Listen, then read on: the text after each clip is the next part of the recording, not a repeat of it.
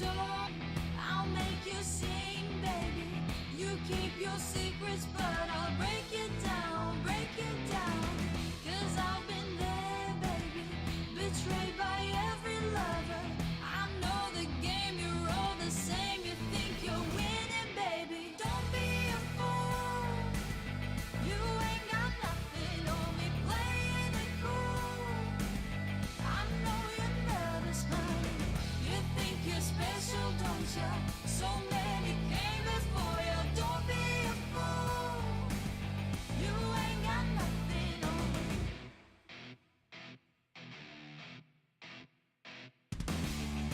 Let me tell you where it starts and ends. Creeping your way in, but you don't know who I am. I'll get you believing I learned from the best. I came here to tell you you can save your breath. You talk your talk, honey, I'll make you sing, baby. You keep your secrets, but I'll break it down, break it down. 'Cause I've been there, baby, betrayed by every lover. I know the game, you're all the same. You think you're winning, baby. Don't be a fool, don't be a fool. You ain't got nothing on me, playing it cool, playing it cool. I know you're nervous, honey. You think you're special, don't you? So many came before you. Don't be a fool. You ain't got nothing on me.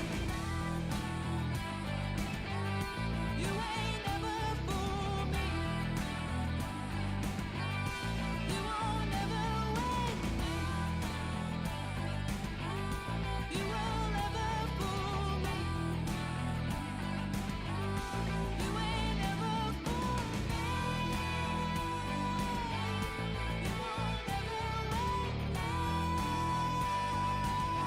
I know you're nervous, honey. You think you're special, don't you?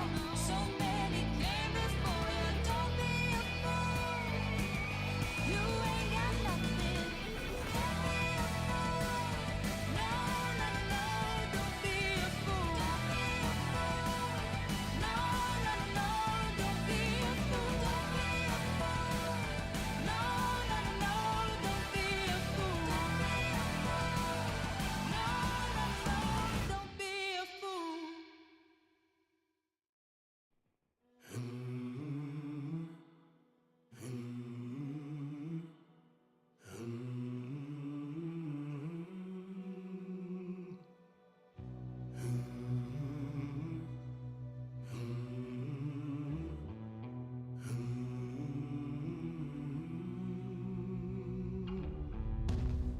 It's a system breakdown on a smash TV.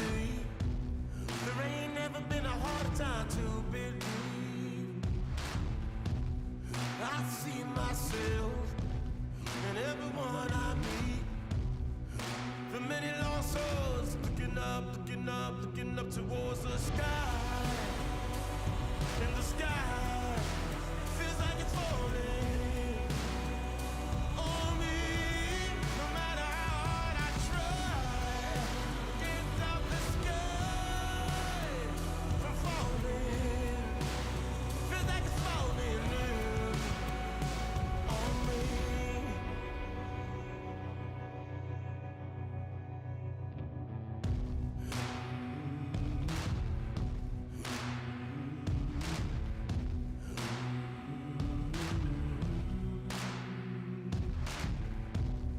It's a peaceful protest, televised at home. Time to take your seat, enjoy the show. And out of nowhere, with my head held high, I'm down in the gutter, looking up towards the sky. And out of nowhere, with my head held high, I'm down in the gutter, looking up, looking up, looking up towards the sky.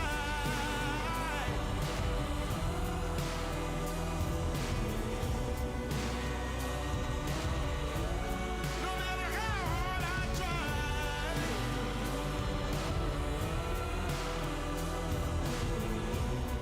I'm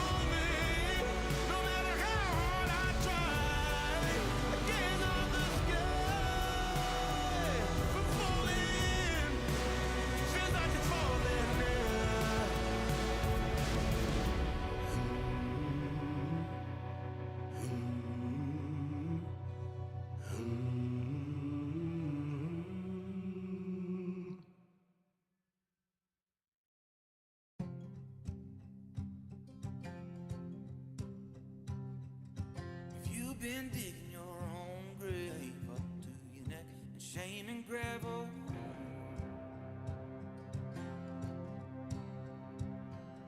If you've been paving your own way, are you trying to be the one who holds the gavel?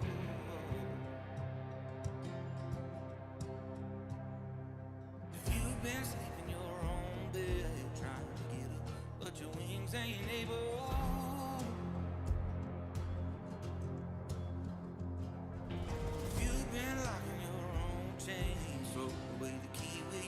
Unstable.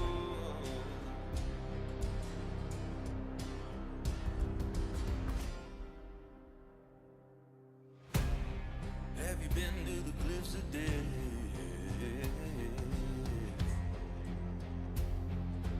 Have you? Whoa. Have you tried the forbidden fruit? Pull the trigger, but it wouldn't shoot. Whoa. Very far. Have you seen the guiding star? If you betray your closest kin, oh child, lift up your chin.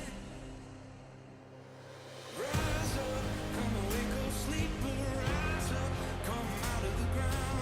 Rise up, come up from the bottom. Rise up, oh rise up, come awake, go sleeper. Rise up, come out of the ground. Rise up, come up from the bottom. Rise up, oh rise up, come awake, go sleeper. Rise up, come out of the ground. Rise up, come up from the bottom. Rise up, oh rise up, come awake, go sleeper. Rise up, come out of the ground. Rise up, come up from the bottom. Rise up, rise on high.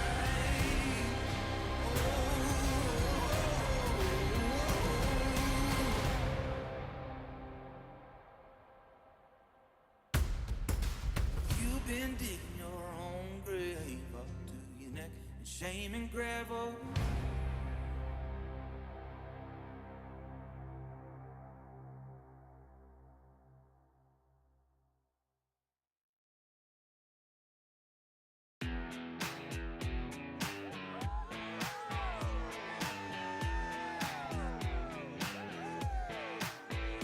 Got some ice down, six-pack sitting in the back of my truck. Gonna be a good time, hell yeah, things are starting to look up. Alright. Once we get started, yeah, we're never gonna stop. Break out the good times, let's take it to the top. Yeah, we're gonna throw it down, kick it up, you know we don't need a reason. Don't need a reason. Getting loud, getting wild, every night we're rolling like it's the weekend. There is no sleeping.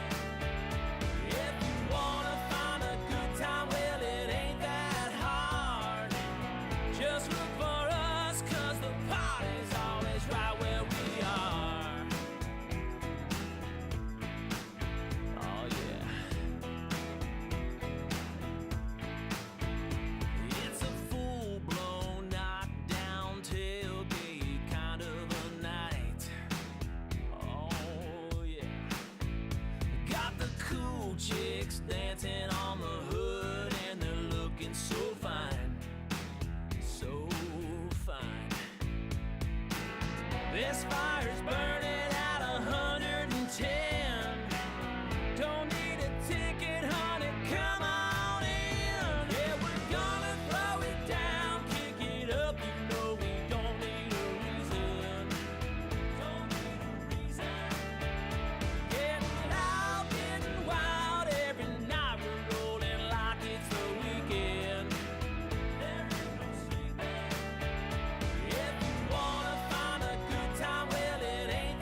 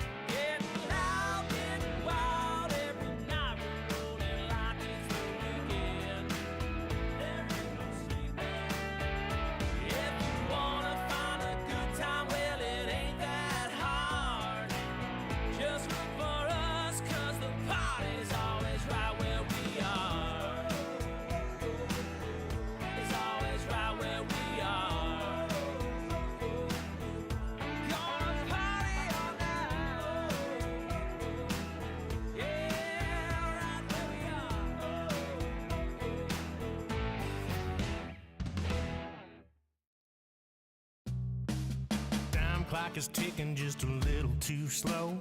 I only got a couple more hours to go. There's happy hour down at a bar I know. It's already started, I don't wanna miss the party. I've had about enough of this shift. There's something going on I don't wanna miss. All my friends are out having a round. I'm sitting here and they're painting the town. I know the drinks are pouring 2 for 1. I wanna join them, get in all that fun. When you see them, tell the boss man this. I'm clocking out, I've had enough of this shift. Paycheck's coming up a little too light. You work 100 hours and it just ain't right. The bills need paying and the money's tight. But wouldn't a cold beer make a beautiful sight? I've had about enough of this shift. There's something going on I don't wanna miss. All my friends are out having a round. I'm sitting here and they're painting the town. I know the drinks are pouring 2 for 1. I wanna join them, get in all that fun. When you see them, tell the boss man this. I'm clocking out, I've had enough of this shift. Another day, another dollar. It just makes me wanna holler. I can't take another minute.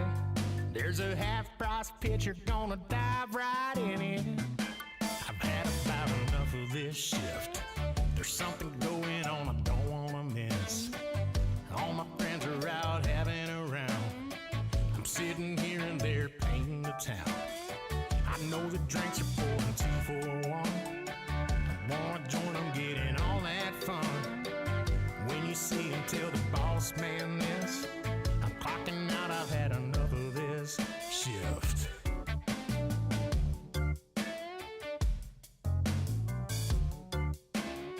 I'm clocking out, I've had enough of this shift.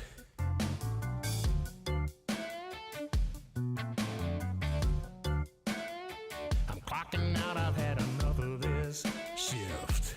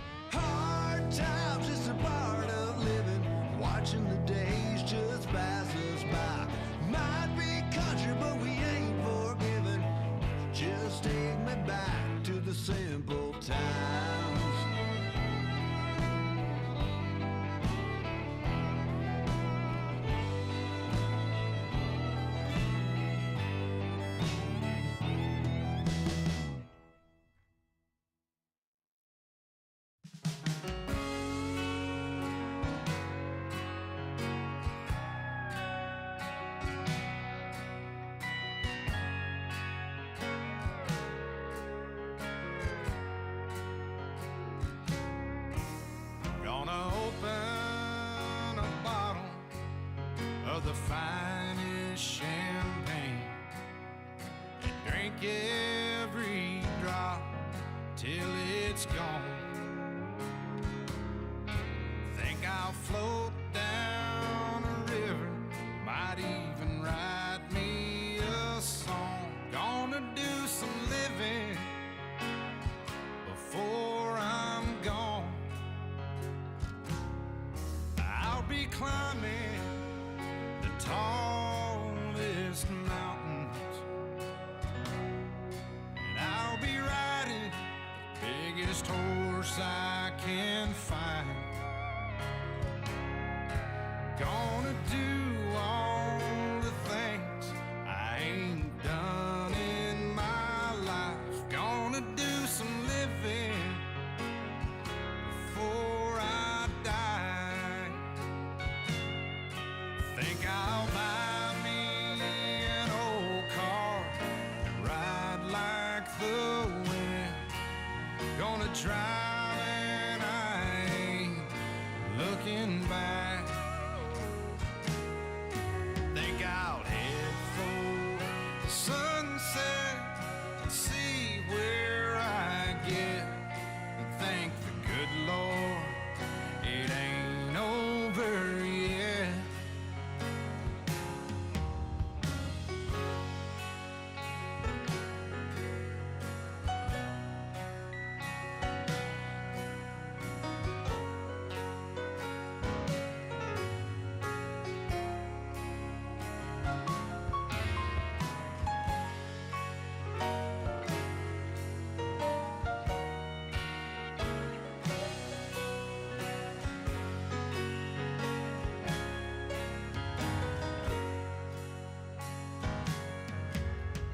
I'm really not sure what took me so long to do some living before I'm gone.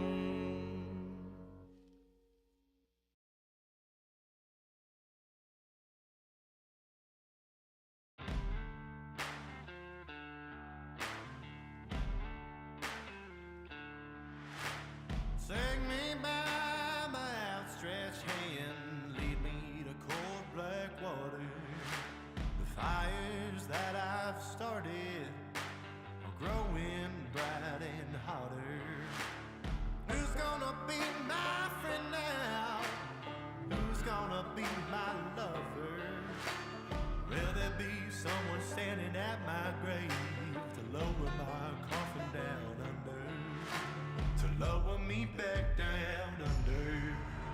Lord, you never say sorry, like she's been seeing me. She sees inside my tired mind, kisses like white lightning. I've been hiding out in every room, she always has a key. Lord, you never say sorry,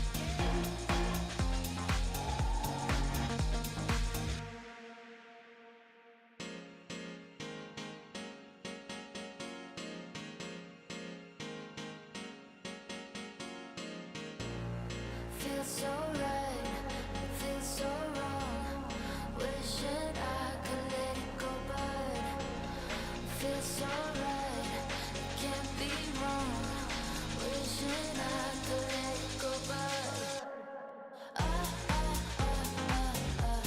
been losing my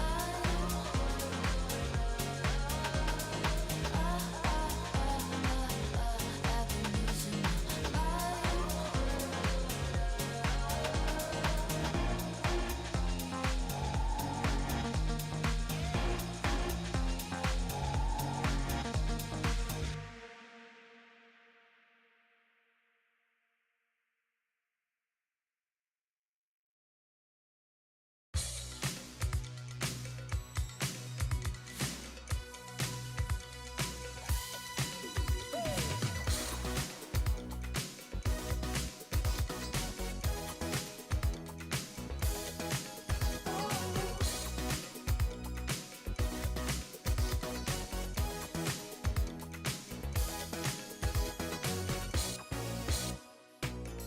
What about if you open up? When are you gonna tell all about you? All about you, I wanna know. Come on and tell what you want. Where are your fantasies? Know you wanna be with me. I gotta make you mine. I gotta make you mine. I gotta make you mine. I gotta make you mine. What about if you talk to me? And in the secrecy, what's behind that little smile that you're giving me? Oh yeah. Come on and tell what you want. Where are your fantasies? Know you wanna be with me. I gotta make you mine. I gotta make you mine. I gotta make you mine. I gotta make you mine. What you want, what you want, what you want, yeah. What you want, what you want, yeah. Make it mine, make it mine, make it mine, yeah. No, you wanna be with me. I gotta make you mine. I gotta make you mine. I gotta make you mine. I gotta make you mine.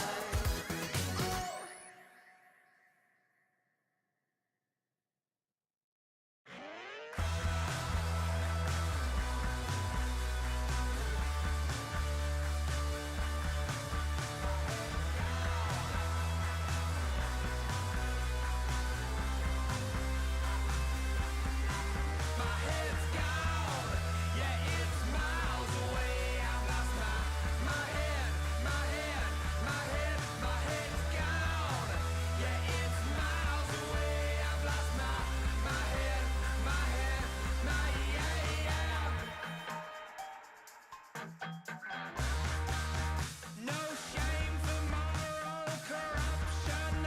No blame for social disruption. Your deadbeat and your dead eyes do nothing for your poor disguise. My head's gone, yeah, it's miles away. I've lost my head, my head, my head, my head's gone. Yeah, it's miles away. I've lost my head, my head, my yeah. Abject humiliation, convenient constitution. Do you slip when you lie? Your soul is all but sacrificed. My head's gone, yeah, it's miles away.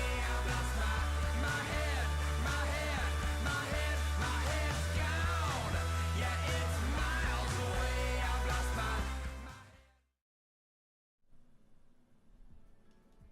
It's Dota time. Yet again, we've got day 2 of the groups here for ESL One Raleigh about to kick off. And Wagamama, we've had a few games, seen a little touch and flavor of the North American Dota coming back to us. First series up today, Paravision against Team Liquid, we're going to be getting into in a little bit. But so far, exciting tournament, and new heroes kind of slipping in. Yep. Spicy stuff like Medusa being played. Exactly. This is what we were talking about a little bit on day one, that we are in a pretty fresh meta. We have had that C patch, the B patch. A lot of people are still figuring out the meta shifts and what they want to play, and we see teams kind of experiment. And like you talked about, the Medusa there yesterday was one of the focal points for teams. We saw it being first picked, we saw it being cheesy last picked, and definitely something the players have to keep in mind heavily, because she doesn't have a large number of counters in the game. And if you take out the important ones, suddenly the game can become very complicated from one simple pick. Yeah, for sure. And then we've had this kind of emergence of Nature's Prophet, Templar Assassin being two of the highest contested heroes. So far, Nature's Prophet, 100% contest rate, if I'm reading this correctly.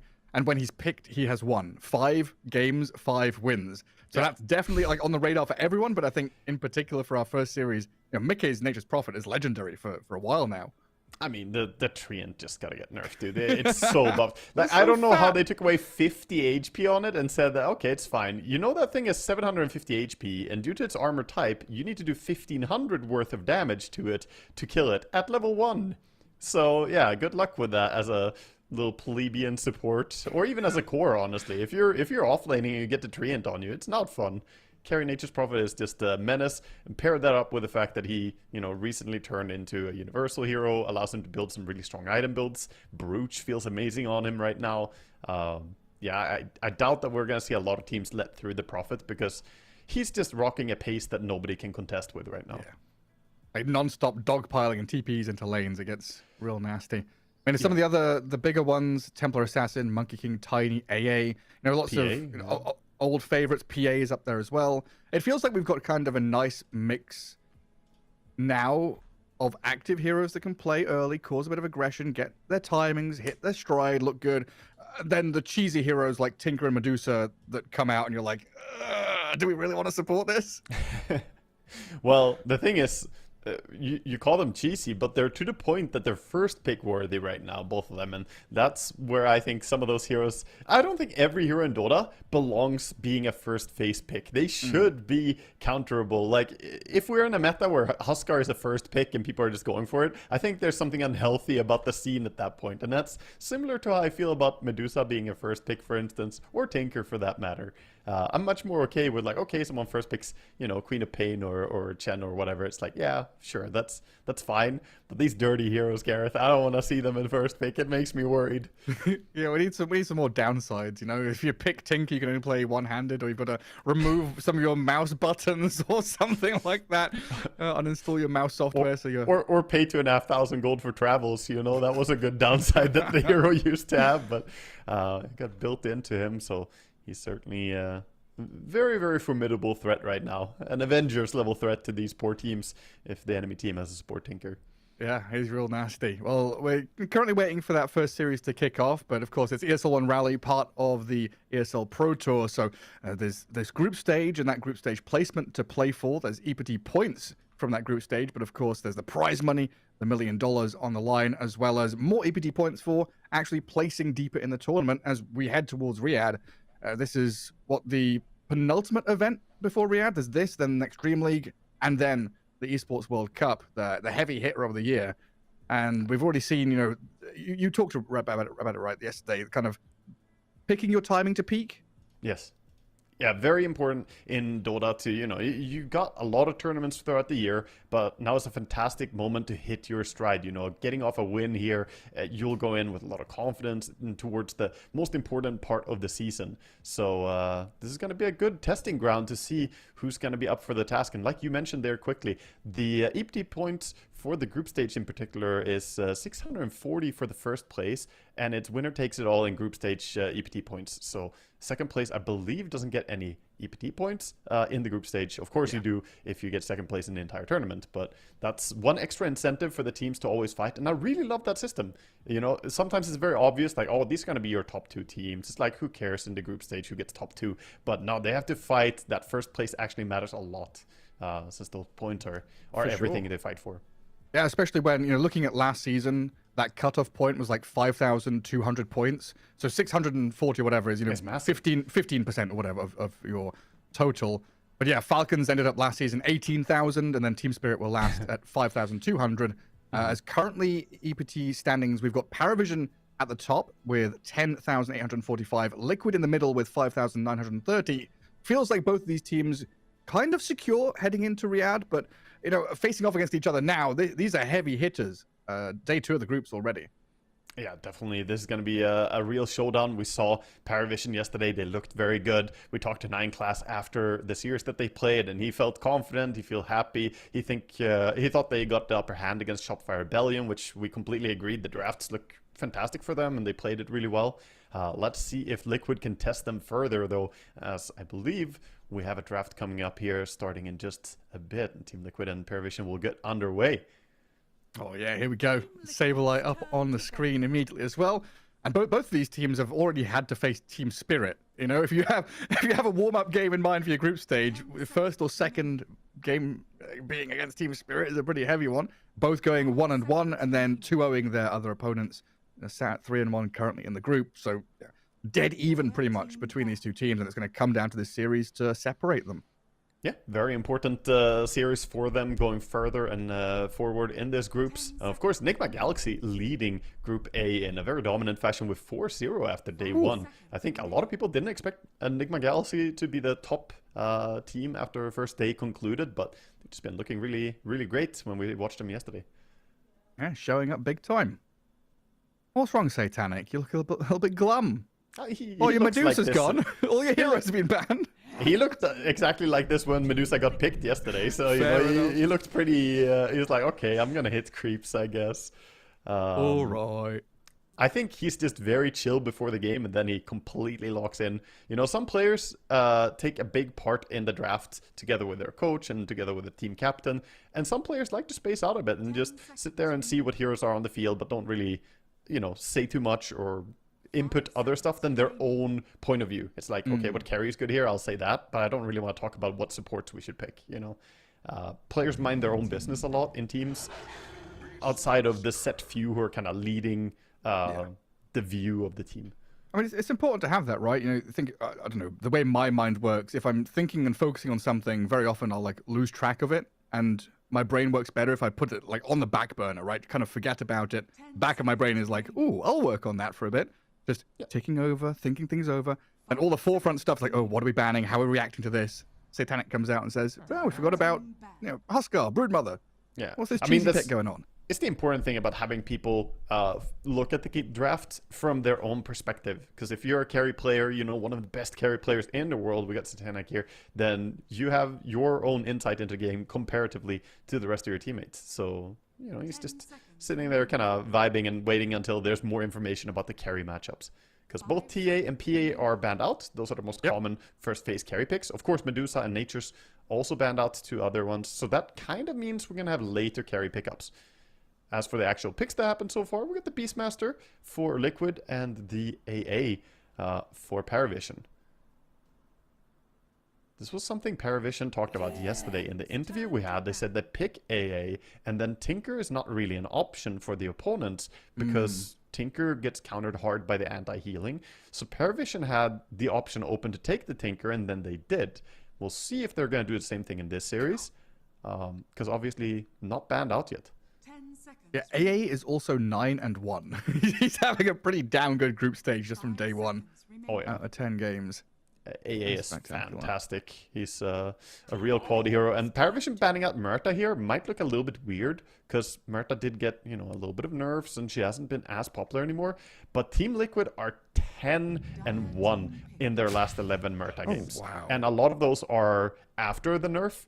So, yeah, Boxy plays a mean Murta. They're also, I believe, the same win rate and same amount of games on Tiny. So that's why we saw him in the first phase ban by Paravision. I think they have 90.9% win rate on Tiny. It's like, you don't I guess the flex you've got between, obviously worth pointing out, Bryle standing in for Team Liquid. No Nisha there, but he's been having a great group stage already. And Tiny flexible between both Mickey and Bryle makes it a formidable hero, so well worth the ban. There's the Tinker you mentioned. They make sure the enemy can't get it by picking AA, then they get it themselves. 2 supports locked in, and now Kunka to give them a bit of catch and team fight. Yeah, The Kunkka is going to be the first sort of revealing factor here. Kind of, he's usually locking in towards that mid lane. Quite likely we're going to see no one handle it. Could be in the hands of DM as well, but most likely mid. Also, that prevents the flex from Beastmaster, who we've been mentioning is a hero that's been flexed a lot towards mid lane and off lane, primarily those two. Sometimes it gets thrown carry. Haven't really seen it as much in pro games, but a lot of players have experimented with it in pubs. And you know, the strength that he brings is just a very, very high tempo. Obviously, at a potential loss if you put him carry, that he doesn't bring right click late game potential.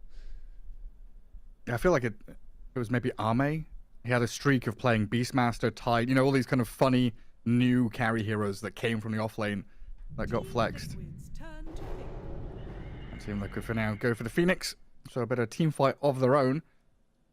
Yeah, pretty nice that they have the mix of save and initiation as well. They have the Snowball to save their allies. They have Phoenix who can heal up allies a little bit if the AOT isn't there.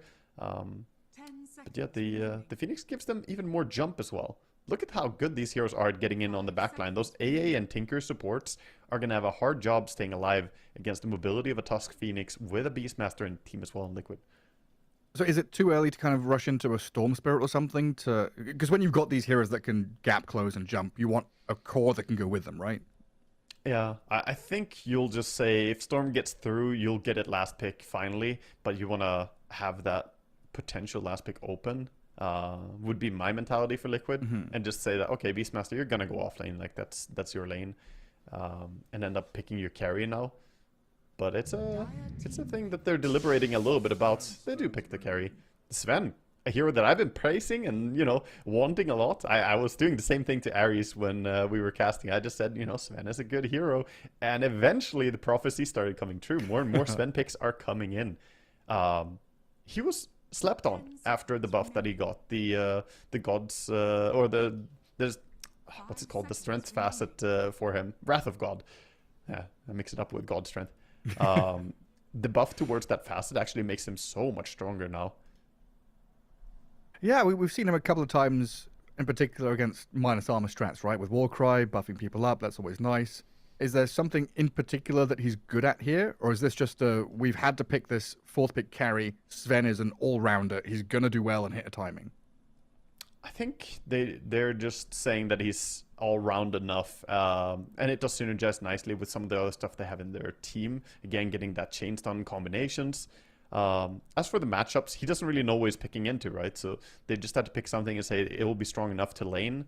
And Yeah. Phoenix Sven, it can face off against most off-lane duos, I would say. We're actually going to see the mid pickup already. They snagged the puck, probably suspecting that they would get banned. Puck usually very good against Phoenix and Tusk, these type of supports that don't have a good catch against him. And then does this deal with that potential Storm Spirit pick from Liquid? Yeah, it preempts the, you know, the puck ban into Storm pick from Team Liquid by getting it already. And this then we does mean ban- that we're gonna have the Kunkka offlane. It does. Well, yeah, I was going to say ban Earthshaker. They ban Earthshaker. It seemed like a hero. See him all the way. So Kunkka offlane with your Tinker.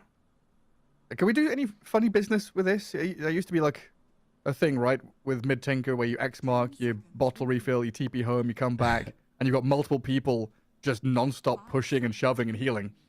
I mean, you can. Tinker will TP around. I think it will be enabled more in the mid game. Tinker can do a quick TP base, and Kunkka can do a pullback on him to get him back to the lane. We might see a similar thing with Puck as well, who has Illusory Orb. You can, you know, do some funny things.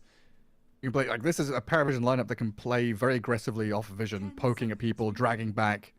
Yeah. What they're not good at, though, Paravision, is that they don't have fantastic initiation in terms of immediate stun. They have Kunkka and they have Puck, but both of them are usually better as a follow-up than really leading into BKB timings, at least. So once Sven gets that BKB, once Beast gets it, they will struggle a bit on Paravision's lineup.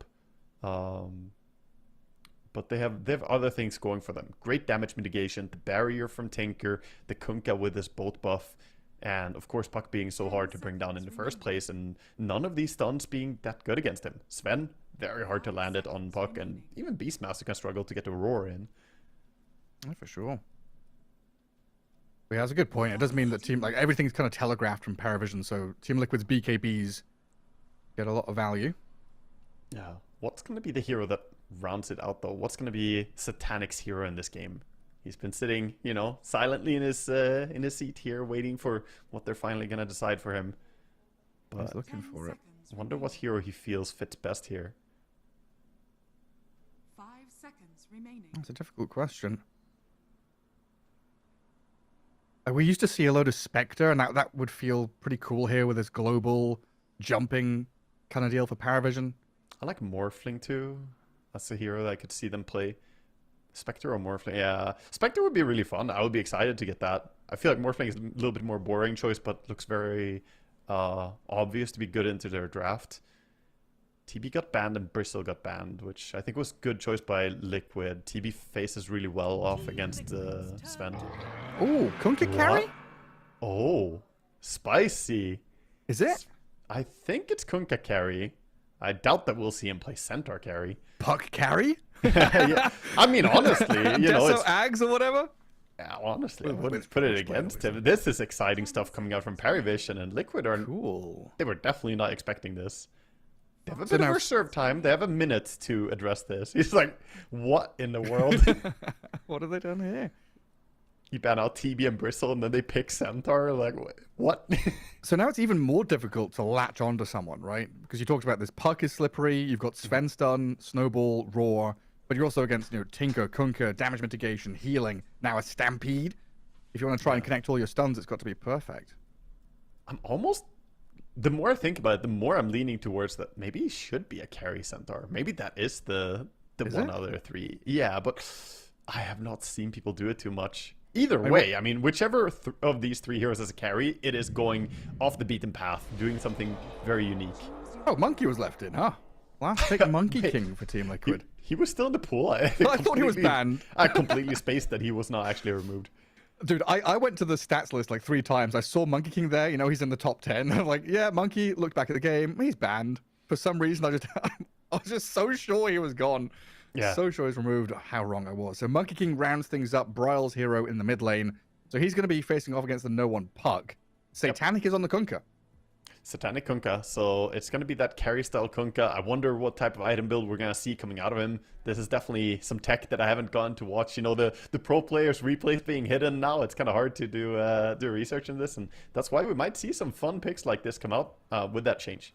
For all the crying that some people have about, I can't check all the replays that Yatoro is playing. Yeah, but it also means they might bring spicy stuff into tournaments. It could bring more quality to the tournaments. So what is it? Tidebringer cooldown reduced? That's the one he's gone for, right? Yeah, he went for high tides. Yeah, so the more heroes he hits with the Tidebringer, the more CDR it gets for the next proc. You know what's funny? I was watching some of the other games last night. Suns Fan and Syndrome were casting. I can't remember what game they were doing. But Suns Fan was like, you know what I wish? I wish we could go back to the days where the Kunkka Shadowblade crit build would come back. That would be so funny. And Syndrome, the argument is like, would it actually be that strong? Like modern, we've had this power creep, right? In modern day Dota, is that going to be that strong? Is that going to be the build? What do you do on carry Kunkka? There's so many questions. Yeah, going to be very interesting to explore. There were some buffs to Kunkka recently, so, pushing him a little bit. I didn't expect it to go to the carry role, though. So definitely Paravision going with a curious idea here and see how it works out. I do agree that the power creep over time, the HP increase over time, has led to some of those bursty builds of Tidebringer not really being as efficient anymore. But if you get to a decent, Assault Cuirass BKB timing, around there, stuff can get very, very dangerous against the Kunkka. Oh, see how it goes. Yeah, spicy stuff from Paravision. Definitely a toxic-looking draft with the amount of back and forth they've got to jump in and out of team fights. But Liquid have got some very strong heroes of their own. Beastmaster in the hands of Saberlight. This Bryle Monkey King mid that was slipped through the draft. What's this all chat going? Talking about stickers? Yeah, they're talking about the stickers the players have. Before you start the game, you can see the little stickers. DM tipped Insania and said #1 sticker. So Phoenix, for Kaori, Beastmaster for 3-3. All these very player-specific heroes given respect. Late Smoke from Liquid, and Paravision. coming out across the river around that top bounty rune area. Looks like Braille has caught a glimpse of no one. Smoke breaks. And Paravision going to reposition themselves. Yep. They're going to put their ward on their own side of the cliff, so get themselves some rune vision. Mid matchup should be pretty good for the Monkey King. Laning into Puck. Most heroes are very happy against that. Apart from like Queen of Pain. She's pretty much the only one who doesn't want to lane against the Puck. Normally a quite easy one. As for the facets, every facet looks to be the standard one, so nobody really doing anything strange. No curveball from the Puck. No. And nothing strange on the bounty runes either. 2 for 2. Looks like Mickey takes a few hits from the Centaur, but... We do have Liquid sitting around with 2 heroes top, but Boxy was spotted by the Watcher. I think they're going to be very careful. Zakali is not going to walk too close here. Satanic comes to get a few free hits onto Saberlight. They're going to turn onto Ducalis, though. How free Blood is it? Grenade. And the Fiery Spirits, the Hawk tags him under the Ice Shards and this Ancient Apparition. He's going to be the first blood for Team Liquid. Insania, he gets the last bit of damage in there. As it looked like they were trying to give it to Saberlight. Yeah, he tried to last at it, but the burn came in from the Phoenix and actually claimed the kill there. Insania is going to be happy. He's like, okay, if you don't get the kill, then I'll take that gold. It's mine now. Look at that salve, sentries, a bunch of little items for him. Gonna help out bottom lane a little bit. Bottom lane, which I think needs a bit of help. The Tinker Centaur is a pretty strong lane. Like, sure, Phoenix has high impact in lane, but the March is, again, just something you can't underestimate. Stormbolt for the creep. Make it once that range creep. Yet, I don't know, feels like Centaur is very unlikely going to be threatened or die in this lane, right? The amount of HP he's got, the March of the Machine's going to heal him, and the, I guess, lack of damage that Liquid has in that bottom lane. I think the supports are the ones who are likely to die in this lane, if anything. They're going to be trading a lot back and forth. Nice, the nice coming out from Liquid. The duo claiming 1 each. Good stuff. Already, by the way, mid lane, I love a fantastic start here CS-wise. Yeah, I looked into the top left corner of my screen as well. Bottom lane, a bit of a kickoff here onto Insania, and that final bit of damage from DM nets them the kill. Good takedown. Can't underestimate the double edge coming in with a 3.5 second cooldown. 12-3. I mean, Puck is still 10-1. It's not completely disastrous, but there is this fresh wave arriving for the Monkey King for him to grab up. Yeah, I think Puck, you know, as long as he gets his own farm, gets to the boots and bottle, no talisman, you're pretty fine. Saberlight. Dead up at top. It looks like they went a bit aggressive onto Satanic. But Ducalis able to help him turn around and Beastmaster dead. Yeah, this is a tough lane for Beastmaster going up against Akunka. That's why I wanted to give him the first blood earlier, so that he gets a bit of an easier start. Since the Tidebringer is so good at killing off the boars, you can't rely on them as much. He wants to catch the AA. Beautiful shards. They're right on top of him. Vorslow coming. Torrent trying to help out Ducalis, but there's no escape. So immediate retribution from Liquid. Watching Boxy Tusk is one of those funny things. Like, he's gold tier on Dota Plus on Tusk, but he's probably the single best Tusk in the world, in my opinion. Like, he is so good at this hero. And it's just funny. He never really spammed it, you know? He doesn't need to. He's already that good at it. Alright, he's super skilled. I think it just very naturally falls into his playstyle. Some heroes just suit players really well.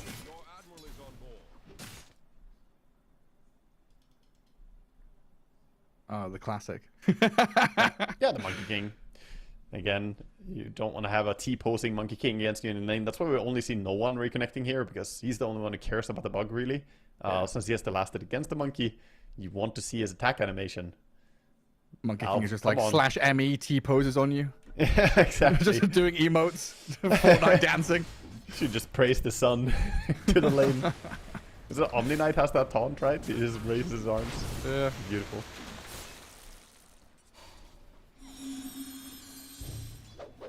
I'm just trying to think of times when Cook has been carry in the past, and you make that point. It's like Beastmaster is a key element here. There's been times, and usually it has been around some form of like Radiance Assault Curse build. Speaking of, by the way, we already see him queuing up the Face Boots into Raindrop into early Radiance Rush on the Kunkka. So that makes a lot of sense. You get a bit of damage, get survivability. That's got to be one of my all-time favorite builds on any hero. You know, the double bracer Radiance. It just feels good no matter who, when, or what you are. You can make that work on a lot of heroes in Dota, honestly. That's a good sort trust of... me. I've tried. Yeah, you can make it not work on some heroes too. I think Ogre Magi is still probably one of my favorite ones. An ogre. Yeah, Ogre Magi, role-playing as Alchemist, role-playing as Naga Siren. That's the way to do it. Beautiful. Good old man to Octarine Radiance. The OG days. Getting flashbacks already. Oh, how far we've come. You can't get away with nonsense like that nowadays. No free split pushing. Speaking of nonsense, down bottom, pull into the big camp. Liquid want to try and stop it, so they go and aggro pull the creeps back, trying to secure this melee creep. Pulling it all the way away from the creeps. It just feels like 9 class has so much freedom with this bodyguard centaur in front of him. Insania having a more difficult time having to kind of dance around and skirt the edges of the lane. Dragging his way back to the Sven as top lane, AA dead. Bit of a dive there from Liquid with they this want more. pretty big creep wave, right? They're onto Satanic, he'll throw the torrent, but they both dodge it. Double boar slow. board on the Conquer, and Boxy with some spells coming back off cooldown momentarily. Satanic, I think, knows he's dead. He's just trying to get as much as he can before falling. And there we go, a killing spree for the Tusk, while Insania does dive bottom. Saberlight's fine up here. Caught out trading a little bit too aggressively there and slowly gets run down by the Centaur. Difficult when you're right next to Centaur as well. The Icarus dive, if he's ready with a hoof stomp, he might just get stopped before you jump away. There's a big stack they're fighting for right there. Yeah, with a nice creep wave on it. But then March of the Machines just plant it down, makes it very difficult territory to invade. Phoenix wants the CS, but ultimately it does go to Dire and clean up this, and that will put them pretty close towards the Vanguard on Centaur already with the double bracer. Good timing for him. Yeah, starting to get the little Madstone shards as well. Puck got a bit lucky, got the bottom rune, even though the top rune was controlled by Tusk. Monkey was still last hitting in mid, so didn't really get over to the rune control. So when do we expect movement out of this mid lane? Is it going to be Puck moving first to try and coil and react? Is it Monkey King jumping across to find something? Monkey is dominating lane so hard, he doesn't want to leave, but look top, Phoenix behind them. They're going for the AA first. Yeah, Dugalis just completely caught, hands down. Now the shards and the snowball over towards Satanic, but with Tinker's arrival, looks like the March of the Machines cuts everything short. Still not the best catch, so obviously they can just turn and run away. Gonna go and pick up their Wisdom rune. This means the DM might have to grab the Wisdom down bottom over on the Centaur. And to your question earlier, who should rotate from mid? I think the Puck really wants to find an opening to go to a side lane, but not having enough mana to do so right now. Good dodge on the double pump faked Boundless Strike, and then he face shift dodged when the actual one came in. No one just... Good read, man. Very good. We even see Ancient Apparition now going bottom, doesn't want to play top, but that means he doesn't have TP to come up here. So Satanic completely stranded, nice snowball dodge on the Torrent, and allows him to gap close on the Tinker. A bonus kill thanks to Boxy's skill gets them 2-0. Beautiful setup there, and they're starting to, you know, bite back pretty hard on this lane where Kunkka was dominating early on, but now Beastmaster very happy, been involved in 7 kills, only died the one time.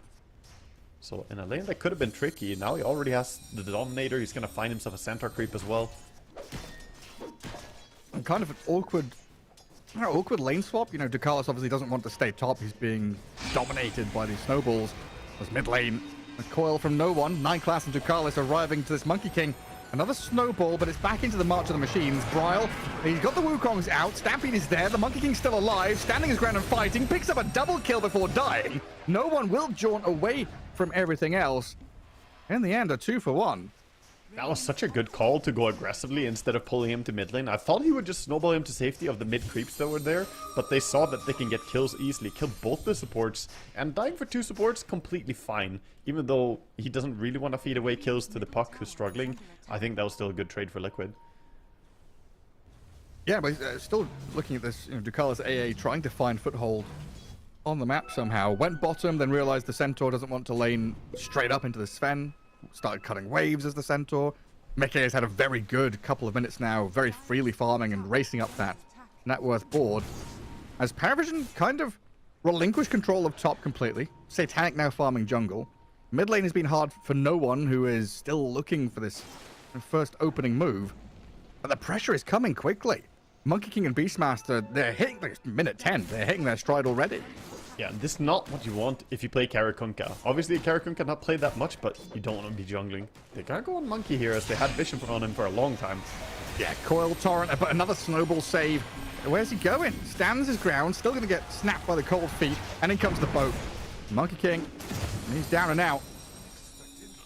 Tried all they could with Mischief and snowball dodges, but ultimately 4 heroes just gonna do way too much damage. You can't dodge it all. And finally they do go down. If they had, you know, Stampede, they could maybe have chased for more as well, get the Tusk on the way out. Tower is under attack.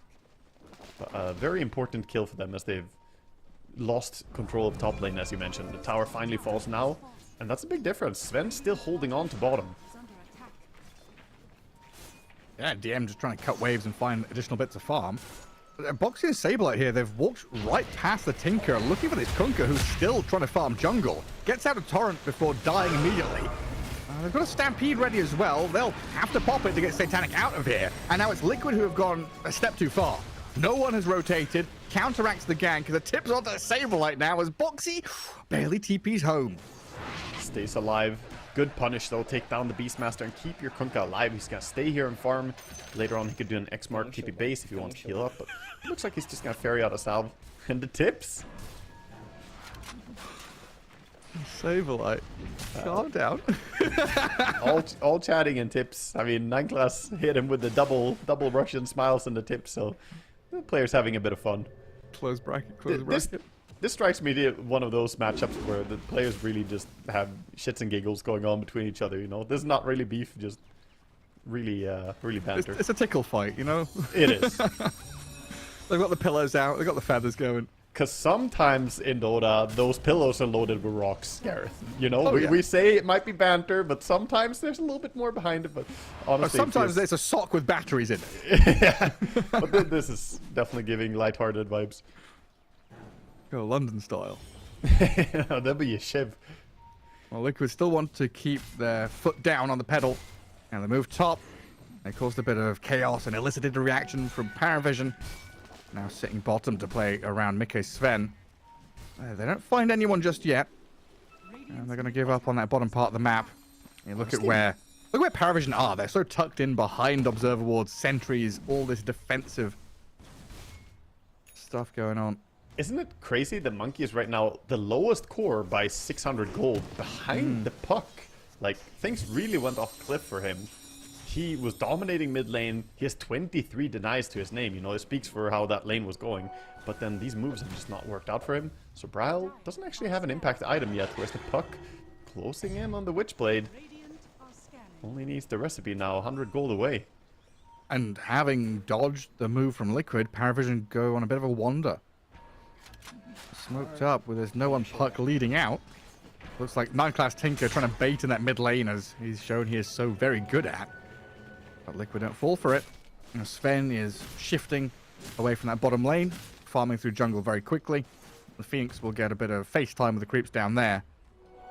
But it feels like neither of these teams in a particular rush. You know, a poor laning stage for Paravision means they're in catch-up mode, and Liquid using the advantage they've had so far to take a bit of map control. Yeah, they have timings they're waiting for. They are going to make a move onto Centaur, who has been otherwise undisturbed down here. He has Blade Mail and Vanguard. He's large, and there's an Ice Blast coming. Centaur down to 600, 300 dead, but look at that turnaround. Brile and Boxy gone. Ace? No one's come in as Mickey is about half health, but Beastmaster's arrival is going to signal the end of that fight for Paravision. No one still has an orb and stuff to jaunt to if need be, and with 9-class behind him, not worried at all about that Phoenix. Beastmaster, of course, looking with his roar if he can find anything else, but that cost him dearly trying to bring down the Centaur. You see why he has not been ganked until now. You don't really want to deal damage into the 4 points retaliate, Blade Mail, and the possible AE ulti coming in. Just devastating stuff. And Monkey, again, struggling. Desperately trying to get All to the his other first cores item. are like neck and neck with each other in farm. See a recap here of how they just got that gank turnaround. Damage coming in from Puck as well as the AOT. just blasted them. And they have managed to hold on to their tier 1s for quite a while, though. Insania doing a good job down south. Mid lane has been held for now anyway. And Mikke's farm rate, you know, he is top of the net worth alongside that Beastmaster right now. They are really hitting their timings. He's getting the standard build, the Mask of Madness and Echo Saber builds. Let's see him go for the pretty early BKB in this game, because otherwise you can't play the game. They want to go on Centaur again, but they also feel the pain from what happened last time. The Sven DMs... doesn't want to risk dying. Whose kobold was that? Little Kevin the kobold scouted them out, I think. I think it was the DMs. He has a shovel. He dug a little while ago. They have multiple shovels, though. They actually have 3 on the side of Paravision. So they're digging plenty. Yeah, Valny. Mid Shovel's tower so finally going to die. Big timings coming in just a bit. The Kunkka is about to finish his Radiance. Doesn't necessarily mean that he's going to play differently, but he does become a lot stronger, even harder to gank. His farm rate picking up. At the same time, the Dominator upgrade to Overlord is just coming in. 100 gold away for the Beastmaster. You know, you found out that Orb of Venom has the True Strike, right? And then It does. Witchblade has True Strike, Prasma has True Strike. Does Mage Slayer have it? No, Mage Slayer does not have it, even though it has an Orb of Venom in it. So yeah, I tested that specifically since Orb of Venom randomly has True Strike. But when you upgrade it to a Mage Slayer, you lose the True Strike again. Well, that sucks. Yeah. I mean, it doesn't have the same type of ability, right? Mage Slayer is applied on every single attack. It doesn't have that cooldown Yeah. from the Witchblade Parasma, which Orb of Venom inherited. So yeah, that's a little detail. Of course, there's missed chance in this game with the Phoenix applications. Mid tower goes down without too much contest as the Ancient Granite Golem. Exactly. claims it. Mr. GG comes in and kills the tower. Yeah. Amplified damage. Both teams smoke up with the DD rune on Puck. They want to take this engagement. Yeah, I mean, Radiance Kunkka, Witchblade DD Puck. All the green lights are up. Sven a Seems little like bit they're off ready. position. He's wrapping around to join his team. Oh, Snowball. they found him.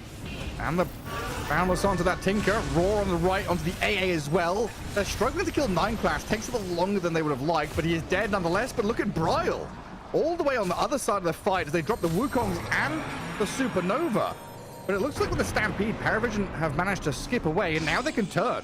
They can play aggressively back into them with this double damage. Ice Blast as the coil snaps, but the Snowball save is there. Turns around with Boxy and Saberlight, still dragged back by the X-Mark though. They're trying to focus Satan's Kunkka. In comes DM, stuns up 2, Insania and Saberlight in trouble as no one picks up another kill. Oh no, Mikke. Yes, they killed the Kunkka, but the Sven's in trouble. DM is just hunting him down. No one grabs a double. The Puck complete free reign in that fight as Boxy trying to get a little bonus kill at the end. Takes out the Ancient Apparition, but with the heroes surrounding him, no longer for this world. A triple kill for no one, and Paravision nice back and forth in that fight. He's looking so good on no one right now. 5-0 and 4.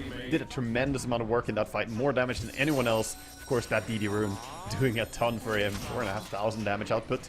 And now with Blink Dagger, we already see him queuing up the Parasma next. So he's actually not too far away. 1,000 gold and he's going to have it. That is a very early Parasma timing coming in. Super speedy. And again, kind of hard for Bryle to connect in these fights. You know, trying to go deep and open things up for the rest of his team. But as you pointed out early on, the Sven was completely disconnected. Bryle is having a tough time against all the AoE control. The team fight spells coming out from Paravision are really, really strong. Like, yeah, you could say a lot about Monkey and, you know, having the Primal Roar from Beastmaster. Those are nice things, but the big circle game is there from Paravision, as we like to call it. They drop the Kunkka bolts, you have the Coil, you have the March, Centaur. There's a lot of AoE abilities.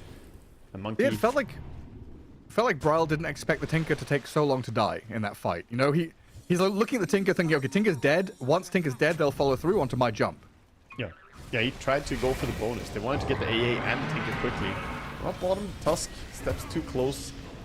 It's the wrong neighborhood. This happens sometimes. You go out on a little warding mission. And they do deward him immediately as they realize where he put the ward as well.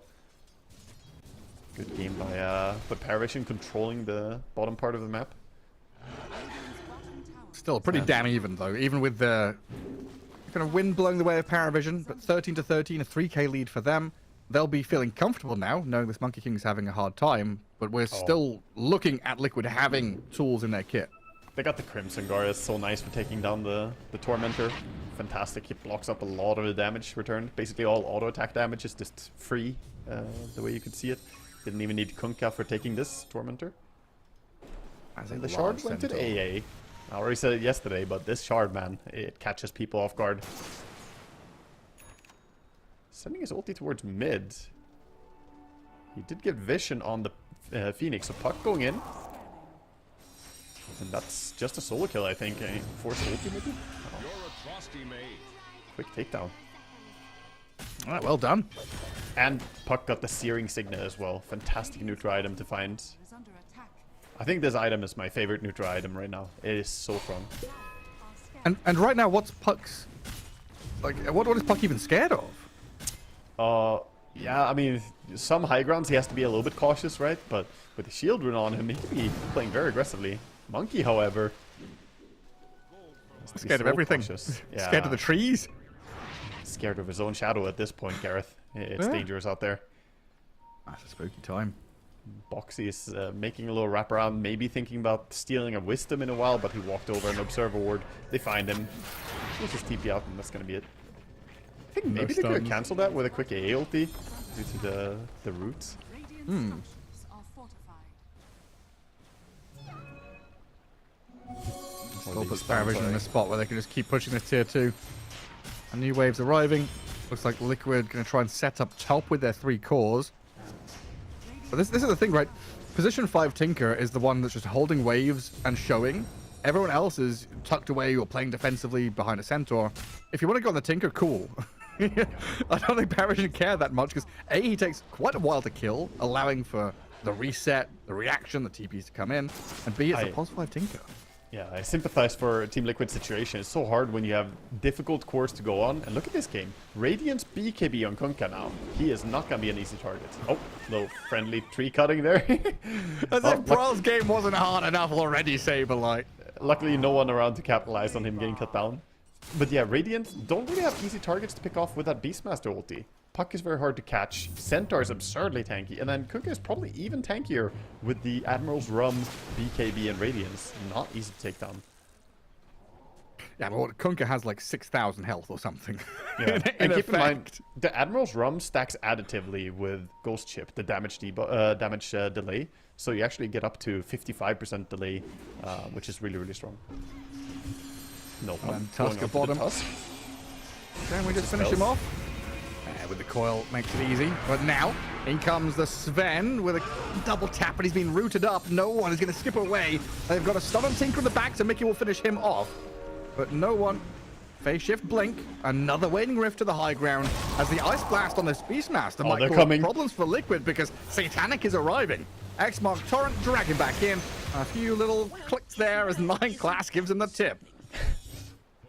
Tips back and forth. 800 gold for taking down the Beastmaster, one of the big, strong heroes of Liquid. You know, with Monkey having a tough game, there's so much more weight on the Beastmaster and the Sven's shoulders. Losing him there, costly loss for Liquid. So what Liquid looking for now? They want to find the pickoffs, right? Punishing like that. They baited with the Tusk bottom. He got jumped and then they tried to counter. I think they need to be a little bit closer to quickly dispose of the puck when they bait like that. Because right now, I don't think they can make their own moves that easily. Smoke ganking and running around, it's hard to find anything due to a Tinker shoving the side lanes all the time. You're in full reaction mode. Right now, Liquid reacting to DM Centaur, who has moved all the way top. There's a very forward position for him, and he does get punished. Look at the amount of HP that Mickey lost just for auto-attacking. He went down to 40% HP just for dealing damage into the Centaur. At least he didn't have to commit either his ulti or his BKB.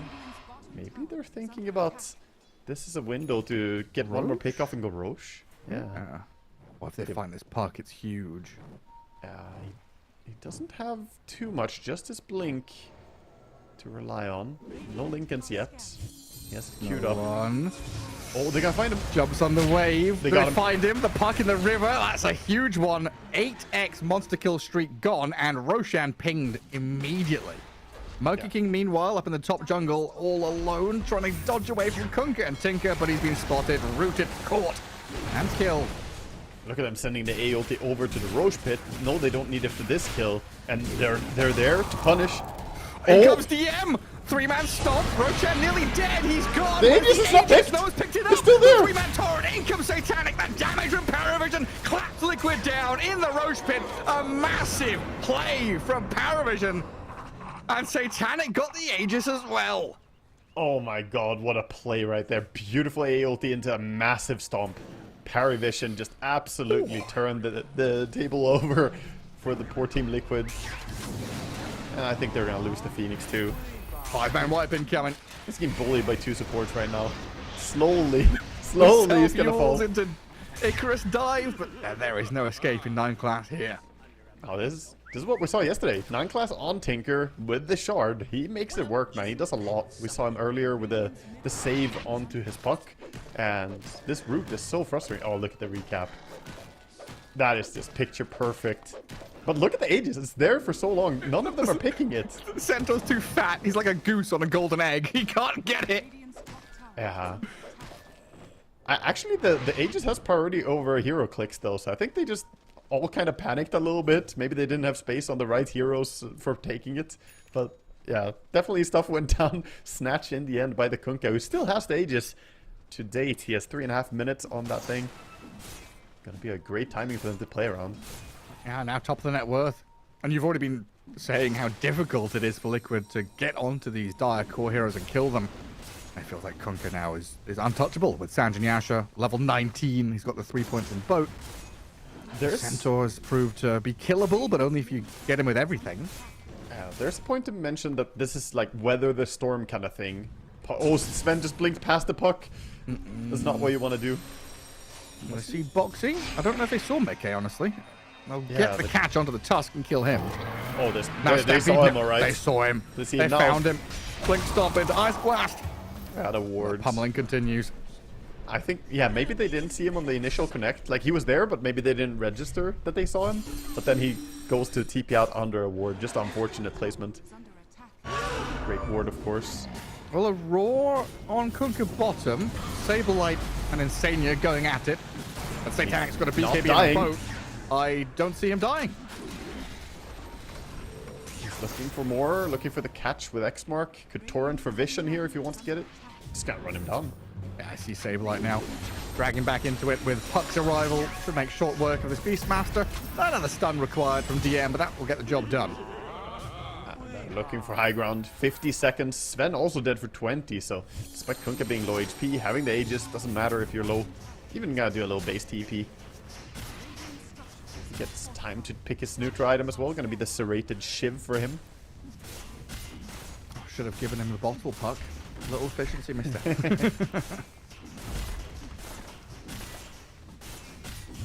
Free tier 3 for them. So you were saying it's going to be like a weather the storm moment before that fight kicked off? Yeah, the storm is rough though. You know, this is one of those that gets a name kind of storm. And even cutting the mid creep wave, using the X mark to get the center back. But they're gonna have to give up the bottom lane at least. There's a tier 2 tower mid, so they can't really immediately go for more other than pickoffs. Liquid are out here. They are. I mean, Boxy leading out.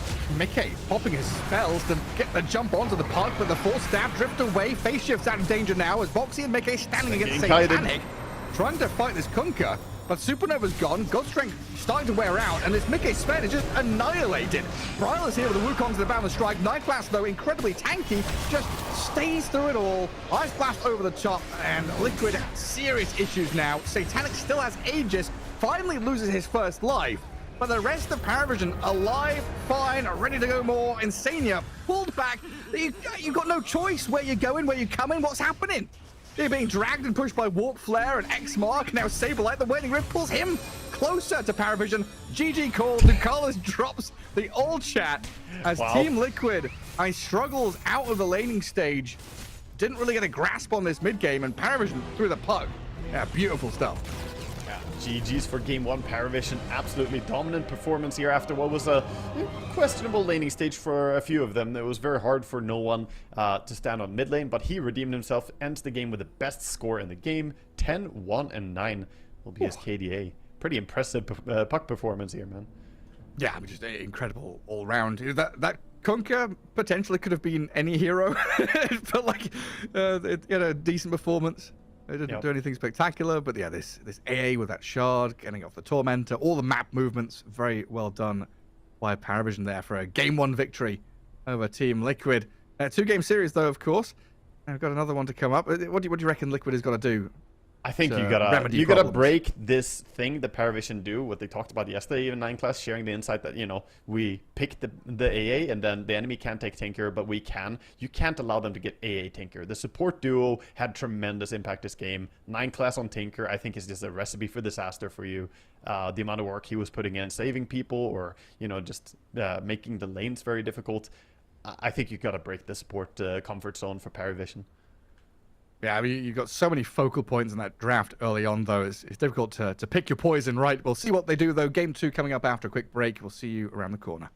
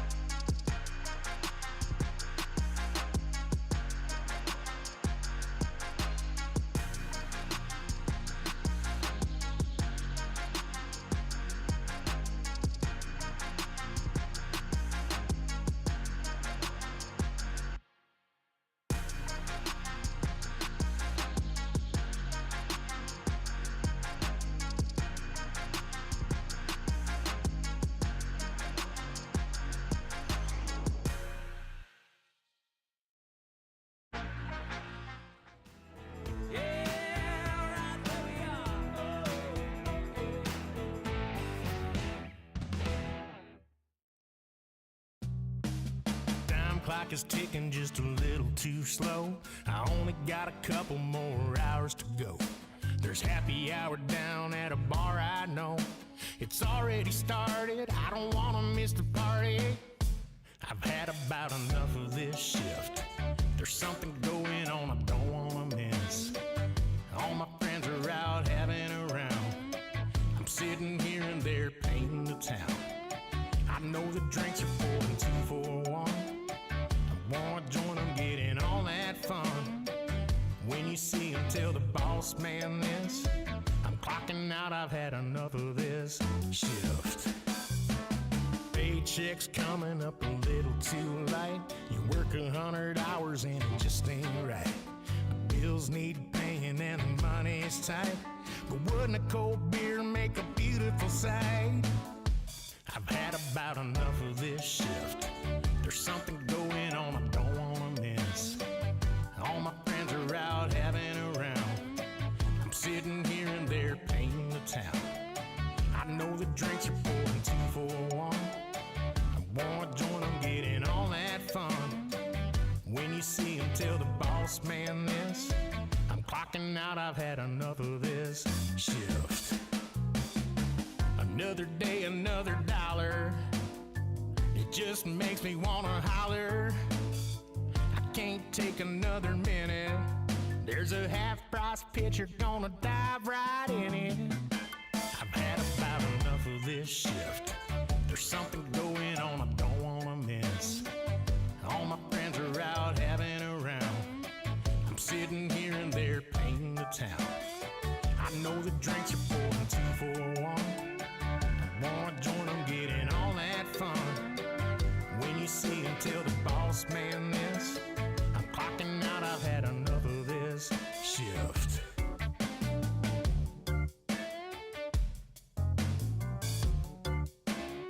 I'm clocking out, I've had enough of this shift.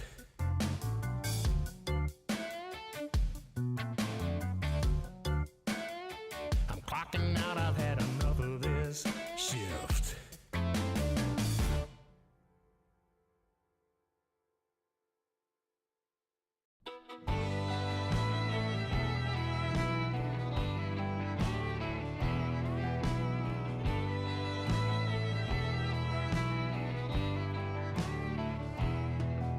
Somewhere out in South Alabama, down at the end of an old dirt road.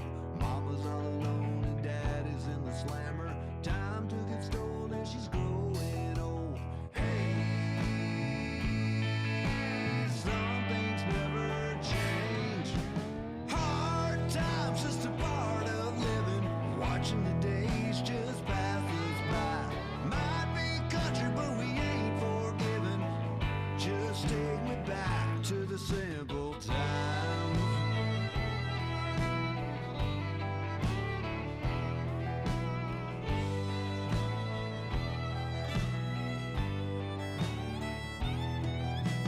Live off the land and drink from the holler. Plow the fields, come rain or shine. Putting in the time, gotta make another dollar. May not be rich, but I'm doing fine. Hey, some things never change. Hard times is a part of living. Watching the days just pass us by. Might be country, but we ain't forgiven. Just take me back to the simple times.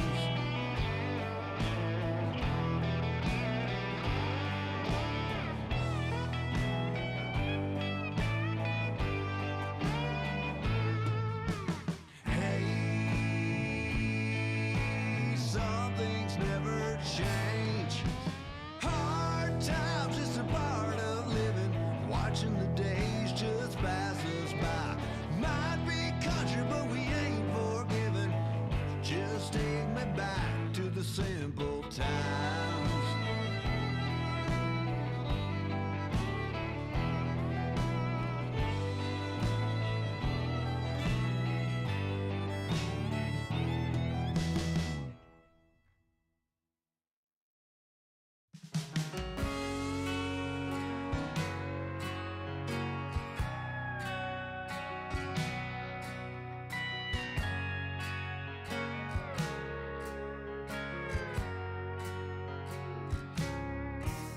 Gonna open a bottle of the finest champagne and drink every drop till it's gone.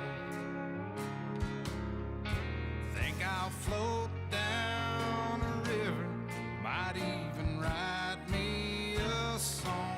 Gonna do some living before I'm gone.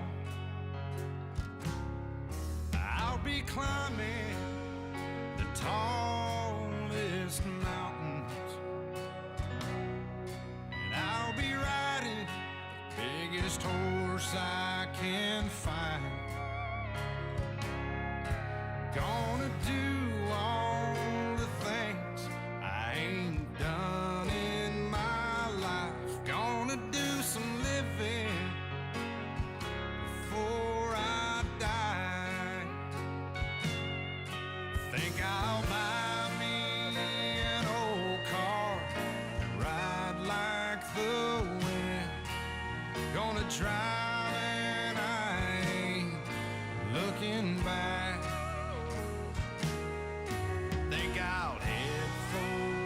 sunset and see where I get. And thank the good Lord it ain't over yet.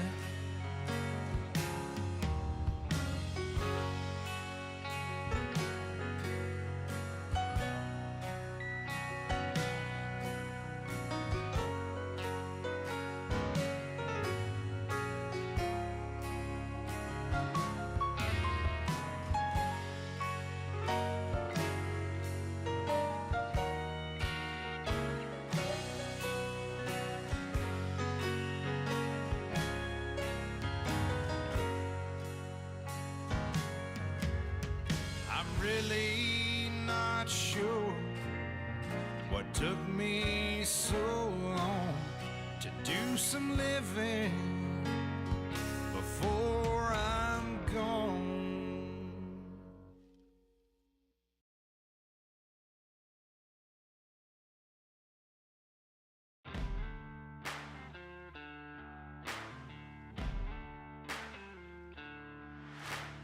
Take me by my outstretched hand, lead me to cold black water.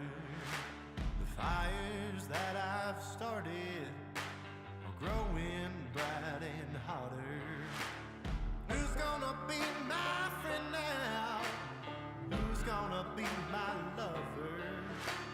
Will there be someone standing at my grave to lower my coffin down under? To lower me back down under. Lord, you never say sorry, like she's been seeing me. She sees inside my tired mind, kisses like white lightning. I've been hiding out in every room. She always has a key. Lord, you never say sorry, like she's been seeing me, like she's been seeing me.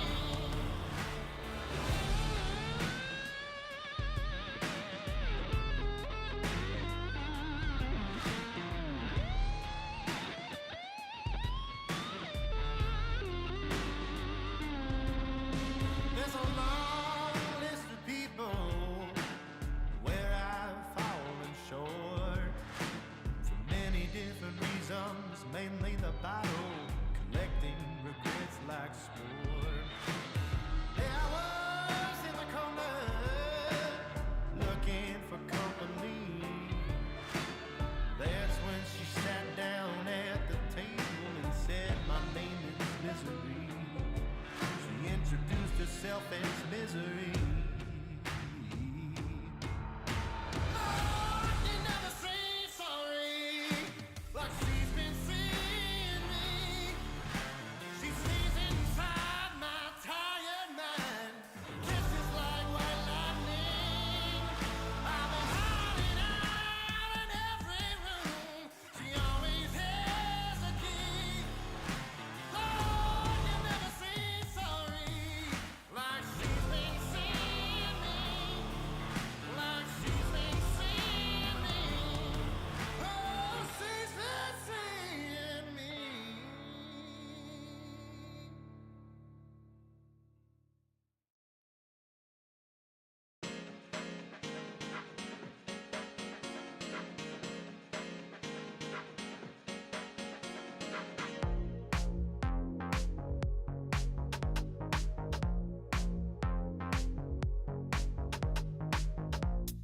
I know we've been losing time, stuck inside my head. Don't know if Welcome back to ESL One Raleigh. We've got ourselves Game 2 coming up between Paravision and Team Liquid, who were, until Game 1, kind of tied up 3-1, looking pretty hot at the start of the groups. But Wagamama Day 2 groups, it's time to cement yourselves, get these big victories, which Paravision did in Game 1. Yeah, Paravision just looking pretty fierce right now. Yesterday we talked about how, you know, they were doing stuff with the scary Medusa approaches and stuff, and now you gotta concern yourself with the supports is really what I'm feeling from the games that we've watched. These supports have really been having high impact, and I think they gotta go back to reconsider some of the first phase picks and bans. Last game, Team Liquid banned out Nature's Prophet, Medusa, Enigma, and PA. All very sensible bans, but can you really get away with that when Paravision to say, we pick AA, you can't take Tinker, but we can, and if they get that AA Tinker duo, I think it's just a recipe for disaster again. Yeah, I guess with hindsight and seeing how that game played out, you know, we can kind of look at it from that direction. But thinking back, I feel like Liquid felt good about getting last pick Monkey King, right? You look at that draft, giving Briar last pick, getting Monkey King against the puck. Oh, we feel super good about it. But things broke down pretty quickly for him. He just didn't enter the game in the correct way. I mean, you could say that Tinker or Monkey wasn't really good beyond the laning stage, struggles against some of the AoE heroes before he gets his BKB timing, but I really just think it's as simple as he didn't find the right connections into the game. Sometimes those first few rotations are more important than anything else, and I think that was the case for him. He was dominating mid lane, but then everywhere he went, he just got caught out by supports and struggled. But yeah, we can head into the draft and see what the team's approach is going to be. As this game, it's going to be Team Liquid with first pick. So actually, Paravision are the ones saying, okay, if you have first pick, we're going to ban out Tinker. 10 seconds. Yeah, we know Insania can pick that hero up himself. Get rid of the Tinker early on, along with TA, Tiny, Nature's Prophet, Medusa, Enigma. So PA is on the table for them. They can get the PA if they want. Obviously, Beastmaster's still in the pool. Darkseer, there's a lot of big heroes, but I would have to imagine that you're eyeing up that PA. It's either that or it's going to be Saberlight's hero coming out, most likely. Turn to pick. Ban Beast, pick PA. No BKB piercing disable from the Beast ulti. I was taking a peek to see if there's anyone we've missed. And Terrorblade has been up there with a lot of bans, but he's been kind of second phase banned. I think it's basically they really prepared for the PA pick as well with the Medusa, Enigma, and Beastmaster bans. All those are heroes that can be, in one way or another, very problematic for her. All have BKB piercing disables, all have a pretty respectable laning stage. They're gonna go with the AA though. Okay, they rate AA even higher. Here's the scary thing though, if playing AA and PA gets picked against you, it's so hard not to feed.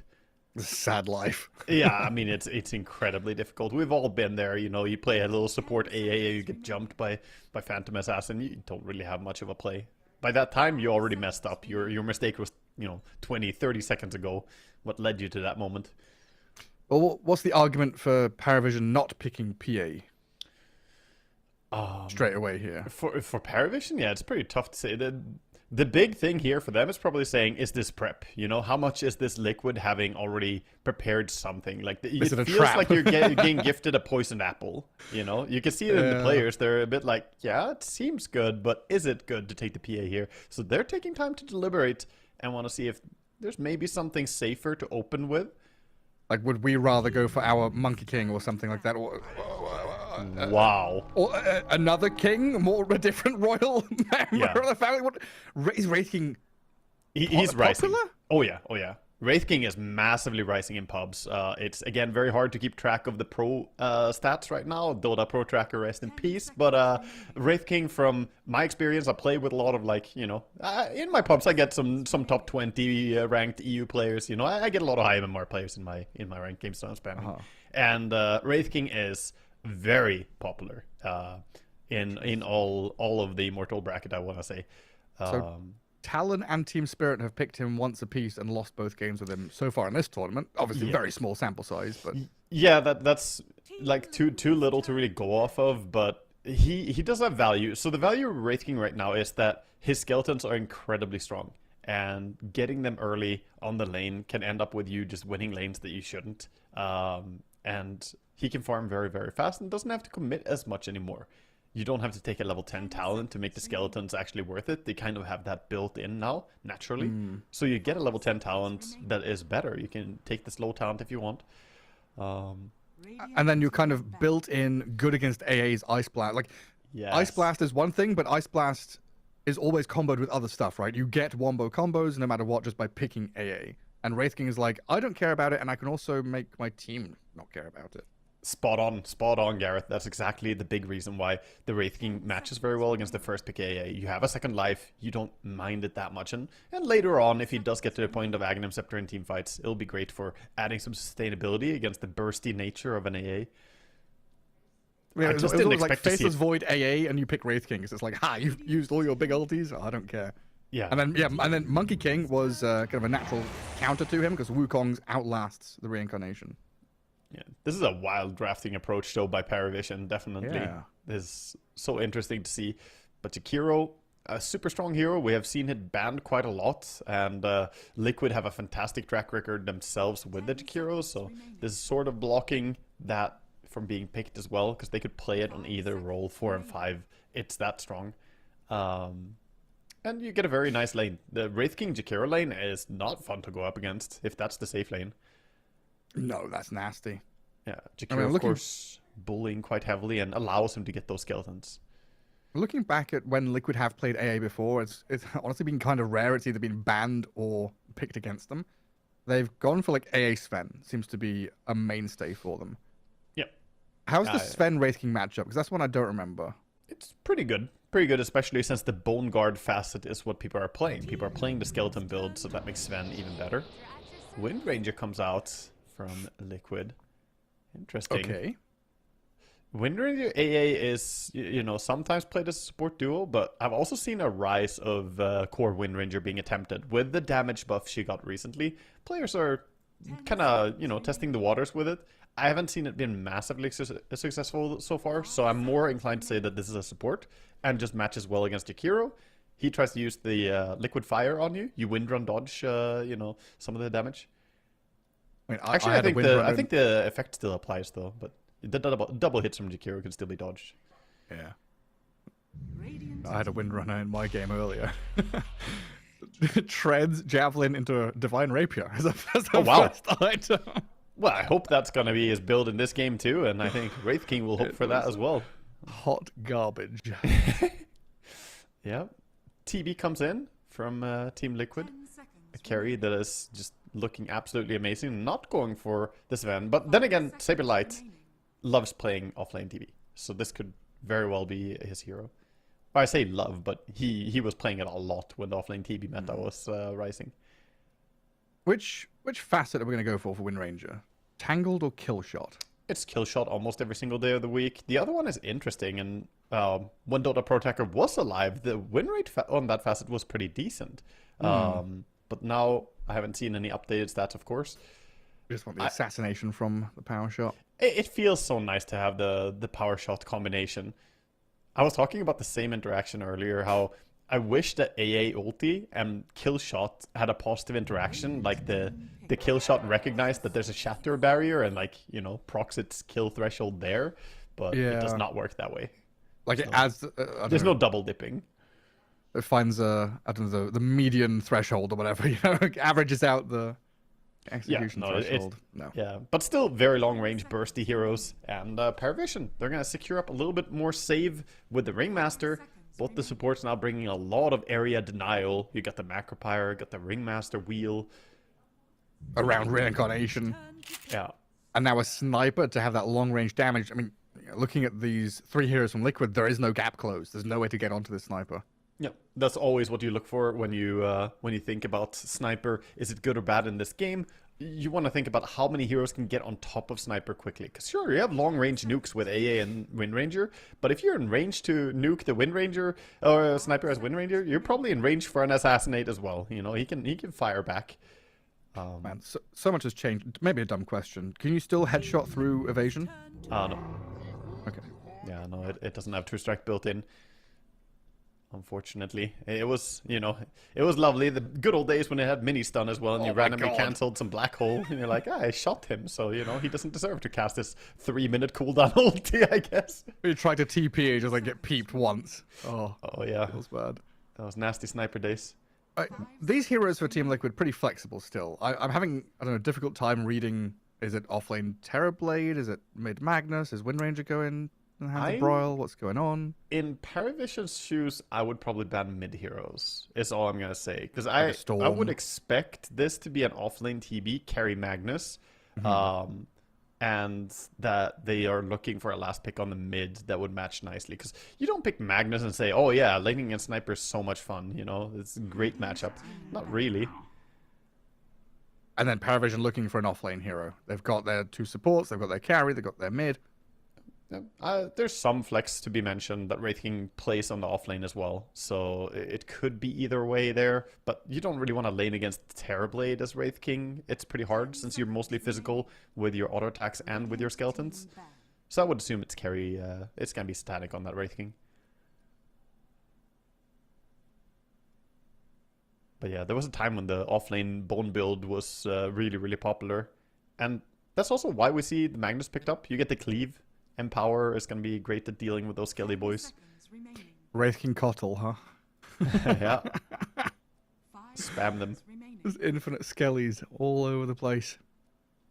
Well, Kunka's out of here. Yeah, they're saying the same thing. They're banning the mid heroes. They're saying, yeah, that's a carry Magnus, offlane TB most likely, or the other way around. Doesn't really matter which way they flex those two. Still means the mid is going to be the priority. And Pango gone. Yeah. I mean, all their last 4 bans all make sense for a sniper pick, right? The Tiny, Monkey King, Kunkka, and Pango, all of them are protecting sniper as well as they can. And they're not super afraid of a Storm or Ember Spirit. Yeah, Storm is still a bit dangerous. Because the lane is hard for Storm, but later on he is extremely good at dealing with sniper. Especially setting up... with Ice Blast. Yeah, exactly. And Power Shot. Like, both of them can lay in from so far away. So I would still respect that hero. I do think the heroes like Ember struggle a bit too much, but Storm has that fantastic initiation later on. He can catch you like half a map away. 10 seconds remaining. God, the robotic twitching of Ringmaster still puts me on edge. 5 seconds remaining. Ringmaster is just a great hero, man. I love his design overall. He's like one of those Futurama robots from Da Vinci Planet or whatever it was.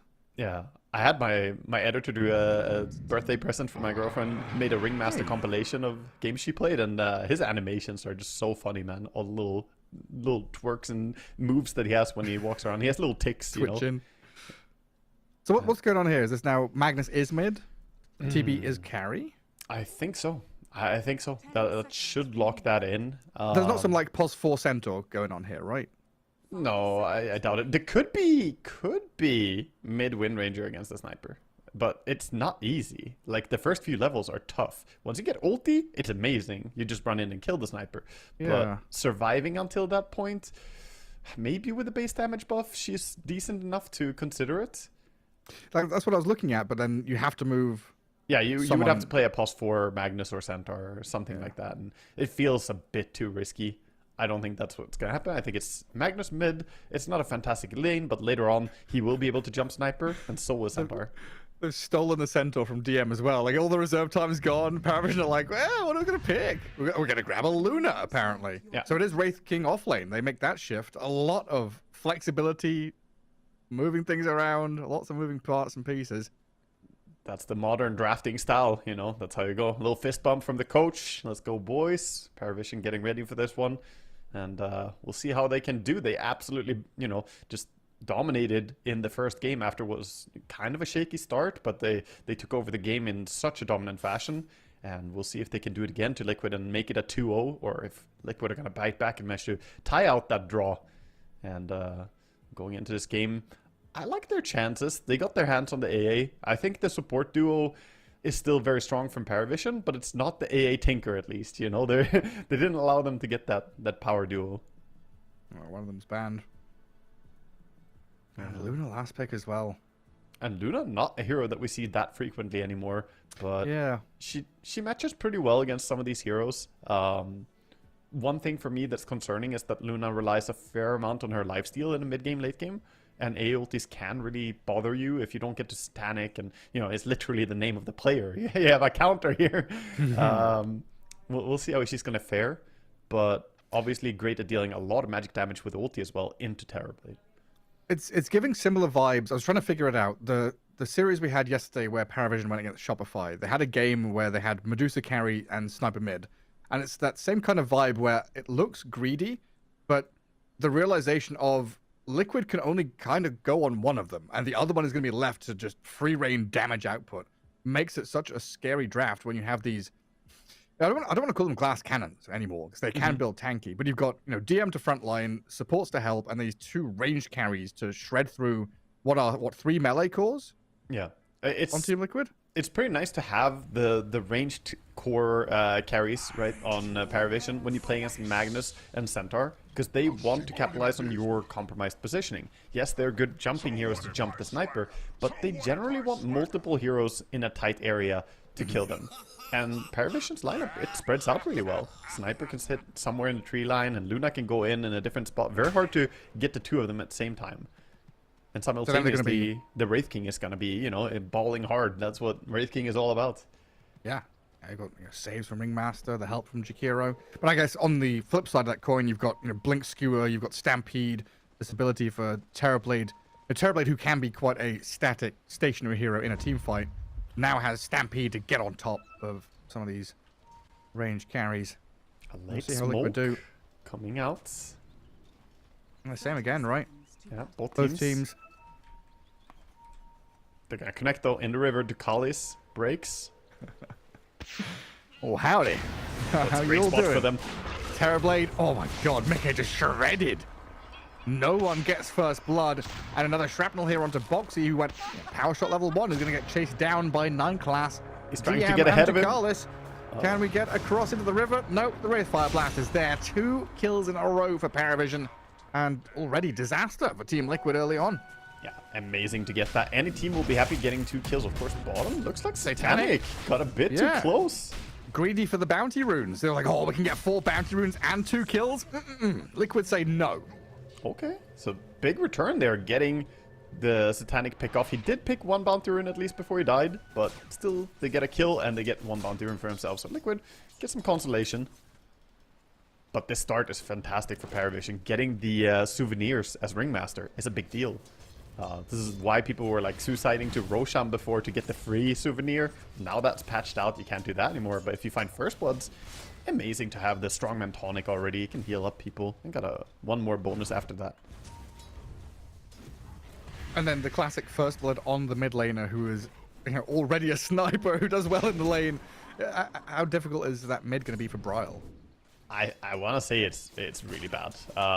It's going to be a tough matchup. We'll see if they make any quick rotations towards mid to try and offset the balance of mid wave.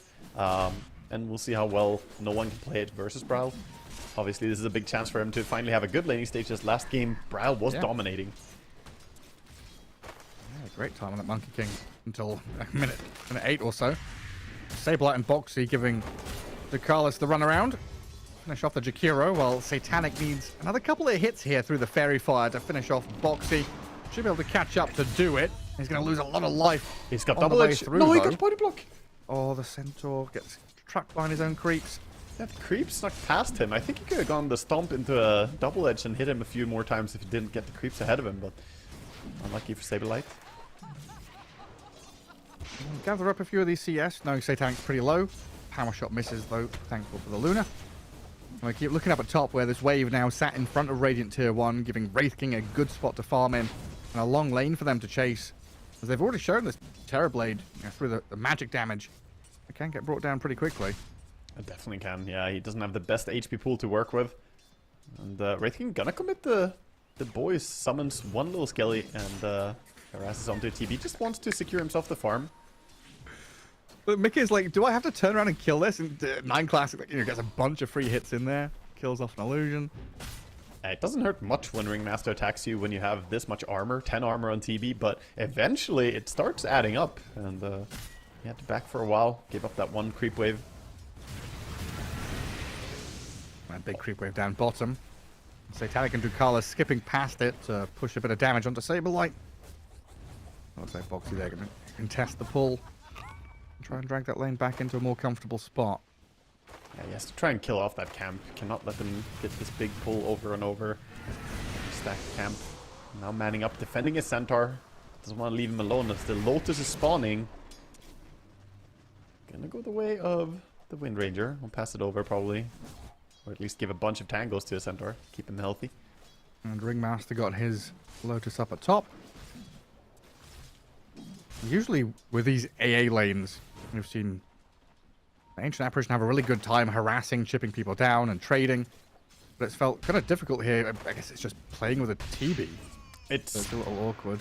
Yeah, it's part that. It's also just Ringmaster is literally the strongest support for trading 1v1 in my opinion. He is like absolutely absurd to fight. The impalement arts are one of the few things that can stand against AA's constant harass. Chilling Touch is very strong, but you got to be so worried about Ringmaster. He had tremendous success recently as well in the Eastern European qualifiers for Dream League. This hero just looked so good.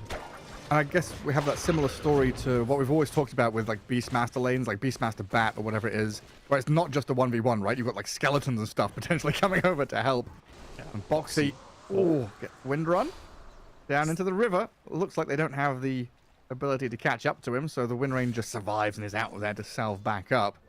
That's a lot of time invested to chasing him, and now the lane is very far away. Do a pull on small camp. Ducalis probably wants to reset this lane back a little bit. He is attempting to get the split pull. Didn't get it. He got the entire camp, so most of those creeps will survive. Centaur having a very good start. After what was initially a hard laning stage, but now getting some stuff back due to this move from Boxy. It feels like that's the story of this laning stage in general, right? Sniper getting first blood should be very difficult for the Magnus. He's doing well given, like, everyone on Liquid is doing well given the circumstances. But there's still this, 1 to 2k lead for Paravision. A lot of last hits and denies going into their 3 cores. Paravision are, unbothered, flourishing in their lanes while Liquid are kind of fighting over scraps. AA now, first move of the game for the supports, making a move through the gates. Coming behind bottom as they've stepped up pretty far. Luna could be in danger. Yeah, Sableye with Boxy on top of Satanic. Shackle shots there, but the Centaur's dropping low very quickly. Blood Grenade onto Ducalis should secure them the kill on the Jakiro, as Satanic trying to fight back into Insania and Sableye, but trapped in the trees. But look at who's here. Snipers arrive with the shrapnel and the damage, finishes off Sableye, and Insania will fall shortly after. Maybe a third? Boxy, Wind Run across the bridge and is safe. What a Great move from no TP. one there to clean up. Yeah, that was a really good counter gank, TPing in, getting those kills, and also saving Satanic, who again stays alive. Second time he was close to dying this game. Meanwhile, Well, Brow- dying in that mid lane, the 2 supports come in. Yeah, he thought he was free with Sniper showing bottom, but they tag up and get him. They had a deep ward as well that spotted him coming out. 9 class was warding up the jungle to keep tabs on the Magnus, and they punish him. Now with double both- damage. I saw both Ducalis and 9 class chatting to each other after killing Bryle. When those two are talking, it's not good words being said. On top lane, Mickey, level 4, half health. Satanic now the one to make a move through the twin gate. Can he finish him off? Mickey He's got juking one through more the beam. trees. One more lucent beam. Ooh, he's what a not going to juke. find him. Terrible Quelling jukes. Blade. All the Yeah. way back to the left. He cut his own path there, made a new juke spot. Very nicely done by Mickey. And in the jungle, Ducalis contesting the stacks in the large camp. Thanks to this early observer ward they've got placed down. Liquid have their own vision here, but it's, again, uncomfortable, awkward. You're fighting as a core and a support against 2 supports and kind of losing in that trade around the camp. And meanwhile, the double damage from this being put to good use, taking down the mid tower along with the catapult. They're just bringing down the tower pretty quickly. This is what can happen when Sniper has such a free lane. You very early on lose control over the runes because of the tower fall. Yeah, and then we see that kind of reflection in the net worth chart. As this Centaur down bottom, Stampede not going to help him get out of there. Ice Path and the Eclipse, while up at top, Sniper with this Ringmaster right on top of Insania, who's trying to get some D-wards going.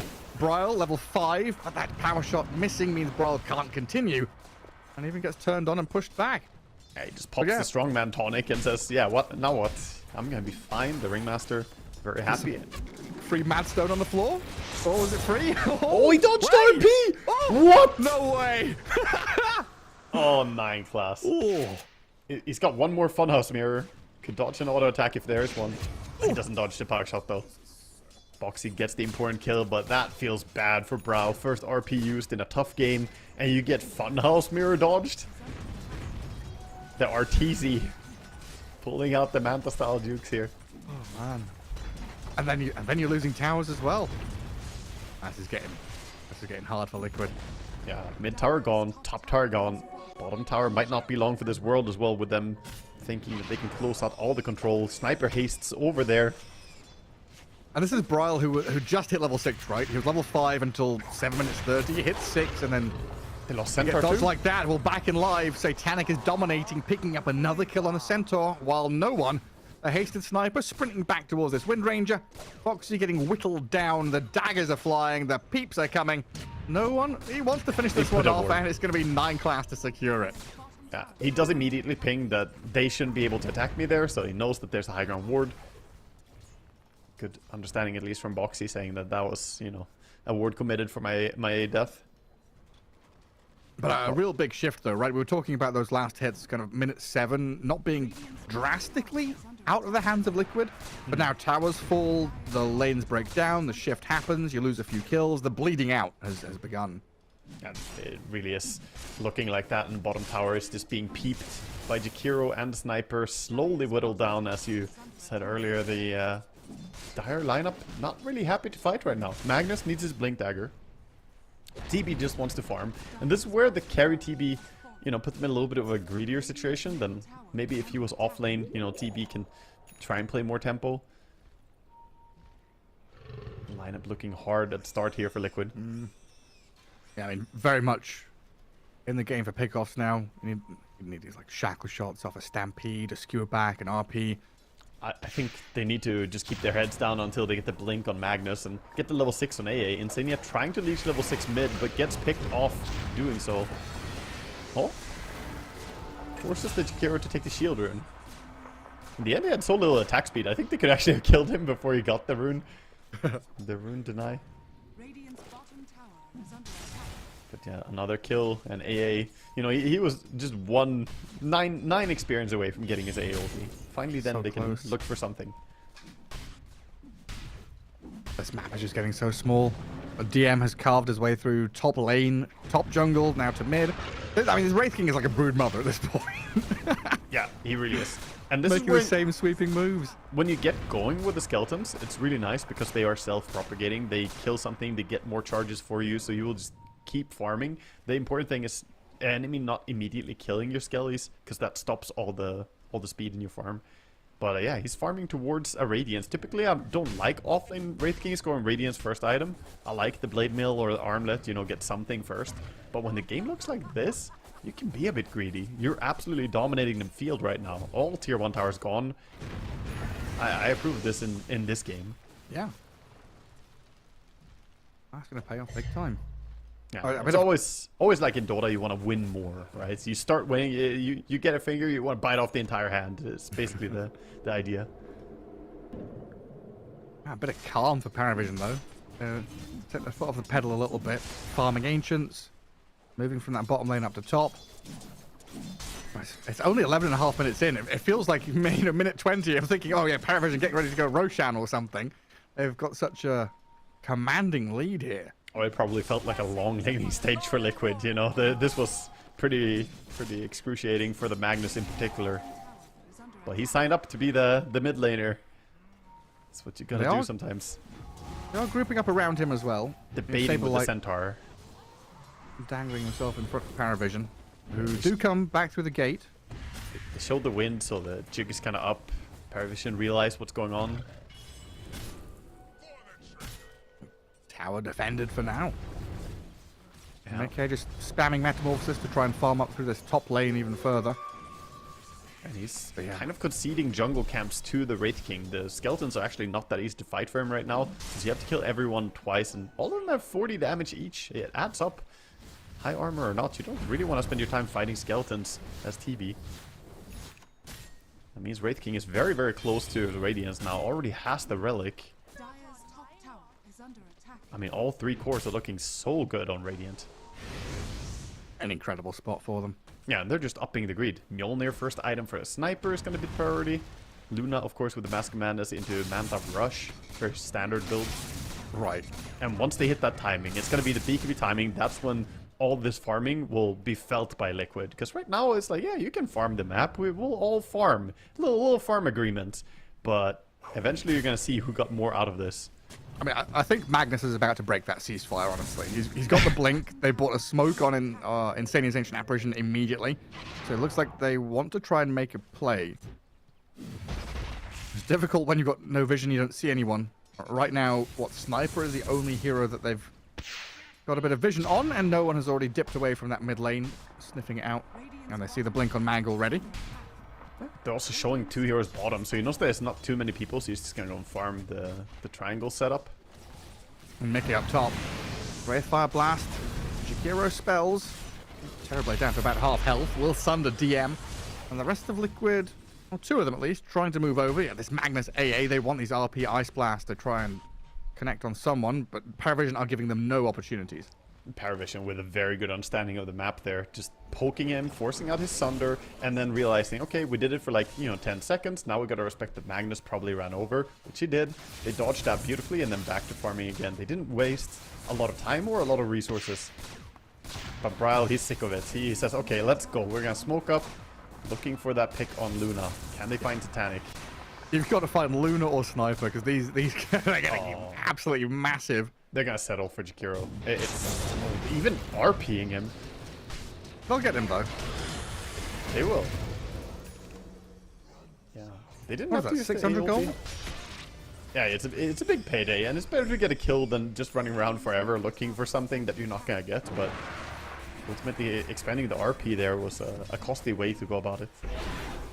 Especially with these new items coming out for Paravision, right? We've seen the Manta delivered on Luna, of course, but Radiance is there for the Wraith King. That Mjolnir you talked about is now arriving. It's all clicking into place very quickly for them. Minute 15 here as well, so you couldn't ask for a more perfect timing.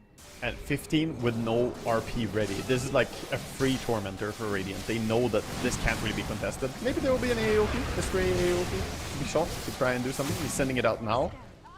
Might clip onto the Wraith King, but he sticks up right before it lands. DM center stage, walks bang into the middle of it. Yeah, at 9 class, he realized as well. He ran off to the left. He didn't even stay in the healing from the Tormentor. He says, nah, I know what AA is gonna do to me. Got himself to safety. But yeah, they're already drawing on the map. We see Radiant going from objective to objective now, saying that we have the items we need. Let's start making stuff happen. They're drawing for the Roche. They want Wraith King to connect as well. He just wants to shove one wave top. Meanwhile, Liquid look like they might get bottom tower. You can try. Bryle, in the meantime, nice little blink Got dodge himself. away from the assassinate. Got himself to safety. Didn't get caught by all that. Radiant's bottom tower is under attack. It's still just a matter of Radiant's bottom what's Liquid aiming towards. What's that next item timing? When is Terrorblade ready? And so far, it's been a one-way street where Paravision clicking into place, getting all their items, keeping this map pressure up. Oh, Liquid They're going onto the have to TV. defend Mickey up here. He's going to Sunder back to about 70% HP. Well, 9 class. He is found by Bryle. Yeah, nice takedown. They found the Ringmaster trying to go around setting up on the TV, but they take him out on the back of a good ward that they had. The high ground ward defensively from Dire, give them good vision. So they hold their ground, not losing TV, but now he doesn't have Sunder. If they go on round 2, We got Stampede. off to safety. That gives them a hint that there is a ward on high ground, but with Magnus lurking around with RP ready, they don't want to go for the D ward right now. No, you can't. And for the first time, Paravision unable to fully convert on a big sweeping move they make. They can continue farming though. It's not a massive loss for them. They're keeping Satanic and no one right up there. 12,000 net worth approaching for that Luna. And Terrorblade about 4 grand behind. I mean, it's tough to keep up. You're just getting constantly poked, right? They haven't really committed too hard onto Mickey, and he hasn't died more than once. And that was the first blood that we saw super early. So realistically, he has been farming quite freely, but it's always the threat. They run up and throw random spells at him. The Wraith King comes and takes his farm. He just doesn't get the same breathing room that Satanic has had. And this farming farming agreement is disfavoring Paravision so much harder. Bryl's trying to get through some stacks and ancients over on that high ground area. Building towards items. Bryle wanting the BKB as his next item. They got the Rod of Aethys on the AA. And, you know, they have some timings coming in. But I fear it's going to be a long time before the TB wants to get involved, really. Biggest power spike is right now for Liquid, though, I think. They got the pipe coming out. So, with pipe complete, Rod of Aethys complete, I think they should try and look for pickups at least. And right now, they're getting Roche while free farming the Luna. Paravision are just maxing out the value on the map. Getting away with murder. Aegis for no one now, so Wraith King and Sniper targets you can't really go on. Luna just got her BKB. Yeah, So and even you though don't hit have... this pipe timing, it's still very challenging. Very much so. You don't have the best starters as well against the BKB. Like, what are you gonna lead with? Stunning with Centaur or Shackle Magnus shot. is not that easy. Yeah, Shackle is like the best. But that's a level 1 Shackle. You know, Boxy can only set up for so long.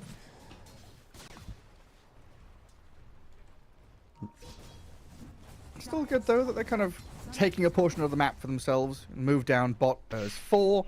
Carve a bit of that map pressure into tier 2. So you kind of force the Luna to show herself at least. Satanic a little bit scared of positioning. Comes a stab towards the mid lane. With the blink on the Wraith King, he's the one to start stuff. Ready to go. He looks for a bigger target. Doesn't want the Windrunner. Gotta find Magnus. Oh, he sees Bryle. Oh, the jump away from Magnus though, just in time. Good reactions. He's drawing in the area, saying they're in this place, guys. Dodging it. Sure. Right now we have TB farming top, Centaur farming bottom. Mid tier 2 looks to be sacrificed. I got some drums there. Banging away. Actually, they smoke up. They want to defend it. They don't want to give this away for free. Going around for the sniper. Where's the TB? Is he going to come and connect? The He TB would and have Centaur look to. like they're killing waves. There's no way you go without bringing TB as well. You need the damage. There's an Aegis on that sniper. So even if they bring him back, I think they want to bring him up. He's out of there. It's a bit late now. Ducalis again. Oh, he got Still got two. him. Still found them. RP Ice Blast in with a stomp. They killed Ducalis and Sniper's first life gone. Terrorblade's in here as well, and it looks like they're just going to leave no one for dead. Oh yeah. There's no way to turn it around right there. Great catch on the exit. And we go. some mental restoration tips onto your own teammate here. Give him growl. That was a fantastic 2-hero catch by him. That was a big sigh of relief, right? You know, 21 minutes of pain and suffering. He lands a big RP there. Oh yeah. It's the first good thing happening this game for them, basically, on the grand scheme of things. Look at that. Gets them and brings them back into an AA ulti, and the burst is just so quick. And sadly, Sniper, if you respawn as a Sniper, quite often this is the type of respawn you have. It's like, oh, well, I'm still surrounded. I'm not getting out of this. So Radiant, yeah, they lost something, but still that hasn't changed that. Satanic is essentially just playing a pub right now. You know, he's been jungling this entire game. He's farming so much. They need to slow down Luna. It's like Path of Exile or something. Some Yeah. PvE game, you know? He's completed the first 3 acts, you know, it's time to replay them again. Just going back to that World of Warcraft quest giver that's like, kill 10 boars. Oh, okay, kill 10 boars. Oh, okay, kill 10 boars. It's over and over again. I'm the He's boar got master 5,000 now. boar pelts in his backpack. Stamp or stun and run from the Centaur. Get himself to safety. But yeah, not just him, the Wraith King as well. DM, you know, it's 1-0-1. Hasn't really done too much in terms of activations. He joined for a few moves, but his farm is looking fantastic. Very tough to match them. Liquid rely on those big combos later on, though. Yeah. They can always turn the game around as long as they land the big RP into AA ulti, and damage will be there from TB. It's that classic kind of, you know, can you go high ground against us without some tremendous lead? You're always scared about this. Skewer back or Sunder play, Ancient think- Apparition Ice Blast. We're in it for a long game though, Gareth, because if I had those heroes on Radiant, I would not want to go high ground. I would want to farm. I would want to farm until, you know, it's 90 minutes in. Look at them. It's basically 3 carries. Luna, Sniper, and Wraith King are going to be very happy to just keep the status quo. Did you see Wraith King walk down there? I think he may have walked over the ward just barely. Maybe not. Not entirely sure. Yeah, the Dire ward has a little bit of a weird angle, the tree blocking. Didn't quite see him, I think. Well, they still Now might they walk saw him. back into them. Now they saw him for sure. DM just going to wander into the lane. And says hello to Saberlight. What you doing down here? It's not fun to go on a Wraith King that close to tower, though. They know everyone will TP immediately, and if you commit resources to kill him once, then his team is just going to punish you. He's got that 400 health talent, too, yeah. Good point out by Weapus. He's big and chunky already. And holding skill points. Yeah, he hasn't used his ult. Hello? Hello? Bryle in again with another massive RP? They got Where did that satanic. come from? Yeah, blink and you miss it. No one, and Tukal is trying to run as DM goes in. Aggressive onto Insania. Wraith King not able to finish the job, though. Does get turned on as Boxy and Bryle pair up again. Shackle shot and damage forward. Tukal is killed by Saberlight. And the Wraith King about to drop. He walked right past the bounty rune. The frogs come in and help him out a touch, and he's blinked away to safety. He's still The not skilling tendrils. ulti, too. He's saying, if they catch me once, I'm going to die twice anyway. I'm not skilling it. Keeps running. And he's going to get out, but beautiful stuff from Liquid, and they swing the game heavily back in their favor on the back of these beautiful RPs. First on that tier 2 exit on the mid lane, and now finding 2 heroes out of nowhere on mid. Radiant's bottom tower has fallen. So is Wraith King just waiting till like level 16? Level his ulti then? I mean, he's going to keep chilling for a while. You don't need it until you need it. That's the thing about Wraith King. It's better to just hold it and make the decision later. Magnus looking for a pick. He doesn't have his ulti though. I think he my overstepped. God. Oh my god. No. Oh no. Oh, that is... I was just about to say it's been an incredible turn of play from Liquid, like against the flow. Finding these RPs, finding some catches, getting across the river for the first time in what felt like an eternity. When that happens. I think Jump on bot though. Saberlight and Boxy trying to get aggressive onto DM here, but Nightglass and Tukal is both backing him up. DM now moves on to Boxy. Saberlight in trouble, taking a lot of damage. And they bring Wraith King down the once. Ducalis falls though as Mickey makes his arrival known. And DM getting pretty pummeled. Does get into the box and away as Luna with a BKB shredding through Mickey. No survival for him as the assassinate lands. Now Boxy and Insania stragglers left to their own devices. A glimmer and a wind run should get Boxy out there, but Insania won't have the same luxury. Yeah, big return there. Luna coming in with massive damage, and TB looked for the Sunder towards the very end onto his own Wind Ranger as he couldn't really get it onto the Luna. Knew that she would just be able to dodge it either with Manta or block it with a BKB. Could not take that fight. Well, Luna shows up with close to 20k net worth and says, you forget about me. Yeah, I mean, they're actually dead even in last hits, by the way. Their CS was almost identical. The 355 and 7 or 8 nice a piece there on the TB and Luna, but Luna has just gotten so much extra gold as well from the control that they've had. They've taken the Tormentor, the towers. And now, speaking of Tormentor, it's time again. Which one is going to be this time? They already got it on the Jakiro. Ringmaster doesn't have his yet.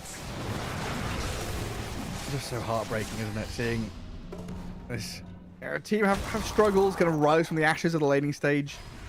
Bryle, a couple of successful moves, and then a real tragedy. Yeah, I mean, he thought that he had his team closer there on the mid lane. When he went against the Sniper, he was like, guys, I caught him, he's here, but Sniper just stands his ground and says, yeah, well, you and what army? And define court. Yeah. Magnus working on the Aghanim Scepter next to improve his catch potential, not having to immediately commit the RP, but can go fishing, if you will, blinking in and using the Horn Toss. Luna getting very close to critical mass with this butterfly right around the corner. Dire are scanning. And Terrorblade, nowhere near even thinking about MKB or anything like that. He gets the Skadi. That's going to be the important piece of the puzzle for him. It can slow down people a little bit and have more stats to work with. Definitely a big item for him. Yeah, for sure is. And a good read from Liquid here. Seems like they've figured out Paravision are on a move. Yeah, drawing the lines, circling around that mid lane. Even there's a Radiant scan, trying to figure out if someone's up there. And Liquid are going to return with their own smoke to get positioning, but it's been pinged and DM leading the scouted. way. They saw the Terrorblade. Brawl smoke breaks. In comes DM, jumps in onto Wind Ranger, getting brought down quickly. Boxy trying to shift away from danger, but the Assassinate is there. In comes the wheel, but Saberlight has already stampeded to disengage.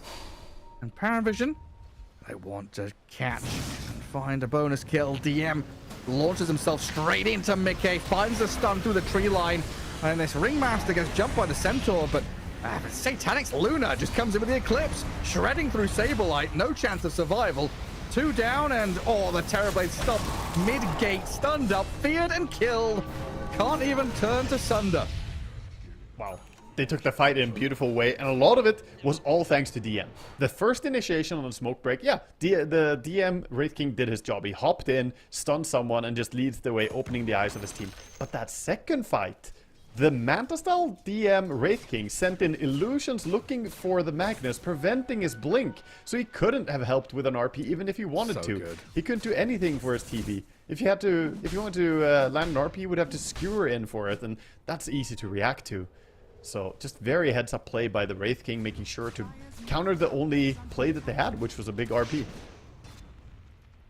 And now they're on high ground. Skeletons, illusions, up to the tier 3. But the rest of the Paravision heroes deciding it's too risky. I think going back to that itemization, a lot of people would not have gotten Manta-style here, and when I saw it, I was a little bit questioning and hesitant, but it makes so much sense against both the Centaur and Magnus. I think what they have to do, by the way, in reaction to it, is that they need to pipe up the Magnus so he has pipe to block the Radiance damage. Then he gets the blink. That would play. Layers on layers into what needs to happen. Good A ulti, but ultimately not going to kill anything. They just go back and reset. We have another Aegis on Sniper. Can be fantastically happy with that. There'll probably be the high ground sieging Aegis as well. We usually say the second Aegis is when you go high ground. You get the banner as well, so it's pretty natural. Liquid again, confident enough still in their abilities to take a part of the map. They come down south, give Mickey a bit more open terrain to free farm through. The top lane's going to be too spooky. Mid lane you can't really show there. Even Bryle moving away from the neutral camps up north. Afraid of what's lurking in the shadows. I do like the early gem that they picked up as well from Ducalis and passed over to Wraith King, because you're playing into double Glimmer on the side of Liquid, and they make sure to have dusts on multiple heroes, and then they have the gem as well. It's just so difficult to keep any vision on the map, and you can't really save people that easily. Top tower is under attack. Yeah, I guess Liquid also have this kind of deep observer ward down bottom as well. So if something did start brewing, they've got that team fight ward to play around. Just preparing for any kind of opportunity that arises down there. Knowing that they can't fight honorably into an Aegis. He wants to get big on this Centaur. Already has 4.2k gold and has the kind of critical items that he needs. Heart will give him a ton of damage block with the Crimson Guard. It's going to make it really effective. Of course, it is based on your max health nowadays, and Centaur can get a lot of that. Give him some time. Yeah, and Blade Mail bounce back all that damage that the Luna and Sniper are bringing. DM. Wraith King is here. Uh-oh. Ducalis with the Ice Path. Stampede has expired, so DM Ducalis with this next flurry of spells. Chip away at the Centaur. We see how tanky he is. The Blade Mail's gone. We've still got Crimson Guard to play with, honestly, but an Ice Path and the follow-through stuns with Luna's arrival should now make short work of him. Yeah, you see why they The don't go for Beyblades him. are spinning. Why they don't go for him early in the fights. He is able to withstand quite some punishment. But with him dead for 60, this is high ground time.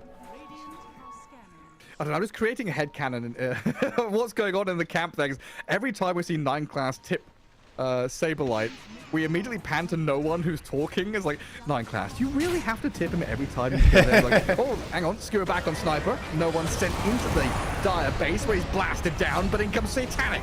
Gets revenge, and the Sniper has the Aegis, of course. Will respawn and reposition to get himself to a bit of safety as they force the glyph out of that tier 3. But now Liquid down 2 heroes for at least 30 seconds. His bottom lane of barracks looks pretty gone. Yeah, they tried to get a pick off there on the sniper, but lost the Magnus in the process. Didn't manage to get his BKB out during that fight as well. And now that's gonna spell more pushing coming in. No tier 2 towers available. This is just gonna keep going. Away with the tier 3s. The glaive's bouncing. You can't stop the Luna. He's got his namesake now, Gareth. The item. It's in his inventory. Blade. In from behind. Wanted Ducalis there. Stampede. Can we get Mickey out now? Sableye trying to go in and finish the job, but Satanic and no one offering a barrier of raw damage to shred through Mickey. So Terrorblade, he might have to buy back here if they want to continue fighting. They're losing their barracks. I mean, they're losing their Centaur little by little. Yeah, it's all falling apart right now. Centaur looks like he wants to try and fight, but in the end, they're going to be happy with 2 lanes of racks. Paravision, disciplined team. They could probably have kept going, try and force something, but with a buyback on TB, it could have gone dirty. Instead, just gonna go and reset. They don't have BKB on the sniper ready, no Aegis on him as well. And with all the gold influx from taking 2 lanes like that, you want to spend that money. Better go cash in your chips. And seeing Liquid on death's door. Still super reliant on this. Blink RP from Bryle. The break And on the DM's wrong gonna hero. break the smoke. Yeah, and he's in. He's looking for a kill even. Yeah, wait, Nice dodge. got a man to dodge the Centaur Stomp. Assassinate. As there onto Boxy, but he's still alive. By the way, haven't talked about it much, but Ringmaster getting the shard from Torment earlier against the TB, it's disgusting. Like this shard against TB specifically is crazy good. The illusions just auto die if you put the spotlight on them because they lose 50% of their max health over time, and you know it reapplies over and over, so it clears illusions no matter what HP they have eventually, and it's pretty fast. Look at him, just walks up high ground to get an observer ward down. Stampede is used. Sableye trying to figure out if he wants to go in or out. Now DM has made that decision for him. You are in with no way out unless I walk away. DM decides he doesn't want to fight anymore. Now, just a little love tap there, offlaner to offlaner. I've been having that head-to-head all series long. Poor Sableye has been taking the brunt of the tips in the all chat. Yeah, he really has. But, you know, he probably takes it in stride. Sableye is a very joyful person. I doubt that it gets to him at any level. He's used to being a little bit of a, you know, a little bit of a clown and a little bit of fun kind of player. It's definitely salt in the wound when you're losing, though, surely. Yeah, it doesn't feel great, but I don't think it gets under the skin, you know? Yeah. After the series, he's like, screw these guys. Next time. Yeah. Next time it'll be my turn. I feel like the only times I've seen Sableye like rage, it's always like the sarcastic raging, you know? It's not Suck even it. serious. Yeah. he's making a meme out of it instead. That's a good coping mechanism when you play Dota 2. Oh, we need all of those coping mechanisms. And they need a lot of coping mechanisms in Liquid right now, because 24k net worth on building. The Wraith King got that AC. At some point we might even see that Aghanim Scepter come in, and then even if you do burst someone, you might still have them have revenge from across the grave. Yeah, like, and skipping the treads now, going for the Blink Dagger builds. just being reliant on this Magnus. Lowest net worth of the cores against things like this Ice Path, the Ringmaster, Wraith King with multiple lives, BKBs on the side of Paravision. Very difficult to find that perfect initiation. But it's always one of those tools that, you know, Paravision are being very deliberate with their moves right now, knowing that high ground defense from Liquid is incredibly strong. I think it's wise for them to just keep playing the field. Like I said earlier, you have these 3 super farmy cores. You want to drag the game out. You don't want to necessarily try and close it too early. They got 2 lanes advantage already. Just gonna play for the next Roche, saying that Liquid, it's gonna be hard for you guys to get out on the map and play Dota right now. And Liquid know that. They need to constantly fix the lanes. It's like a chore you have to take care of. And meanwhile, it's Tormentor time again. Oh look, it's like a holiday for Radiant only. Sadly, you don't get to celebrate it on Dire. I like clockwork. What is that? Centaur going for the Aghanim Scepter? Yeah. So the idea is to grab up the Terrorblade, and Terrorblade ideally going for a full DPS build from here to try and capitalize on it. Yeah. I've seen this idea of the Agonist Doctor a few times, and I think it's been, you know, possibly the only way out of a tough situation. But I don't know if TB is really the right hero to be able to grab, since he's an illusion carry. He wants his illusions to do a lot of damage. And with the Ringmaster in play, it's just so hard to keep those illusions alive. Never mind the Mjolnir sniper clearing through them. I guess it'll be kind of one of those play out the baits kind of deal. Dangle the Terrorblade in front. He'll have buyback, but he'll also have Centaur Cart, Blink RP. Yeah, it's a fantastic save. It's definitely a good ability for that. You can play around it a bit. DM again, always leading the way. In the river, and he's found Bryle as the opening target. He's skewered across the Roche pit, but in comes Satanic with a massive eclipse. Bryle has to BKB and run while Mickey stands and fights. Satanic half health against Sableye and Mickey. Sunder is there. The Terrorblade standing and battling back as they've killed the Luna off. Liquid, they've only lost the AA so far, but the Terrorblade is finished off. DM comes back in with another flurry of hits. Sableye being dealt with by 9 class and no one. Centaur's down. And now we're looking at a 3-for-1 with potentially more as Boxy, his life is on the line here. Assassinate from long range. A double kill for no one. 4 down for Liquid. And Paravision again asserting their dominance. Not calling it. They have 3 buybacks ready. AA gonna respawn in time here as well to defend the top lane. They want to go push and get something more out of it. Pretty low HP and they don't have their carry on Paravision. So this is mostly just looking for a response. They want more than just a support buyback. They're saying, okay, no Centaur, no TV, we keep going. We've got the banner. Yeah? For no what? creeps. There are no creeps? They're skeletons? Yeah, look at the creeps are all the way over there. Oh, we've got a banner. it's a moral banner, Gareth. Ride or die with a flag. It's a statement. DM, he's in again. He should get punished for that. Reincarnation used up as they This is Megas, Gareth. the barracks, but yeah, no one from long range. Oh, he's Looking got to level finish it off. 25. Shrapnel's everywhere. You can't get through. Well, that's it. Mega creeps. Liquid now, if things hadn't been challenging enough already, there's a lot of spinning plates up in the air they've got to try and deal with. Oh dear god, dude. How do you get a blink out now with the Manta style Wraith King going in, always leading the way? Every fight we've seen, he's been going first and done a great job. DM has just had flawless positioning in this game. And somehow hasn't died a single time while doing it. It's crazy to me. And then now with the Sniper Shrapnel having 5-second cooldown so he can have a ton of them in the fight. It's gonna be tough for Centaur and Magnus. They need these Blink Daggers. Even the Wind has a Blink Dagger she wants to use.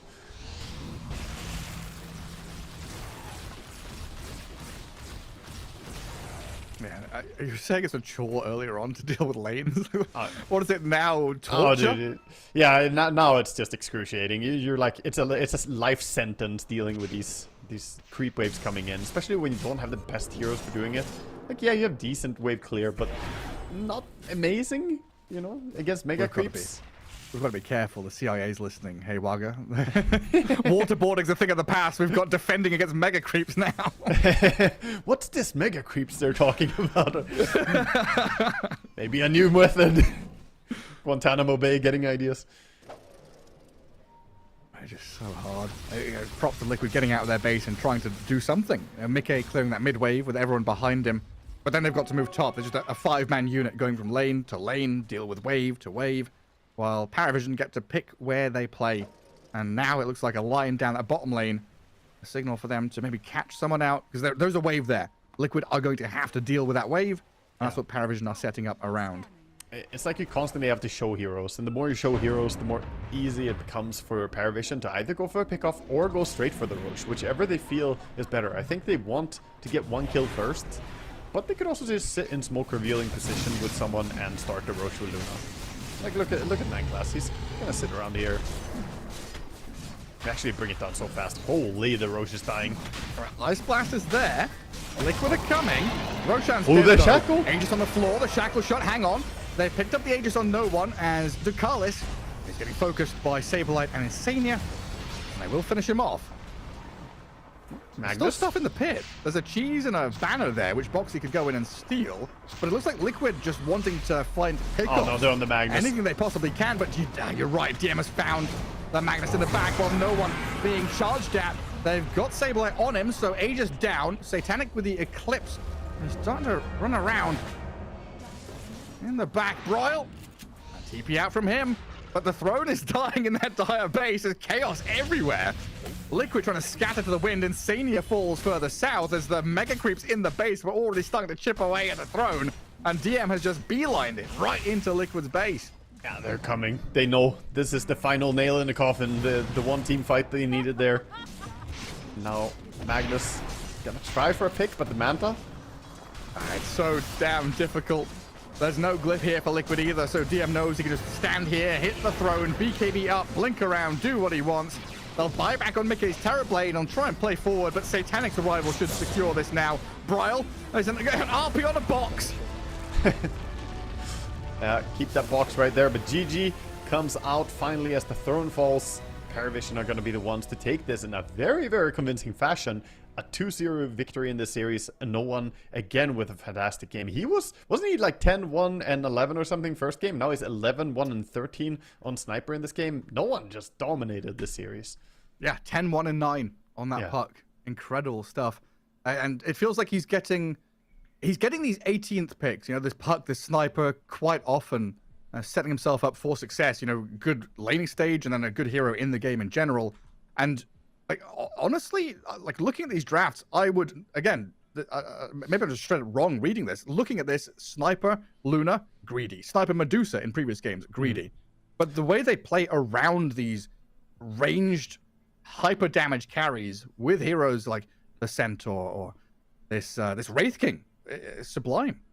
Yeah, it really is. I mean, they got nice lanes as well set up this time. Last time they had to work out of sort of a questionable laning stage, but for some heroes for mid lane. But now it was very, very strong. I think we have an interview coming up after this game. Who do we have joining us? That's a good question, Wagga. Who do we have joining? Who is it? Is it DM on the line? Yes, it is. Congrats on that 2-0 victory. The other direction. Okay. No, back. Yo. How you doing? Hey, doing fine. Morning game. Nice warm up for Talon. So yeah, doing great. Good stuff. This Wraith King pick is this new meta? Is this something that Dota 2 Pro Tracker would have found? I think right now meta is done by every single team personally, so it's just part of our meta. And yeah, I just enjoy the hero, so we just picked it. Very nice. And I've got to ask the all chat and the tips. What's happened with Saberlight? Because first game he all chat to Edgar to 9 class, like for what he all So chats. revenge. Yes, just a revenge. Why would he start all chatting? Yeah, very good. A little bit of tit for tat between the players. Yeah, I want to ask you about the second game that you just played. You played fantastic on this Wraith King. Like you were, I think Bryle has to be smashing his keyboard after you canceling all those blink daggers with your Radiance. Was the Manta style purely just because you saw a lot of blink heroes? Would you have gone for it otherwise anyway, just to have the Radiance, or was this countering those blinks and that was like the main purpose of it? I think Manta style is just great item into Kentaur and Terrorblade and A. First of all, I remove A first spell, I remove Reflection of TB, and I can dodge Kentaur stun as I did a few times. So yeah, first of all it's this, and then in fights, since I'm Beastmaster player, I can just micromanage one Manta to run under Magnus. So that was not really hard. Yeah, I looked super effective and it looked a lot of fun. I can't believe that with how aggressive you played, you didn't die a single time. Did you feel like every time you jumped, you knew that you had your team to back you up? You felt confident going into this? Or did you take risky jumps? Did you feel like, oh, I'm not sure about this? No, to be honest, when I jump, it's a team fight, so I know it's going to be 5v5. And for them to kill me twice, I don't know what should happen. Like, my team should go just to move hands away from keyboard and just watch and like lol, he's just dying. Yeah, this should happen, but this is not happening in official games, so we're just winning and I'm not dying. Yeah, kind of it.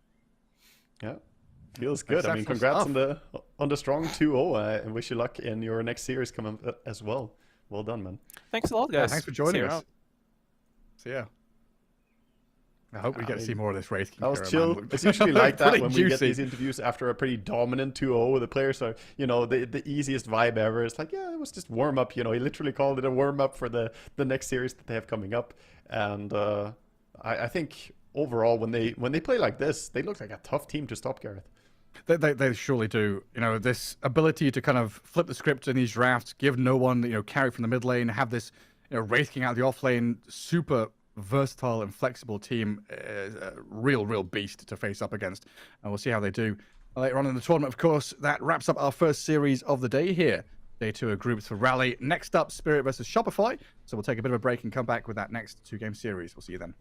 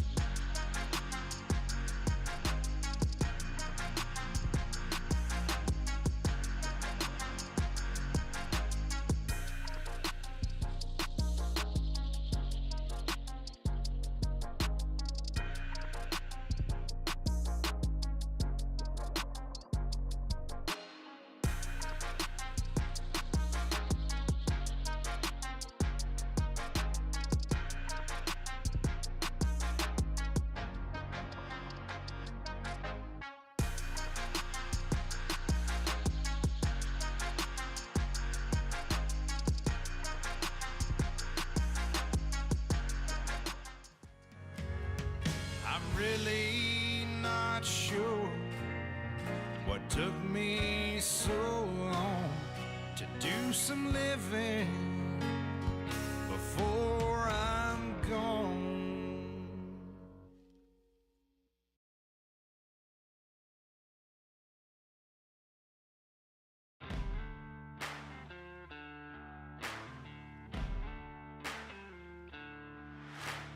Take me by my outstretched hand, lead me to cold black water.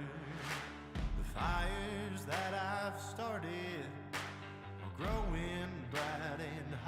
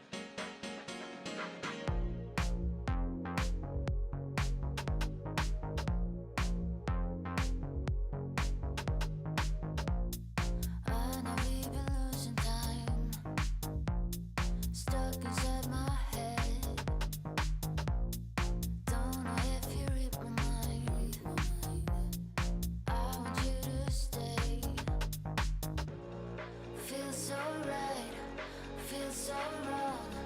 Wishing I could let it go, but I've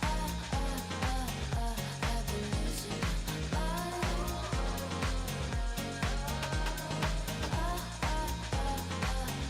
I've been losing my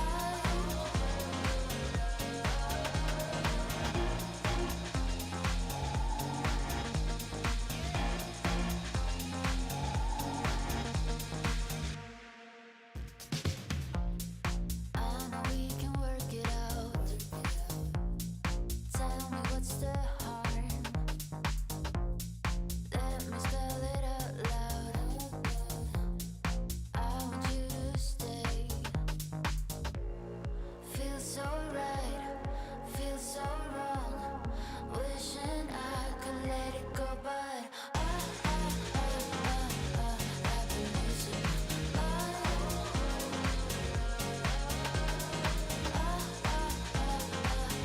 I've been losing my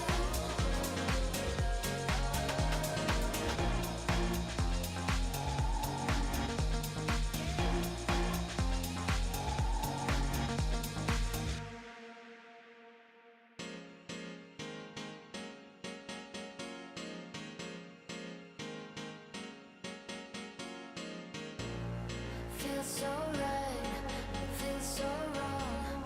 Wishing I could let it go, but feels so right, it can't be wrong. Wishing I could let it go, but I've been losing my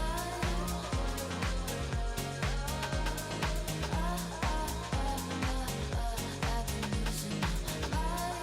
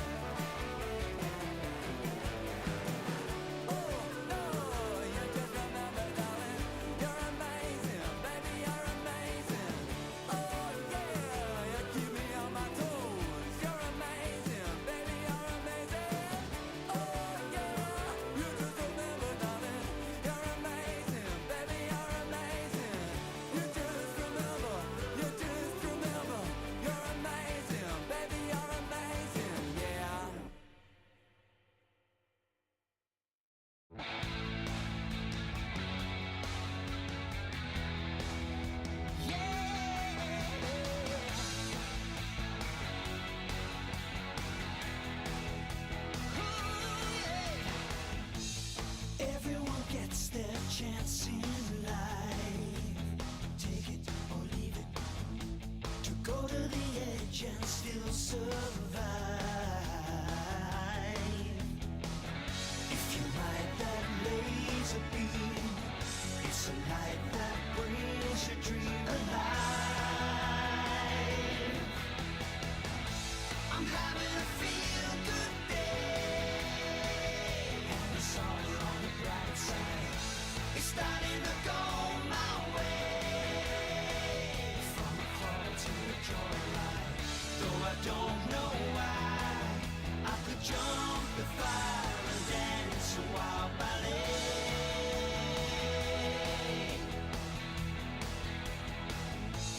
Cover the raindrops in your eyes. Seeing is believing. Let every heartbeat energize. Never mind that thundercloud. There's a time to shout aloud and cry.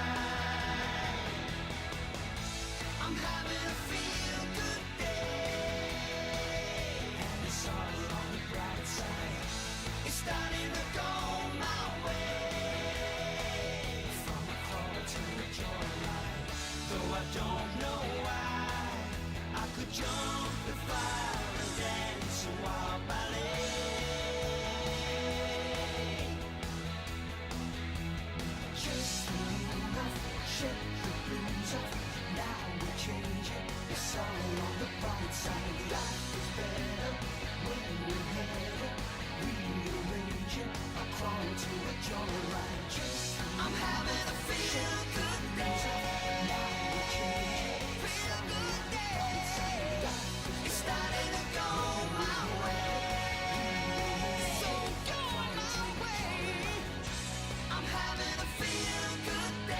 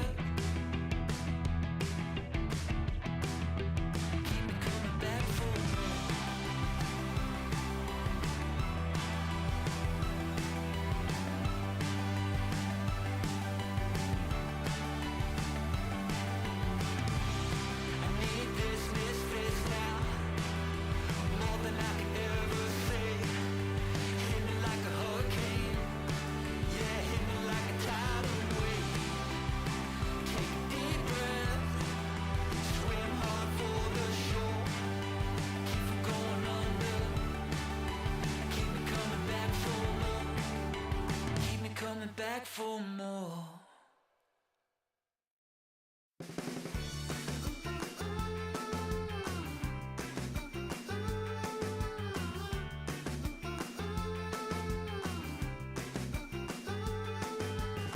I need your love every day. I think about you night and day. I want you, babe, I feel for you. I'm fine when I look at you. I need your love every day.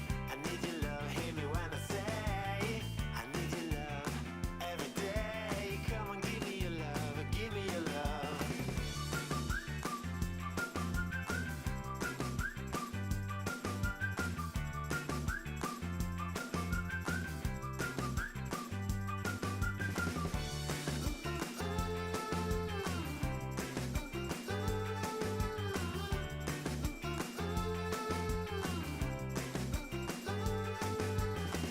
Baby, baby, when I'm here with you, you know I'm fine, you know I'm crazy about you. Oh, baby, you know that my love is true. You know I smile when I look at you. I need your love every day. I need your love, hear me when I say I need your love every day. Come on, give me your love, give me your love.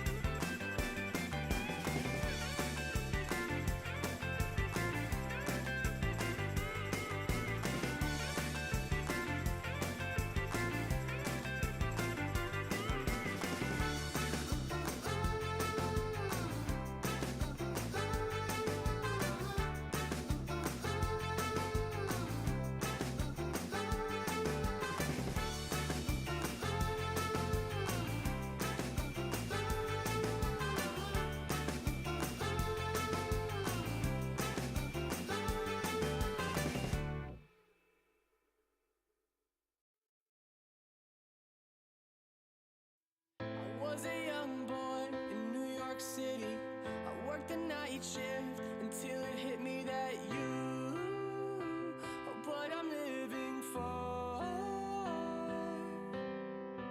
My father taught me for years to be a strong man, hold back my tears. My mother taught me love, and she told me I will fight for you. I will fight for you. I will fight for you. I will fight for you. I will fight for you. I will fight for you. I will fight for you. I will fight for you. Everything I do it all for you. I will fight for you. I will fight for you.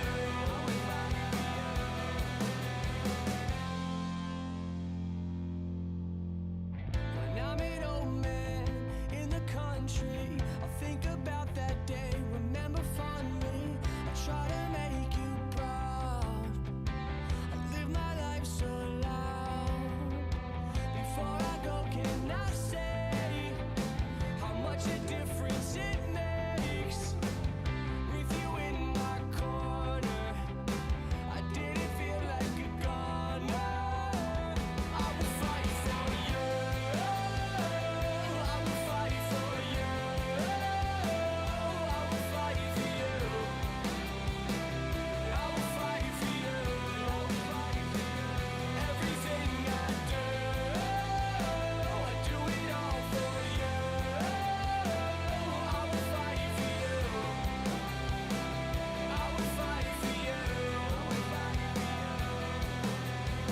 Just wanna let you know I love to watch you grow. Yeah, we're in this together. I've got your back forever. Just wanna let you know I love to watch you grow.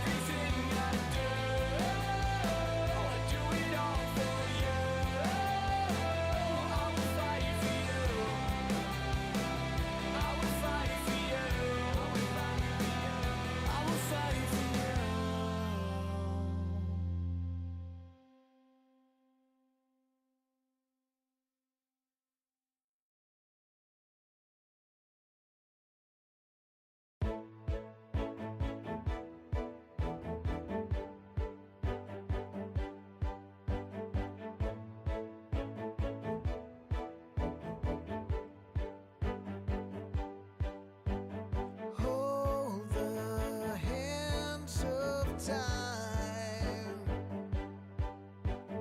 Promises will follow.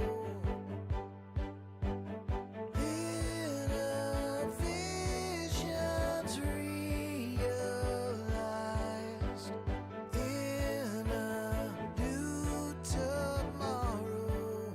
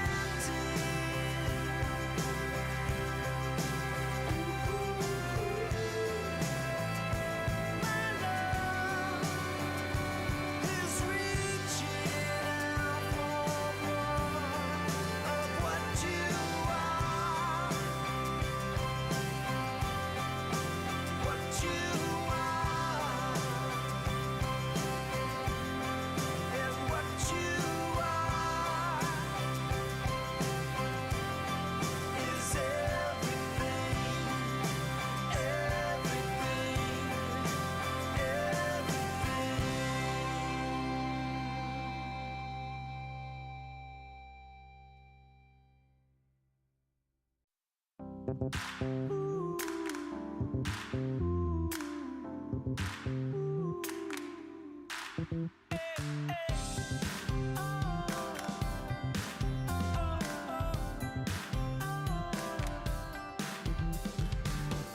on the world, let's begin. Now turn away, so much to defend. Let the sun come down, we'll start anew. Let the sun come down, break the world in two. Start it over, start it over, start it over. Time for a redo. Start it over, start it over, start it over. It's time for a redo.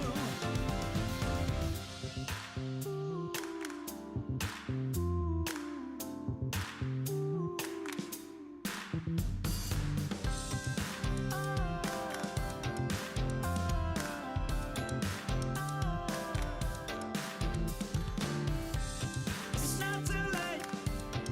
Get on board. Follow your face. Open the door. Take it all in. Hold your breath. Now let's begin.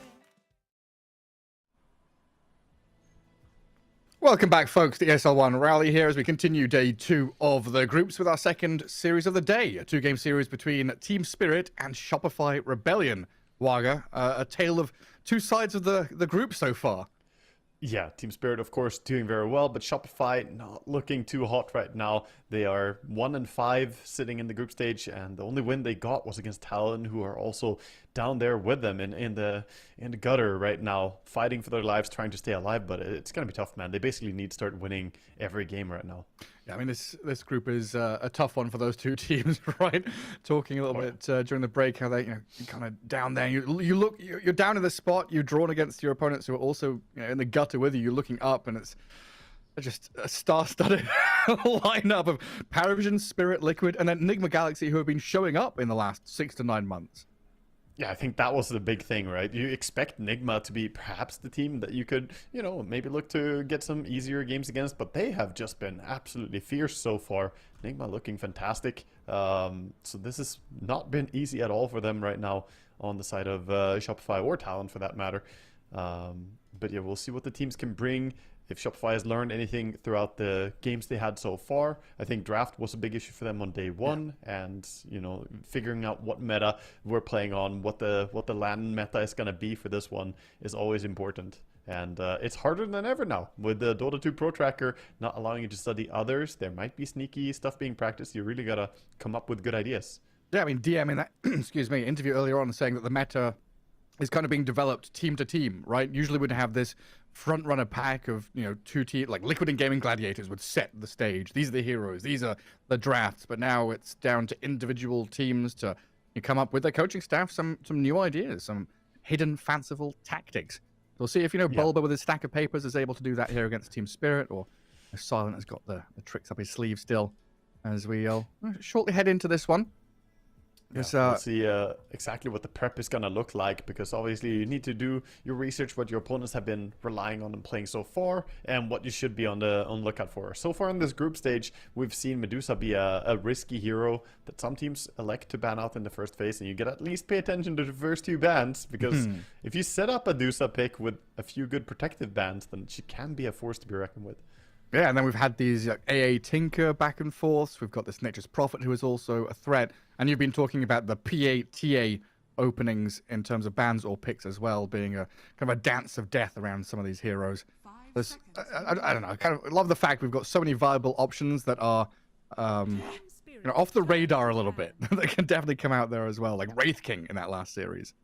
For me, yeah, anyway. And it was an opening Wraith King. They picked it the moment they saw Ancient Apparition, so that was very cool coming out from Paravision, getting to watch, the idea behind it and how they played it. Team Spirit and Shopify here. So far, Nature's Prophet, Tinker, and TA, Monkey, and Dusa are the bans. First pick is for Shopify Rebellion, so this is the last ban for Team Spirit. What do they not want to deal with? I like that they prioritize getting rid of the Tinker early. And Nature's Prophet, I think, is a must. Like, Tinker, I'm happy they banned. Nature's Prophet, I would be so shocked if we saw it get through. Yeah. Like, any game where he does get through, it feels like a mistake to not give him the respect. Yeah, like even against, you know, arguably the lesser team, Team Spirit not messing around, right? You could argue in qualifiers or different tournaments, you let the Nature's Prophet through to see if you can defeat it. But even here, it's a real statement of how strong that hero is. Yeah, I think it's wise to do it this way. Shopify with ban up, AA, and pick up on Coddle. Of course, this little Shopify flair. They enjoy playing that keep it light. Not really a first pick for a lot of teams. No. A lot of teams don't pick it at all. No, we've seen a little bit of, like Kotl Medusa and, back in the day, Kotl Bristleback or Kotl Ember Spirit, right? But here, maybe Kotl Storm is something that Shopify have picked up a couple of times. That Mana Battery always going to be useful, but we'll see what direction they go. Yeah, I'm hesitant so far, and this is also where I feel that Shopify, DM said that we have different teams finding their own meta. Shopify did just play the Coddle against Talon. They did lose that game, but not necessarily down to the Coddle alone. They played Storm combo with it then, picked it as the second pick. So might be on their mind to try and do the same thing. I'm sure that that's what they're sitting and deliberating over here, Miposhka and the boys as well. Surely they are not gonna be caught sleeping by Coddle opening. Yeah, it's like, do we pick PA straight up? Do we want some kind of flexible hero to go later into the draft? Do we want a Beastmaster now? I think that's kind of what this vibe is hinging on, right? Kotl doesn't feel like a directive hero. It feels kind of flimsy, a little open. And Team Spirit say, no, screw all those other heroes. We go Silencer as our first pick. I think this is preempting the idea of Shopify. They want to do Coddle Storm. Okay, Silencer counters that. This is similar to how Team Spirit addressed the first pick Medusa by first picking ET into it. They quickly do one pick to just say, okay, your idea seems to be this. We're going to block it. And that's so cool to see coming out from just one hero revealed. They're already digging into like, okay, and this is the thought process. We'll break it apart. Yeah, like identifying the key element there, right? This Kotl is the key element. Identify what he's strong at. It's not just the Storm Spirit, but also, we may not see these older school options I mentioned, but if there was a Bristleback or an Ember, Silencer also stops Kotl from making them super strong as well. Yeah. I have such massive respect for Team Spirit and their ability to look at drafts that way. I mean, here, it's not the hardest thing ever, right? It's recently played by Shopify, and it's just them doing their homework. But still, Miposhka has a very unique way of looking at the game. I truly think draft-wise, he's one of the great minds in Dota. A lot of people talk about, like, legendary captains. They think, like, oh, Puppy Kuroki get a lot of praise. But Miposhka, for me, is, like, absolutely insane at drafting.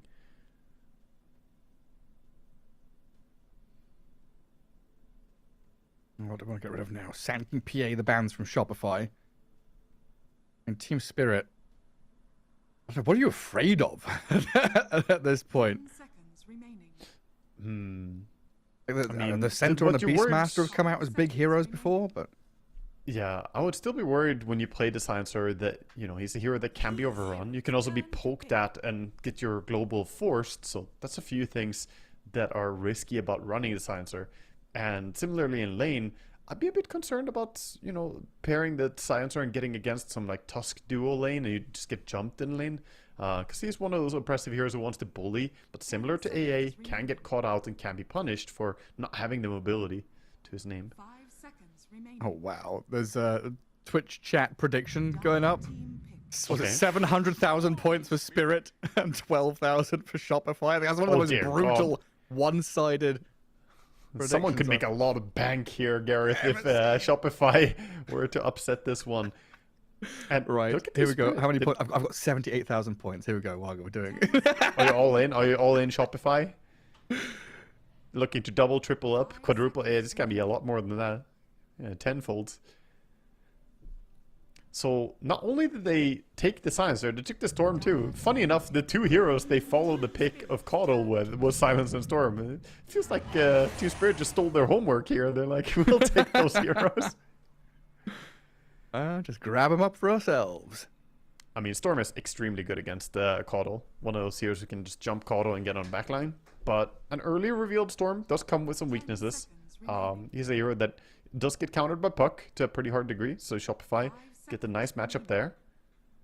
And while Jakiro and Caudle are not great at catching the Storm, if Puck gets the catch, then they can follow up with a lot of different abilities into that.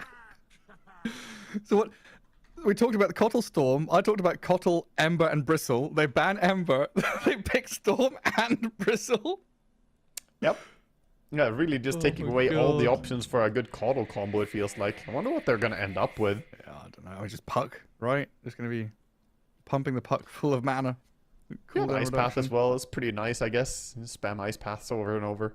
But surely you want some other hero that you can really, you know, play around a bit more actively. Oh, Terrorblade now. So you've, again, building these matchups, right? Terrorblade into the Bristleback, Puck into the Storm Spirit.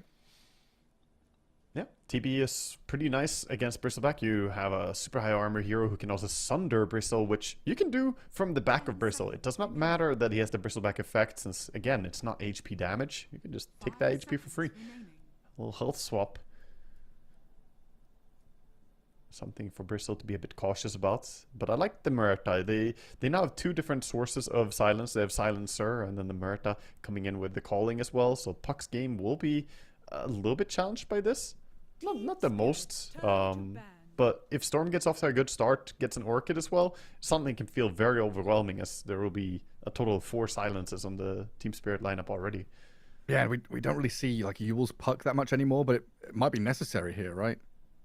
You never feel good going down that route. You want to go Witchblade into Blink. If you have to make the detour of Yule Scepter, it feels like you miss your power curve and you end up just being too low damage. Even if you stay alive, you might not kill the heroes that you need to bring down. It's like you're automatically playing for super late game then at that point. Yeah, it's like a necessity, but a necessary evil in a way to go Yule Scepter. Yeah. Well, last round of bans into that last couple of picks. Beastmaster and Tide gone, so it looks like vying for control over the offlane pool.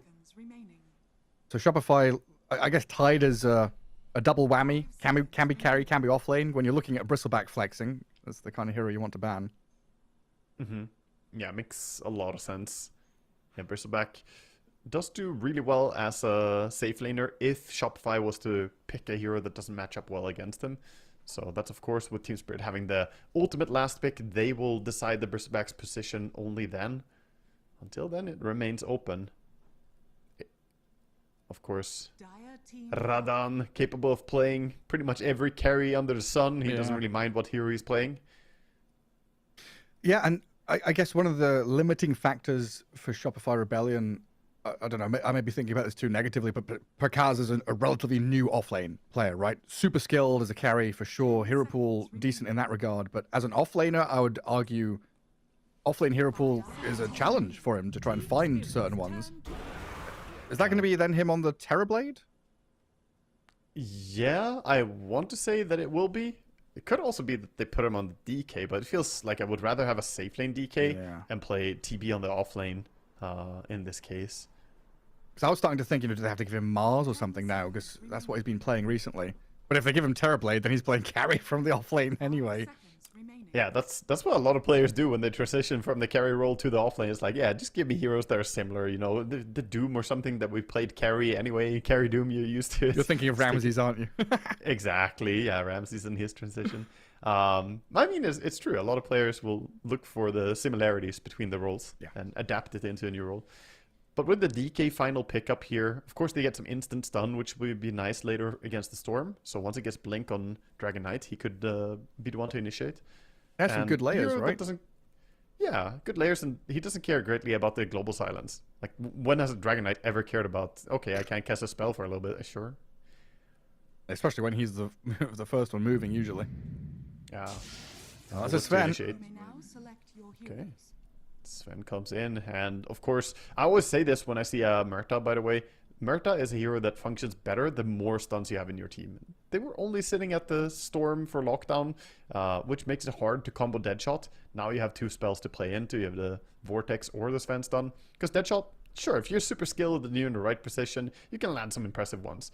but you want to keep it simple, man. You really do. Lead with a stun, follow up with a stun, and that's how you get the kills on Terrorblade. It's not going to be by fancy footwork, you know, it's going to be by solid combinations if you want to kill him before Sunder. Putting all those pieces together. So what, it's Muerta Bristleback against, what, a Dragon Knight Jakiro, right? Because it's a Kotl Terrorblade down bottom. Mm-hmm. Oh, Kotl TB was an old combo as well, right? You can like reduce Metamorphosis by, it's like, I did the maths at one point, it was like 35% or something. If you effectively spam it the entire way, yeah, you get meta off a lot faster. Almost more impactful is that you get a lot more illusions out. The Conjuring image going down allows you to have greater control on the map. More illusions everywhere is just, you know, more farm for TB. So ultimately a pretty decent combination, but we'll see how it works. Shopify with the Kotl and Jakiro, it doesn't really inspire confidence that much to me. The two heroes are very, very backliney. I think there's so much weight on Yopaj and Timado here in this game. They are the go heroes. But the Puck should have a good time, right? In a lane against Storm Spirit, in a game against Storm Spirit. Yep. Should be all right in I that think, regard. Yopaj definitely got a game set up for himself here. We could shine. Mid game comes around though, and that silencer with global silence at the right timing could mess up his game, not allowing him to orb away. Calling can be a bit annoying, yeah. Yeah, there's a few abilities he has to dance around, but mid matchup is good, and he has a counter to the Storm. They can lock him down, but it all comes down to execution at this point. I think draft-wise, not really a massive advantage one way or another, though. I think Team Spirit's draft is where I would rather put my money, but Shopify have a very playable draft. Yeah, I agree. I think, I don't know, I might be wrong about this. I feel like there is this glaring weakness looking at these drafts. That last pick from Team Spirit, trying to find a carry that like doesn't get done in by reflection, you know, the Terrorblade's not going to screw him over, was nice, but now having multiple heroes that can go and farm stacks in Ancients, if laning stage goes well for Shopify and Team Spirit get kind of, you know, put under the boot a bit, they can just go stack and farm, and it doesn't feel like, you know, Jakiro, Kotl, Terrorblade are going to be ganking or contesting the stacks, right? So there's that safety net that Team Spirit has, which I don't think Shopify has. Yeah, interestingly, Collapse is going for the Seeing Red facet, so it's probably the Red only... Bristle. Yeah, it's Red Bristle coming out, so we might see the Aghanim Scepter build then. It's pretty much always the case when you see red. It means he's not going to go for the pipe, most likely. Not just the survivability goo bristle.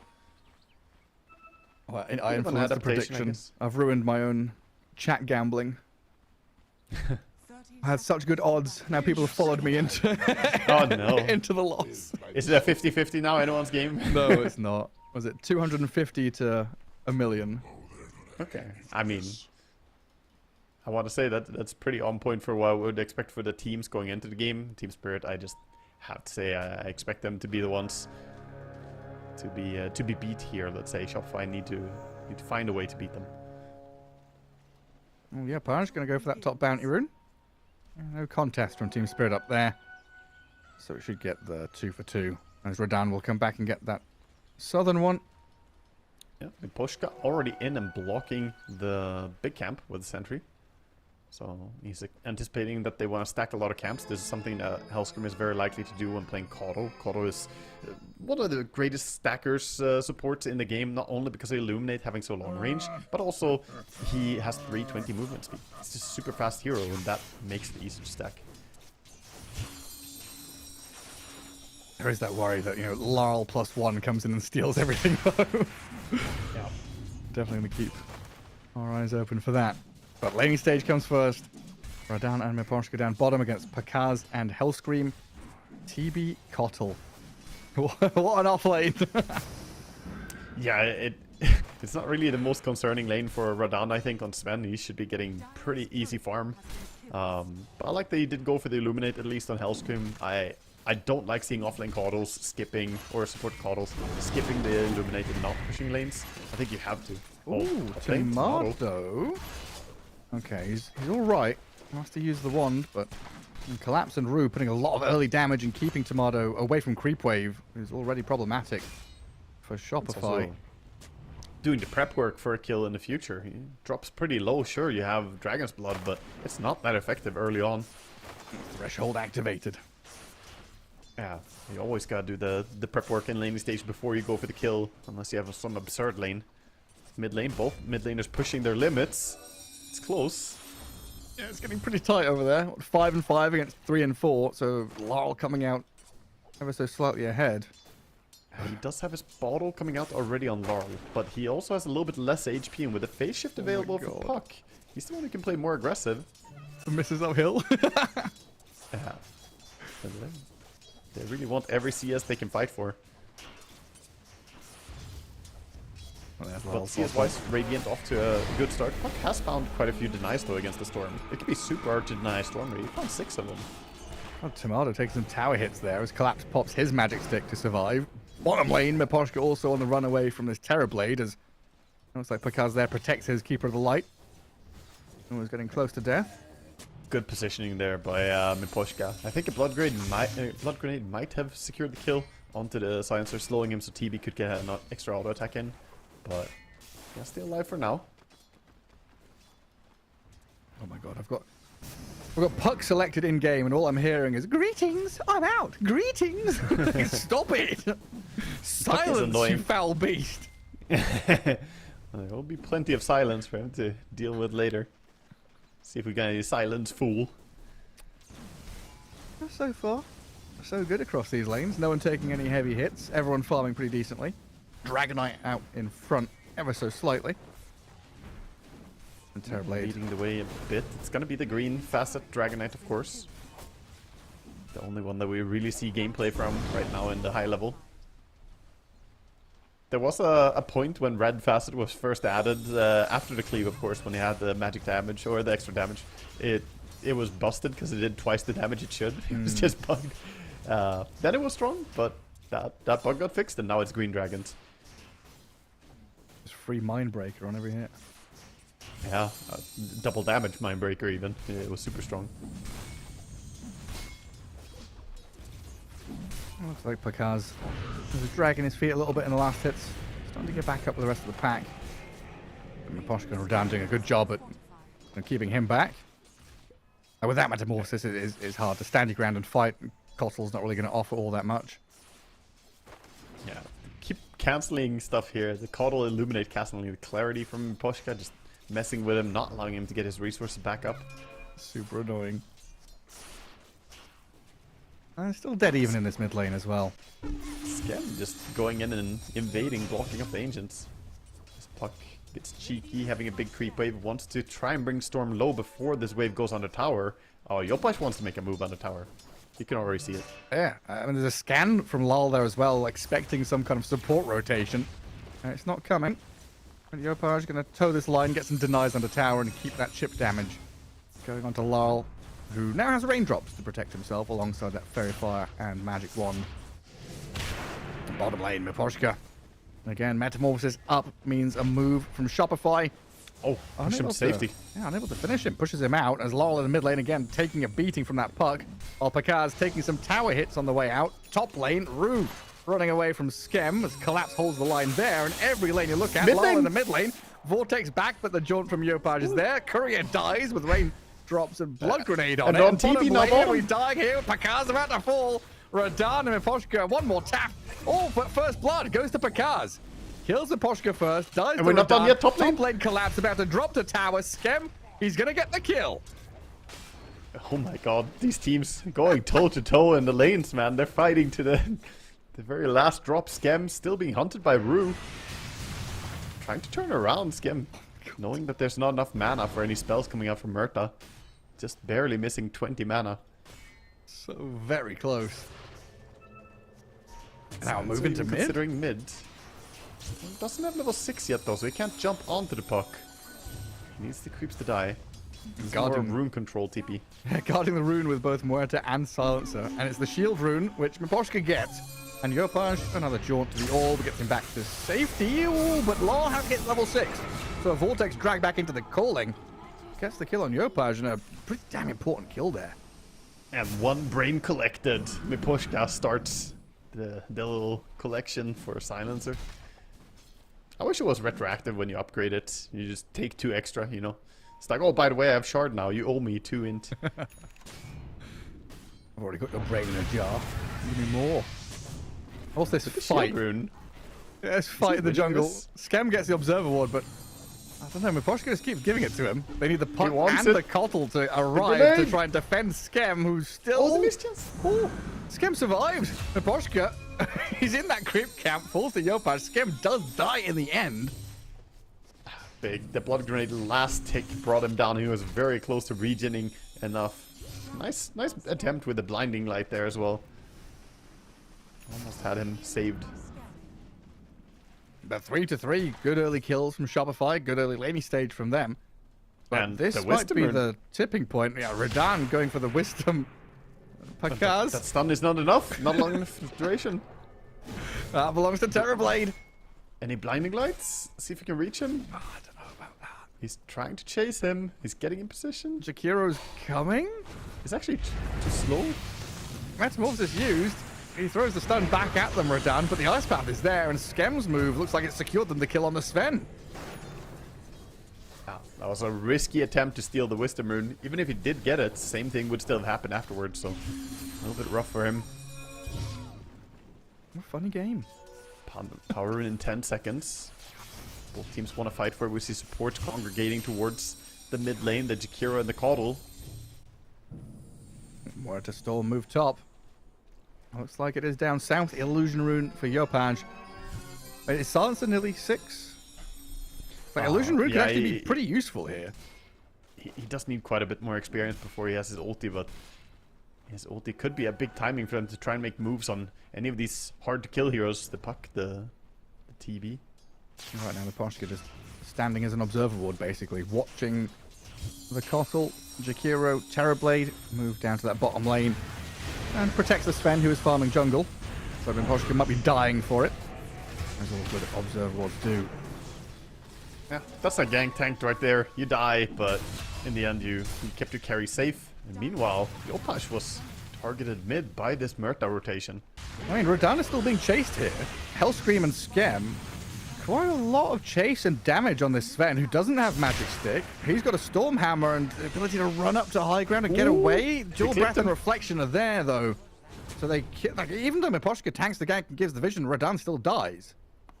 Is that a bit uncharacteristic from Radan? Like, getting picked off after he saw the 3 heroes killing his support on his tower, he decided to stick around, farm the entire Ancient camp?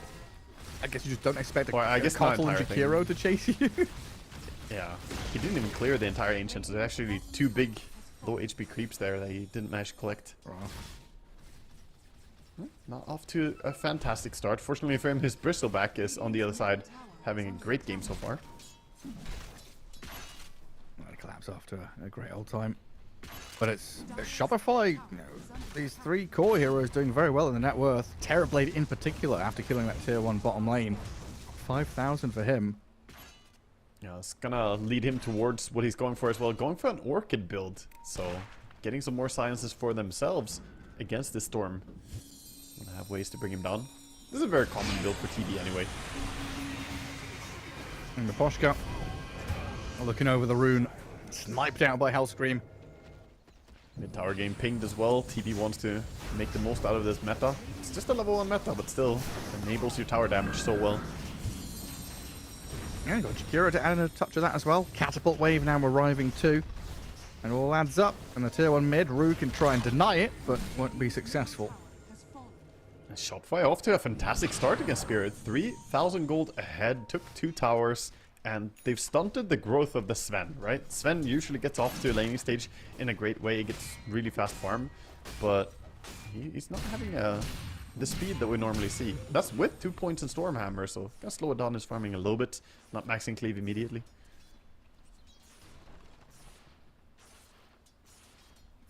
So what's the plan for Spirit then? How do they recuperate? Playing around Bristleback, I guess? It's all around Storm, really. Like, activate the Storm probably towards the Bristleback lane. They need to look for a tower that they can take as well. And Storm right now says that he wants his Kaya, so while farming up jungle. It's a Soul Ring build as well. I haven't seen too many Soul Rings lately on Storms. Every bit of mana you can get. Bit of mana burst, yeah. That's what you gotta do when you don't have Coddle in your team. Level the playing field. Here comes the recall place. It starts We saw this last time from Shopify Rebellion, how fast they could play with recall. Straight across the map. Skem pushes a wave. Kind of drew the attention of that trio of heroes. You know, Miposhka and Rue really chained to this Storm Spirit. I want to play with him, but for now just farming away. And that leaves this left side of the map completely open. Dire scan, it turned red. They've not really connected onto a meaningful hero, so instead they switch back towards mid where they see Rue's Muerta. Hellscream and Pakaz leading out. Not the best initiation heroes, but I'll catch up to the Muerta nonetheless. Puck going to jaunt across this orb. A bit of time expended though as Pierce the Veil is used, delaying the inevitable, while Skem on the back end globaled and killed by Laurel Storm Spirit, while Rue is actually still alive. The inevitable doesn't come. Yeah, the 8 seconds of ghosting there, he just ends up walking out. I thought he would maybe find a chance to TP out, but they got confused there for a little bit. They could have stayed on him in a better way and maybe gotten the kill, but when Storm killed off the backliner, chaos kind of started in their team, and I think they lost track of how they wanted to take that fight. I'm so confused. I mean, you have 4 heroes against 2, and you end up not killing. Of course, Global Silence was there, so technically, you know, 2.5 heroes, let's call it. But you should not be losing that fight. No, you lose a hero and get nothing in return. And in the meantime, you know, Collapse and Radahn farming up an absolute storm. Recovering quite nicely, coming out of that poor laning stage. Yeah, curious item build from Collapse, going for the Seeing Red Facet and then going for Blade Mail into what seems like Lotus' second item. So, not really rushing the Aghanim Scepter. It is probably gonna come eventually, but he has a Sanjiasha queued up after his Lotus, so different idea. Oh. Right, Vortex into Calling. Yeah, Puck didn't get any spells off. Was that with Vision? I think he was making his way up the high ground. They had a ward down here. Miposhka dropped as well earlier. Oh, great pickoff. And Yopaj, he said he's kind of got some heavy lifting to do in this game. He's had a decent time until these couple of deaths in a row. The top tower does die, though, to Timada's Dragon Knight. And Wisdom about to come back up as well gives them prime positioning here to go and steal it away. Lal's going to do the same thing on the other side, though. So Wisdom gets traded. They're hanging around looking for maybe finding someone. Of course, only 40 seconds until the Tormentor is spawning. I think Dire are in a better shape to take the Tormentor fight. TB meta could be very hard to fight into. Sven not really ready. He does have the Mask of Madness and Echo Saber, but really wants Blink Dagger before he can have easy fights. They're going through the gate now, so Dire looking to set up for the Tormentor. Meanwhile, Storm and Silencer to go on the puck. Oh, yeah, Yopaj. Oh, it's pretty speedy, but lol, mana pool. He doesn't want to expend it all. Needs some to defensively zip away, so Yopaj with that haste rune will get out while the Dragon Knight arrives in here to get on top of Miposhka. Yeah, and Dragon Knight's very, very hard to deal with right now with Mage Slayer and Blink Dagger. He's probably the toughest hero to fight into on the entire field right now. Well, Radahn comes to finish off the ancient camp he started like 7 minutes ago or something. Still there. It's kind of good news. It means the enemy were never farming that ancient camp, you know. Feels good. Yeah, it's all there for me. All my hard work. But here's that move from Shopify into the Tormentor. Hero even gets recalled over, making sure that he doesn't randomly die on mid lane, you know. They don't even really need him for the Tormentor, but they're gonna smoke up immediately afterwards. Collapse. Need to reveal the smoke. He's kind of hanging around, but I think too much. Yeah, a little bit. That jump in front of him. A blink stun from DK. He's got Blade Mail up, but there's a lot of damage coming, especially with Yopaj unleashing it onto him. And a quick TP mid here from the Puck. Looks like they're going to try and shift gear and keep this momentum going. A Tormentor take into a kill on a core. Getting a bonus one here onto Rue, potentially. Yeah, with the coil, Yopaj expends it. Forces that ulti out of Muerta for the TP out. And the weakness of Shopify's draft is that, you know, lack of stuns. Yeah, they really can't kill this Rue Muerta. Twice now he has escaped dangerous situations, but Sven on top. Done. He thought he had a solo kill on Scam, and all of a sudden there's 4 heroes appearing out of the woodwork. Now Miposhka taken down. Lol's jumped in. Wants this Jakiro to die. He'll get the kill, but now what? There we go. He's got a Soul Ring. He's got a Soul Ring TP. I thought he was running low on mana, but he's got the resources to skip away. Very costly though. All this losing both your Sven and your silencer. Map control still in a very good position for Shopify. This is their game right now. 4k gold ahead is not a massive lead, but they are punishing any move that they see from Spirit.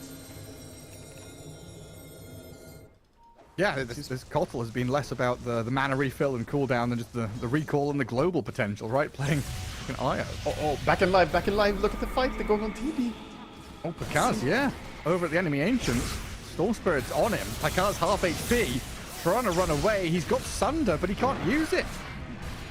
Oh, that was close. They kited him really well. Storm stepping far away to make sure that he doesn't get Sunder targets. And gets slowly brought down. That's the problem with going for this Orchid first. You don't really have Manta Style or some random saving. It's going to be his next item. He's queued up the Manta, wants to get a way to deal with all this control. That's the thing, right? Shopify, they take their foot off the pedal for even a moment, right? Let off that bit of pressure. Team Spirit, they bite back. Now, though, that coil traded out for the global silence. In comes Radan with that Storm Spirit, and Yopaj pays the dearest price possible. Tomato, though, with Scam onto Sven. Blow him up. Radan down. Jakiro chased out by Collapse. Terrorblade has respawned and come back into this. With the Orchid on the Storm Spirit, they're focusing Laurel down. Hellscream's gone on the right, but it's a Storm Spirit kill that's bigger here for Shopify. But look at Rue and Collapse go! They shred through the TB. Dragonite and Jakiro now kind of stranded in an awkward spot. Tomato's going to find a way out through the trees. Skem trying to trade out his life for Rue. Pakaz picks up the double kill with the illusion. And an absolute bloodbath in his top lane. Team Spirit with a great bounce back there immediately with the global silence going in and punishing the initial move to get the puck kill. But a little bit of tunnel vision for the TB later in the fight as we saw him get the kill with the Orchid on the Storm.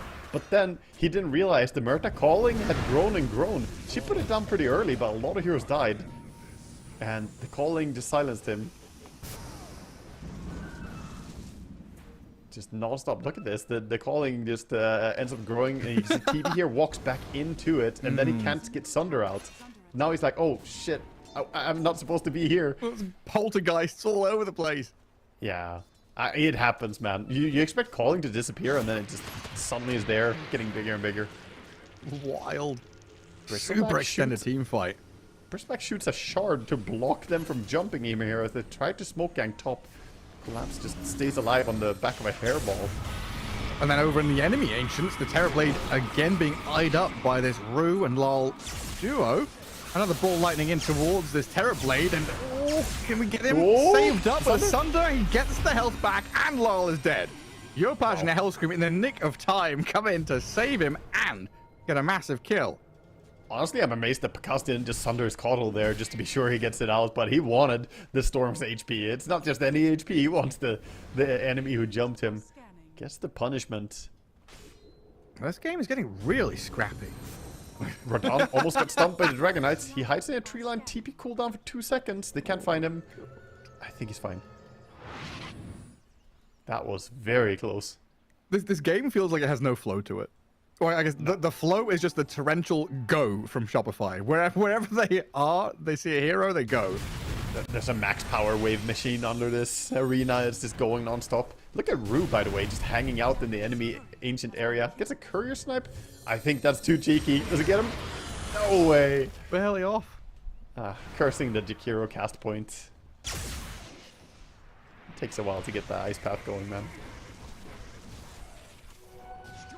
And again, Shopify 5-man group up, play this aggressive ball into the Radiant enemy side of the map.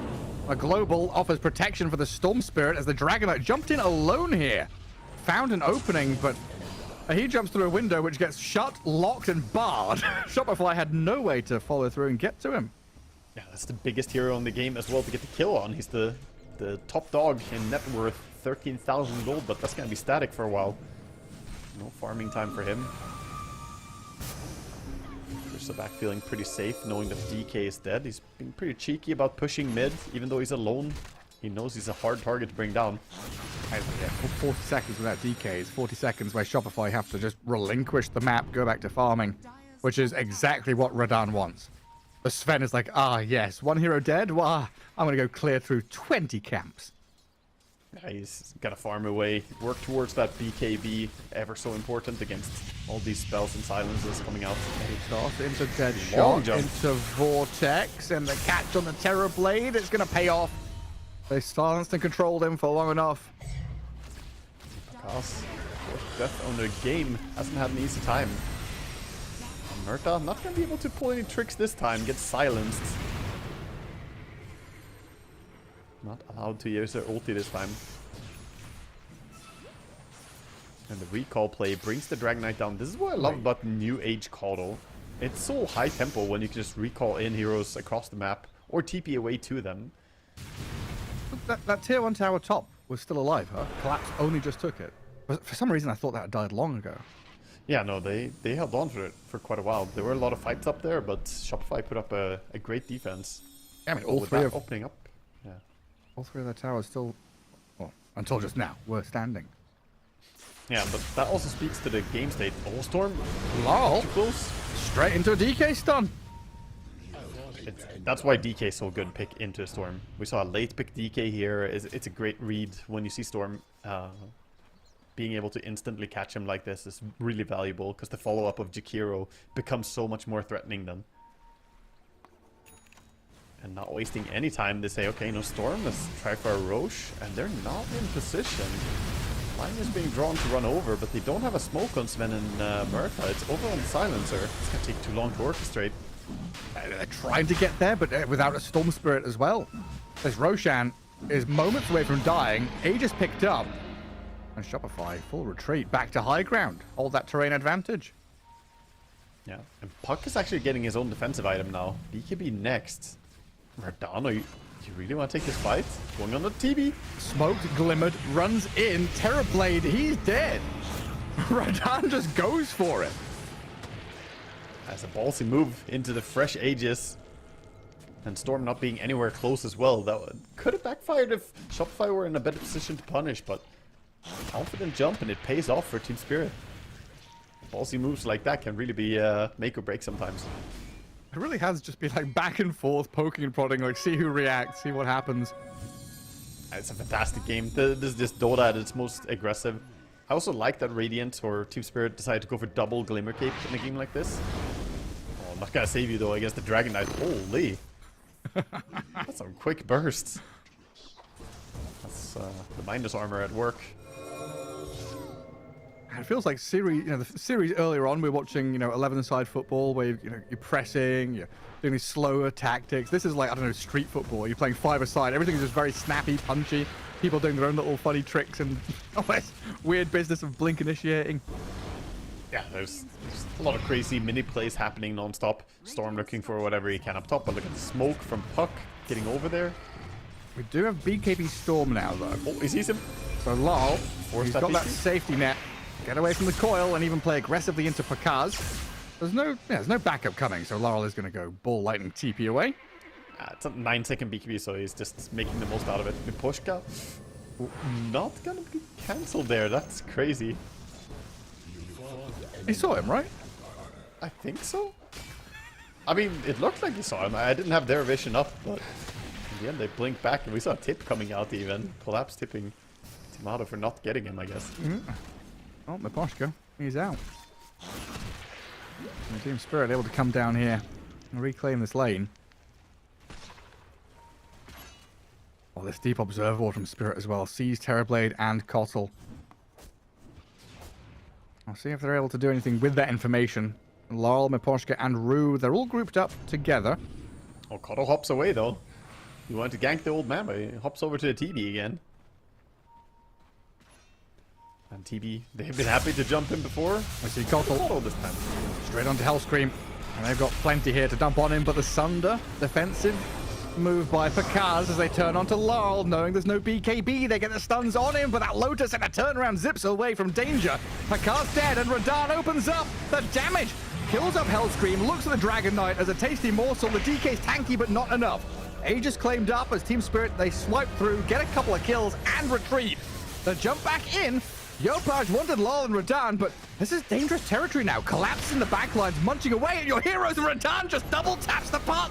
Dragonite now alone with no ulti, and the tips are flowing. Team Spirit didn't lose a bloody hero. They're all on 10 HP. How the hell did they clean that fight don't out? know. That was amazing. The kiting. Laurel, I thought for sure would die with a BKB not getting off there. But some saves coming in. The glimmer barriers coming in, protecting him. And they barely keep him alive and start the kiting. Nobody wanted to deal with the bristleback as well. And you saw him just go to town. Over time, slowly getting stronger. And this here was a big moment. The Sunder to save. Yeah, it's nice if it's just a little skirmish. But now you don't have Sunder as a Terrorblade.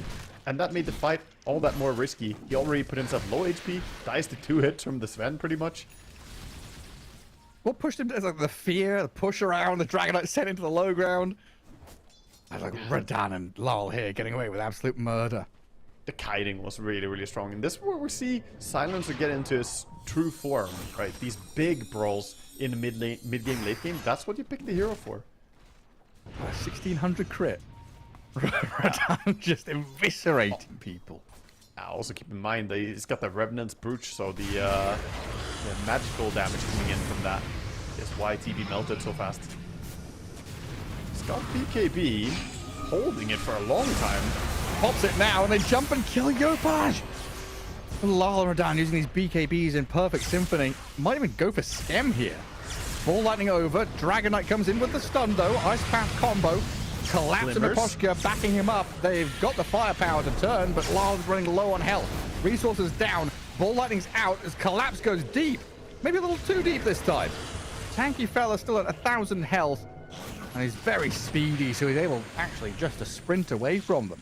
Sanjiasha, he's running at 518 movement speed. He cannot keep up. And now a ball back in, just this back and forth guerrilla warfare from Team Spirit. Not showing themselves, coming out of the fog, surprising their enemies, jumping on this DK. But Tomato, tanky, strong with a Sunder save, kills off Lowell and Collapse. Dragonite really showing his worth now. Feared back by the dead shot, but Skem from the high ground. Pakaz with a triple kill. And Shopify Rebellion, a punchback after some despair moments. Yeah, we saw Sven as well sitting around the tree line. I thought he would jump. He's gonna jump on the Puck, and Puck is just dead. What? The glass cannon from Nemesis Curse, glassifying, getting some big damage. I did not think he was gonna insta-kill the Puck, and Puck probably didn't expect it either. He had several buttons he could have lived with, but just did not expect the damage. Incredible. Didn't BKB, didn't phase shift it. Just a quick blink behind him. One hammer and I'm die. Oh. Important that you blink right on top of the Puck. If you blink anywhere like 200 range away, he's gonna have time to react. But right on top of him, that stun is pretty quick then. Shopify's still playing the map though. Yeah, they are. Going for the tower. Got the Shadow Blade on Dragonite as well, so looking to build a solution to this Dragonite. Silver Edge in his quick buy. Still out in force. This is just a bloodbath. I have no clue which team is gonna win, Gareth. This is lovely. This Dota is just gonna come down to like who ends up getting the more important fight, where you get Roche, you get some big objectives afterwards. And Roche could spawn in 1 minute 15, so the next few fights here are going to be more impactful. I'm so glad we have replays, because without them, I don't know. I'm watching and casting what's happening. I don't know what's happening. It's tough. It's so much different focus points, right? Because they know if they single target onto one hero, there might be Sunder saves, there could be, you know, a lot of things stopping that. So the players intentionally are making this scrappier. They're going on multiple targets. They're, you know, turning these fights into actual just bloodbaths. So they get themselves the Tormentor. Shard over to the Puck. Always a fantastic item to get. Terrorblade nearly at that Skadi as well. So another way to deal with the Sven and Bristleback. Yeah, and not getting bursted, importantly. TB's story has been that he has kind of just died 100-0 a few times. He's doing great this game, don't get me wrong, because he's actually playing a very, very strong game, but he has, you know, been killable, too mortal for a Terrorblade's taste. Yeah, like usually you have this progression of get levels, get skills, get items, game gets, like, you know, there's one or two heroes where their game gets easier. In this game, it feels like everyone has a hard game. There's so many, like, knife's edge moments to kind of walk across. Yeah, I mean, the top farmer is right now Radan on Sven, but if you ask him, is this a clean game? He's gonna be like, no, I've been fighting for my life out here, you know? Everyone is being pushed. That's the great story of the game we're watching unfold. Everyone has really had ups and downs. Oh, the smoke breaks. Gonna jump. Don't get caught by a storm. Dragon Knight's coming. Tomato finds the opening. Do they have the Nice follow tap. through now with the global silence as cover? They get Lol out of there. Ruin Miposhka on the run. Collapse hold to the line. Almost by Shopify, but not quite. I was very, very close to getting the burst on him. Resources expended though. You survived a gank. Global silence had to be used to protect him, but well, worth it of course. Now with DK ulti half the way through its timing, there's going to be a window where Radiant can play. They know Roche could be up any moment, and with DK ulti down, I think they want to make something happen. Already smoking up. Yeah, they've got that deep vision on the far right of this bottom lane. Shopify with the Dragon Knight. ward next to the DK, which allows him to blink away. Lol shows his face. Bristleback TPing right into the midst of the Terrorblade and the illusions.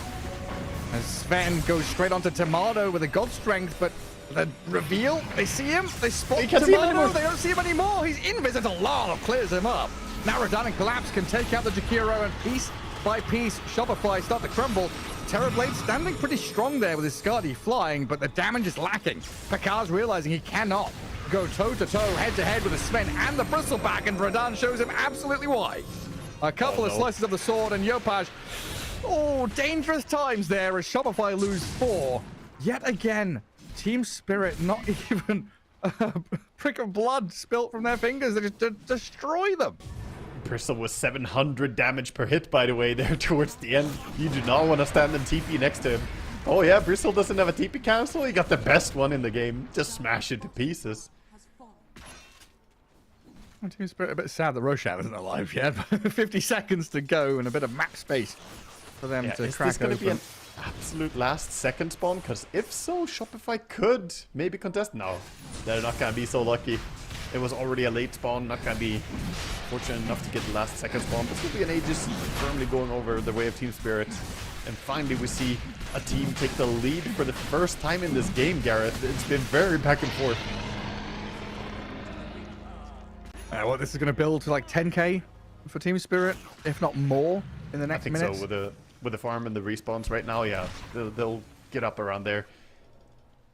Right, double damage on top as well. Yeah, and Parasma delivered. Oh, okay. Sven is getting massive, by the way. He finished the Swiftblink before that fight. He has level 25. He's got the Satanic in a few seconds as well. Radan just here to absolutely destroy people. And with the extra stun duration on his Stormbolt, I love that choice in this game. You don't need more damage. You need lockdown. 2.6 seconds is plenty. And the way Sven's Vanquisher works anyway, 30% more damage to stun targets, it ends up being the better damage ability. Especially against a Puck who has already suffered. Hello, Lowell. Whoa! Where are you going? Long zip. Straight over the top of Collapse, and Radan, oh, he's just found a scam. Twin-headed dragon down. You know it's a bad time when you die in 3 hits with Sven not clicking ulti. That doesn't work out in your favor. No. A little bit painful. Radiant are scanning. Timings they're looking for right now. The Puck decided to go for a Shiva, trying to get some more magic damage. Oh, they lost Hellscream. He did get the ulti treatment. It's a one hit. Yeah, pretty much. Absolutely disappear. Of course, he has the harpoon, so double quick hit comes in. I guess it is double tapped.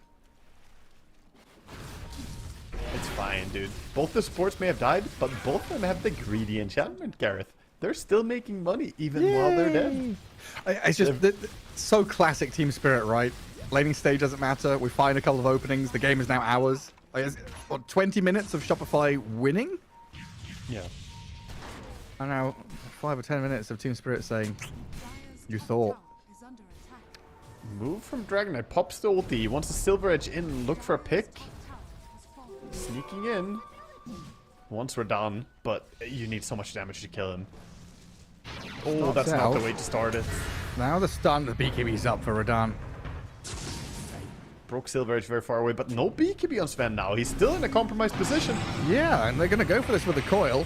Rue pops the ulti. In comes Terrorblade, but they've got the global coverage. Sven's going to back up, and the calling's placed, making the approach awkward for Shopify. They've also got Larl and Collapse now arriving to bolster this defense. The Glimmer Capes are doing a lot. It's kind of hard to track everything that's going on, but the constant Glimmers, they have to work so much on putting down sentries anytime they want to go on someone. Is that a Titanic Pyrrhic coat for Collapse? Was it? He's a large boy. Yeah, he's got it. Status resistance with the Sanjasha. Look how Larl goes. Radan pops his ulti. They see two next to each other. Okay. Yeah, these things will happen. You just melt if you end up next to each other, and sooner or later we're gonna have that Aghanim Scepter on Storm too, and he will be able to set up Sven for these things. 5k damage. Storm had 82 damage. He was there. Textbook Sven double kill, isn't it? Yeah. I mean, Radan just showing us how Sven works, man. Even though he had a shutdown early game, he's still just the king of the late game here. I wasn't sure how well he was going to do against Dragon Knight and TB, but I forgot that Brooch is a thing. You do a bunch of magic damage. You know, it's not all physical. It's been such a good rebuild of the item. Going from like an item 2 heroes buy occasionally to now being viable on pretty much anyone. I don't like it, Gareth. I don't like it. I thought the other one was cool, niche, nuanced. This one is just boring. We see it on every carry. Yeah. I guess I like it being picked more than being picked less. Same argument like Helmet Dominator, I guess, for me. The Harpoon got too close. Storm doesn't have BKB, but he has Aegis. You don't want to go on him with 30 seconds on that timer. And that's Coil on cooldown. So now again, Team Spirit can keep taking more and more, play aggressive. No Coil, no Jakiro, no bot lane. And top is pushed all the way in, I guess thanks to TB and DK shoving that wave. But Team Spirit not too worried about it. They are in prime position here to cut 2 waves and play mid.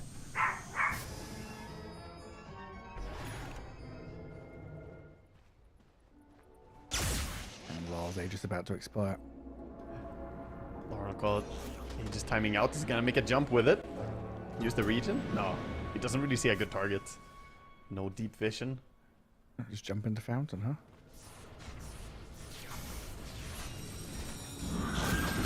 It feels like so long ago, the 6 null Storm Spirit business. Yeah, the infinite mana cost reduction. That was too silly. Right now, very, very difficult for Shopify. We had this brawly game where non-stop trading blows, but it stabilized. Sven has taken control of the game by a few really big one-team fights and just said, no, you can't fight us like that. And he's got Butterfly now. Nobody wants to have to deal with evasion on a Sven. Like, why do you have evasion?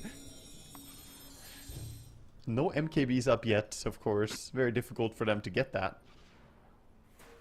He has evasion because it makes him unkillable. Yeah, it's not bad. It's just, you know, the poor Dragon Knight and TV, they don't have a chance to get MKB right now. That's what he realized.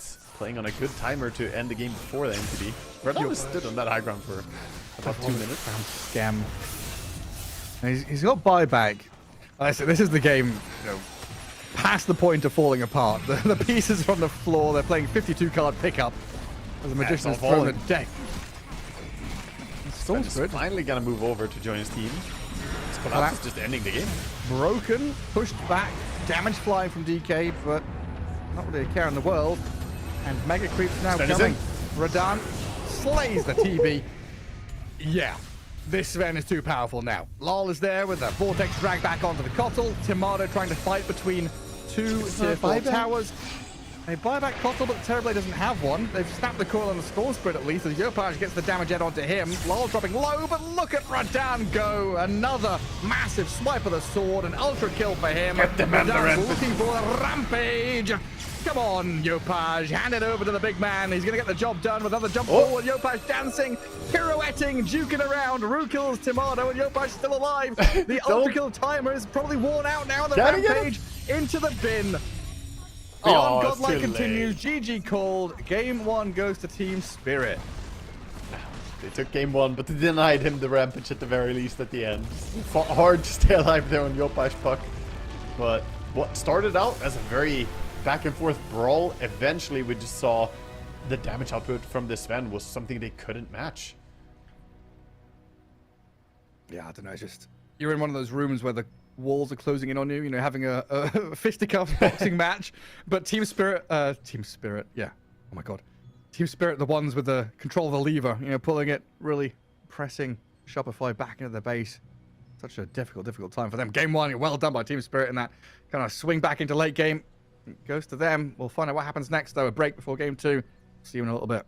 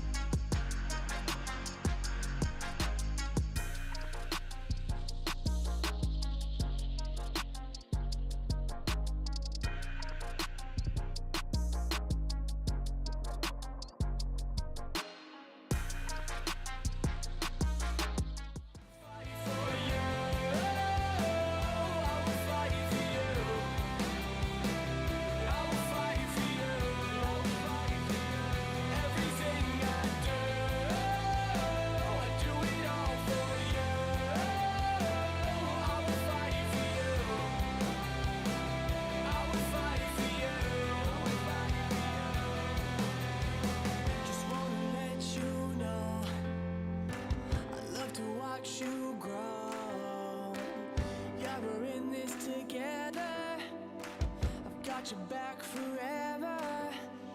Just wanna let you know, I love to watch you grow. Yeah, we're in this together. Got your back forever. I will fight for you. I will fight for you. I will fight for you. I will fight for you. Everything I do,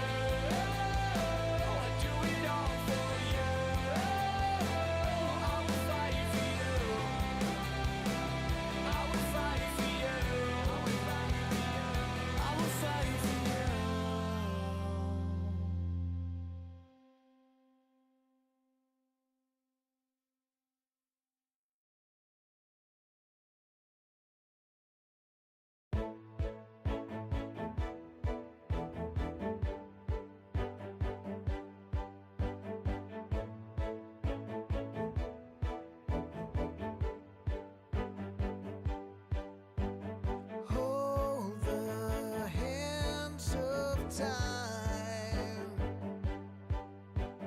Promises will follow.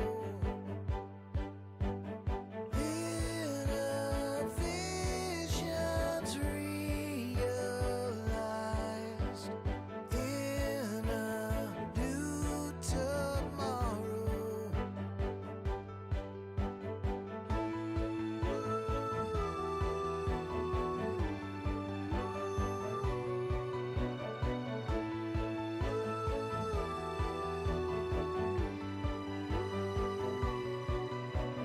Running with the rising sun, a new tomorrow. Step beyond how far we've come, a new tomorrow. Looking up, we rise as one, a new tomorrow's here.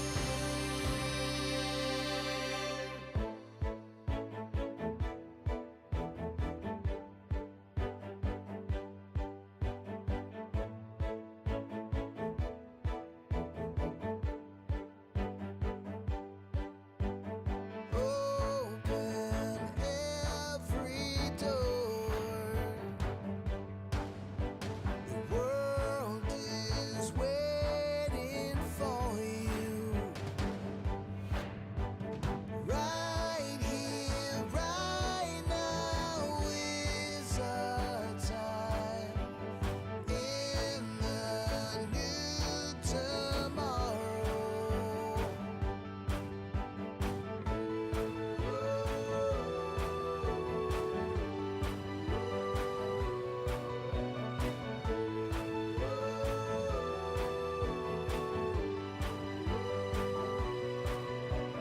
Running with the rising sun, a new tomorrow. Step beyond how far we've come, a new tomorrow. Looking up, we rise as one, a new tomorrow's here.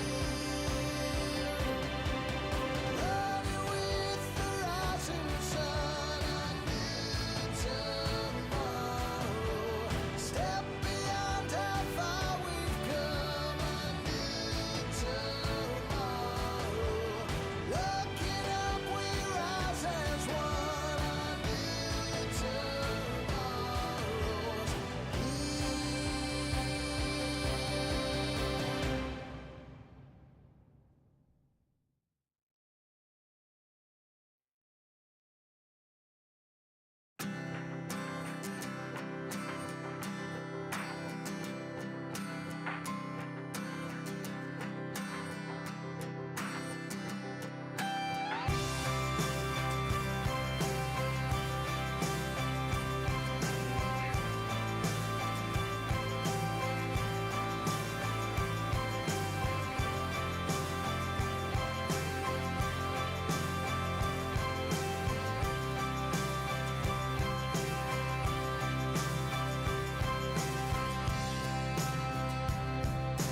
Plain as the stars at night,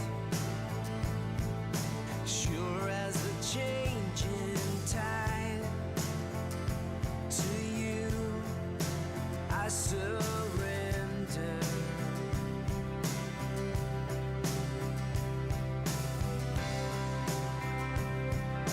Just as the sun will rise and time keeps on ticking by. To you, I surrender.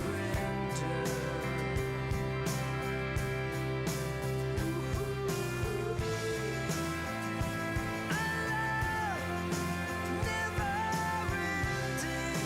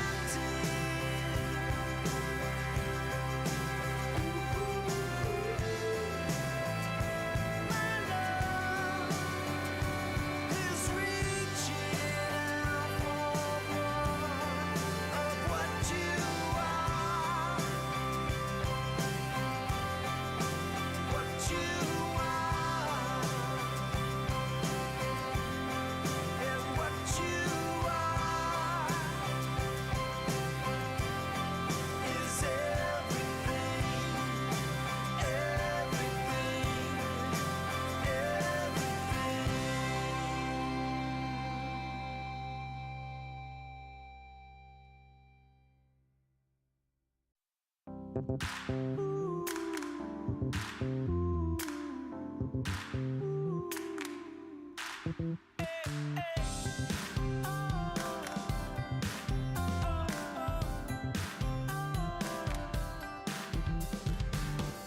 on the world, let's begin. Now turn away, so much to defend. Let the sun come down, we'll start anew. Let the sun come down, break the world in two. Start it over, start it over, start it over. Time for a redo. Start it over, start it over, start it over. It's time for a redo.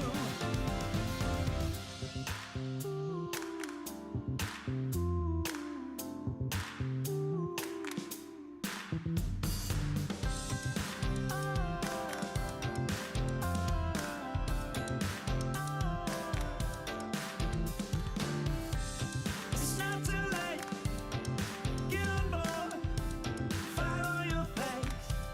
Open the door. Take it all in. Hold your breath.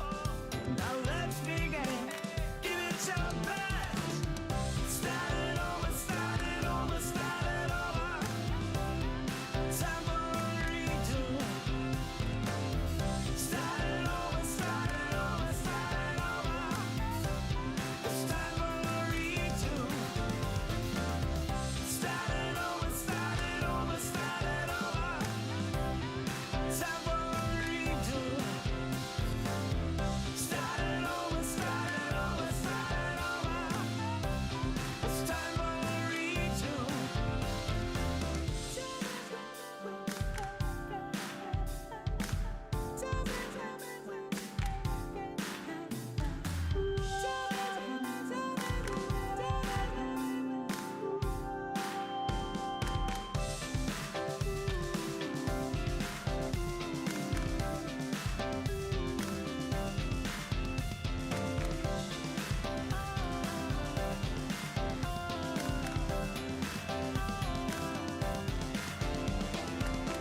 Start it over, start it over, start it over. Time for a redo. Start it over, start it over, start it over. It's time for a redo.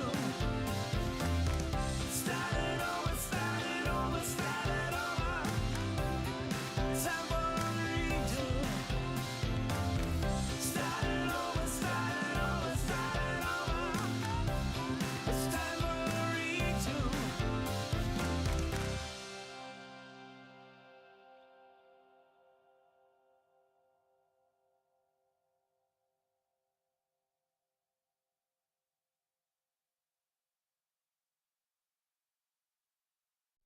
It's a late night. I think about your face and your bright eyes, and now you're not with me. It's a sad sight. I wish I was your light. I wish I was your light. I see silhouettes dancing in the dark. You took a chance on me. This heart has been arrested. You're majestic, feeling to dancing. Welcome back to Dota 2. We've got game 2 coming up between Team Spirit and Shopify Rebellion here. Day 2 of the group stage. Lots of 2s, Wagamama, as we head into another series where Shopify Rebellion, in the end, don't get the result they wanted. But this time, I don't know, spirits lifted maybe? Yeah, I mean, they did fight really well, but it turned out to be a little bit too difficult for him once the Sven really got off his rocky start and got his items. It was really just a story about how he started one-shotting people, and even though he had all these great efforts at keeping people alive, the sunders, the cute little plays here and there, it was not enough to turn the tide of these team fights. And in the early game, you gotta give it credit though. Shopify played very fast. They tried to make a lot of use out of the Caudal. With the recall, we saw them, maneuver the map, and they got themselves some tormentors and stuff. But Team Spirit, they're just a tenacious team. So annoying to play against. You're like, you should be dead. You should go out. But no. Yeah, no wiggle room at all. You get a couple of kills, you try to play the map, and Team Spirit are there to fight back for every inch of the map. Absolutely. But yeah, I think this Kotal definitely got to be respecting it. You know, win or loss, rain or shine. It seems like a hero that Shopify do well with and gives their team this identity of global strategy. Basically, it's just that worry of we beat Team Spirit in lane. Going mid to late game against them is always a challenge. How do we convert? How do we secure that transition from lane stage into a stronger mid game around objectives? It just seems so damn difficult for them. I think we're going to have to see how they approach it in the draft, and we should head over because it's time. The teams are already getting into quite a few of the bands, and we see the first pick this time over on Team Spirit. I think a lot of parties should probably be around that silencer. We saw have massive impact in the previous game too. That was a big one. Ancient Apparition is still out there. Tinker is still out there as well. So we might see that battle over the AA and Tinker. PA also available as the TA was banned with that Medusa, Monkey, and Prophet.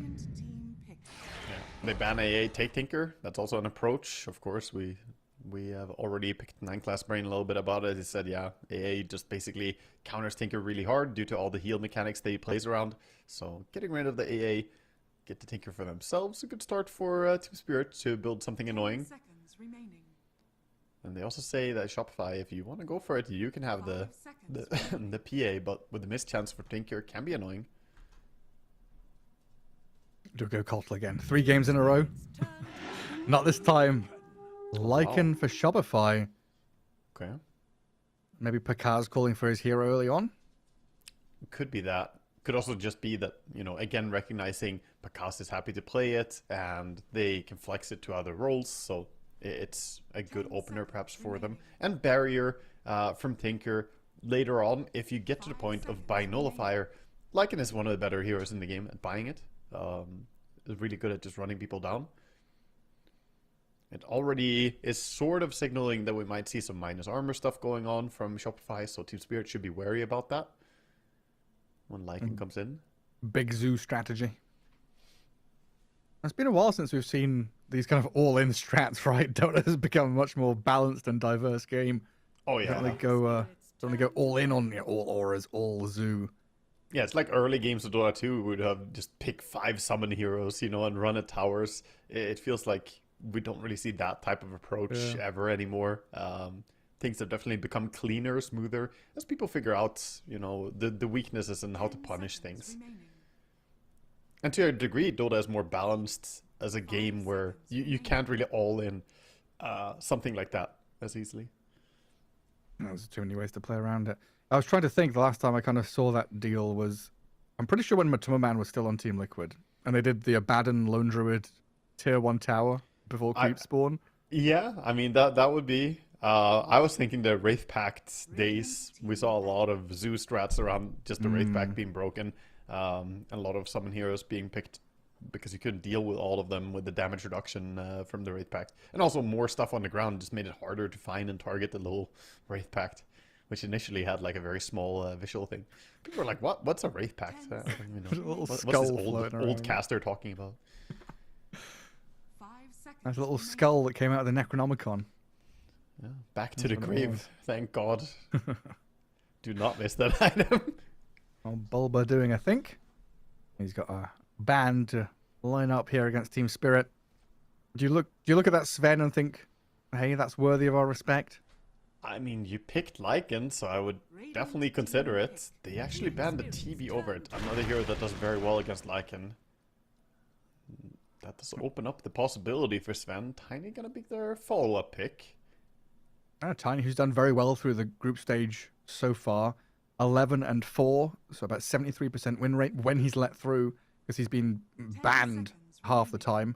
90% contest rate, so kind of, I don't know, not surprising to see him let through here, but definitely a good grab for Shopify. I think so. No matter where we play him as well, we've seen, you know, the success on this hero on different roles, so why not grab him? You get a good initiator as well, something that can blink in and catch the Tinker later on. And quite commonly, when you see Tiny picked up, you want to grab those beefy heroes, tanky heroes that don't insta-die. Jakiro, pretty much one of the best supports to have against Tiny. And again, the minus attack speed can be very frustrating for both Lycan and Tiny. 10 seconds remaining. 5 seconds remaining. What are you thinking after the Jakiro pick? Locked in their 2 supports. Oh, I don't want to say locked in. We have seen a bit of this mid tinker, and Sumail's played it. I'm sure Lal can if they really want to. I wouldn't mind seeing the Sven already. Like, this is not really a game where you need to hide your carry for a long time, I think. You see Lycan, you have Jakiro with you in the lane. It's pretty fantastic. Maybe they will swap up and send someone else down bottom, but we've seen Sven be able to recover even if he doesn't have the best laning stage. And in the mid-late game, it becomes very hard with the physical damage from a Lycan to try and go through a Sven. I guess there's other options like the flexible Magnus, which could be played across all 3 roles. Something Team Spirit have loved to grab. It could be good here against a bit of lockdown and raw damage against Lycan and Tiny. Yeah, it could be nicer as a waiting move to kind of let Shopify show 2 more heroes and then really get the informed decisions on your carry and your mid. They're going to just pick the Bristleback, which does the same thing as the Magnus that you mentioned. It's, again, possible to flex the Bristle, different roles. And also a hero that you don't want to play Lycan into. Bristleback, Yeah. you try and hit him. He's just got to turn his back. And the Wolves, they have a lot of magic rest, but they do not have a lot of innate armor. And then a hero that Tiny can struggle to burst as well. You know, Jakiro, Bristle, Tinker, all kind of tanky. And I guess that was the delay over the Tiny pick. Like, is it that good here? A PA to follow up. So that's Lycan, PA cores. Tiny could still be a 4. I think it's looking more and more like that's a +4 Tiny. The question is, Lycan Tiny, is that really a lane? Can you do that much with it? Or is Tiny gonna be, or is Lycan gonna go mid and you pick a different offlaner? Curious to see what they're gonna do. I think they have to reveal it pretty soon. But now we have potential break from PA. Silver Edge from Tiny can come out if it is mid Tiny. Against this Bristleback is kind of nice. I'm just worrying. PA made a lot of sense, but I also think it's not a curveball. It's definitely what Team Spirit would have expected them to pick. So this is, going along this sort of script that is in mind here for Team Spirit. And good ways to get on top of Tinker, that's for sure. It is. Get some mobility, and PA still does scale incredibly hard, similar to how we saw Sven do in the previous game. PA can become a monster in mid-late game. Team Spirit's turn But to pick. the bigger question is going to be, what do they pair? And it's going to be back for that Keeper of the Light. I think it gives them that global maneuverability. Yeah. Real nice with Tiny. It is good with Tiny. The question for me is, do they really play Caudle on the +5 at all? Or is this going to be the +4, which then begs the question, Tiny kind of has to be a core. You can't really flex him anymore. So I think this does reveal enough to let them know that it's probably a support coming in last. Spirit's turn to ban. I could see them running at 5. I don't know, doing some face reading. It looked like Skem was talking to Bulba when they were picking that Cottle. So it could be Cottle, PA lane, Tiny Lycan, and still have that mid to come. But who knows, honestly. It feels like Shopify is still trying to find their own identity. Never mind us finding it for them. Yeah, we'll see what the party is going to be for Team Spirit with the bans. Remaining. Going into the last set of bans. They get the Sanking for themselves, so a little bit of initiation. Like I said, Jakiro, very good at follow-up, but not the best at starting. And Sand King plus Tinker lane is not easy to deal with if that's going to be the combination. But they also could, of course, throw that Sand King towards a different lane, put him mid against the Tiny. Yeah. Team ban. Tons of magic.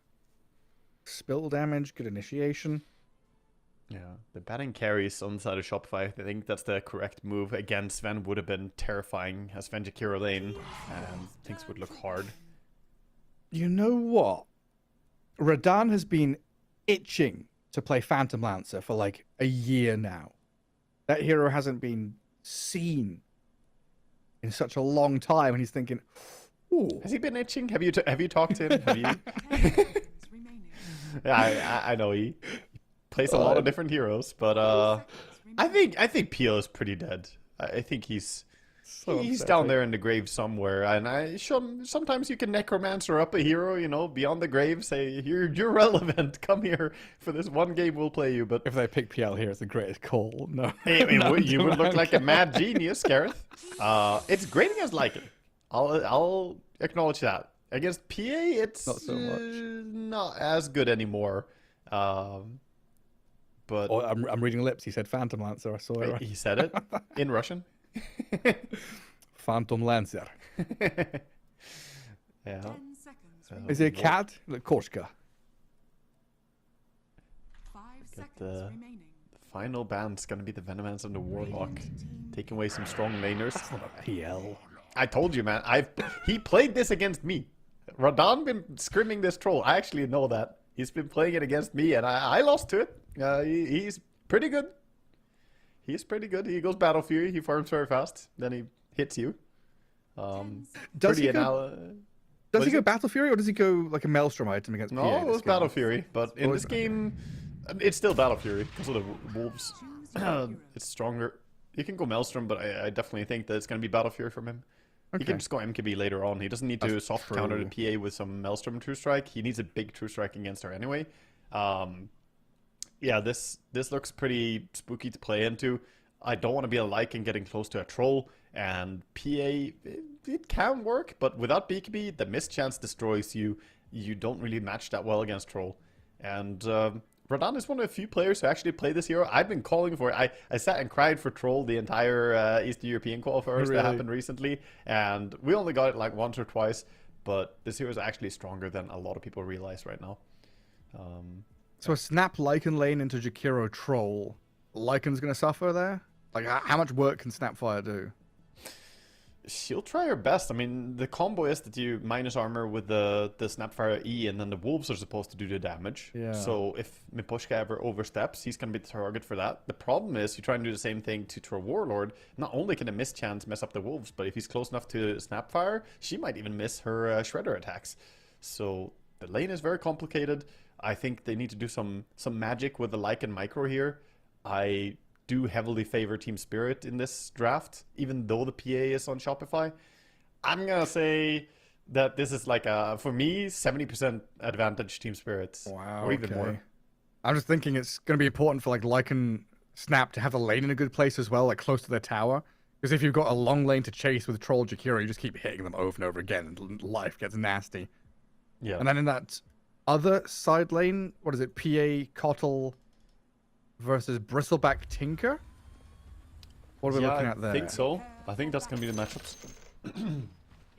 And that one, overall, you can't really contest the Bristleback that much, but PA should find farm. It's almost always how these lanes go. And Sanking against Tiny in the mid lane. Facet-wise, oh, we have a switch up from Skim, actually. He is a Solar Bind Coddle, not Recall. Oh, So he's going to have the slow. And this slow can be very, very strong against Bristleback to counter him specifically. Also not too bad against the Troll until Troll has continuous dispels from an Aghanim Scepter. And I love players who do this, by the way. Yatoro, we talked about his item builds. You can already just click him. And you see like a peek into their minds, you know. You got the entire build laid out here. One Wraith Band, Face Boots, into Battle Fury on the Troll. So we know what's going on. no, exactly. Exactly what's going on. And that Solar Bind also very good with the Tiny, right? You're going to be amping up Yopaj, who needs to have a good game. Get his damage going. So it can be a bit of a slow one from PA. Maybe even Lycan, if he gets shut down a bit, they need to hit their timings. The Yopaj Tiny going to have to do a bit of roaming around. I see Lol and Radan secure that top bounty rune. Skem going to come in and steal the bottom one. Guarded by Timado, but it Collapse hurts. and Rue Blocks. on Oh, he his didn't get it. tail. Cottle speedy, but the quills keep following, and now Timado. Oh, hang on a second. Is he in danger? Can he just TP? I think he's fine. He's going to run it off and then, yeah, TP to the lane from here. A lot of HP lost, though. Yeah, he doesn't have any HP regen as well. They're going to bring Tangos on the Coddle. He'll ferry them from the base. Doesn't have to risk sending Courier over, but Gimme. fantastic start, though. And he didn't really clip in front of Collapse there with the body block. Little mistake from Timado, but ultimately led to his friend's demise. That's good. So what was that? First blood, and the bounty runes went 2 for 2, right? Yes. Skem kind of snuck that one on them. Almost a 3 for 1, but Cottle dying for it. So far, the lane for Tomato right in front of his tower. Still feeling a bit awkward facing off against Collapse's Bristleback. This gives Rue the Tinker all the time to keep Scam away from the camps. I think bottom lane will be very tough for a PA to do much more than just securing farm. Sometimes we see them go for kills repeatedly with a blink and continuous dagger harassment. But instead top lane I think it's going to be the more likely kill lane. If they actually play the lane. For now, Hellscream went for a pull through. Pull the creeps back and try and deny as many as they can. And do what you can to get Pakazi's early last hits, get him to that helm. But it also means that Radan is uncontested. Yeah, he's getting his farm. He's getting his farm. And Jakiro already hunting for the D-ward on a small camp. Wants to get the small camp available. Oh, looking for Hellscream. Coming around. Hellscream steps up. You've got to respect the axes. And there's Jakiro, but fortunately they are level 1. And Hellscream hits that level 2, gets away. In the end, they need to get back up here with Lycan. The creeps that they pulled through are gone, so don't have more to play for now. Gotta go back and contest the lane. Poshka finally gonna maybe have time to go over and finish D-warding. He didn't actually find the ward. He does not want to let Lycan show though. Picard's just being bullied away from the creeps. In mid lane, I saw Yopaj dropping pretty low, but gets himself that bottle refill. And just looking at the minimap, Laurel is already pulling the creeps on a little journey here. It says it's jungle time, boys, and he gets the creep wave into jungle. He's gonna do his best to keep the creeps nearby. He has to auto attack fast, otherwise the creeps de-aggro. But he keeps them nearby and gets some efficient farming. Yeah, full efficiency there from him. Lane plus. And top lane, Hellscream stepping forward, trying to draw that attention away from Pakaz. Gets a bit of damage onto Miposhka. Lotuses have spawned, but it looks like Team Spirit is going for the aggression, not falling back to get the objective. Instead, putting Pakaz within that kill threshold. Next time he steps up, he could likely die. Yeah, very hard to stay in lane and fight against this damage. He just wants to get to a point of having his helm, and then he's going to be a bit harder to bring down on Lycan. Get the extra armor, HP regen. He's not far away right now. One more last hit should do it. The range creep will secure his helm. It just feels like Team Spirit have 3 free lanes. They do. Yeah, their farm is looking amazing right now. Mid lane is, of course, we haven't talked much about, but it's a mega wash. The Sand King versus Tiny is just a farm lane out of all farm lanes. The supports are still trying to control runes and stacks and whatnot. Caudle pushing Rue around, not letting him go and stack the ancient area. It's like minute 4, guys. Let's play towards water runes, shall we? Sand King and Tiny, like, guys, get out of here. Yeah, we've got a farm agreement here on mid lane. Honorable duel. I mean, Rue and Scam also wandering back through the jungle. Rue getting the upper hand in that little trade. Yeah, that's because it started basically full jungling now. The top lane is effectively conceded for now, and Troll is gonna start ramping up a lot. The fact that he's actually the least farmed of the Dire cores is very worrisome, because he's having a very free game. Yeah, I guess Sand King's a couple of jungle creeps slotted in there as well, but Yeah. Bristleback 28 and 6. Yeah, Bristle, no care in the world, wandering around. Got the Bracer, got the Notasman, so his farm rate looking pretty good. I mean, it really is scary when you go from game 1 where you kind of dominate laning stage and then Team Spirit come back in the mid game. Now giving Team Spirit a good early game, free farm, hitting all their timings. That's going to take some serious work out of this. Even pre-blink Tiny, right? We're going to be looking at, I don't know, Treads or Phase Boots Tiny. Yeah, Phase Boots Tiny running around doing stuff alongside his Snapfire and maybe Lycan with a helm if you can get there fast enough. It's just, you need these things to coincide, right? If the synchronization isn't there, you're just missing a hero. Yeah, there's gonna be a little bit of a disjoint in the timings, perhaps, with Lycan being so slowed down. The Dominator still way away, and we have stacks being stolen as well. This is not what you want. Stacking up the jungle, Scam was looking to speed up the farm a bit, but he gets de-warded and gets his stack stolen by Tinker and the Sand King. It's a good observer ward by Rue in the enemy jungle.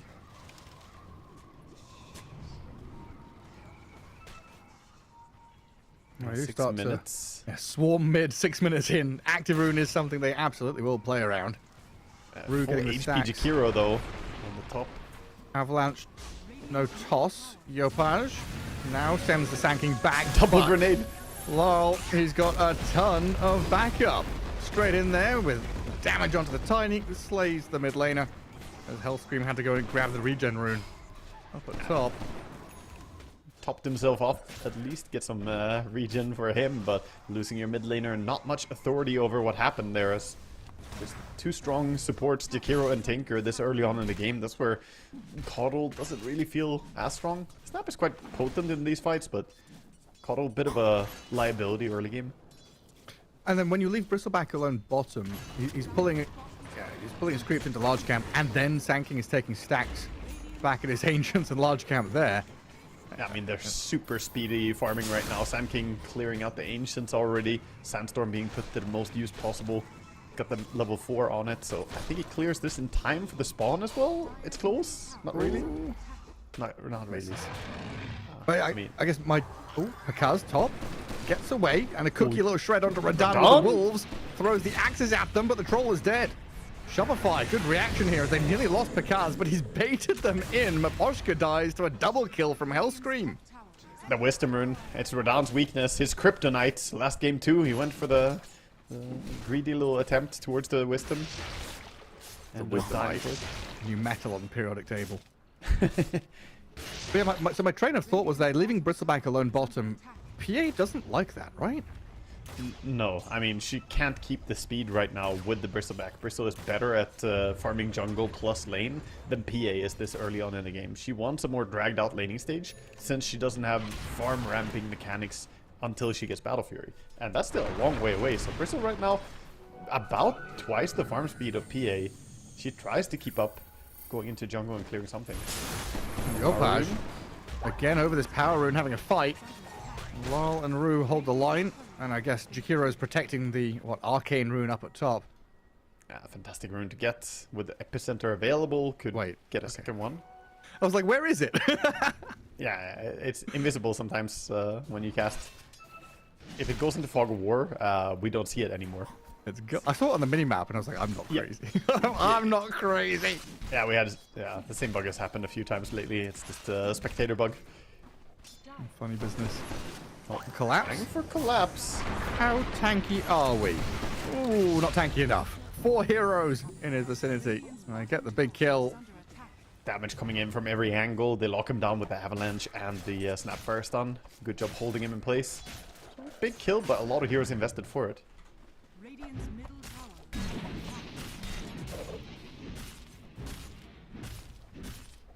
But that's very important that, allowing this PA to try and get closer to the Battle Fury with less danger. Don't have a Bristleback just stampeding around doing what he wants in the neighborhood. Yeah, and even though it's felt like a bit of a mad scramble from Shopify, they're only 2k behind, minute 10. They're starting to get into items like the Helm on the Lycan.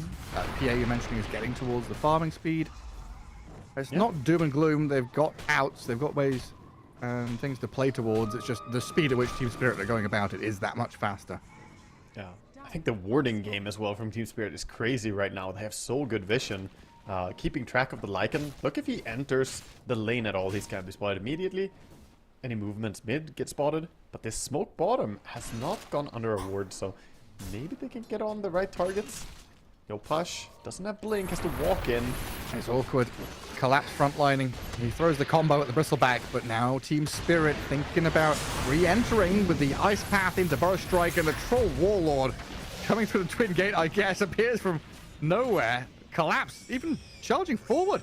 The Bristleback into pig mode. Gets onto Hellscream, but no stuns, no kill. He should still be able to use his spells in pig mode. I mean, nothing changed, man. He's already a pig. You're right, proper basher. He goes back top on Troll immediately, seeing that the Lycan found himself a bit of space, does not want to allow him to take over top lane. And then Laurel is playing with Tomato in that bottom jungle. Radiant's bottom tower is under Yeah, attack. didn't expect that the Troll might want to take the bottom tower, but it's gonna fall to Liquid Fire regardless.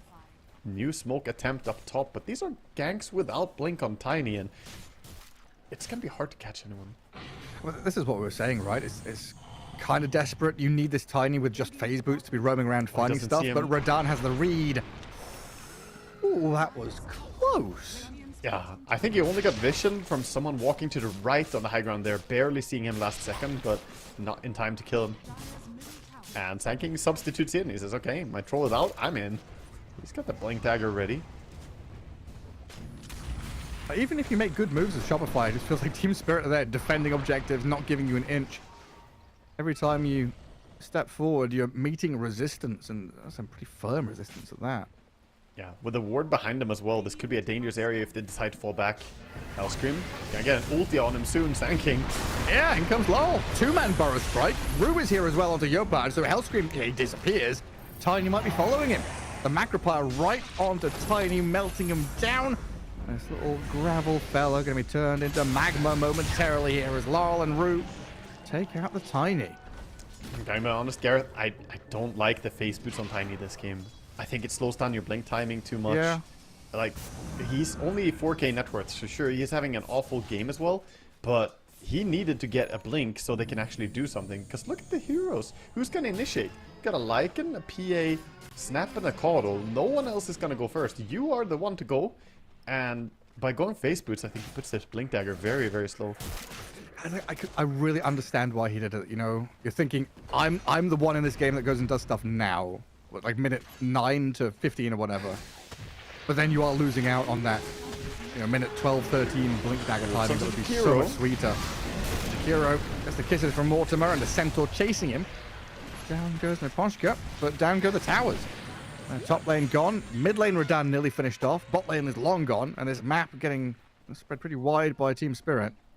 Yeah, the Battle Fury is in now as well. For the Troll is coming out on the Courier, so it's going to be a 13-minute Battle Fury. And with stacks already here, going to triple stack up the Ancients. He's going to celebrate this Battle Fury with quite a bit of farm immediately.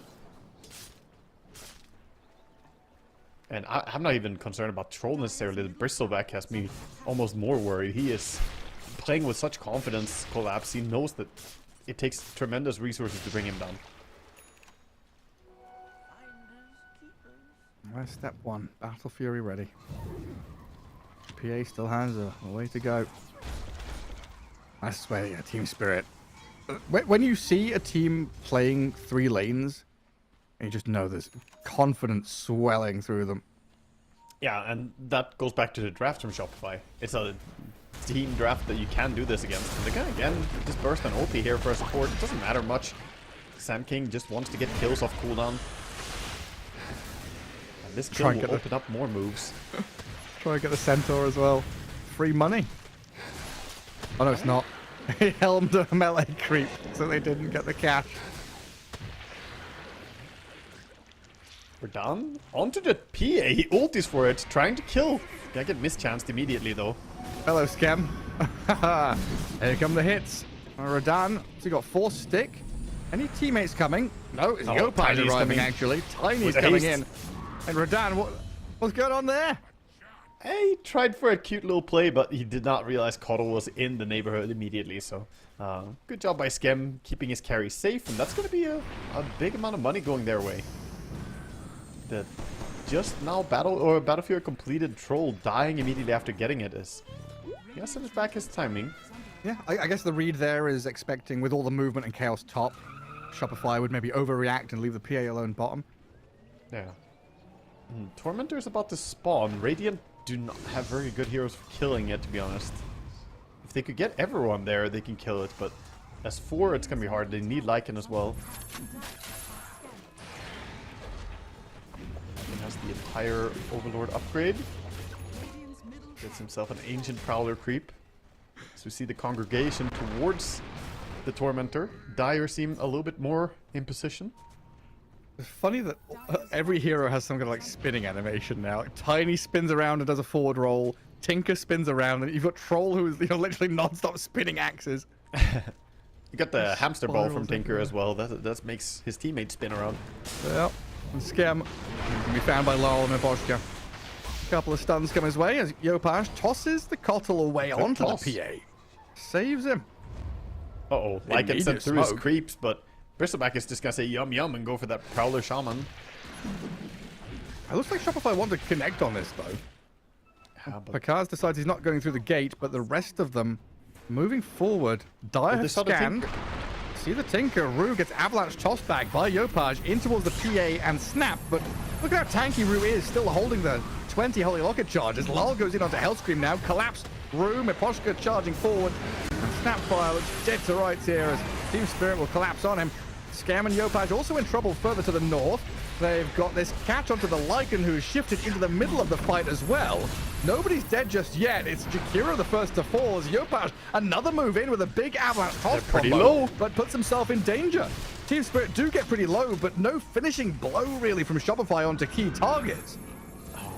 Timaro didn't really find a timing to go in. The PA was watching the entire time, and every single stun and HP being brought down by like Tiny there, I thought we would see the PA commit for the big jump in to try and burst some heroes off, but he was too concerned, I think, with the laser and the defensive abilities of Dire. Did not want to commit for it. In the end, they lose the team fight, and that's going to be Torment to take him down to. Oh no, not the shard. What we've seen in 9 class Tinker just bully people. We'll see what Rue can get done. He doesn't have Blink yet, but the moment he gets Blink, we've seen this shard just terrorize people. Warp Flare is so annoying.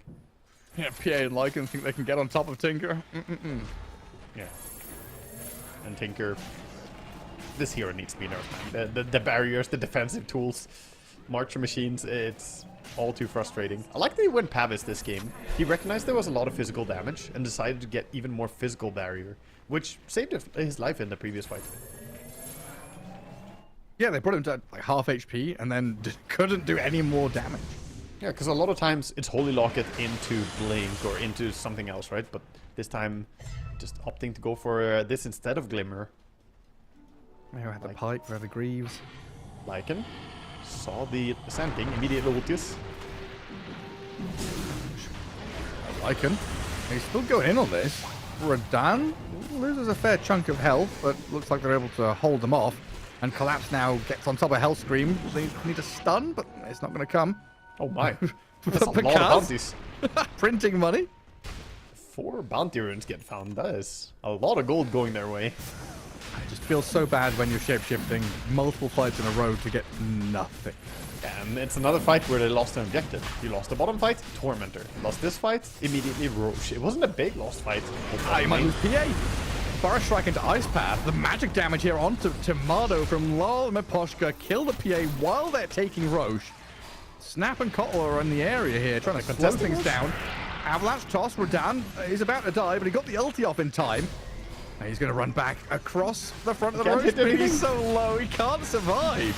Now Collapse, he's got to finish this one off, get the Aegis, and maybe try and fight back here, but Yopaj Skem making life hard for him. Kiting around this bristleback, avalanching again, but the heals are here from the Tinker. Rue will keep Collapse in fighting shape, for now anyway.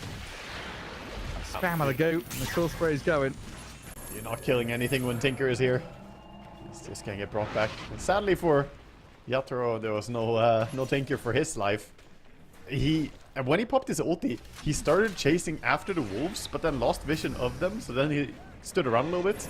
Oh wait, they're onto Rue. Good stun. Yeah, like they didn't see him, but now they see him, he blinks away. Tinker!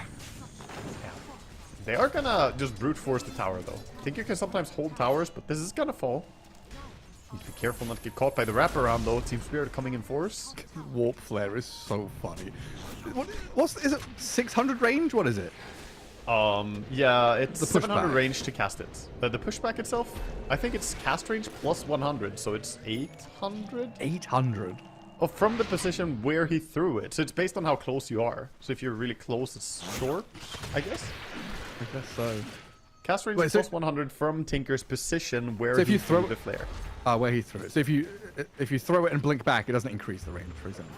No. Yeah, no updating like that. Like Enchantress impetus. Yeah, exactly. Or TA Blades for that matter. Attack and then blink. Updates you. Oh, for the angle? Yeah. You can do a backwards side blade by like blinking in a different direction. For the style points, of course. Yeah, of course. Hellscream is finding himself pretty deep, and he's gonna get immediate TP reactions. I don't think he's getting away. It was close though. Yeah. The Sank can cancel his TP, so he nearly got out, but the troll pops the ulti for him. I think that was the most successful troll ulti we've seen so far in this game. Radan not having a fantastic game. Still farming a lot, but not really connecting in the way they want. Yeah, had some clowny moments. Collapse, on the other hand, just running at opponents. This wisdom is non-stop not in their free, huh? faces. Oh, There's a Yopaj is bristleback here on it. realizing, I can't stand there and take it. Like, Collapse is yours, I guess. Meanwhile, the Lycan, he's been found. Rue and Radan take out Pakaz, while Collapse, he's still got Aegis. You know, Cloak, Lotus Orb, tons of protective tools here. Does get broken by the Fan of Knives. First life gone. It looks like Lol is trying to move across the map from mid towards Collapse. No, he's given up on that. Bristleback, you're on your own, buddy. You're by the tier 2. Surrounded by 4, you are gone. I like that play from Tomato. He bought the shard because of where they saw the bristleback. He said, I just, you know, screw this. I'm not allowing you to play like this. He bought shard, sent it out, got it in time, and bring him down thanks to it. So that was a good heads-up play by Tomato. Just saying that, okay, I'll go off my intended item build and just address you right now. But then you lose tier 2, bottom jungle for Team Spirit. Mid lane can get pushed to the next objective as well. This is turning into a 4 protect 1 game from Shopify. It's going to be all on PA because Lycan, I don't know how you're going to play Dota in this game. How do you get in? It's going to be incredibly hard for Lycan to lock onto any targets, especially considering Tinker blinking around, you know. You're supposed to be killing the supports, but I think your best hope is maybe getting the Jakiro and that's it.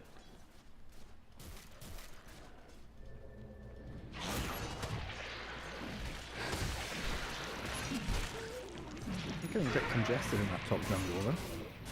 Yeah, Collapse and Radan fighting over camps. Yeah, it's pretty populated. Mid lane because I think showed himself, gets blinked. Oh, not the Lycan again. Oh, shapeshift runaway little doggy. He is rooted. Warp flare root.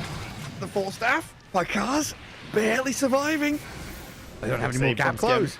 Well done by Skem, but he might die for it. Yeah, the blink burrow from Lowell should secure the death of the Kothel. The martyr. He died for his sins. You get caught out on mid, you live, I die. We're gonna have a talk about this later. Pakaz, go fast in jungle camps while you're still alive. Meanwhile, the troll has started to address the fact that PA is the biggest threat in the game. He's going for MKB next item. I think we're gonna see more itemization coming in against him too. Shiva's being built already on the Sand King. Does he have the entire Shivas? I think so. Coming out. Yeah.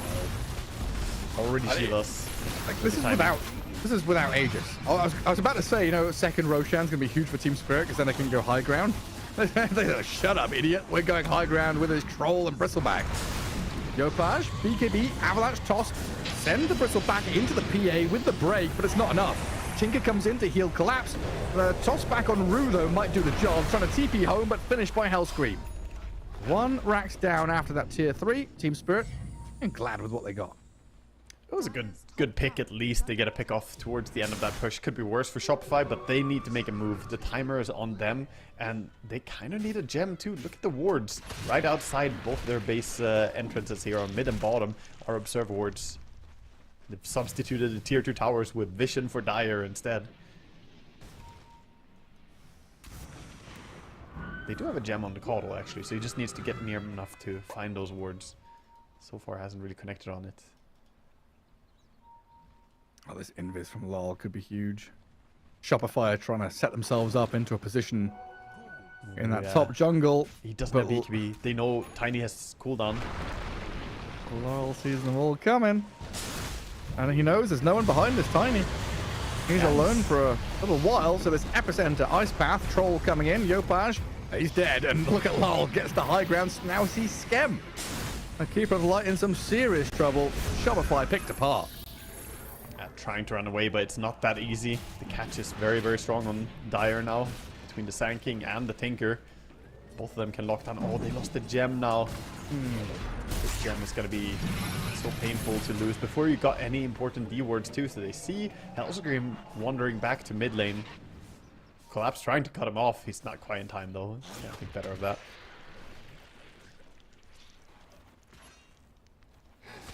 Collapse cutting waves. Same as previous game, just getting really farmed on his bristle. Nobody really wants to deal with him.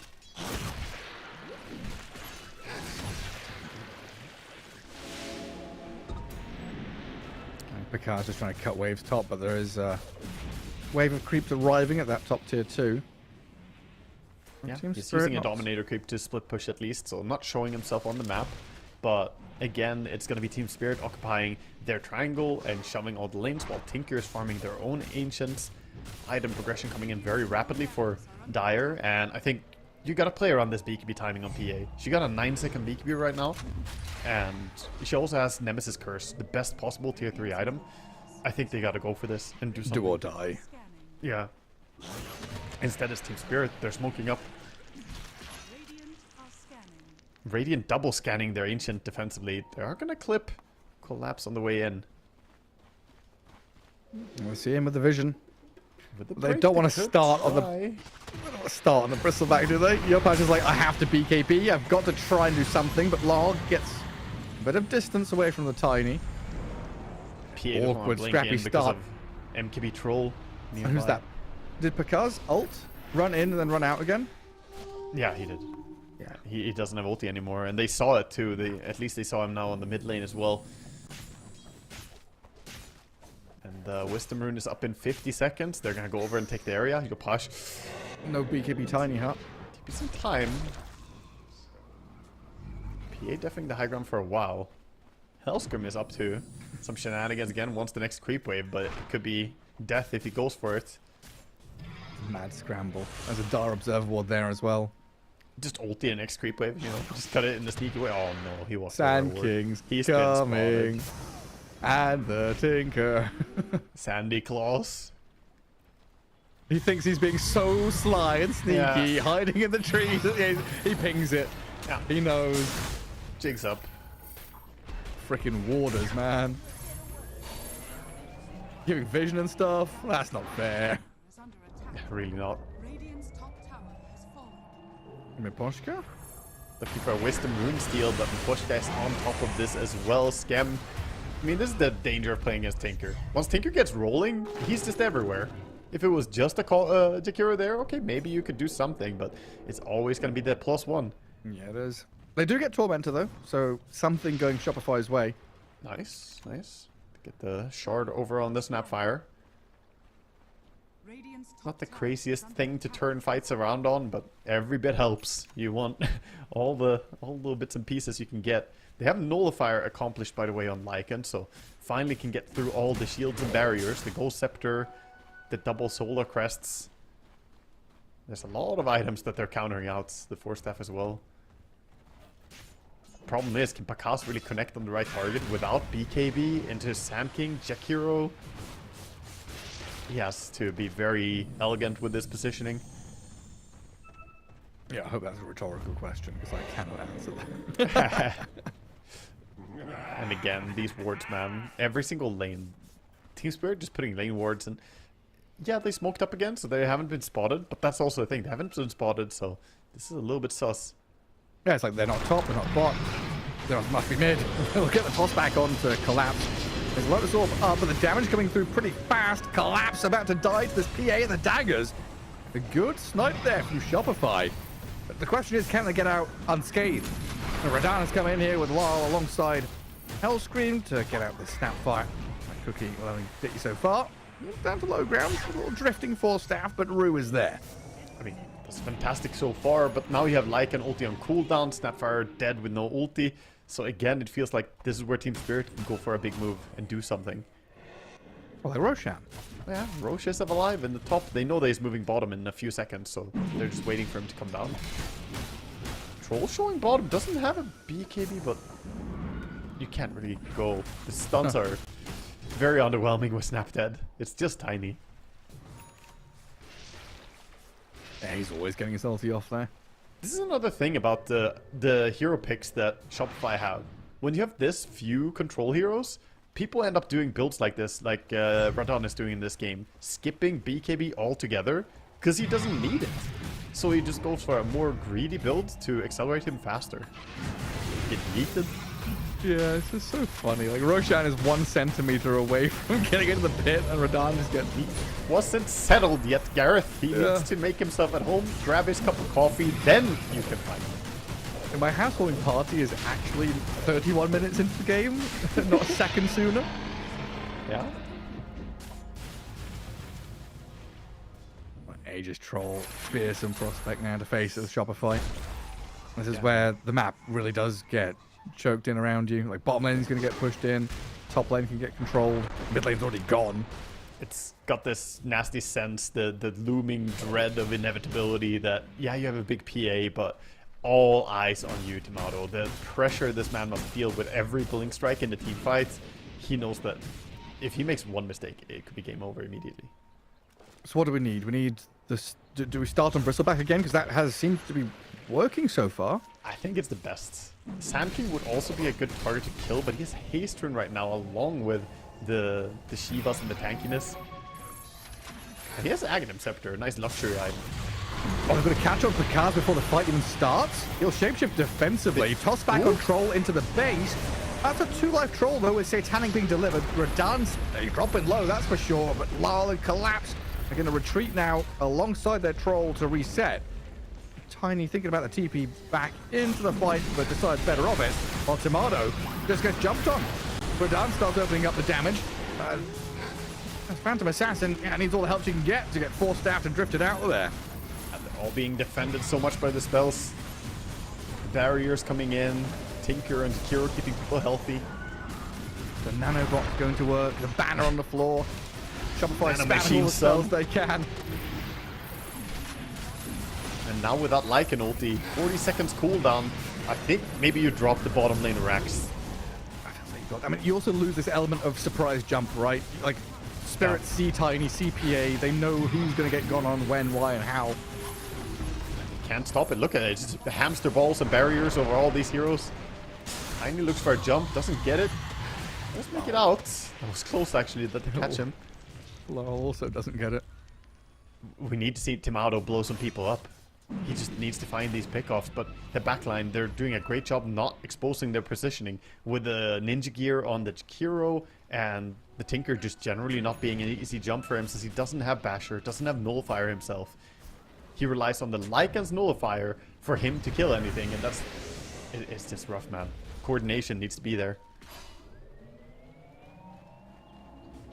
And then with Tinker just TPing top and pushing that wave, it means that the rest of the heroes can very easily connect back into the Radiant base up at top.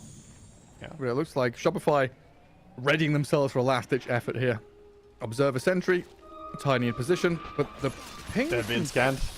Spirit, they've been scanned, you're right. I was like, how do they know? They got the correct scan. They know that it's sort of the only move. And Radan says, I'm not really that scared. I got the Aegis. I'll be the one to bait it. You guys sit behind me. They're over there. Well, I'm over here.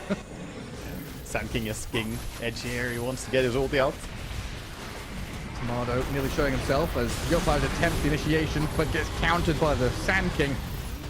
Yopaj's low, but gets back towards Fountain, while Hellscream in an awkward spot gets mind flared over the barrier shield. Tomato's in there onto Lal. The save is there as the kisses come landing in. Tomato has the BKB to run away from the Troll, though, as Collapse is very deep. This teamfight spreads so far and wide as Miposhka TP's home successfully. Nobody dead. Collapse might be the one to fall first as he's bloody close to Fountain. Does get dropped there by Tomato, but your barracks are now falling to Radan. Aegis still in hand for well over a minute, and Tomato makes the jump onto him, but that's a risky play. Yopaj, though, with the avalanche, the toss not coming, and Lal is there to save his Troll. With a laser spam and the magic damage, Yopaj run back to Fountain while the Troll yet again picks his moment, sees his target, gets on his man. Pakaz sent running all the way back towards Fountain, and Radan just seems like he's too much to handle right now.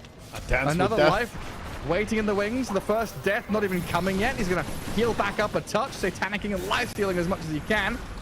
And there's the Aegis. You spent 3 minutes killing that one Troll.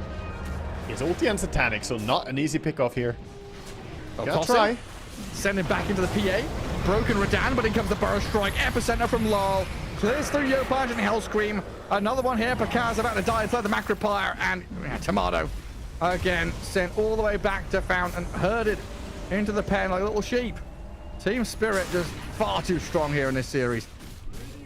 Yeah, and Laurel just absolutely doing whatever he wants. These ultis from Sand King, the Shivas. He has just been a force that they cannot deal with. I thought it was going to be a big impact from Yatro this game, but him having a little bit of a slip up in the early game, getting caught out, you know, the Tormentor play killing him again in minute 7. But On the other hand, Collapse, massive impact, and Laurel even more so. 9-0-6, just playing as a dominant force, jumping into the center of these team fights. And it just looked hard. Shopify, their only out was that Lycan somehow gets onto the right target with the nullifier, and then they jump in and stun at the same time, and PA is there for the damage. They basically needed all cores to kill something, whereas Team Spirit, it could be any combination of heroes will bring a hero down. Yeah, it's like there's no like flashy plays from Rodan or anything, but it still feels like Team Spirit have this classic, you said, inevitability, right? It's this like tectonic plate slowly moving across the surface of the earth. And if you're a smaller plate, you're going under it, no matter what happens, you can dig, you can shovel, you can mine your way down. That plate is still moving and dragging you down. Team Spirit just seems so goddamn strong. And again, game one where Shopify have an exceptional laning stage, a good first, let's say 20 minutes, right? They were winning for 20 minutes. Team Spirit, they find their moments, they recognize weakness, they understand what your game plan is from the first pick. They see Kotl, they know what to do against it, they draft, they play against it, and it just seems like Spirit have always and always will be this team that are difficult to really wrap your head around. Yeah, very capable to play different drafts and bringing things together, and also adapt a lot to the opponents that they play against. That's what we saw already in game one in this series. They clearly had done their homework and did not let Shopify have the game plan that they wanted. In fact, stole two of their heroes that also countered the first pick of the Kotl. The Storm and the Bristle. Yeah, exactly. The Storm and Silencer was what I was thinking, but so Bristle too. But very, very successful in how they sort of took away the idea for Shopify to play. I think game two, Shopify kind of overcooked their draft. It looks difficult to execute. Yeah, I mean, definitely still feels like Shopify, changing their roster a bit, finding their identity, slotting Pakaz into position 3. It's always going to be a little difficult, but yeah, Team Spirit now 6-2 in the group, looking very good, and we've got an interview lined up so we can pick their brains a little bit and have a chat to see who we got from Team Spirit. Who's there? It's Miposhka. How you doing? Hello, Congrats on that 2-0 hey victory. guys. Very, very well thanks so done. much. You guys looked absolutely superb going into that one. Did you feel any worries though, game one, when the laning stage went very well for Shopify? Can you repeat? Sorry. Sure. Did you feel worried at all in game one when Shopify had a very good Okay, 15-20 minutes? Were you guys maybe scared? Yeah. The start game was pretty well, but I think our draft was not really good. It was like more, maybe 50-50, but we just played a little bit better. We found our openings we did one very good fight on XP rune, and after that there was one more fight. So I mean, we didn't feel nervous. We just played. We just tried to find our moments with Storm, with Silencer, and that's it. I don't know. Yeah, that feels like your guys' identity for a long time, finding the enemy's weakness, finding your moments to shine. You did a great job there, not just in the game, but in the draft as well. You guys were expecting them to pick Keeper of the Light. Did you guys already have a plan prepared for this kind of global Kotl? Not really. We were expected. We were ready in second game, but in first game we didn't really find answer in what we would be confident. But it was more like some improvisation, adaptation during the match, and yeah, that's it. Well, first of all, congratulations on the series. Well played. And I want to pick your brain a little bit here on the current meta that we're playing in. If you could pick one thing, and it would either be having the stronger team fight, the better late game, or the stronger lanes than your opponent, just nothing else said, which one would you say is the most important according to you? I would choose everything. Yeah, of course. Good lane Balance, stage, good late game. Yeah, we always in our team we always trying to draft and do balance in everything. But I guess usually we feel more confident and comfortable when we have good team fights and late game. So yeah. But sometimes it's like when we has very strong lanes, I also feel very comfortable. Sometimes it's just harder to like harder to pick, some heroes because because of opponents. But sometimes when we have a very good start, we can also stomp our opponents, and I also very like it when it happens. Yeah, thank you for that. I was just asking because for me as a caster, I watched a lot of different teams playing now, watching so many replays. I feel like there's a heavy emphasis on team fights and having, at least a few really good team fight heroes. Otherwise, it becomes difficult to turn the game around if the early game is rough. Would you agree that it puts you in a hard spot even if you have good lanes, if you don't have the ability to take big fights? Yeah, I agree. Definitely agree because on that map there is a lot of important objectives like Roshan, Tormentor, towers. So if you cannot really fight for them, it's very bad. I think even if you win your lanes and you have some advantage from the in at early game, but sometimes you cannot even fight anyways. You still need to wait some items like BKB or something, or you always need to fight on vision, or you always need to initiate first. But sometimes it's really hard because opponents can just understand it and they will just not give you that option. So yeah, you just need to always, at least you just need to good heroes for team fight. Usually, always. Or you It's can just easier to outdraft your play. opponent and get all the Yeah, things, it's right? also Like good you said, option. just get all. Well, congratulations again, well played. And do you have anything more, Gareth? No, that's it. We'll let you go, Miposhka. Enjoy a little bit of a break you have, and hopefully we'll see you play again soon. It's been a wonder as always.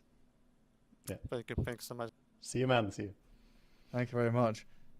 So yeah, that leaves Team Spirit at 6-2 at the top of their group. Paravision 7-1, Liquid and Enigma Galaxy 5-3, 4-4 respectively. But it also means Shopify, Rebellion, and Talent Esports, I believe, are out 1-7 apiece. And like you said earlier on, they tied against each other, so there's no funny tiebreaker business going on there. Yep. Group A is, starting to solidify already. Day 2.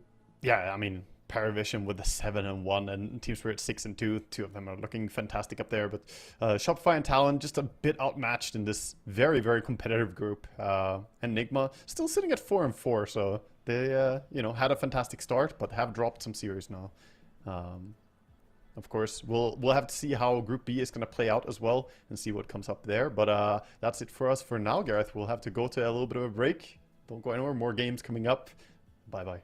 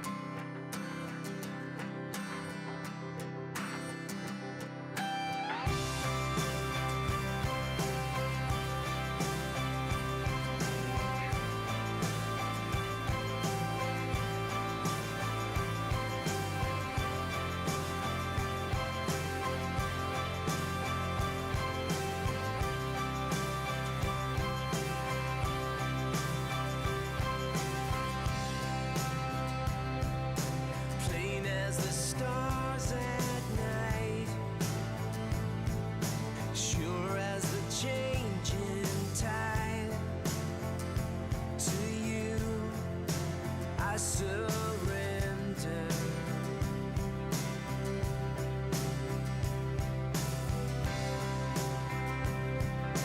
Just as the sun will rise and time keeps on ticking by, to you I surrender.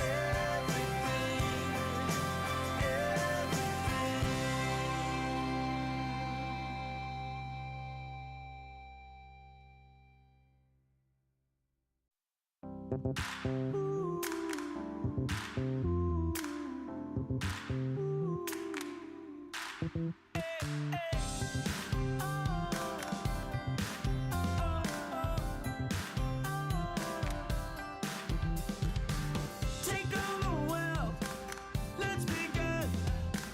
Now turn away, so much to defend. Let the sun come down, we'll start anew. Let the sun come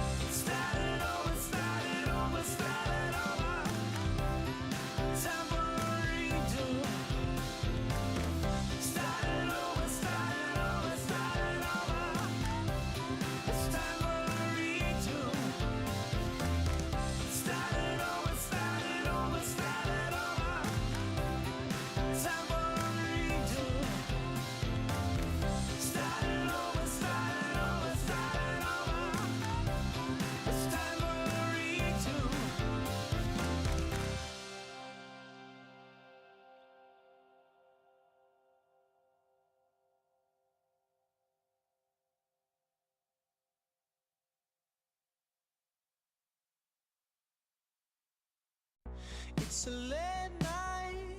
I think about your face and your bright eyes, and now you're not with me. It's a sad sight. I wish I was your light. I wish I was your light. I see silhouettes dancing in the dark. You took a chance on me. This heart has been arrested. You're my chest and feeling to dancing. I see silhouettes dancing in the dark. You took a chance on me. This heart has been arrested. You're my chest and feeling to dancing. You know I'd be loving you well. You know I'd be loving you well. Loving you well. You know I'd be loving you well. You know I'd be loving you well. Loving you well. Loving you well. It's your t-shirt. The way you walk into a room makes my heart hurt. I never felt alone until this best curse. I wish I was your light. I wish I was your light. I see silhouettes dancing in the dark. You took a chance on me. This heart has been arrested. You're my chest and feeling to dancing. I see silhouettes dancing in the dark. You took a chance on me. This heart has been arrested. You're my chest and feeling to dancing. You know I'd be loving you well. You know I'd be loving you well. Loving you well. You know I'd be loving you well. You know I'd be loving you well. Loving you well. Loving you well. Loving you well. You know I'd be loving you well. You know I'd be loving you well. Loving you well. Loving you well.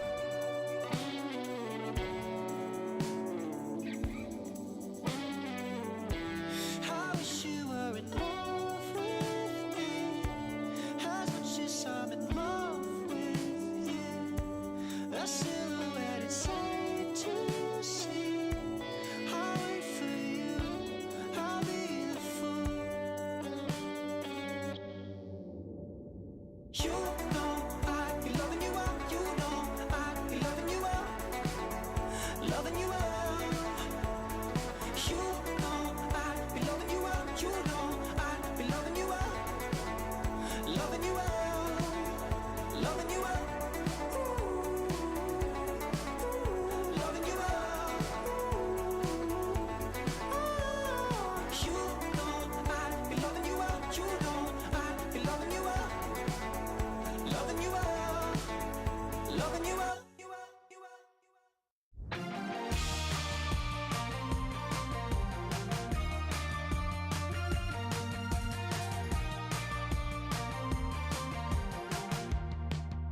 Laying on the floor again, watching all the stars rolling. The grass is staining. Met you at the park with your friends, waiting till the sun went down. Smoke came out and you turned thin. Call me when it's 10:30. Sneak out of your window again. Burning rubber on the pavement. Bottom of the bottle again. Thinking of where you went. Laying on the floor again, again. It's easy come, it's easy go. Back when we're together, back when we're together. You know that I can't let you go. We should stay together, we should stay together. It's alright if you call me. It's the summer, we were 18. It's easy come, it's easy go. We should be together, never say never.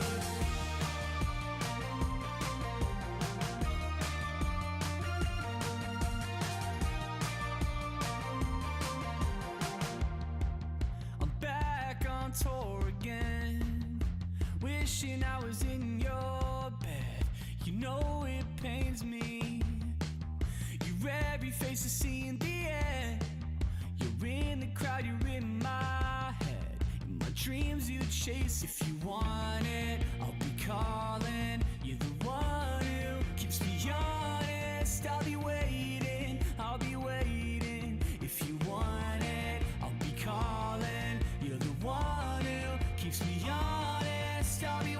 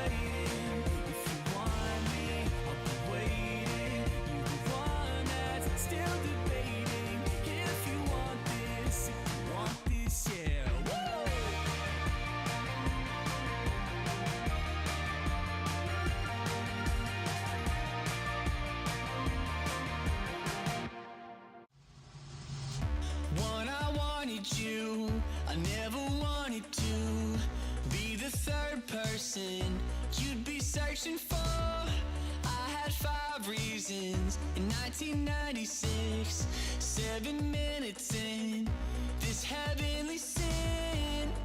I'm picking you up, I made you a mixtape, I played you. I'm calling you up, meet me at Twin Pines Mall. The future's in. Back to the future, I'll never lose it. I'm at your door, door. Back to the future, I'll never lose it. I'm at your door. Ate my heart for lunch. We're just 90s kids, and there's 10 reasons that you hated this. I could count the ways that I love you so. Every petal from a bouquet of roses. I'm picking you up, I made you a mixtape, I played you. I'm calling you up, meet me at Twin Pines Mall. The future's in. Back to the future, I'll never lose it. I'm at your door, door. Back to the future, I'll never lose it. I'm at your door. In a memory so sensory, I still smell your Camry wall. I'm at your door, door. Back to the future, I'll never lose it. I'm at your door.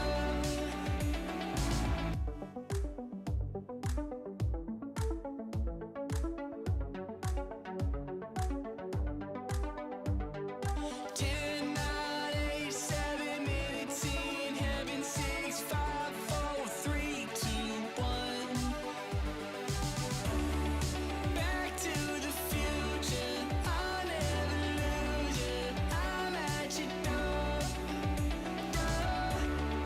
Back to the future, I'll never lose it. I'm at your door. In a memory so sensory, I still smell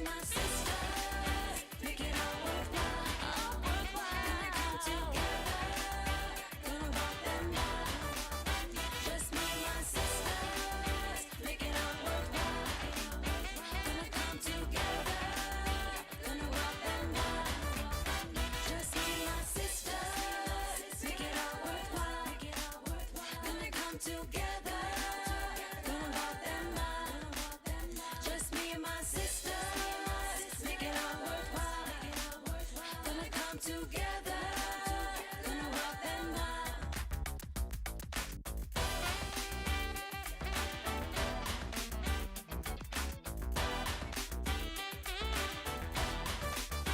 Just me and my sisters, making our work now. Gonna come together, gonna rock them out.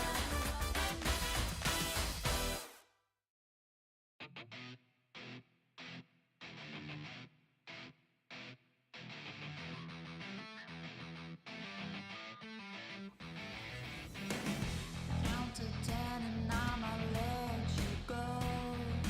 Maybe you surprise me, you never know. I can be forgiven, I can give you loving. Baby, make the gamble and I'll let you know.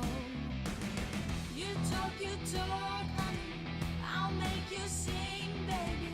You keep your secrets, but I'll break it down, break it down.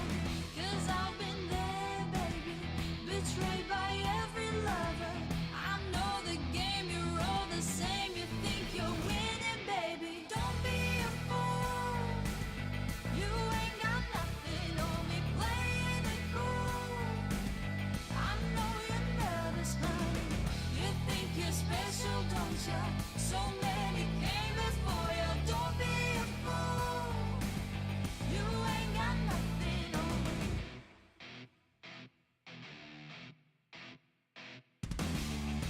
Let me tell you where it starts and ends. Creeping your way in, but you don't know who I am. I'll get you believing I learned from the best. I came here to tell you you can save your breath.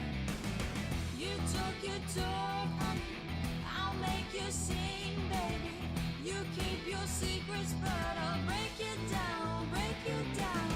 'Cause I've been there, baby, betrayed by every lover. I know the game, you're all the same. You think you're winning, baby. Don't be a fool, don't be a fool. You ain't got nothing on me, playing it cool, playing it cool. I know you're nervous, honey. You think you're special, don't you? So many came before you. Don't be a fool. You ain't got nothing on me. You ain't never fooled me. You won't never wake me. You will never fool me. You ain't never fooled me. You won't never wake me. I know you're nervous, honey. You think you're special, don't you? So many came before you. Don't be a fool. You ain't got nothing. Don't be a fool. No, no, no, don't be a fool. Don't be a fool. No, no, no, don't be a fool. Don't be a fool. No, no, no, don't be a fool. Don't be a fool. No, no, no, don't be a fool.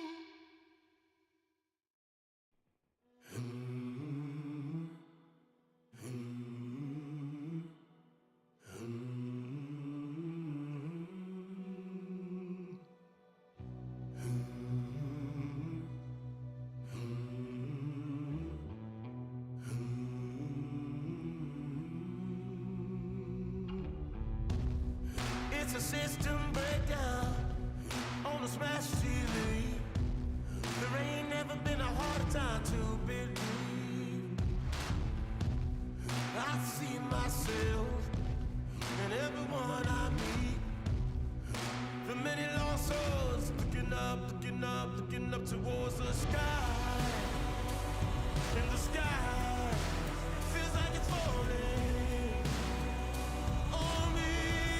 No matter how hard I try, can't stop the sky from falling. Feels like it's falling in on me.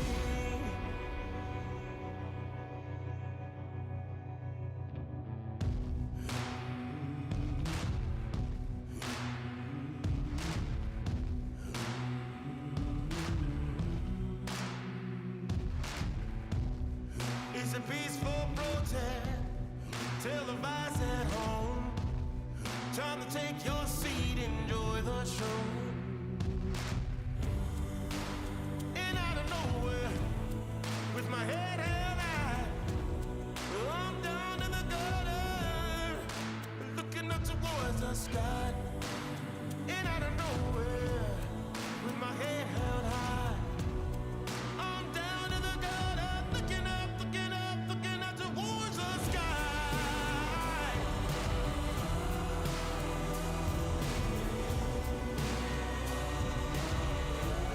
No matter how hard I try,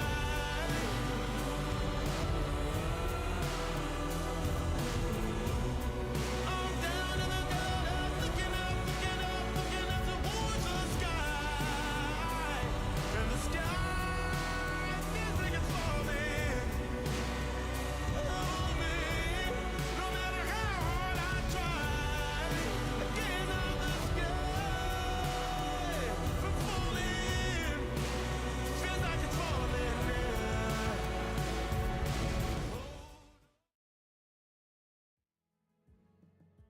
Good morning, ladies and gentlemen. Welcome back to ESL One Raleigh. Of course, group stages for day number 2. It's MLP Dota and John X5. Jonathan, welcome back, sir. How the hell are you doing?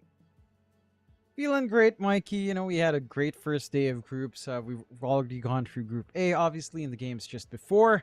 Lots of good news. The side of Talon and Shopify are out, which is great news for Southeast Asia because now they don't need to stay up in the early morning to watch those games. There's living up to it. You know, Shopify is North American, but Talon living up to the Southeast Asian reputation for super early airport. Super early games for us, super early airport exit for them, and that's just, for me as a Southeast Asia fan, great news. Now that's one less Southeast, you know, you don't need to keep track anymore. Southeast Asia can get back to bed. You know, you could watch all these big teams. There's still some good Dota going on, but the hope for the region can fall asleep. That's some good news, Mike, at least. It's something. It's great news, John. It's great news. Like you said, it's fantastic news. This is exactly what the fans wanted in Southeast Asia. Very happy to see that we're always performing. At least we're consistent, John. That's the good news. Consistency is key, they say. A lot of consistency over the last couple of lands. I can say that for sure. Well, there you go, Jonathan. It's a rather dire way of starting off the stream, but in case you weren't aware, Shopify and Talon have both been knocked out of Group A. Thankfully, we're in Group B, Jonathan, where things are a little bit more close in terms of standing, as I believe most teams are currently sitting 0-2 right now. So pretty high chance for tiebreakers if things go on the same way they have been for day 1. Nevertheless, 2 more days of group stages, Jonathan. Plenty of time for things to change. Not if you're Shopify or Talon, but every other team still has a chance here, Jonathan. So we can, yeah, I mean, we've got a pretty exciting series coming up. Heroic versus Team Falcons for our series on Group B here today. I don't know, John. I guess Falcons obviously looking to be the heavy favorites against Heroic, but as we've seen, Heroic, they do tend to play very well as well. So you can't underestimate these boys. That you can't. Historically, this has been pretty one-sided in the past year. It tends to go Falcons. Maybe in some best of threes, it goes 3 games. But Falcons has seemed to have, you know, they seem to have had the upper hand on the side of Heroic. Heroic has had a lot of brilliant moments. There's been moments where they rally up, they surpass expectations. But Falcons, you know, we were talking about the consistency of Southeast Asia bombing out. Falcons is the opposite. They're consistently within top 6, top 3, every now and again taking a big win for themselves. So it's a big barrier for the side of Heroic to overcome, especially since, again, they're playing with a stand-in. Matthew looked particularly great yesterday when he was playing his Tiny.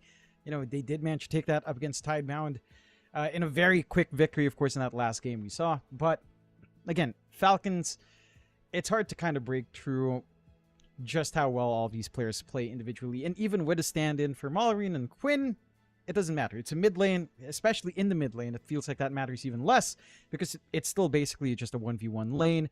And most mid laners tend to just connect once they've got tempo going. And, you know, Quinn is a fantastic mid, as we've seen before. Certainly, no, you're not lacking anything by replacing Mallory. I mean, it's certainly at least not even a downgrade.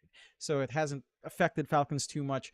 I'm keen on seeing what kind of adjustments we see in this draft for our first game when we do get that up. What kind of picks we see, because it does feel like Deuce is still up there.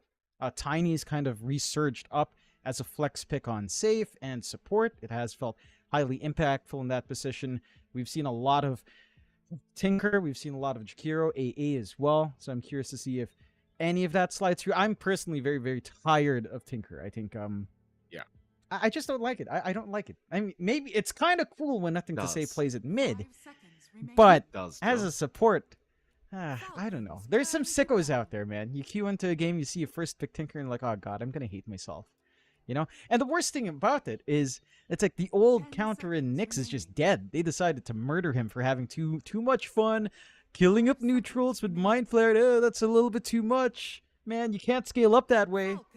So you don't even have the counter option in Nyx as a viable thing. So we have the draft. We have Falcons saving us all by banning Tinker, AA, the NP, and the Medusa. Heroic for their part taking care of the PA Bristleback, leaving that tiny option for themselves open. Stuff like Jakira is still there. And the TA as well. I believe Templar Assassin has also kind of seen itself come back up with the buffs it has been receiving in the sub patch. So you do have some pretty big options. Beastmasters on hand as well, as we see the Gyrocopter being banned out, and Heroic.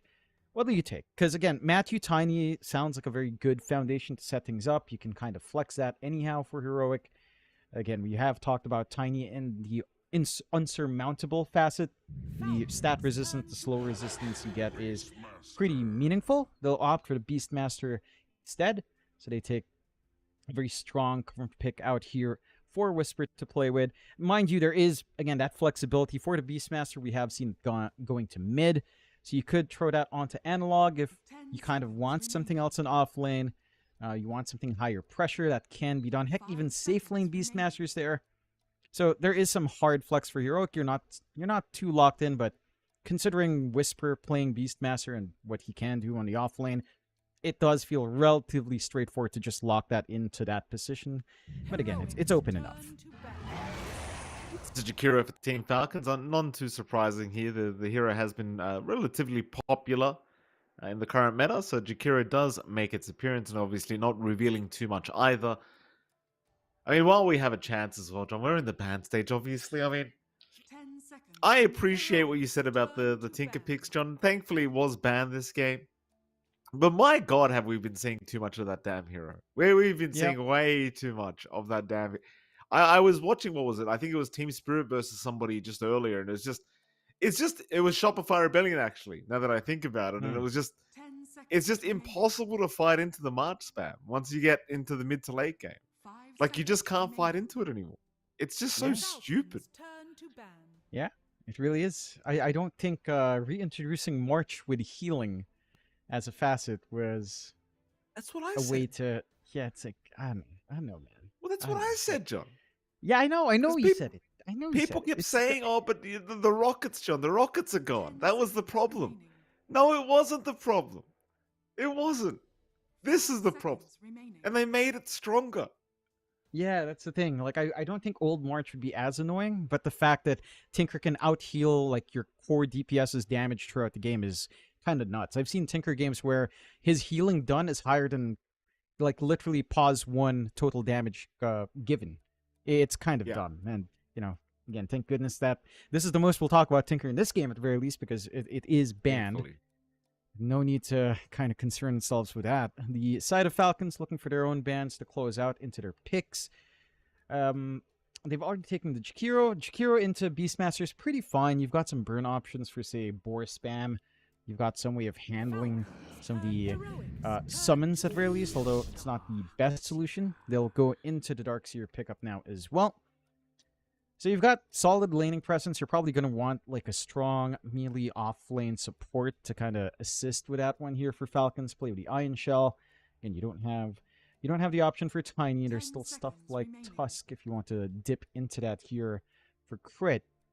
And, you know, just kind of try to run down. Try to have that presence. We've seen some Darkseer games, though, where if you don't have that strong start, it can kind of feel awkward.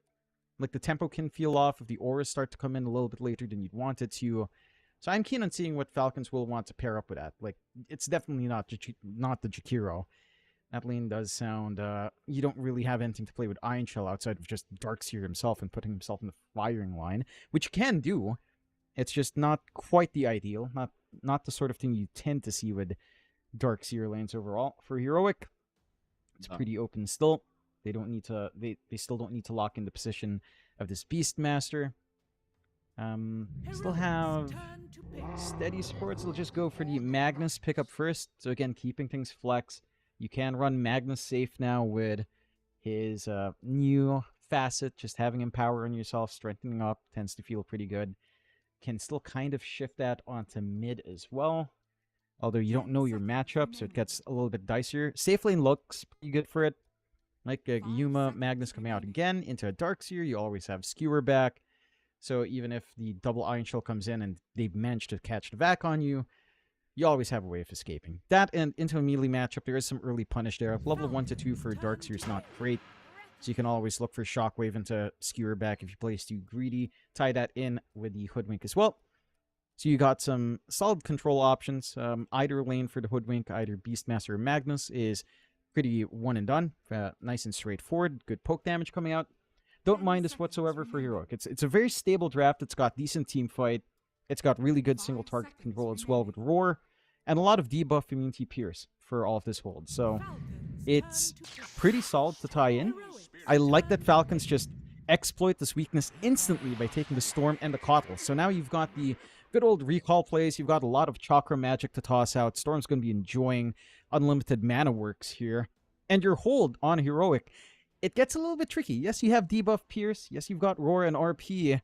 But you don't. You kind of have to fully commit to catch the Storm because Hoodwink, it doesn't really catch a Storm out unless you're really well hidden in fog with a Bushwhack. And I'm not sure if you're going to be able to cover that with another support pick to just catch Storm. Like, we haven't seen much of Lion whatsoever. We've seen some Shadow Shaman, but I don't know if that's what you want to tie in. And, like, you could run a Shadow Shaman Magnus lane. It's pretty all right. You've got the Shackle combinations to play with and kind of run around with that, but it's not been the most popular. I was going to say as well, like going back to the Hoodwink pickup, John, we've only, I believe, I just kind of went through all the games. Hoodwink's only been picked once. That was Team Spirit on day one, their first series, and they did lose with it. I was going to say, it doesn't really feel like a popular support right now, so I was kind of curious as to why her... In fact, never mind, Jonathan. Heroic will go for a Husker pickup now. That's something that's much more exciting than a Hoodwink support, Jonathan. Husker will make its appearance, and what do you think? Is this a good Husker game? Do you see it, Jonathan? I kind of see it, right? Like, the lane into Storm maybe is not, it's not as soul-crushing as Ember into Husker. So there is still a lane to play, but you get a lot from Magic Res in this kind of game. You're playing into a Kotl, into Darkseer, into Jakir, into even Storm. So the Husker is going to feel pretty tanky at the very least. Like, the magic damage isn't going to insta-gib him anytime soon. So you do have that sense of durability coming in. And eventually with an Ags, it could be a pretty good source of control with Life Break, although the Ags build-up tends to come pretty late in the game. So it's not something you're expecting a Husker to pick up straight up. And the one big thing with a Husker pick here as well is you don't have an AA to worry about here from Falcons. They did band out early. They locked in their two supports with Koppel Jakiro. The hard stuns on Falcons is also somewhat lacking. Like, you have Ice Pat, you have Vacuum. Maybe you have a decent Vortex come out as well, but it's only going to be onto one. So it does make it a little bit awkward. Falcons are just covering their bases, trying to remove Husker combinations from the last support pick, taking care of Oracle. Are they worried about Dazzle? Because Dazzle has been pretty dead since the Noddle projection nerf, but if you're running Husker, and it's a great laning support anyhow, the Dazzle could still kind of fit in here. Mind you, you have a Storm to jump the actual Dazzle, so hey, it might not even be an issue if you can just find him in the back. Considering that cast range down to 450, you're not that well hidden on Dazzle any longer, so it is pretty manageable at the very least, and they will just take care of the Silencer instead to ensure their Storm's not going to be pinned down too hard, leaving that Dazzle option open for Heroic. I mean, if we're talking Dazzle, in fact, never mind, it was banned out. I was going to say, if we're going to go Dazzle, we may as well go Oracle, because you're against Dark. Yeah, that's why I mentioned Dazzle. Yeah. Okay. That's the only reason I mentioned Dazzle, because the Oracle was just taken care of. Take care of the Abaddon as well. There is some funky pause ones for Falcons. Skitter, not in this tournament, but in Fisher Universe, he did run stuff like Tide 1. which could be fine. Again, TA is an option as well if you want to go more bog standard. DK is still on hand somehow. You even So got you do have some Disruptor. safe bets. I feel like Disruptor's not a bad idea here either. You know, For got Heroic, Glimpse yeah. back. Yeah, for Heroic. I mean, Disruptor, Glimpse back on Darkseer. Static Storm's quite effective against Storm. I don't think it's a bad idea. I mean, the laning stage-wise, like, the support duo of Hoodwink Disruptor might feel a little bit weaker, but... Oh, never mind that, John. They're right into a Sven now. I imagine then we're looking at maybe a pos 4 Magnus or I guess a support Sven. I'm not sure yet, John. Yeah, it's open enough to kind of flex around. I'd like to say I'd prefer to see a pos 4 Magnus over something else. I would say I personally feel like, in my opinion, I feel like the support Sven does more with less farm than a Magnus with less farm. I think the Magnus could be happier with a Blink, happier with a BKB in this kind of game, happier with a Harpoon, right? The Sven as a support in comparison, because if you run the Magnus support, Sven already has a cleave, so you're not going to be empowering him. He gets a little bit more damage, sure, but the cleave is kind of redundant. You could power up your Beastmaster as well, which is fine, but there's not much to really cleave through in terms of being worried about enemy summons. It's just going to be down to a bit more farm. The lane setups are okay, but it's also just slightly awkward, right? Like the Magnus lane's definitely a little bit more awkward. Maybe you can just play it forward Beastmaster, spam out Shockwave and Axis. That could be a really good poke lane. Could be one way to go. I am curious what Heroic's plans are with a Magnus pick. Is the Sven, to be fair, support Sven has been dead. And it doesn't feel like an amazing support Sven game with the Warplate. You don't really need that much physical armor, as the Terrorblade does come out from Falcons, so a really great win condition for Falcons to set up on Skitter now. And a pretty decent combination still with a lot of stuff, like getting Chakra on TB feels nice, just slowly but surely lowering the cooldown of Metamorphosis can be good in maintaining some fights. We are just getting the Yuma Sven, so it is a core Sven, and we are just probably going to get this support Magnus up, probably for Matthew. It's a little bit interesting. You don't tend to see that support Mag too much. I do feel like just having his old shard on hand as a facet is pretty strong. And again, there is some good poke you can get done with a Beastmaster Magnus lane, considering that's a lot of magic damage into a Terrorblade lane of all things. That can sustain itself, so I don't mind us too much for Heroic. It's a little bit quirky. You know, you don't end up with, like, the combination out for Analog to have that durability on the Husker, but he might not even need it anyhow. His only big concern for physical damage is going to be that Terrorblade of Skitter, which, as a Husker, you tend to build a Halberd anyhow, which, you know, just counteracts that issue entirely. So, very interesting draft. A little bit different from what we were seeing here yesterday, Mike. I would lean towards... It's hard to say. I would lean slightly towards Heroic in terms of having this team fight potential. I think their scaling isn't too bad off. It's going to be down to how they execute lanes, because this team fight kind of momentum does require them to win lanes. Like, they can't afford to lose out, especially with a Magnus support. Like, you don't want to be behind in this here. You kind of need EXP. You kind of need to build up and kind of go from there. It's really interesting that KJ right now is sticking with Eternal Empowerment over the Shockwave facet as a support, which it's not what I feel like is amazing for support mag. It does help you farm, to be fair, but I don't know if that's what you should be going for overall. Maybe KJ makes it work. You know, KJ has made some funky stuff work before. I mean, it's interesting. It's certainly interesting. Excuse me. I'll see how it. We'll see how it pans out, Jonathan. Game 1, Team Falcons going to be up against Heroic. Obviously, Falcons looking to be the favorites going into this one, Jonathan. But you never know. You never know. Husker draft, you know, interesting draft here from Heroic. See how it all pans out. Both teams have a standard. No excuses. 5-man smoke out from either side as well here. Jonathan, they'll run right towards each other. I'm a little bit afraid that for Heroic, you know, if Analog falls off here on the Husker, the game might just feel over. Like, I don't think the Sven does necessarily very well against the TB. You know, high base armor hero against a Sven's never going to feel amazing for the Sven. But we'll see. Yeah, very aggressive posturing out already. Crit does fully commit for the Illuminate, so not going for the early blinding light that we sometimes see for the repositional plays. They do manage to at least set up for these runes, and it doesn't look like we're going to get too much excitement for them unless maybe Whisper overextends, but it is a 1v1 contest.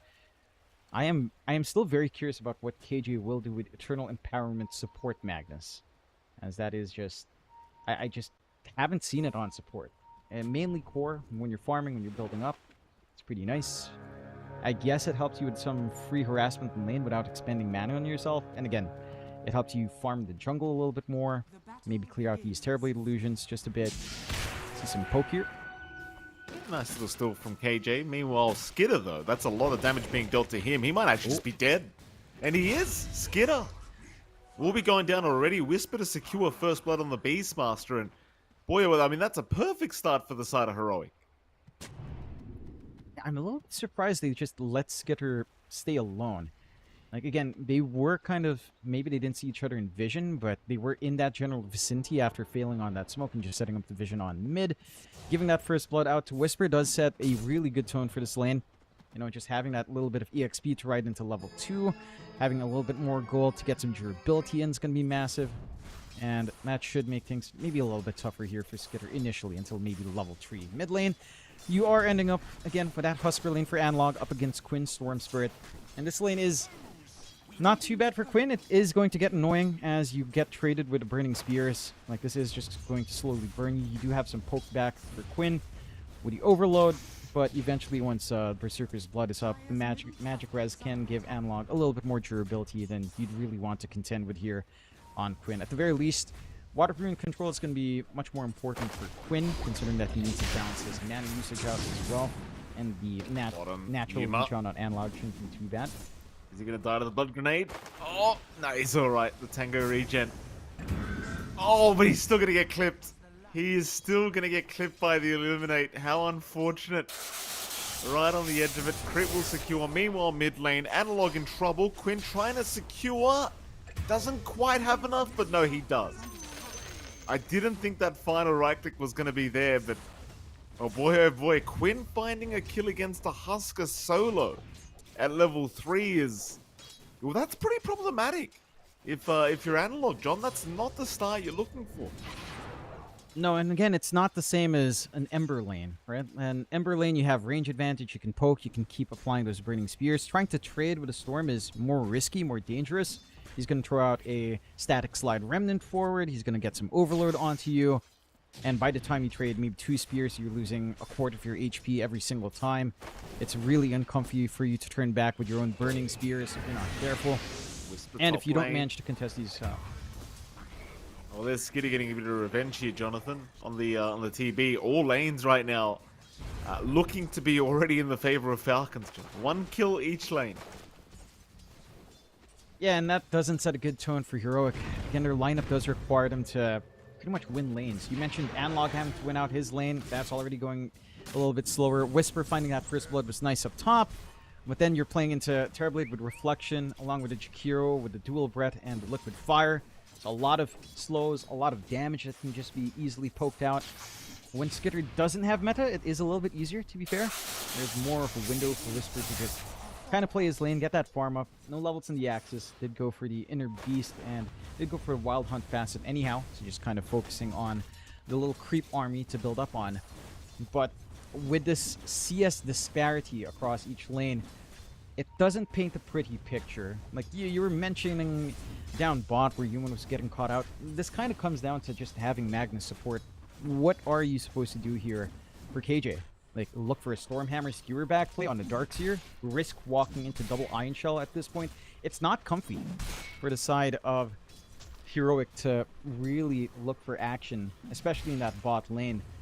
At the very least, there is some room here for KJ to secure a Water Rune, or at least snag that away from Quinn. So removing one top-up option gives Analog a little bit more room to breathe, but that mid lane's just getting wrecked. 19-6 for Quinn, 12-2 for a Husker. And these stalled timings, man, it's not going to feel great. Like, you've got a support mag who's obviously not going to have a fast blink. You've got bot lane kind of surrendered. Melee matchup into Darkseer's not feeling great for Yuma. Your top lane, at least, is dancing around with whenever Metamorphosis is down. You have some gameplay. But there's no easy fixes. Like, even into, say, the 6-minute mark, into approaching the 10-minute mark, it just doesn't feel like you'll get too much. Well, Analog just threw a cheeky blood grenade out on Quinn. He does cancel the bottle that Quinn had just used, so it is forcing Quinn to actually run back to the fountain, but I think he was looking to maybe set up for KJ, who had rotated on the Magnus. Currently chasing Crit now, but doesn't really seem to have much of a chance at getting a nice skewer off. It looks like everyone from the side of Falcon's going to be just fine, but this is going to allow Analog in that mid lane to slowly catch up on that Husk. It's finally kind of left alone for a little bit. And in fact, Quinn just left the lane altogether. He just says, screw it, I don't want to be in that lane anymore. And the Husker is level 5, so it does get relatively painful at this point. Quinn, I suppose you'd rather just secure your level 6 in the jungle and just ensure that you can't die. Okay. Nice and safe. He is scanned out with a little bit of a cheeky movement from Matthew. Might not be as smooth going here. He's still okay. Matthew's just being a bit of a bit pest. One creep away from the storm. I suppose he did something with that rotation. Meanwhile, bottom lane, a chase is on. Yuma being chased by the illusion plus Amar. Crit's still waiting as well, but Yuma's going to be okay. For now, ATF still pinging out there, wants to go for Yuma. Blood grenade, it does not actually connect. Yuma still in danger, but has the TP rotations in, coming in a nice bushwhack. Matthew locking him down. Amar's in trouble now as KJ's shown up.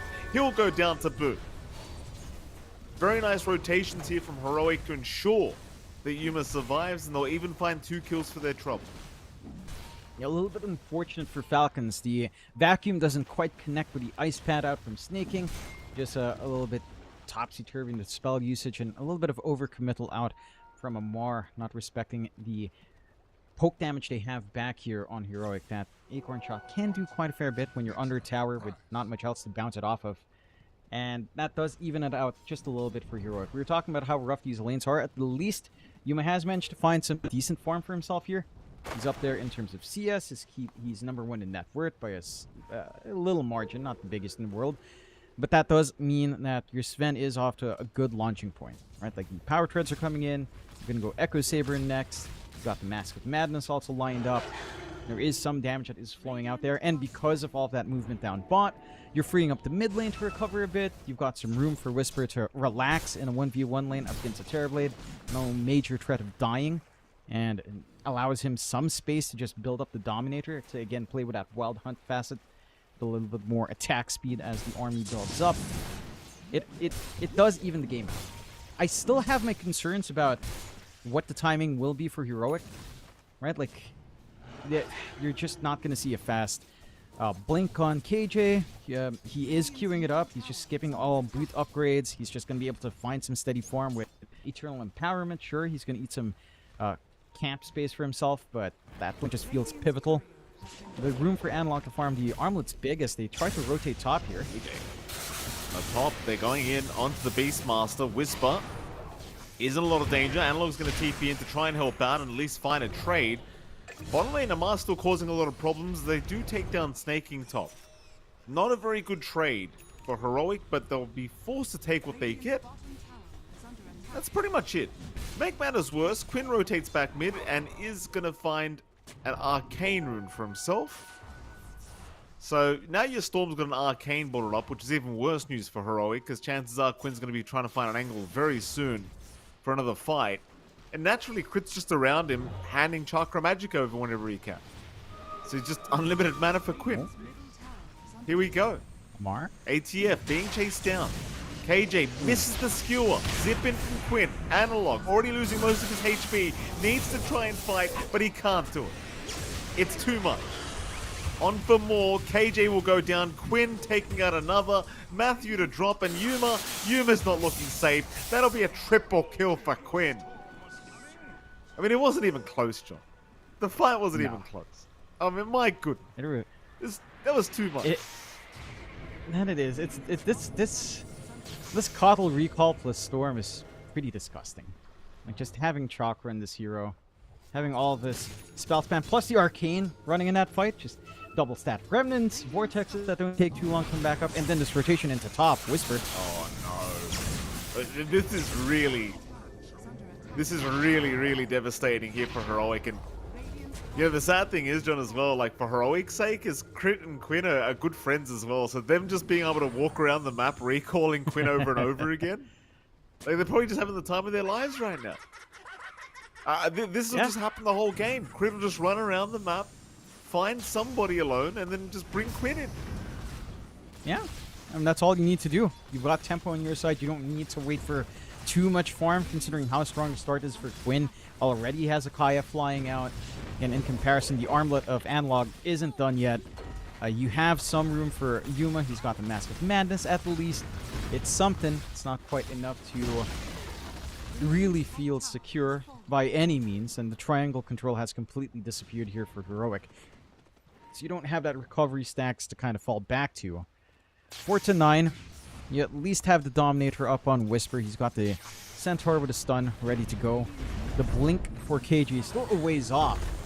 And a steady siege from Skitter joining in on mid with Metamorphosis fading away. I mean, what do you do? Like, you don't have defense. You could maybe rely on Bushwhack, but where's the follow-through? Your Husker's not ready. Your Beastmaster is ready, but who's he going to play with? A Hoodwink at level 5? Like, it's just not enough on Heroic right now. They're going to have to seed some map space out. Just try to take it slow. Maybe sacrifice some supports along the way. Just secure farm for your cores somehow. And stem the bleeding a bit. Because the more you feed Quinn, the more you feed Falcons in general, the worse it gets. Like, Quinn has 9 Galvanized stacks in at 11 minutes in. That's insane. That's a lot. That is a lot. It's got the Soul Ring up, got the Kaya up, got the bottle. Like, there's just... And you've got a Coddle behind you. That's the best part, John. He doesn't even need the Galvanized stacks. Doesn't need it. And he drops an XD as well. Oh my goodness, Crit. Come on now. I can't become any bigger of a fan, Crit. You got to take it easy, man. You know how I feel when somebody drops an XD, John. I'm an old man. It brings me back to my heyday. KJ? Oh. Gets caught out. Quinn is not having it today, Jonathan. Quinn is not having it. You think Quinn's trying to get a job at Falcons at this point, John? My goodness. Yeah, you know, it's. Remember when Saberlight used to be a stand-in for Liquid back in that one time? You know, it's the same thing for Quinn. Like, yeah, you stand in. He's still playing the same old Quinn, but he's a little bit more relaxed. He's going a little bit wackier. You know, he's going all in on these chases. Oh, this will be a nice kill. That'll be a very nice kill. Whisper able to secure the line. Yuma? Well, it was a nice kill, John. Yuma's gone down now. I mean, I suppose the TV going down is still very worthwhile of a trade for Heroic. The issue is, like, Falcons don't really need this TP at the moment. They're just doing it with Quinn. In fact, here comes Quinn again. Whisper is not going to get him. Whisper's in big trouble. No. Whisper is down. Crit to secure that one. Yeah. 12 Galvanized stacks for good old Quinn. Has all the mana regen he'd want in the world. Sanj only 300 gold away. He's been involved in 10 kills at 12 minutes here, John. Yeah. 7-0-3 as the Storm. 12 minutes in. Yeah. It's a free Storm game. It comes back to these support picks. I thought he was spotted there for a second. Never mind, John. He wasn't spotted. Thing is, Heroic are just not safe. Because anyone that shows on the map, like, again, you'll either see Crit running directly towards them, or you're going to see Quinn running directly towards them. Bottom lane, Yuma, I don't know if he should show right now on that creep. Like, this could be a little bit scary. In fact, never mind. Quinn has been recalled. Oh, here we go. He's looking. KJ. Meanwhile, Analog chasing ATF. ATF going to be okay. KJ in trouble. Is not making it out. I don't think. That's number 8, John. Yeah. Nice and simple for Quinn. Just running around, hit and run. It's like he's playing a wild version of GTA 6 right now, harassing some people. You know what's nuts, John? Is the fact that here we go again. Matthews, Quinn's been recalled. Matthews in trouble. You know what really upsets me about this Coddle, John? Is that he can alt right click the Yeah. recall and TP to somebody else.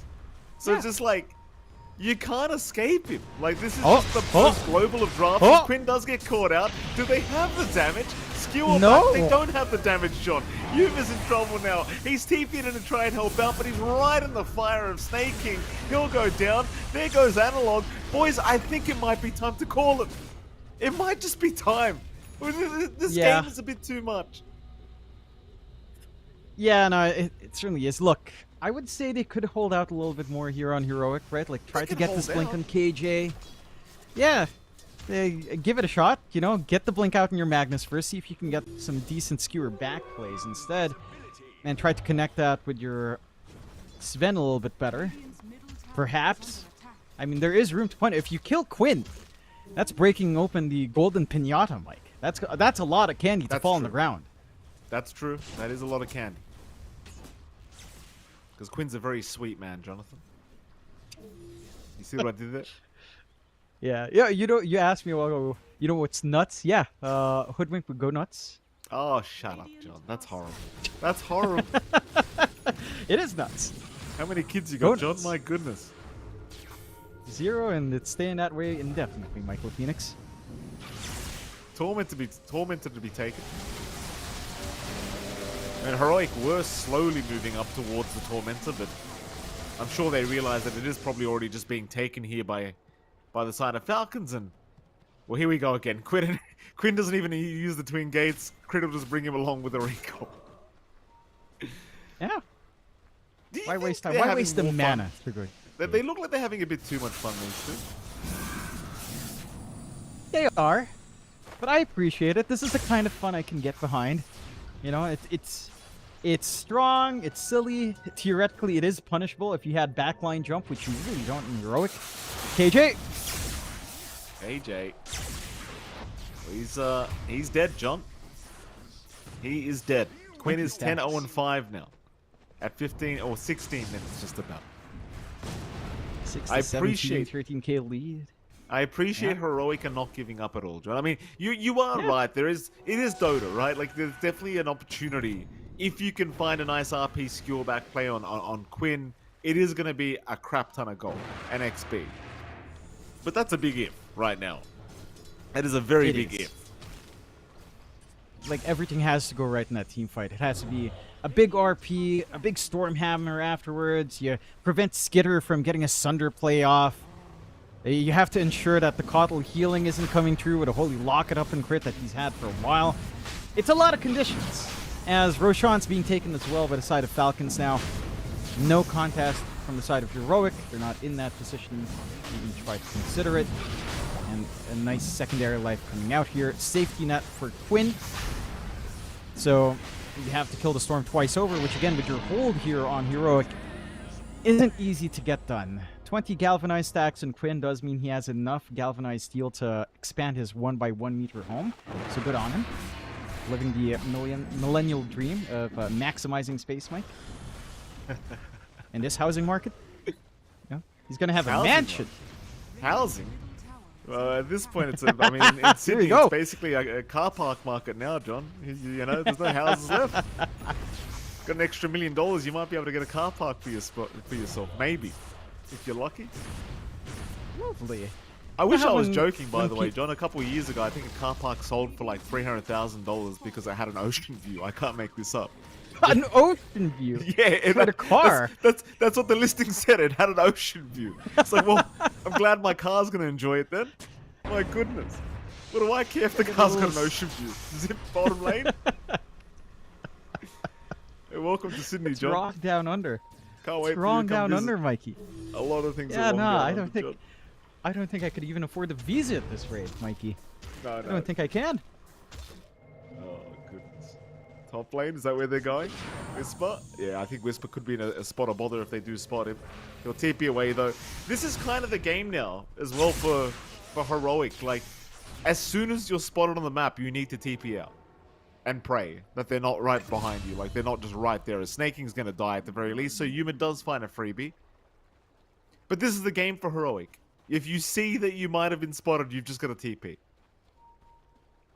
Pretty much. It's like a game of reverse whack-a-mole.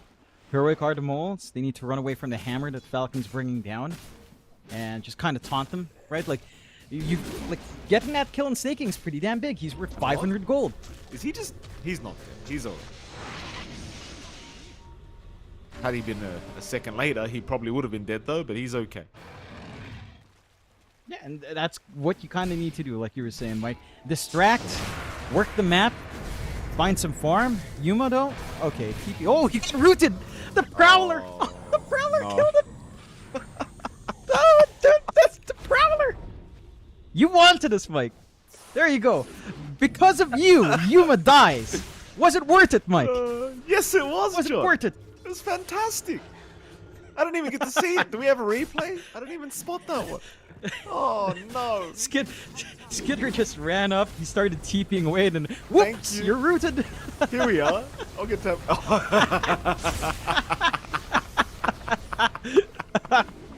Ah. Oh. You know what? You know what that... You know what that Prowler is? It's a real estate agent asking you to take a look at his, hey, I got this good parking lot right by the river. Want to take a look, Sven? He dies because of that, Mike. He dies of shock from the price. The sticker price. That's all it is. That's brilliant. I love those Prowler creeps, John. I really do. I love them. I never have to deal with them, John. I play support. You know I don't get to hit creeps, you know? Yeah. Yeah, nah. I don't But the care. moment you do and you head in there, and you know, you've got some room to clear some camps yourself, and you're hating yourself. Oh god. I can try for a smoke out here. I can feel the aura of my pos 1 just getting stronger and stronger every time I enter my triangle, John. I can feel it, the presence. He's watching me every time I enter our own triangle, just making sure I'm not touching the creeps. Quinn? Oh, he's found analog. Should have gone digital. Analog in trouble. It's a horrible joke, John. Analog is... Why did I say that? Quinn, he's looking for more. Why did I say that?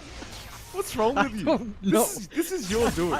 How is it my fault? KJ? How's it my fault, Mike? It's your fault. Yuma's in trouble. Look at it. This Bye, is your Yuma. fault, John. This is your fault. Yuma's been caught.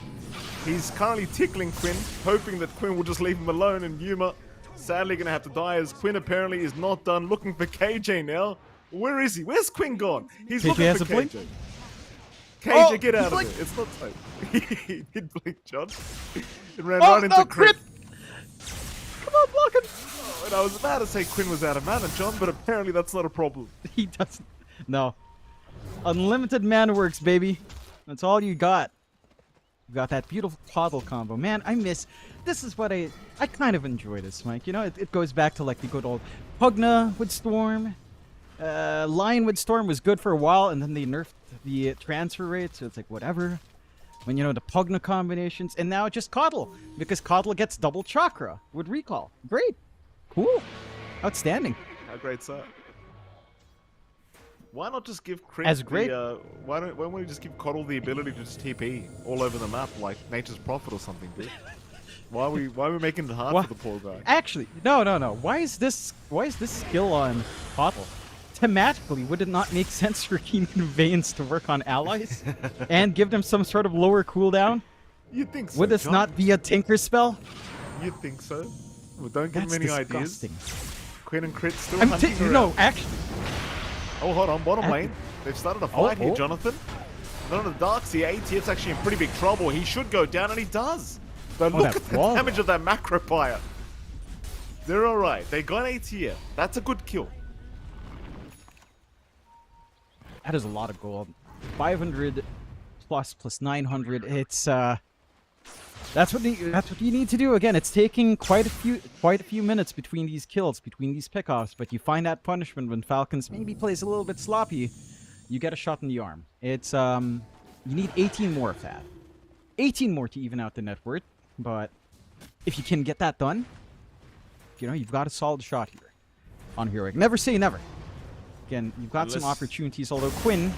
Yeah, I mean, Matthew's in a spot of bother, but he does have Whisper there, and Quinn's not wanting to give his life away. Naturally, he knows how much he's worth right now. He's 12-6. He does not want to die and just throw the game back the way of Heroic. Now, they are tipping more bodies in. It seems like they might want to go, but They don't. They'll just take it easy, take over that Radiant Triangle, play safe. Here's a 4-man smoke now from Falcons. This is into a BKB, though, of Analog. So if Analog has ever had a chance to force a good fight, this could be it. Yuma. Is he going to avoid Quinn? He will run the right way. Quinn's still going to have a look around that southern part of the map, and Yuma does not have TP. Oh, and Quinn's going to find him. Oh, no, he ran underneath an observer ward. That's a very sneaky ward there in the corner too, John. Oh, and with yeah. that, it's just... That's Yuma dying again. Not great news at all for Heroic. No. But they still have this high round hold. Respawns are fairly short, considering that's a level 15 Sven, so it's not the worst thing in the world right now. And again, you've got the blink on KJ, although he is forced to just skewer back. The wall drop early to zone out, providing this angle here on Falcons to just siege in. And siege in they will. Again, blink skewer back plays there, but you need the Sven for damage, and it's still a little bit longer until he's back up. The Falcons won't overcommit at their least, although... This is so ridiculous, dude. Whisper. Why does he get 2 charges of recall? He's literally TPing to somebody while recalling Quinn. Like, it's... Why does he do that? So he's IO now as well? Yeah. He is. And recall is affected by the chakra that he gets when he casts it. So it's just, yeah. I was going to make this comparison. You think about Tinker. He has a blind. You have Blinding Light. He has March of the Machines. You have Illuminate. But you get the bonus in chakra. So all this time, Pottle is the spear you Tinker. Oh my goodness. Think about it. You figured it out, John. You're not wrong. And he heals too with Illuminate, actually, now that I think about it. Yeah, exactly. It's like March. Exactly, right? It's like March my of Machines. Goodness. You're right. Even the build-up's the same. He just builds Holy Locker and Glimmercake. There you go. It's done. Oh, great. Oh. So now we've got 2 Tinkers in the game. How great's that? Can you imagine a Cottle Tinker game? That sounds No, atrocious. don't say that, John. Come on now. Dude. Oh, at some point we will get it, Mike. At some point. And it will look so dumb. today. Like, It's gonna happen. it'll look either really good, or it's gonna look like the worst thing anyone's ever cooked up. Oh my. That's all this. Radiant's bottom tower is under attack. Well, we're 26 minutes into game 1, Jonathan. 24k net worth advantage still standing pretty strong for Falcons. Heroic, not out of the game yet. It's looking bad, but they're not out of it yet. There's so much Smoker. pressure on, like, so much pressure on KJ to try to catch up in RP. Falcons with the smoke, I mean, they've got some good forward vision to kind of guide him in. They've been very aggressive. They've been the ones setting the tempo. A counter smoke from Heroic could be big. Again, it's down to whether or not KJ and Human can get that connection for the RP follow-up. That's going to be the big game changer for Heroic. If they can't land that combo, then there is no hope. It has to be off the back of that. At least 2 heroes in an RP with a really God-strength usage out from Yuma. You've got to find that angle somehow. They're just not able to, like, really leave the base at all here, Heroic. Like, you see them chipping away at a couple camps that are very close by the base, but that's about it. They understand, like, the moment you're... Oh, that's not good. Ooh. We've had 6 players instantly DC. What is this, John? Did you see something? No. It's just, this is the good old... You know, North America, Southeast Asia, we're all the same. We get these disconnects as well. There you go. Quick reconnect. That's faster than Southeast Asia. At the very least. American internet, dude. There you go. The best internet. Yeah. Some would say the greatest internet. Absolutely is. Yeah, no denying. I'm not going to do the imitation, John. I don't have a good imitation of that guy. You know the one I'm talking about. You don't, do you? Falcons? I think I do, as they are going into the Roche here on Falcons. I'm not going to say the name because nice God knows it's going to get spicy. Roshan? Yeah. Safety net for Skitter this time around. 8-23. Again, Falcon showing a lot of respect for that high ground hold. And they do understand there is a way back here with, again, just respecting RP, respecting the damage from Yuma if he is allowed to actually just stand there and hit. As he does have a little bit of a booster now in the Crystallis. Not the most damage, but certainly will help the cause. But it's 8-23. It's still all about looking for an opening from Falcons. Falcons. Right? Like, Heroic can't really bust this game open themselves. They're trying to play high ground. They're trying to wait for Falcons to get impatient and drag someone in. It's just way easier said than done. Falcons are not making a mistake. They're hanging back. They're farming. They're waiting for Heroic to get jumpy. Otherwise, you're just getting choked out. 25k lead for Falcons. You've got the Scotty coming out for Skitter really soon, 100 gold away. You've got Amar, who's managed to build fully into Aura. Guardian Greaves up, has a Halberd to deal with that Sven. Or the Magnus. Like, all your tools are coming together. You're going to have potentially the Ags coming out for crit, with just a point booster being queued up. The Will of Wisp is going to be something to be concerned about as well. Who can they catch? I mean, KJ's got to get a nice skill back play, and he's going to find ATF. It's a good start. Lotus Orb, they're going to make things very hard as KJ gets a very nice RP off. Quinn, he zips out of there. They've got ATF. Quinn's going to jump back in now. He's still got the... well, he doesn't actually have the Aegis. Skitter's got it up. Whisper will eventually die. A 1-for-1 on both offlaners. Analog. Analog? I mean, he was trapped in the low ground. Can they get Quinn, perhaps? No, they certainly cannot. KJ's going to die. Quinn's just going absolutely bananas here, as they will wipe them out on the high ground. Buyback committed by Analog, but it's only him and Matthew, and they've finally seen enough. They'll call GG. I'd like to say it was a close game, Jonathan, but it was far from. Falcons, too damn good. John, I mean, this 14-0-10 on this storm. Well, why is Quinn playing better on Falcons than he is on Gaimin at this point? Well, what's happening? What's happening? I don't know. I think, you know, it's a factor of he's having fun. There's less pressure when it's not your team, right? So Quinn gets to be a little bit more loose with his gameplay. And it's not like Falcons is a team that can't adapt. We've seen this from them time and time again. So very well played out to Falcons. I'm disgusted by this combination. We'll see if Heroic will find a way to get their own disgusting combos out, because quite frankly, this flex that they were doing with this Magnus, with this Beastmaster kind of pick, going with support Magnus here for KJ, it really didn't pan out. Like this, the Magnus just didn't do enough, and I think the ideas were there, but it felt very forced here from Heroic. Well, with that, John, we do have to force ourselves to go to a break, and right after that break, we'll be back with game number 2 between Team Falcons and Heroic. We'll see you soon.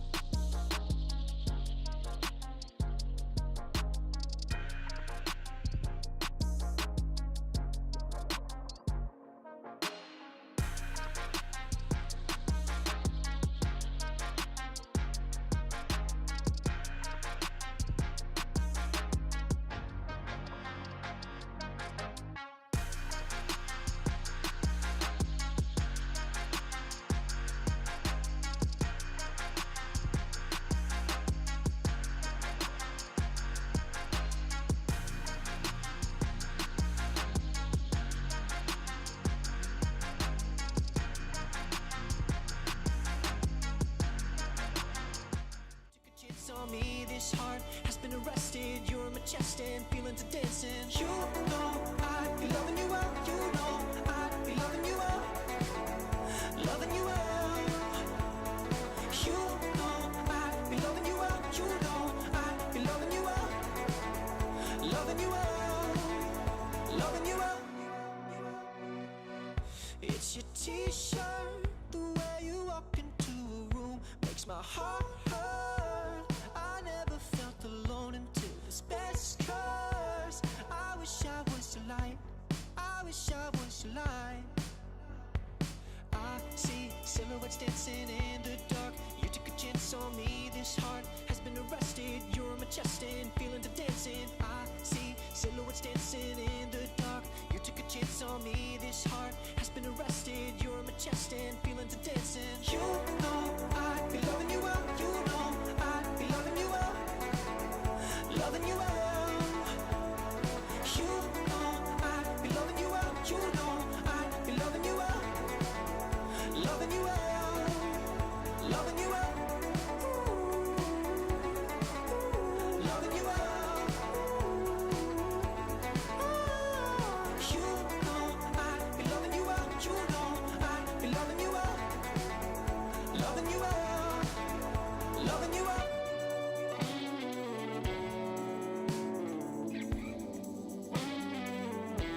I wish you were in love with me as much as I'm in love with you.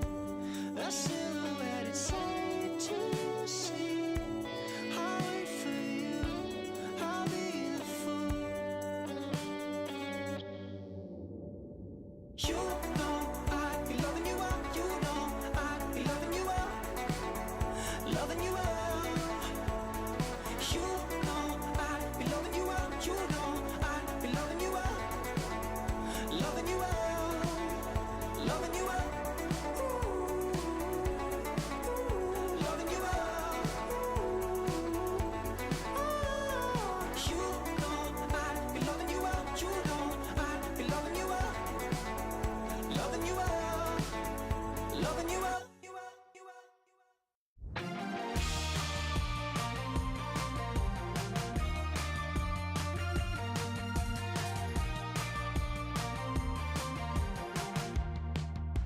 Laying on the floor again, watching all the stars rolling.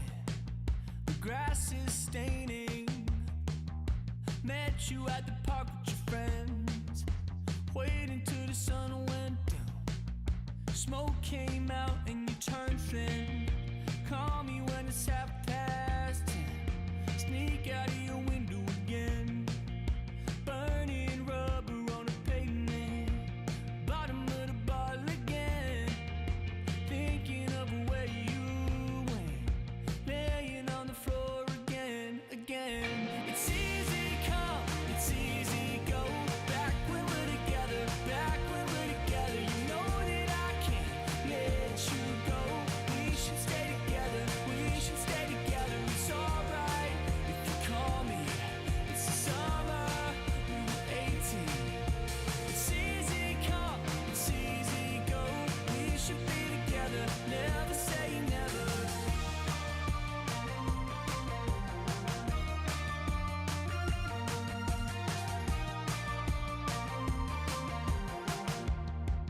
I'm back on tour again, wishing I was in your bed. You know it pains me. Your every face I see in the end.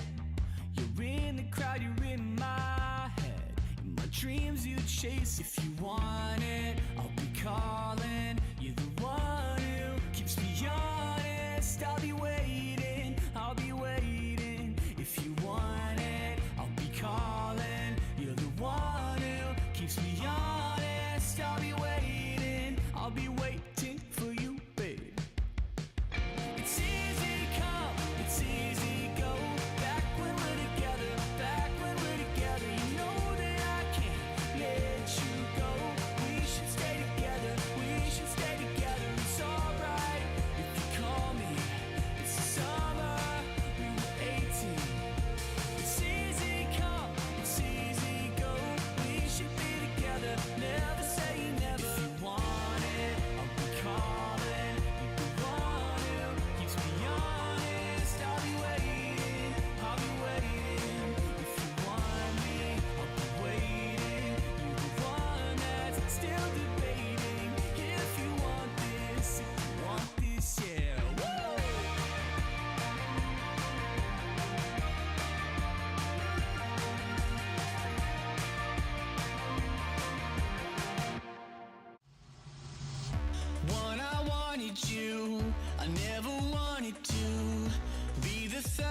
person you'd be searching for. I had 5 reasons in 1996, 7 minutes in this heavenly sin.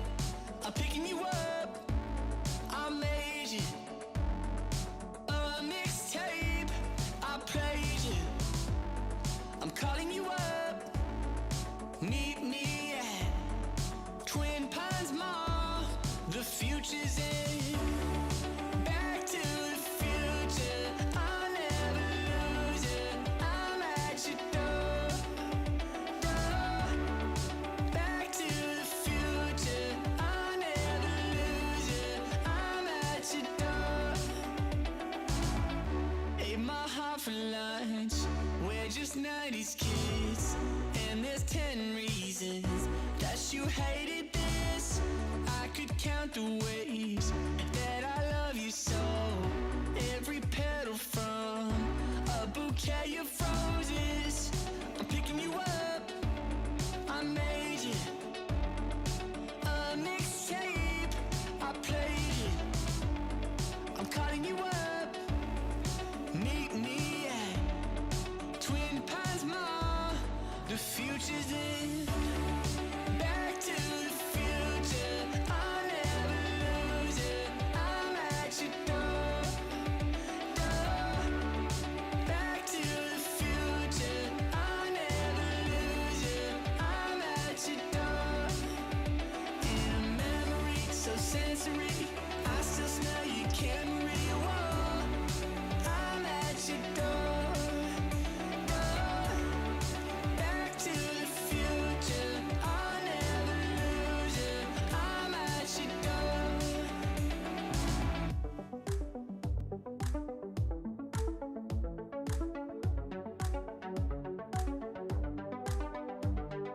Ten, nine, eight, 7 minutes in heaven, 6, 5, 4, 3, 2, 1. Back to the future, I'll never lose it. I'm at your door, door. Back to the future, I'll never lose it. I'm at your door. In a memory so sensory, I still smell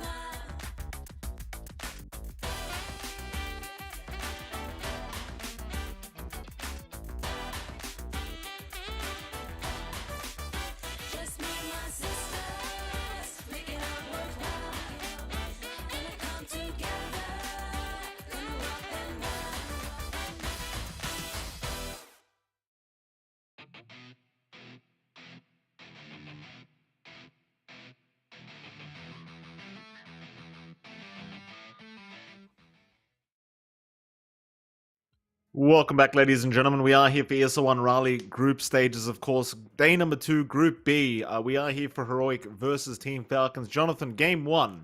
Obviously, quite a dominant affair from Team Falcons. Is there a point where you think Heroic can change things up and kind of give us a bit more of an even matchup here, John? Or are Falcons just too damn good?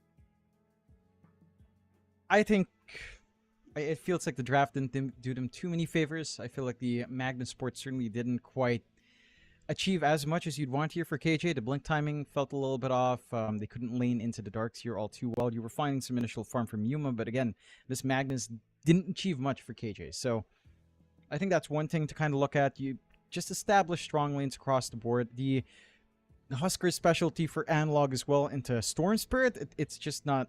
It's not a great time in comparison to the Ember Spirit. It really isn't. Yeah, like the same matchup. Storm can poke back quite nicely.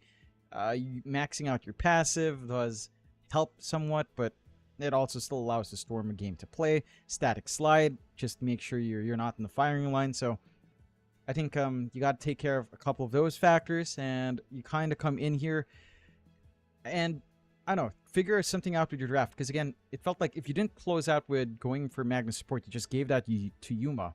Again, maybe you consider something like Dazzle. The game would still be a little bit hard, to be fair, but you did have combinations that you might have been able to bank on. Granted, Twin Storm would have still been an issue, so I don't know. It's got to be something in the draft. It's rather interesting as well going into the second game, Mike, because in the priority last time, Falcons chose second pick and Heroic chose Radiant.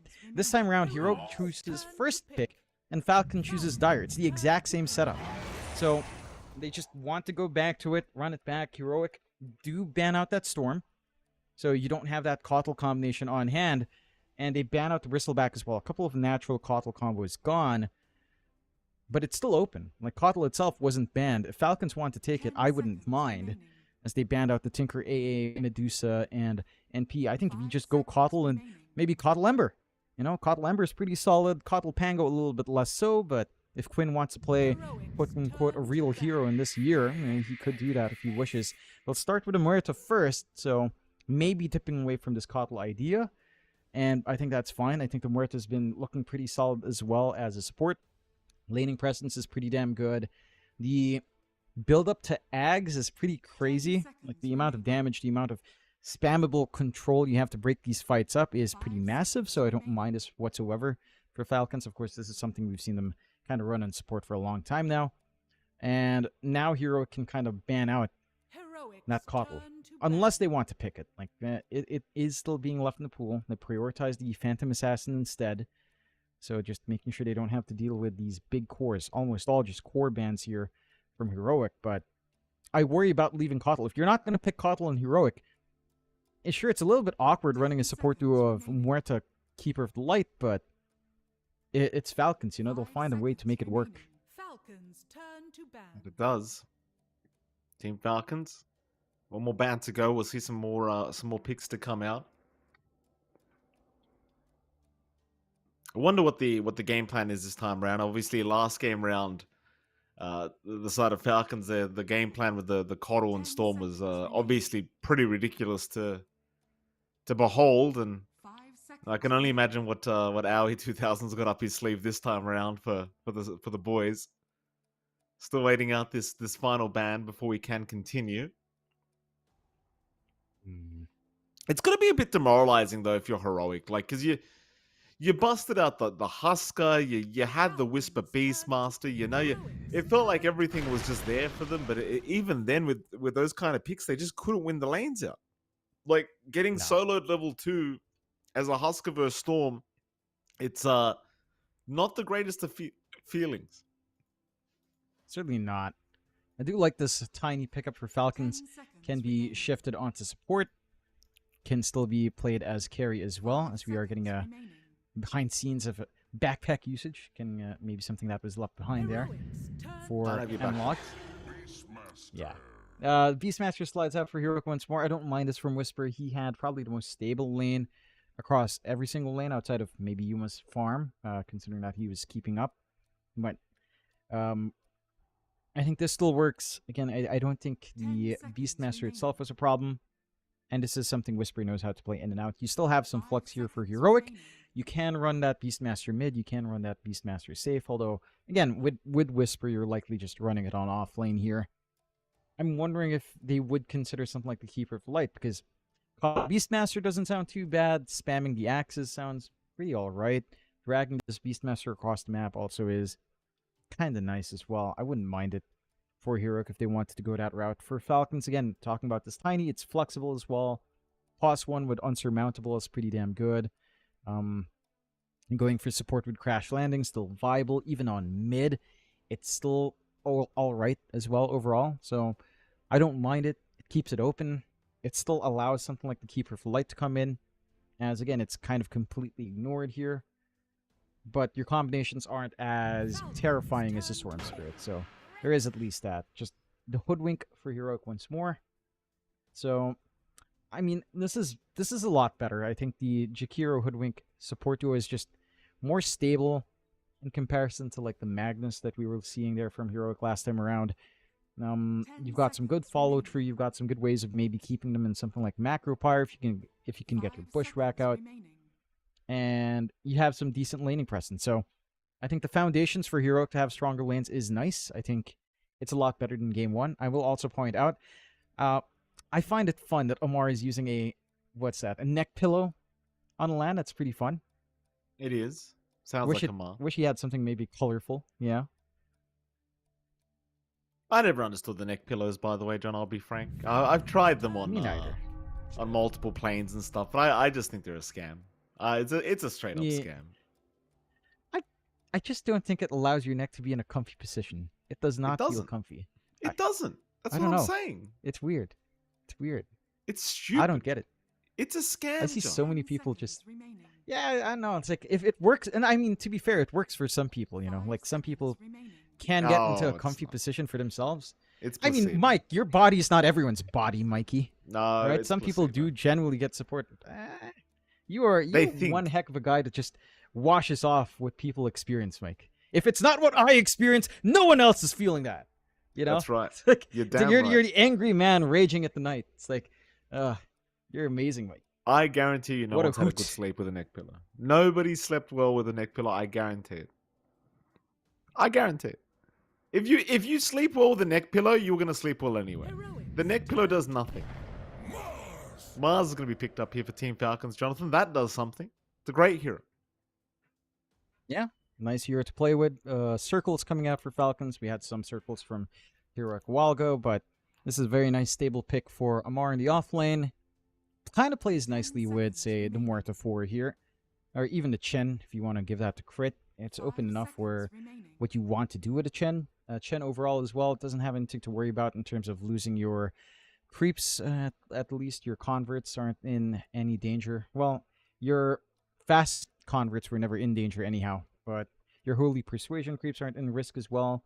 It gives you a lot of early tempo here on the side of Falcons, and that is locking in a tiny core here for Falcons overall, I do believe. Like either Quinn or Skitter playing it on mid or safe. So keeping things a little bit flexible to close out.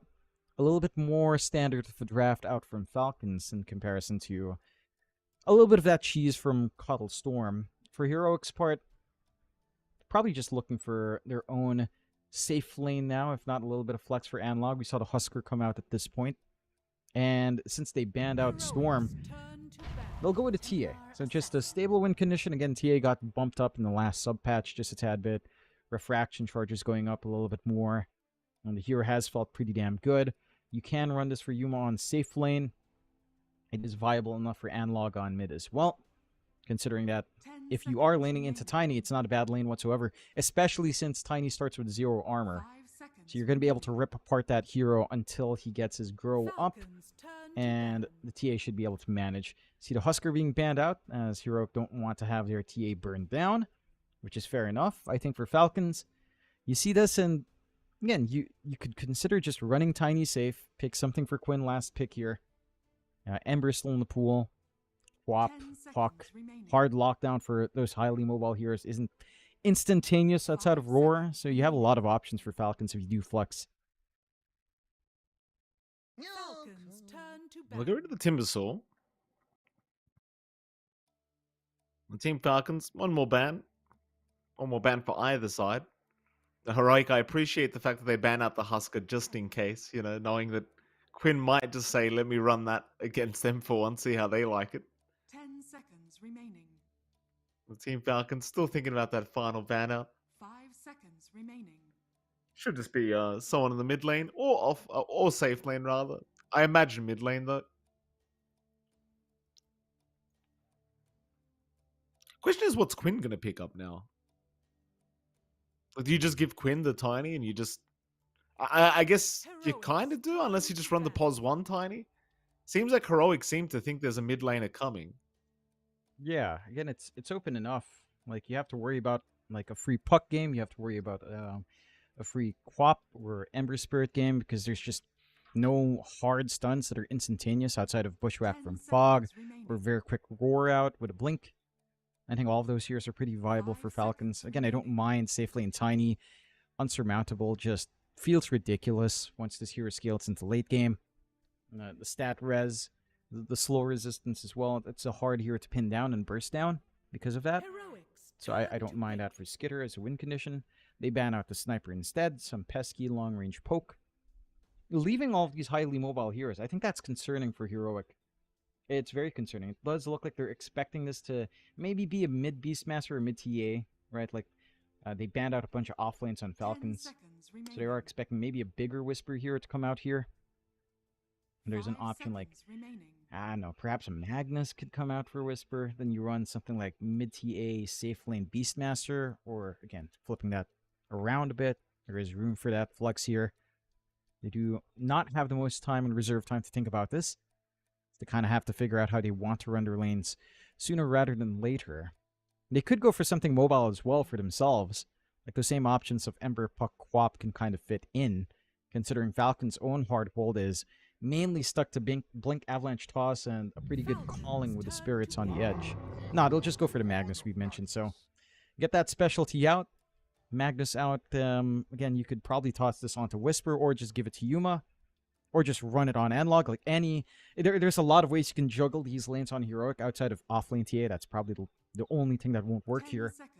But you can mix and match depending on what you feel like you need in lane. For Falcons, Magnus doesn't solve this hold issue. Blink RP is still what you're going to rely on. It's not going to be solid enough to catch something like an Ember, Quap, Puck. Wouldn't mind any of that here for Falcons to close out with. We'll see what their idea is, though. We shall. I mean, Team Falcons, 40 seconds left to make this choice. Should be a Quinn hero we're looking for. What does old Quinny want to play?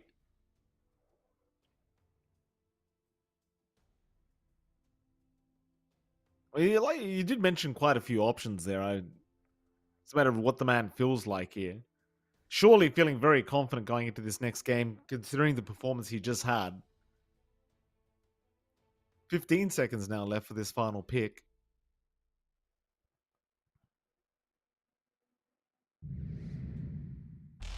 Okay. Right. Oh, okay. So we are going the mid-tiny route.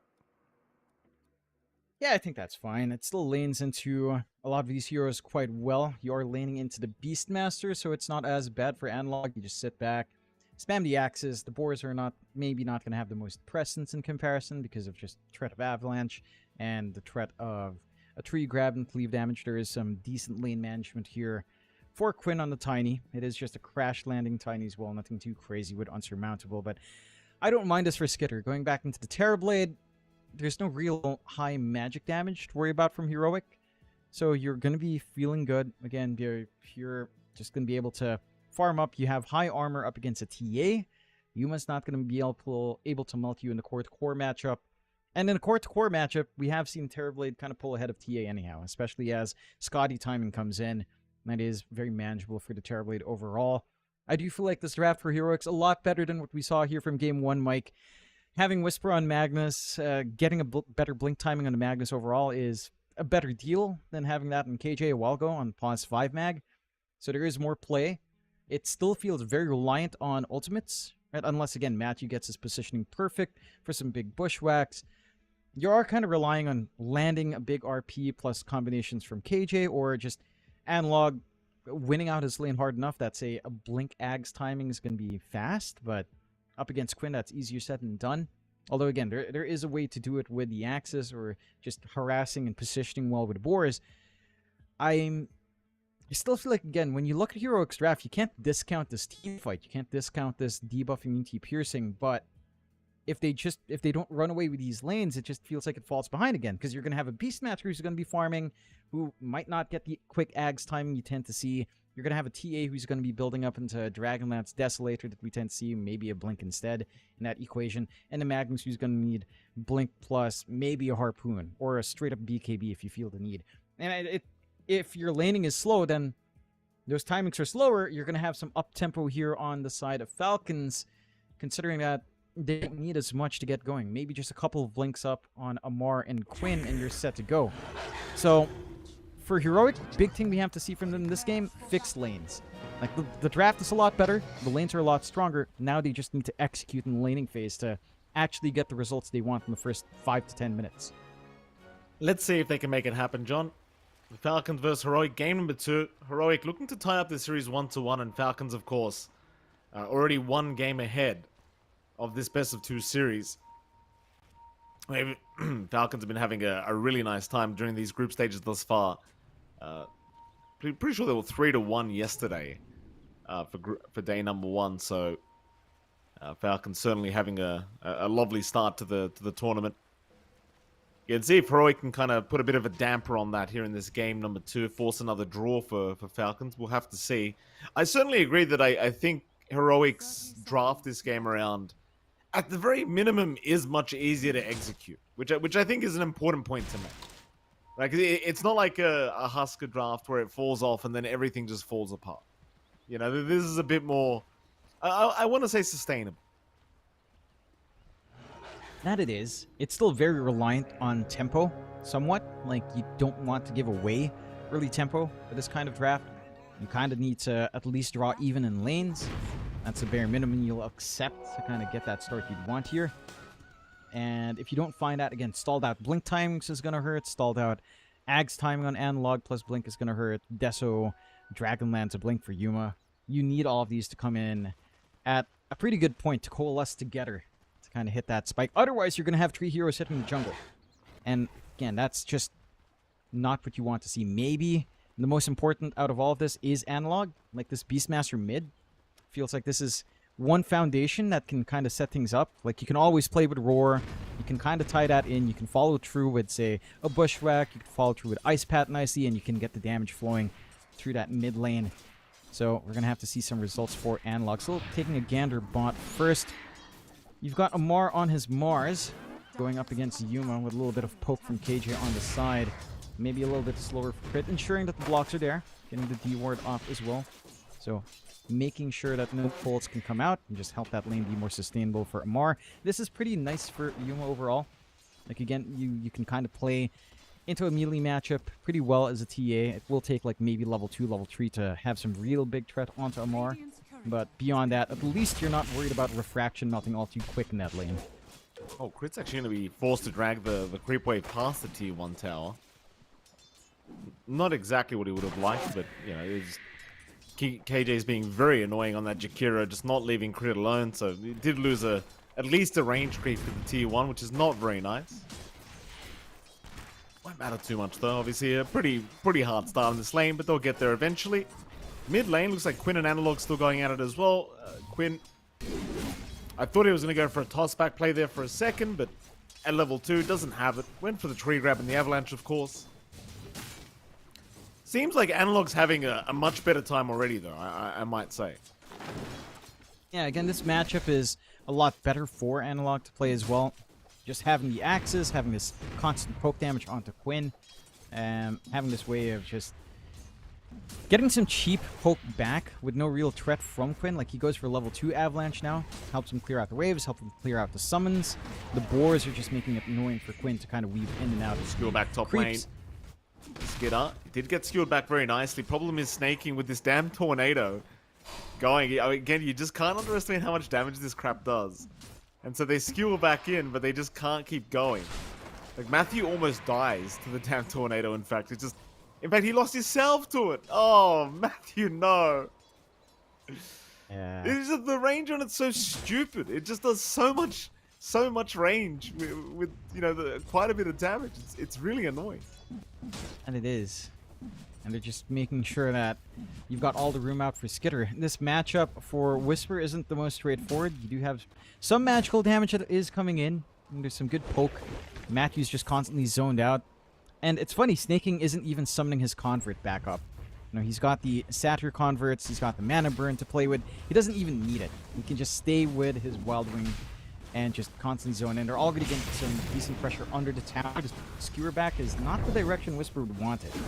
No, in fact, it might have just killed him. Whisper, he's going to be okay thanks to a nice bushwhack out from Matthew.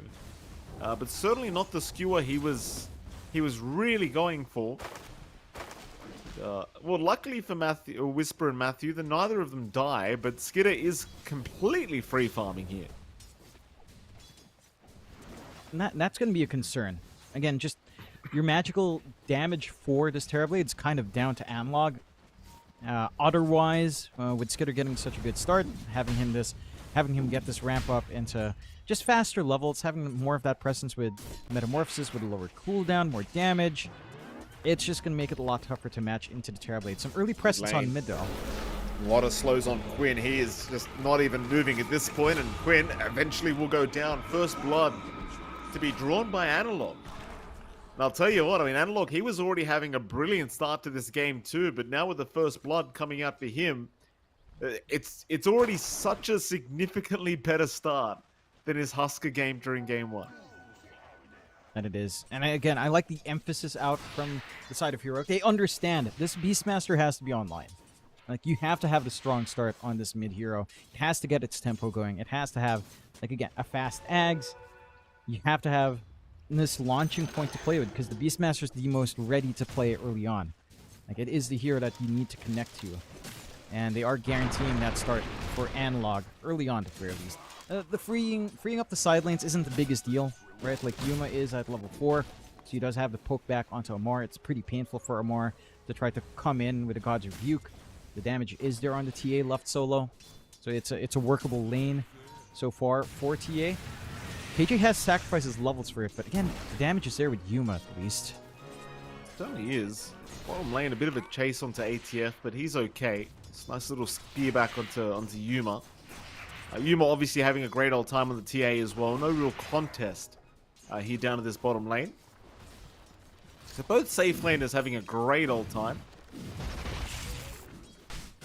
So KJ is going to try and harass Crit out again down to that bottom lane, but Crit's going to be okay to walk out. Meanwhile, you are starting to see that 6-minute timer come, so naturally Matthew will rotate into the mid lane. Seems like we will send some snaking Chen creeps in to try and help out with these power rune spawns. Analog's going to go for a fight down bottom as well. KJ is going to be there to back him up in case it does spawn, but it spawns top. So snaking, he does at least deny off the amp damage, but they do ensure that Quinn does not get any runes here up in this mid lane. In fact, Quinn just... Well, he thought about chasing Matthew there for a second, but Matthew does back his way out nice.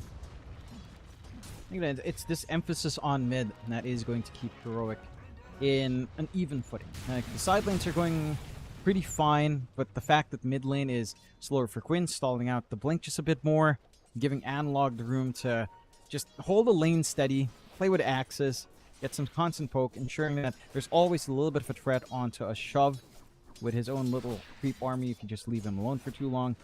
It does mean that, again, you cut down on the connections Falcons will want to try to make. Although, they are starting to hit some spikes. Amar's almost at level 6. That threat of Arena does open up some big possibilities here for Falcons if they want to try a gate play down the line.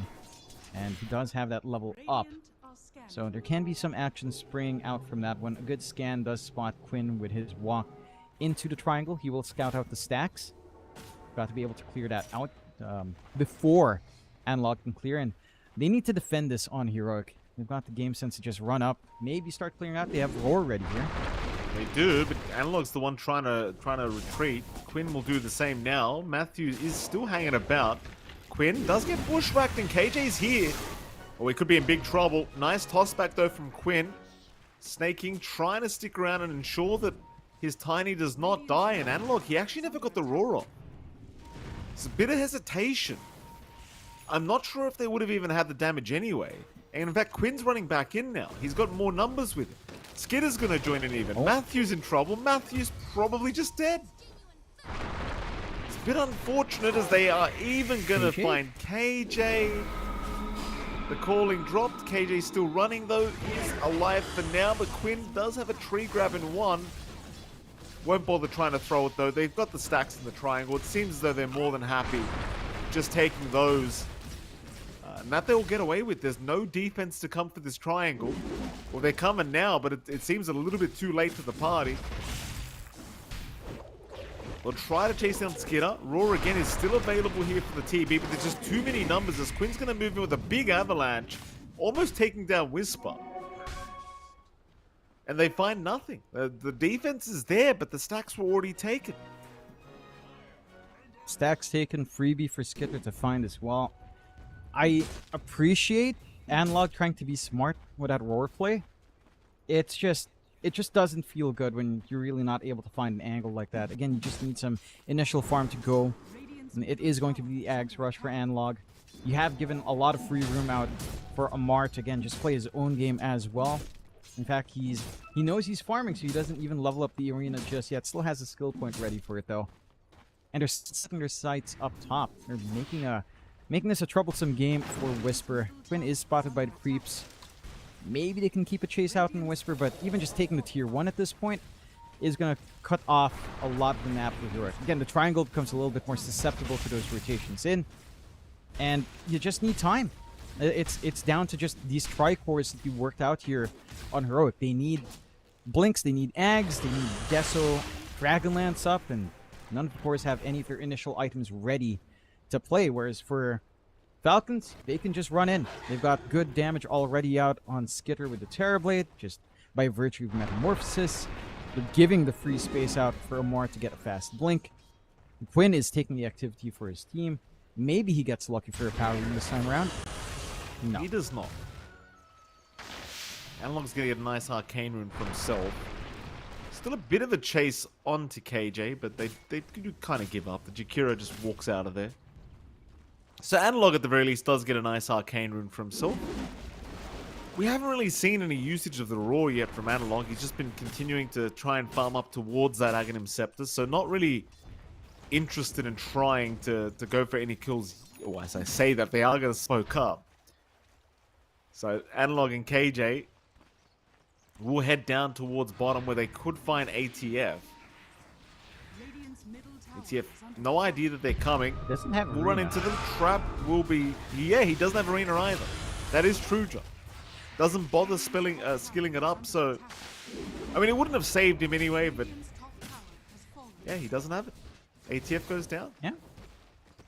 Going pretty greedy, just trying to play the farm game. I guess recognizing that Falcons will probably not want to connect onto him, just play off the back of Quinn as much as possible.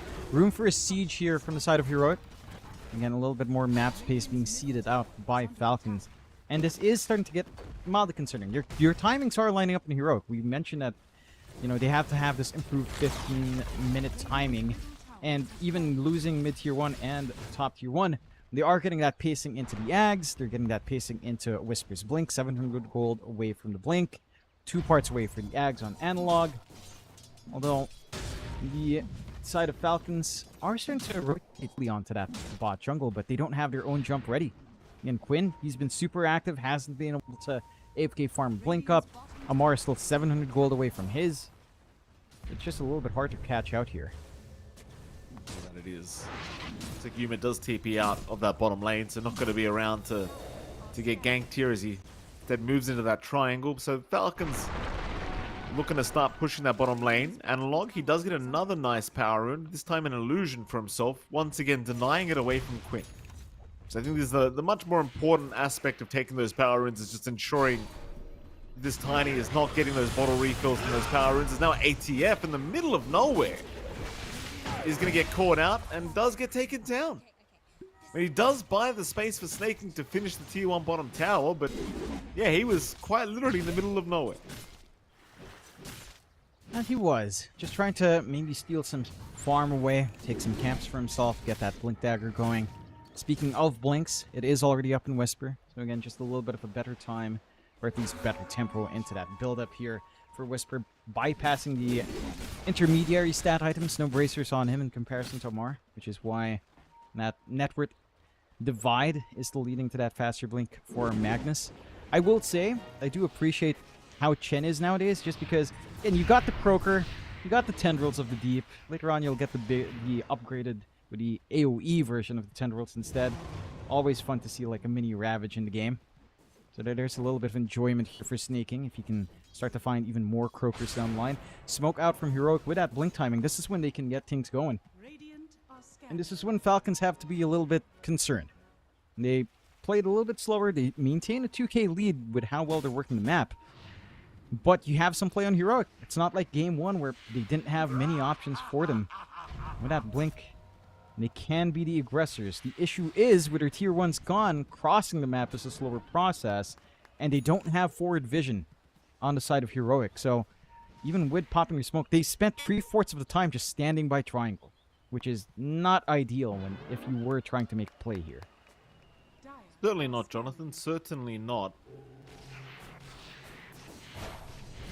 And the smoke amounts nothing either. They just get a Shrine of Wisdom for themselves. You are getting a lot of farm on Yuma and Analog, but Skidder has taken over. Like he's sitting at 7.5k net worth now on the TB. So the Terrorblade's still having a great old time here in this game number 2. Everybody just slowly farming up. We've only hit 4 kills this whole time. Standing. It's You know what they say, Mikey? What's that, John? You know, yeah. Some people in chat would always ask that. There's good letters, Mike. F and then a 10 and a K. Yeah, well, they're probably not going to be happy right now, John. Not happy right now. Ah. It just, yeah, Here we go. It is what it is. Maybe Falcons will change that, John. They've smoked up. Heroic will also smoke up, so both teams running directly towards each other, basically. It's a big 5-on-5 engagement ready to go. The farming has finally stopped. A lot of blinks up. ATF's got one. You've got one on Whisper. Here we go. Who sees who first? ATF not having his smoke broken yet. There's your Ags now as well on Analog, just having it delivered right before this fight. So perfect timing for him. Wrap around through the river, back through the bottom lane. They will come through the north. Falcons looking to maybe take the high ground of the Twin Gate. Crit is going to spot him out eventually. Dangerous fight. Quinn's going to jump in. Arena is down. They've caught Analog. That's a great target. Get rid of that Beastmaster ASAP. And they've got him.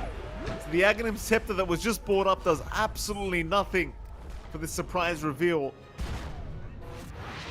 And they've even got a TP cancel on Yuma now. Avalanche out from Quinn. It'll connect onto the Jakiro, so KJ is set to fall. Now ATF jumping in, misses the spear on Yuma, but does find Matthew instead. And Yuma, he's still not out of the woods yet either. He'll blink out just barely, but the chase continues here from ATF. He's got blink up in 4 seconds. Yuma's going to go into the mill. The high five! That the might have actually killed him.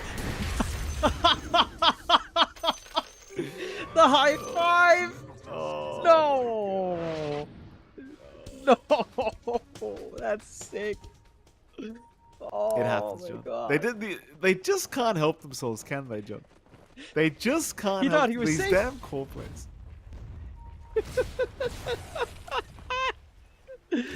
Yeah, it's your classic TA play. You blink away, you have refraction blink, you're like, oh, I'm happy. High five, and then you melt. Here we go. We have a bit of a replay of that, Jonathan, I'm sure. As you're seeing a perfect start to the fight here. Killing off Analog. Again, the gold wasted on the Aghanim Scepter because it never even got used. And here we are. I mean, they just kept finding heroes, John. Like, Matthew takes the spear here for Yuma. And poor old Yuma was meant to get away, I felt like. He should have been okay. There's your high five up. No. Thank you very much. See you later. the heart's And going ATF elsewhere. says, oh, look at that. I high-five somebody. Oh my God. And the immediate tip from ATF. Which you should tip, John, because he did you the favor of showing you exactly where he was. Oh, goodness. Thank you, Valve, for keeping the high fives in. It comes into play. It comes into play. It's a tool. You use all the tools the game gives you, Mikey. And that's a big one. Surprisingly, that only gave us 3-5 on the scoreboard. And an 8k lead overall, so it felt like a lot of action. We're still below 10 kills on any side here. 8 kills overall over 18 minutes, but looks like Falcons will want to keep that. Oh, kick the gear, overdrive, Mikey. Smoke out. Again, Blink Arena ready to go on Amar. Just need some catch here onto a big target. And Heroic can't afford to really counterplay.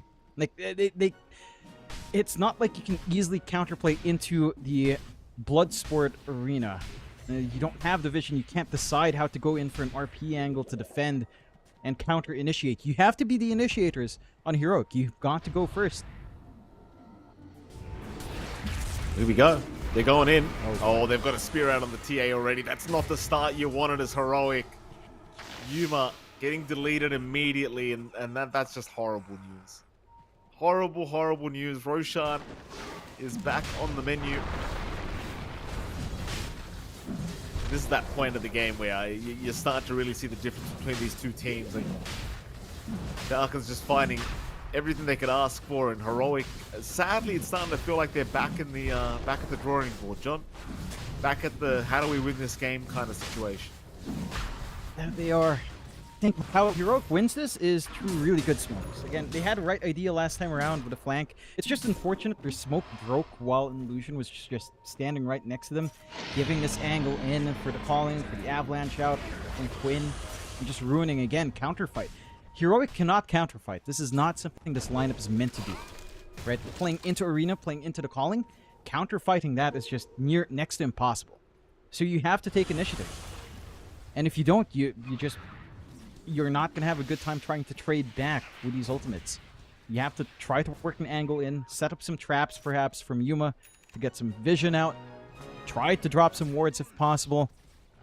Even if you just, at this point, roar up a support and get a freebie kill. We've seen that before. Last game, you were seeing some high net worth swings just from killing crit and snaking. You kind of have to just take what you can get at this point in the game and hope you'll get more opportunities to build up as the game goes along. Because 8k at 20 minutes, it's high. You know, it's very clear that Falcons are in control of the game, but it is still somewhat playable, though not like this. No, not like this, John. Oh, that's a nice RP, though. That's a nice macro as well. Roar is in from Analog. ATF getting very low, does go down. That's a great start to the fight. Now Heroic really wanting to continue. Crit gets into the Pierce the Veil, but he's still in huge trouble. He'll try for a TP play out, but is not going to make it. That's 2 down. For Falcons and Heroic, they're showing signs of life.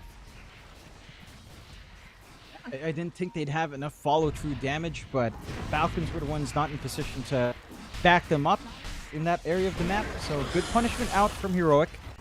And that's what means. Just some punishment coming in. It's a little bit risky at this point, but you have to risk it, right? You have to take that chance. You have to bank on the fact that maybe Falcons are playing a little bit looser, or trying to work the map more, trying to get that farm going. And just kind of throw out these spells. You have to initiate. Again, it's a risk, but you cannot counterfight. They have to take initiative, and this time the initiative does pay off. 5-6, 6k lead still standing for Falcons, and because they didn't pop Arena, they're set to go themselves. They know there's no RP and Roar, so this could be dicey for Heroic if they do step out a little bit too far here. It is already at that top lane, kind of hoping somebody does show up here from Heroic, but nobody's there. Heroic are completely avoiding that top lane for now. It's hanging to buy the mid-tier 2 tower instead, so that should be a top tier 2 to go down for free. Doesn't really seem like Heroic want to try and defend, but rather just wait by the mid-tier 2 and hope somebody shows in that mid lane, and well, ATF is about to show. So you could maybe hope for a Mars attempt. Pings are out from Matthew, but ATF will just kind of commit the God's Rebuke and leave immediately. Skewer, they have found a nice target. It is going to be Skidder, but he's got the Aegis up, so you're going to have to deal with him 2 times. Skidder saved by the Spear of ATF.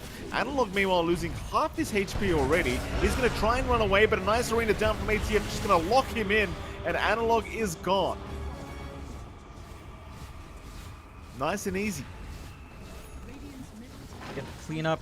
At the very least, you don't lose Yuma. He does manage to blink out of the arena. And you do have RP back up. Cool. Quinn has managed to get 4 staffed out of there, still taking a lot of damage, and now a nice RP. Whisper, he's in with 2. Quinn slowly, surely going down. He's still alive. He will finally drop, but it's going to be at the cost of Yuma. You kill off Quinn, but it's cost you so much. It's still worth more gold and XP, of course, for Heroic, but they're also going to lose another tier 2 tower out of it. And keep in mind, the Aegis is still up for a minute 10.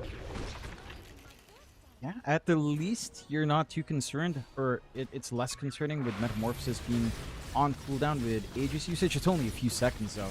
So there is going to be a secondary meta, even if you manage to find Skitter in this window. Big pickup now for Crit. Full Ags up on Muerta. And that Deadshot upgrade is kind of ridiculous. Like, the size, the AoE bonus to get, and the fear is just going to be causing issues for Heroic when they do jump in. If you don't manage to catch Muerta in the back, chances are a nice quick Deadshot will impact your initiation in a big way. It'll allow a window for spell usage, allow a window for repositioning here on the side of Falcons. And now you have to deal with BKB on Amar, who has been the main target being picked up. Although, only got this time. It's going to be KJ, who's trying to get away. ATF does have an arena if he wants, but he doesn't need it, of course. And Falcons just completely suffocating Heroic off this map. There goes the Aegis, at least on Skitter, so you've got that going for you now as Heroic. So you don't have to worry about the secondary life on Skitter, but in fairness, John, they haven't killed him once yet this game, so you might just still be worrying about just killing him the first time. Falcons now down towards the bot lane. Looks like Quinn is having a look for Matthew, and he does find him with a tree throw. Toss in as well to keep up the vision, and there's your Deadshot. Doing a crap ton of damage onto Matthews. He's still continuing to try and get away. Will run west, but eventually they will have him. There's no escape. no escape. He is stalling for time, but it's not like you have a lot of room to push out anyway on the side of Heroic. And with no outer tower left, map control is really just not there at the moment for the side of Heroic. Everything's in for Falcons. They've got more stat padding out for Skitter with the ultimate orb coming in into the Scotty. You've got the Yasha with a Sanj already up for Quinn, so the stat res is going to come into play now as well. Massive when you're playing up against RP and Roar. And I'm not sure what you try here. They tried to jump. They do. I mean, snaking's almost dead at least. In fact, they do get snaking. So that could dissuade Falcons from trying anything further, knowing that Chen is gone. And it seems like they are going to indeed retreat. This is what you're kind of stuck doing now as Heroic. You just stand on the high ground of the base, hope for some skill back plays on some supports maybe, get a couple kills here and there, and just drag this game out as long as humanly possible to give yourself a good chance at making a comeback. Analog could get caught out here. ATF, he's found him. Spear is going to land perfectly here from the Mars. Analog, he's actually going to go for the BKB roar out onto the Mars, but ATF got his own BKB off in time, which means he is not going to take any damage from the drums of Slom. With that, Heroic, I mean, I guess you force a BKB out from either core, and that's about it. Yeah, maybe a little bit better coming out for for Falcons there. Again, just it does feel like that durability on Analog is going to be a bigger deal than it is for Amar. Amar just kind of needs to try to jump in with Arena. If you can get that done, you're fine. So you don't need a big window for the BKB for that one. You don't need to necessarily stay alive after the Arena gets dropped, as there is enough follow-through here now from the rest of Falcons, although... Oh, nice skewer back play. ATF again getting caught on the Mars. ATF not going to be too happy with that death once again, and... Oh, Whisper, he's doing some fantastic work with these skewers. That he is. I think, again, the side of Heroic know what they have to do. They have to just look for people who are overextending, look for the fact that Falcons is trying to be more efficient on the map, so they're playing a little bit greedier, they're playing a little bit more split apart at times. There is room to punish that. They will lose access to the Tormentor here, though. Tormy will go the way of Falcons, and Amar actually gets his free shard up, so stronger spear coming in. The multi-hero spear is going to be nice and easy to pull off. Key timings are still coming in for Falcons. Again, Amar is buying them that space. Scotty fully done on Skitter. More stats, healing reduction is going to feel good. And just more slows as well to help keep that chase down going. Quinn already has his full Sanjin Yasha. Had an AC queued up a while ago, but is just opting for a BKB. Understanding that, for the most part, the one thing that'll kill them is some follow-through control. Like Ice Path with a Macro Pyre. You're going to be able to dodge that out now once the BKBs are formed up. Smoke out, Falcons. Gonna try to go hunting. Roshan is back up. Could go for the safe play first, but maybe want a pick off. Unfortunately, it's only KJ that's close by. Not really the most impactful kill. Yeah. If they know he's there, they'll take it. But they do not. Thing is, though, Roshan, it is completely free at the moment. Like, Heroic are nowhere near the Roshan pit to try and contest. The Roshan rule will go out now, so they are well and truly aware that it is happening. But with the amount of vision that the side of Falcons have around this pit, it's going to be a little bit too challenging, I think, to even think about defending. So they'll take KJ, 2 courier snipes at the very least. Nice. A little something. A little taste, but secondary life once again for Skitter is going to be massive. Roche banner as well to help some high ground if they so wish on the side of Falcons. You are utilizing the space as best as you can on Heroic. Right, like you've got your own 9-second BKB on Yuma. He's going to go for the shard into a Revenant's Brooch for some decent solutions to the high armor we're seeing here on Falcons. Some magical damage can kind of sort that out. Analog just trying to go for the full Shivas. Already has the Veil of Discord.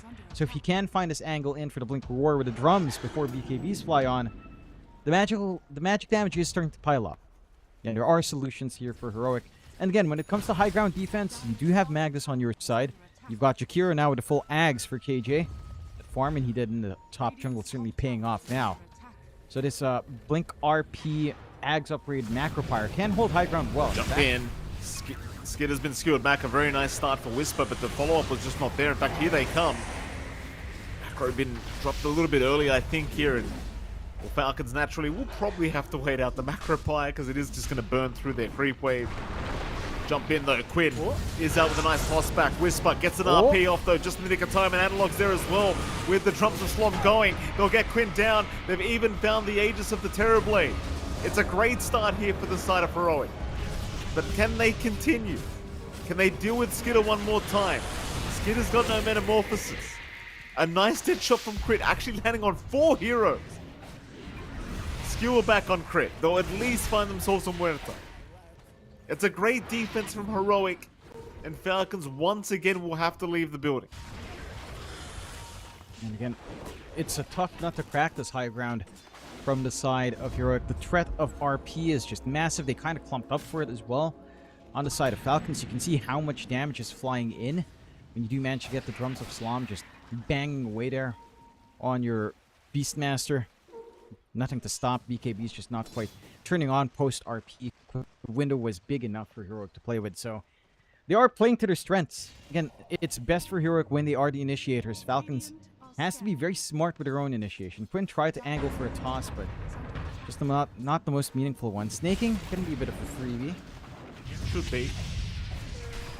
I'm gonna say as well, these highlights, if you that Aghanim Scepter dead shot is pretty ridiculous. Like, hold on a minute, the fight's broken out a lot bigger than it once was. Yuma, they lost Snaking, but Yuma's been caught out. More importantly, John, Snaking has a Croaker. Yeah, he's got the Croaker, Tendrils of the Deep, and I want to see an entire army of that. Just stagger all these mini Ravages. It would be so funny. I swear, it's a funny little thing. And these fishy creeps, these river creeps. 11 to 11 tying up in terms of kills, but Heroic have to play in a very specific way. It's really down to just repositional plays. It's really down to getting these big RPs, so much pressure on Whisper, which he has been delivering on quite well but it does simplify a bit. He does go for the refresh. Double RP, double BKB is massive. Side of Heroic, again, they still have a game to play. They've itemized perfectly. Like, again, this Ags on KJ is very impactful when you're playing with an RP. The Shiva's fully done on analog to actually relay all of that magical damage out. It's going to be feeling great if you can just get that roar target you'd want. For Falcons, it's been a little bit awkward because for them, they have no debuff immunity Pierce. When those BKBs come out, we saw Amar, he was being very patient with when he chose to drop the arena. He had to wait for BKBs to play down, and that's just going to be a consistent thing. Like, if Heroic are the initiators, it's a little bit tougher for Falcons to consider an angle in. You're also starting to lose impact from Quinn in terms of burst play. He will still have good right-click damage, especially as he works into the Ags shard. He already has the Echo Saber up, so there is some right-click output now on the Tiny, but going for burst is not as easy. There's some HP padding out in the supports. They're harder to knock down. They've got 4 stabs up, so they can just kind of try to get out of dodge quite quick. And it's a little bit tougher, right? Like, it's a little bit more conservative from Falcons, although with the full butterfly out and Skitter, maybe some of that confidence starts to come back in. Metamorphosis is ready. They might just have to wait for next Roach respawn. See in about 3 minutes how long that'll be. Heroic for their part, going around with a smoke. Still don't have the best forward vision in the world. Again, even if you catch just a straggler, just snaking or crit, as long as you don't lose a coral, like you lost Yuma last time around for snaking, you're gonna be pretty damn happy. The issue is, again, Falcons are playing a lot more defensive, hanging on their side of the river where there's just no vision here from the side of Heroic to help with his hunt. Even I felt that lag as well, ATF. I saw it, yeah. Yeah. There is a big smoke out from Heroic. 4-man smoke. Heading down south. Quinn is around where they're heading, but they're picking out ATF, who is underneath an observer ward of the Radiant right now. They're looking to get towards that Shrine of Wisdom. See if they can pick off the Mars once again and maybe go from there. ATF obviously still has no idea that they know he's in that position, though they are coming. RP is out. ATF, he actually got the BKB off in time. ATF now looking to go back in. Yuma actually in trouble. The slows down from the Skadi. The BKB's not doing enough. The roar up. Analog trying to turn this one back around. ATF will finally go down, but how do you save Yuma? He's gone. Quinn looking for more. We'll move on to Analog. And Analog is going to die as Matthew also in danger. Did he know? Did ATF? How did they get this? Oh, he has. I think he did use the gem active up there. It was just kind of baiting. It's like, hey guys, I'm here. I'm gonna go for this wisdom. Jump onto me. It was their only source of vision as well. Yeah, very, very clever. Amar was just in position. I mean, he was holding his shield up. He was baiting them in. He was just bulwarking the right direction as well. And again, that is so forced from Heroic. The fact that they had to go for a ward. They didn't have wards anywhere else. We were just talking about that before the pause, that they have a hard time crossing that river. Now you don't quite have at least, you committed a refresh. So you're down to just 1 RP, 1 BKB usage out on Whisper. High ground's already being sieged away by Skitter, even without the Metamorphosis. You will have to land this perfectly. Macroquire is going to be up in a few seconds, so the combination is there. But Arax has fallen, and there is some room to go for more. It is risky. Falcons are just going to play it safe. Again, in 40 seconds, we'll see how long Roshan will take. You're inching towards the BKB for Skitter. You've got the full sight of Vice up on Amar. So instant control. If you do not BKB as you jump in here on side of Heroic, the counterplay is there for Amar. And again, the map control is just in Falcon's favor. 1 racks up. Control for Roshan being set up, with the outpost being taken. And for Heroic, it's all down to how well Whisper and Analog can try to connect. It's down to that roar. It's down to that RP. It's their winning plays. It certainly is. I mean, they're still hanging about on that high ground. No racks is taken. 1 rack's taken, of course, but 2 racks is still up here for Heroic. 17k advantage for Falcons. Skidder is looking pretty uncontestable as well in that Terrorblade at the moment. It's just, even if you deal with everyone else, just him being able to stand there and hit away is not going to feel very nice. So Heroic, back to the drawing board, back to the farm game. Yuma still has plenty of scaling to go on this TA, but you start to question how well the hero can actually do against a hero like a TB. At the very least, again, Heroic is still successfully defending. It's just, you know, you kind of wonder where the light at the end of the tunnel is here for Heroic. I mean, I guess it's more on Whisper. Yeah, it's down to the difficulties of trying to force a fight away from high ground, which comes down to vision, right? You just don't have wards. You just don't have traps. The gem on Falcons is just going to eat all of those traps up. You just don't have an ability to see where Falcons are playing to go on that hunt outside. And since it's such a risk to step outside without that info, you have to play high ground. You have to play close to your objectives, although... He went for the creep wave clear at the top lane, but it's going to cost him his life. Maybe even an extra life as Matthew was trying to help out, but Quinn's on his tail now. Matthew, he's going to try and make it as hard as possible, even smoking up to really give him so... Oh, the dead shot landing, though. And I think that gave it away because the sound effect. Matthew? Yeah. He's still okay for now, but not for long. Quinn's going to see him. Matthew's trying to juke out to the tree line. It's not going to work. Very nice. 2 down now for the side of Heroic, and it feels like you can't really force those kind of pushes. It was very, very. It was past the river. Even if you're just spamming out axes, like it feels like Falcons can just get there too quick. And now off the back of those deaths, they've got another row shot. And they do. Nice and quick for Skidder. Refresh shard on the deck as well. Amar with double Hex, double BKB, double Arena. It's going to be a force to be reckoned with. And it just kind of boils back to that same point. You cannot cross past your high ground that far away without info. You don't have info. And you see the punishment that comes out there for Heroic. Just trying to work the map a little bit more. The safety net's up for the side of Falcons. Mind you, again, just going high ground is a risk when there is double RP, which it is back up for Whisper. So you are just also waiting for opportunities here on Falcons. You're likely not to force too hard, although the amp damage might make that an easier prospect to consider for Falcons' end. And they can just kind of sit back and keep building up. Amar's working onto his actual refresh. Quinn working onto what I believe was the Assault Cuirass a while ago.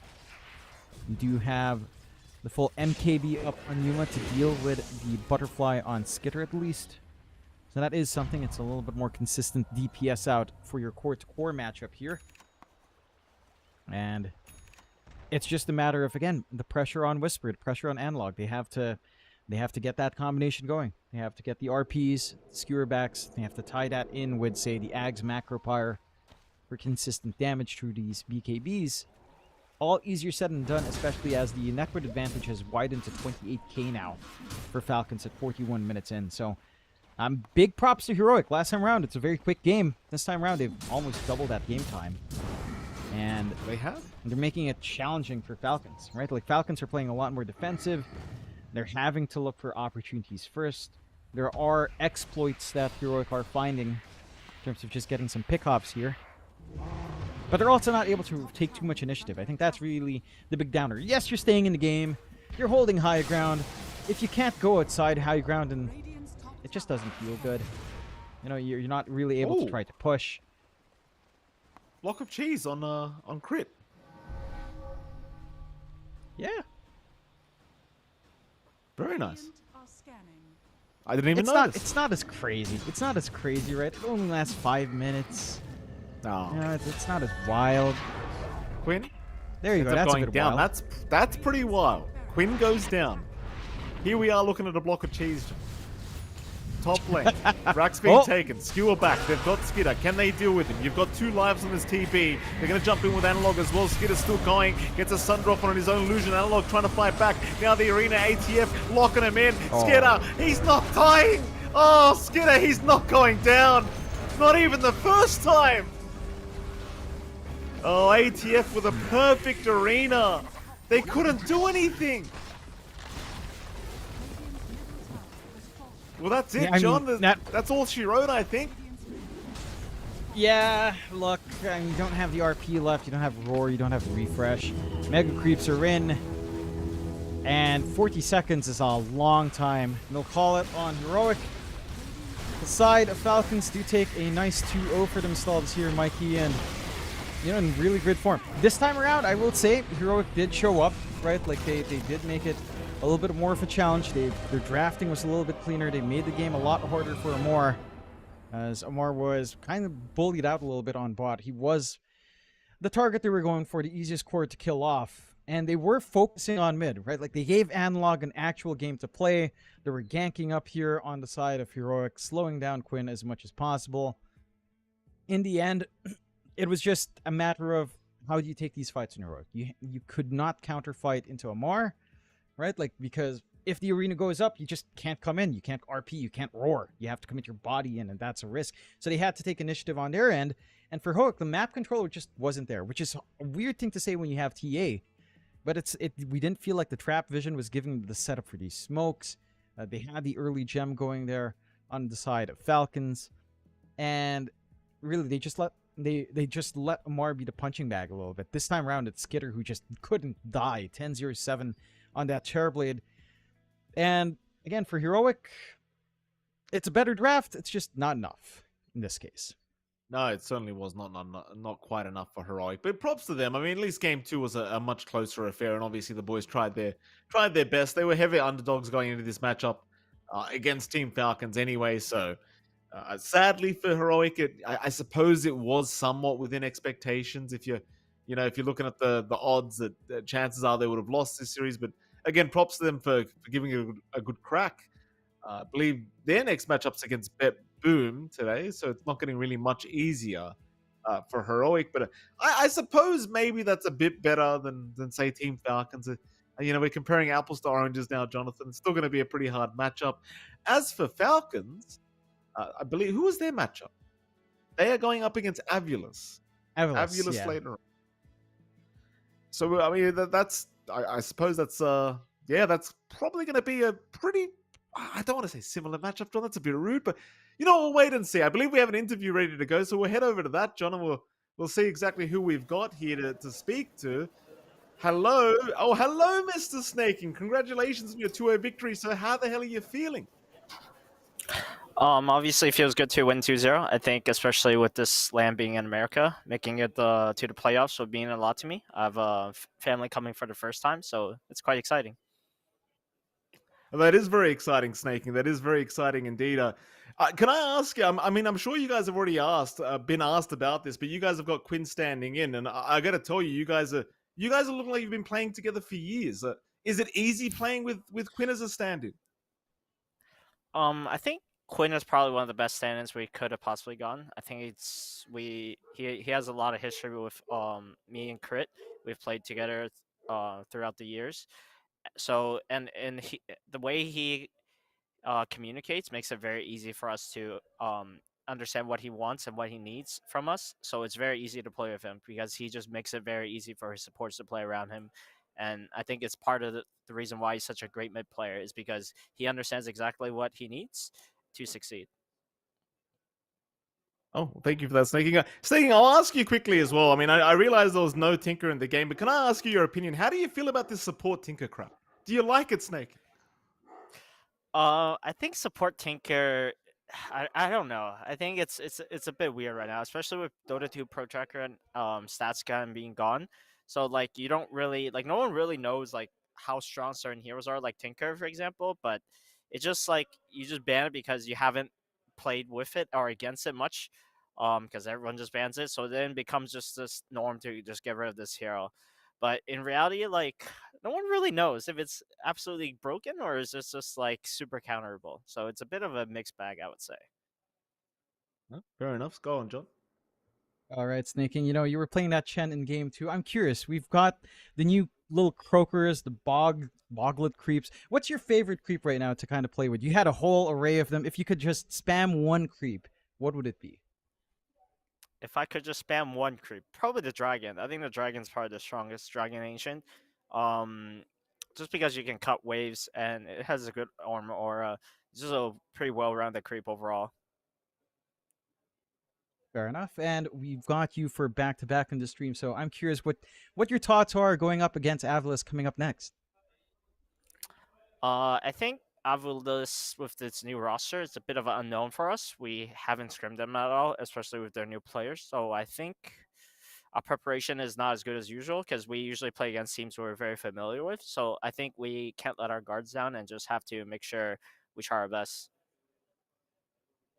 All right. Oh, Snake, before we let you go, you mentioned your family's going to be watching for the first time live. Are you more nervous or do you feel more motivated with the family watching? I think I don't think it's really changes anything for me. It's exciting that they're coming, but it's not going to create additional pressure or change my expectations.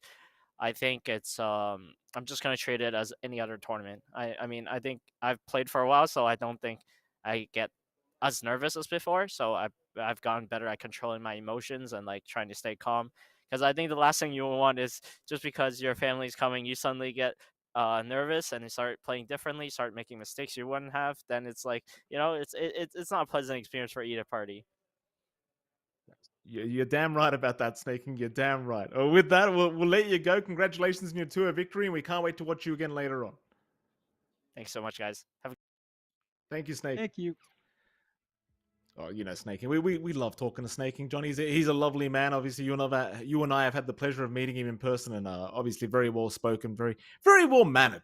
I might add as well, very well mannered. I don't think I've ever heard the man say anything inappropriate. So props to Snaking. Anyway, Jonathan, we've got to head. I'd love to let you keep talking. I know you never want to shut up, but we've got to get to a break, John, because we've got more games coming up. We'll have Team Falcons once again up against Avilis after a break. We'll see you all again very soon.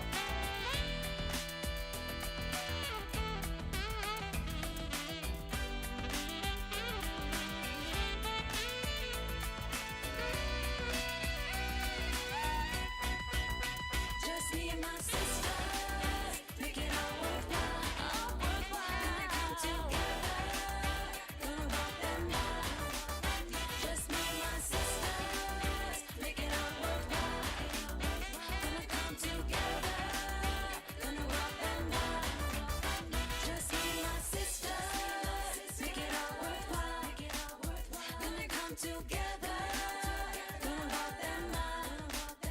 Just me and my sisters, make it all worthwhile. Gonna come together, gonna walk that mile.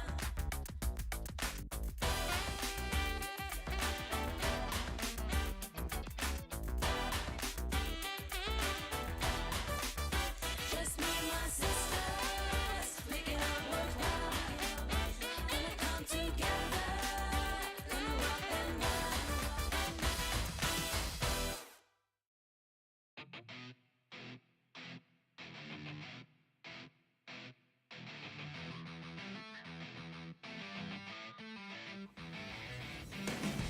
Count to 10 and I'ma let you go.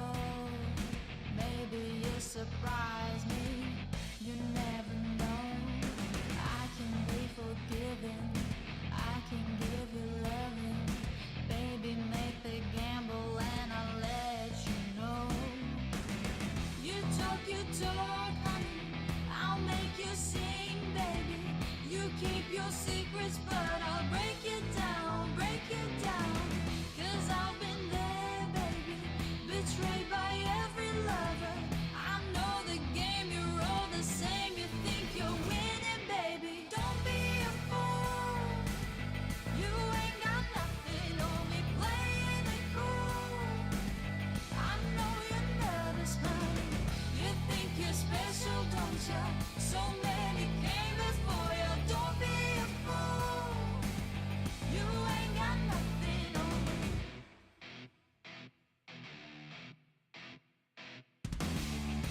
Let me tell you where it starts and ends. Creeping your way in, but you don't know who I am. I'll get you believing I learned from the best.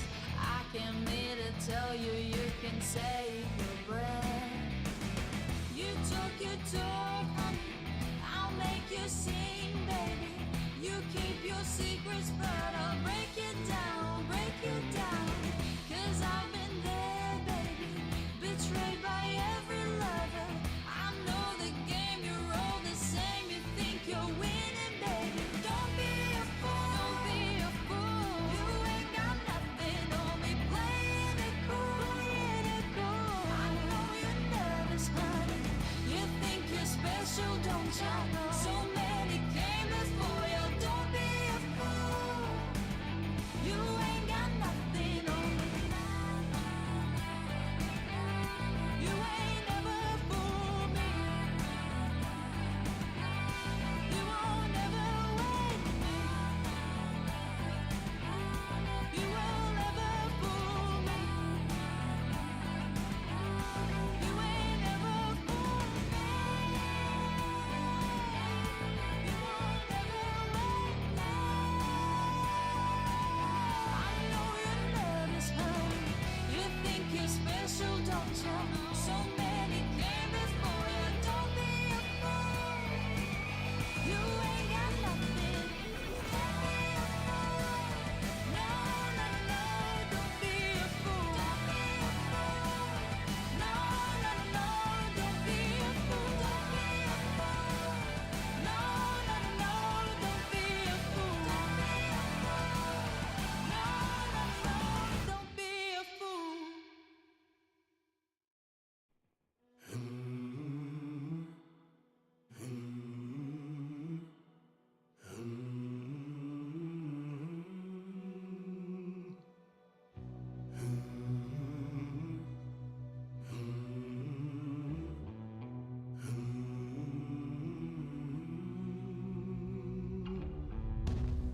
It's a system breakdown on a smash TV.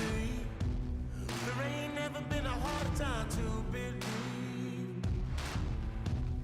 I see myself in everyone I meet.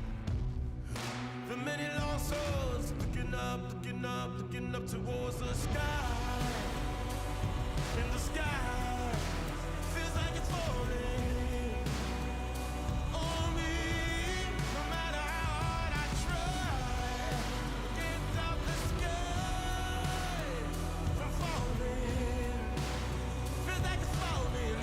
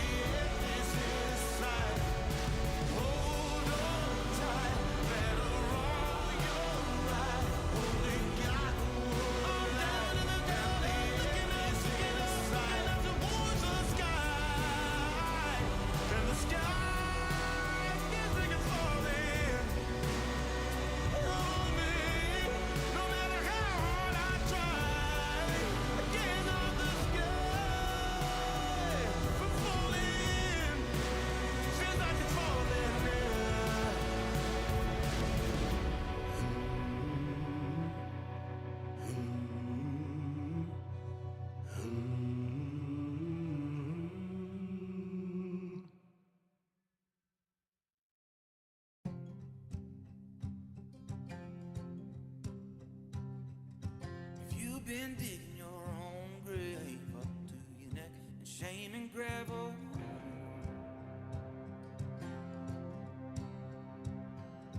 If you've been paving your own way, trying to be the one who holds the gavel.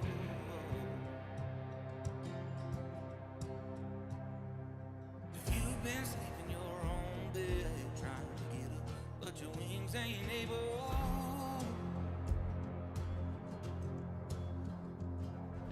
If you've been locking your own chains, throw away the key with your mind unstable.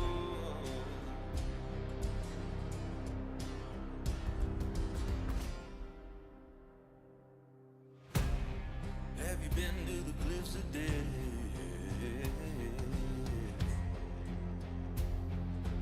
Have you? Whoa. Have you tried the forbidden fruit? Pull the trigger, but it wouldn't shoot. Whoa. Have you wandered very far? Have you seen the guiding star? If you betray your closest kin, oh, child, lift up your chin. Rise up, come awake, oh sleeper. Rise up, come out of the ground. Rise up, come up from the bottom. Rise up, oh, rise up, come awake, oh sleeper. Rise up, come out of the ground. Rise up, come up from the bottom. Rise up, oh, rise up, come awake, oh sleeper. Rise up, come out of the ground. Rise up, come up from the bottom. Rise up, oh, rise up, come awake, oh sleeper. Rise up, come out of the ground. Rise up, come up from the bottom. Rise up, rise on high.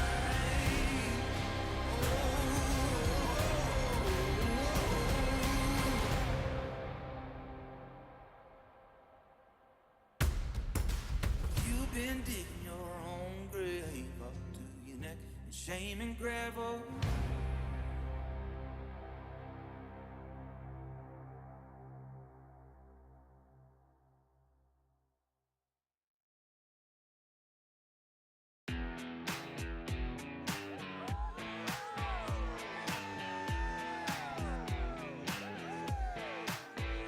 Got some ice down, 6-pack sitting in the back of my truck. Gonna be a good time, hell yeah, things are starting to look up. Alright. Once we get started, yeah, we're never gonna stop. Break out the good times, let's take it to the top. Yeah, we're gonna throw it down, kick it up, you know we don't need a reason. Don't need a reason. Getting loud, getting wild, every night we're rolling like it's the weekend. There is no sleeping. If you wanna find a good time, well, it ain't that hard. Just look for us, 'cause the party's always right where we are. Oh yeah. It's a full-blown knockdown tailgate kind of a night. Oh yeah. Got the cool chicks dancing on the hood and they're looking so fine. So fine. This fire's burning at 110. Don't need a ticket, honey, come on in. Yeah, we're gonna throw it down, kick it up, you know we don't need a reason. Don't need a reason. Getting loud, getting wild, every night we're rolling like it's the weekend. There is no sleeping. If you wanna find a good time, well, it ain't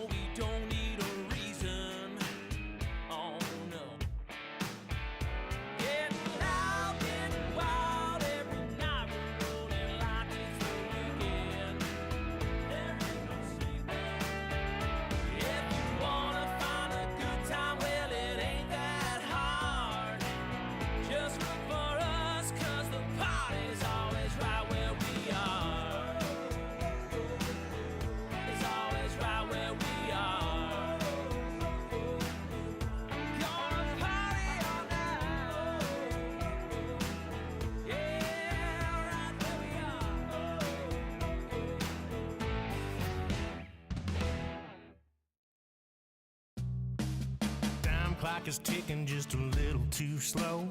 I only got a couple more hours to go. There's happy hour down at a bar I know. It's already started, I don't wanna miss the party. I've had about enough of this shift. There's something going on I don't wanna miss. All my friends are out having a round. I'm sitting here and they're painting the town. I know the drinks are pouring 2 for 1.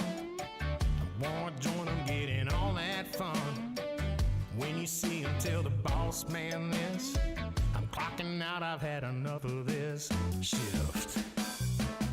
Paycheck's coming up a little too light. You work 100 hours and it just ain't right. Bills need paying and the money's tight. But wouldn't a cold beer make a beautiful sight? I've had about enough of this shift. There's something going on I don't wanna miss. All my friends are out having a round. I'm sitting here and they're painting the town. I know the drinks are pouring 2 for 1. I wanna join them, getting all that fun. When you see him, tell the boss man this.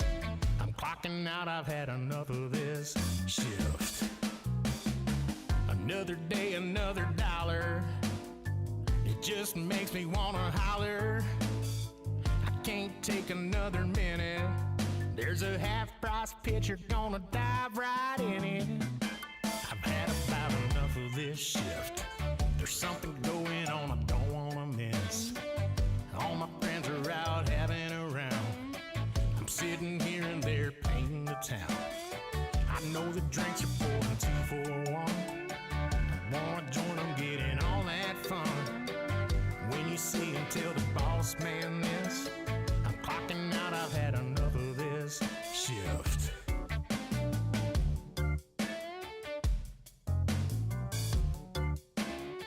I'm clocking out, I've had enough of this shift.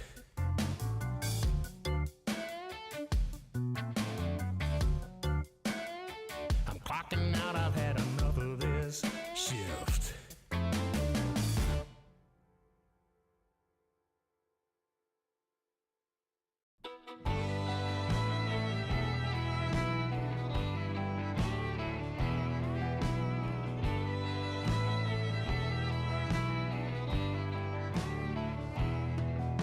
Somewhere out in South Alabama, down at the end of an old dirt road. Mama's all alone and daddy's in the slammer. Time took its toll and she's growing old. Hey, some things never change. Hard times just a part of living. Watching the days just pass us by. Might be country, but we ain't forgiven. Just take me back to the simple times.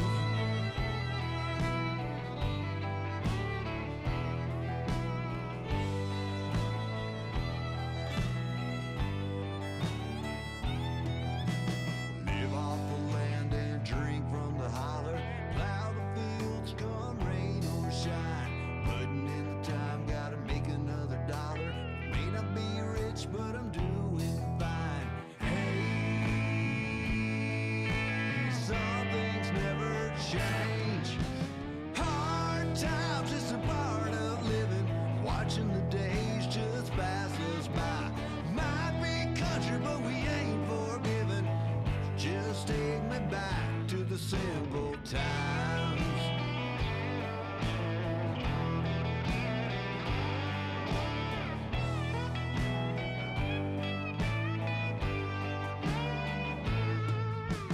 Hey, some things never change. Hard times is a part of living. Watching the days just pass us by. Might be country, but we ain't forgiven. Just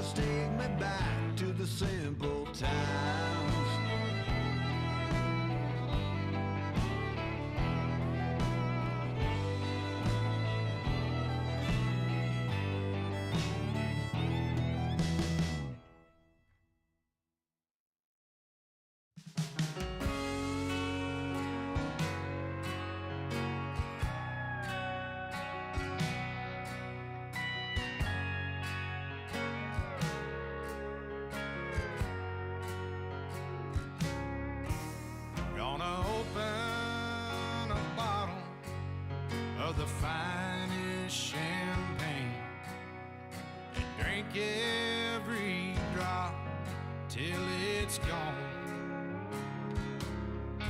Think I'll float down a river, might even write me a song. Gonna do some living before I'm gone. I'll be climbing the tallest mountains, and I'll be riding the biggest horse I can find. Gonna do all the things I ain't done in my life. Gonna do some living before I die. Think I'll buy me an old car and ride like the wind. Gonna drive and I ain't looking back. Think I'll head for the sunset and see where I get. And thank the good Lord it ain't over yet.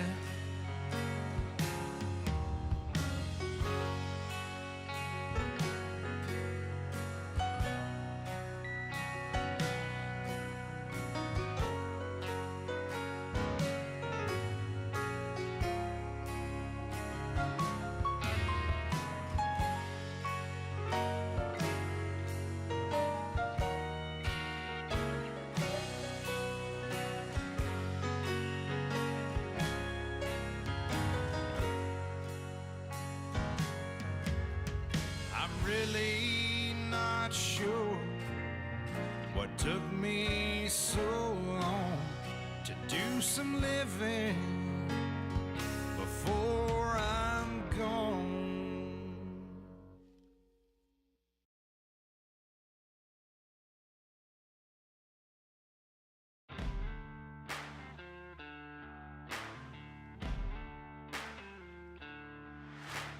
Take me by my outstretched hand, lead me to cold black water.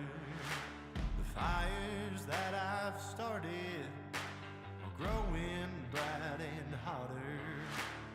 Who's gonna be my friend now? Who's gonna be my lover? Will there be someone standing at my grave to lower my coffin down under? To lower me back down under. Welcome back, ladies and gentlemen. ESL One Raleigh, of course, final series of the night. Team Falcons versus Avulus, Jonathan, at least for our stream on the Emma stream, Group B. What are you thinking, John? Team Falcons versus Avulus. You saw Falcons rather completely destroying Heroic just a couple moments ago. Avulus, do you think they'll fare a little bit better, John? I think they're going to be a more of a wild card factor. I think again, we heard what Snaking said in that interview.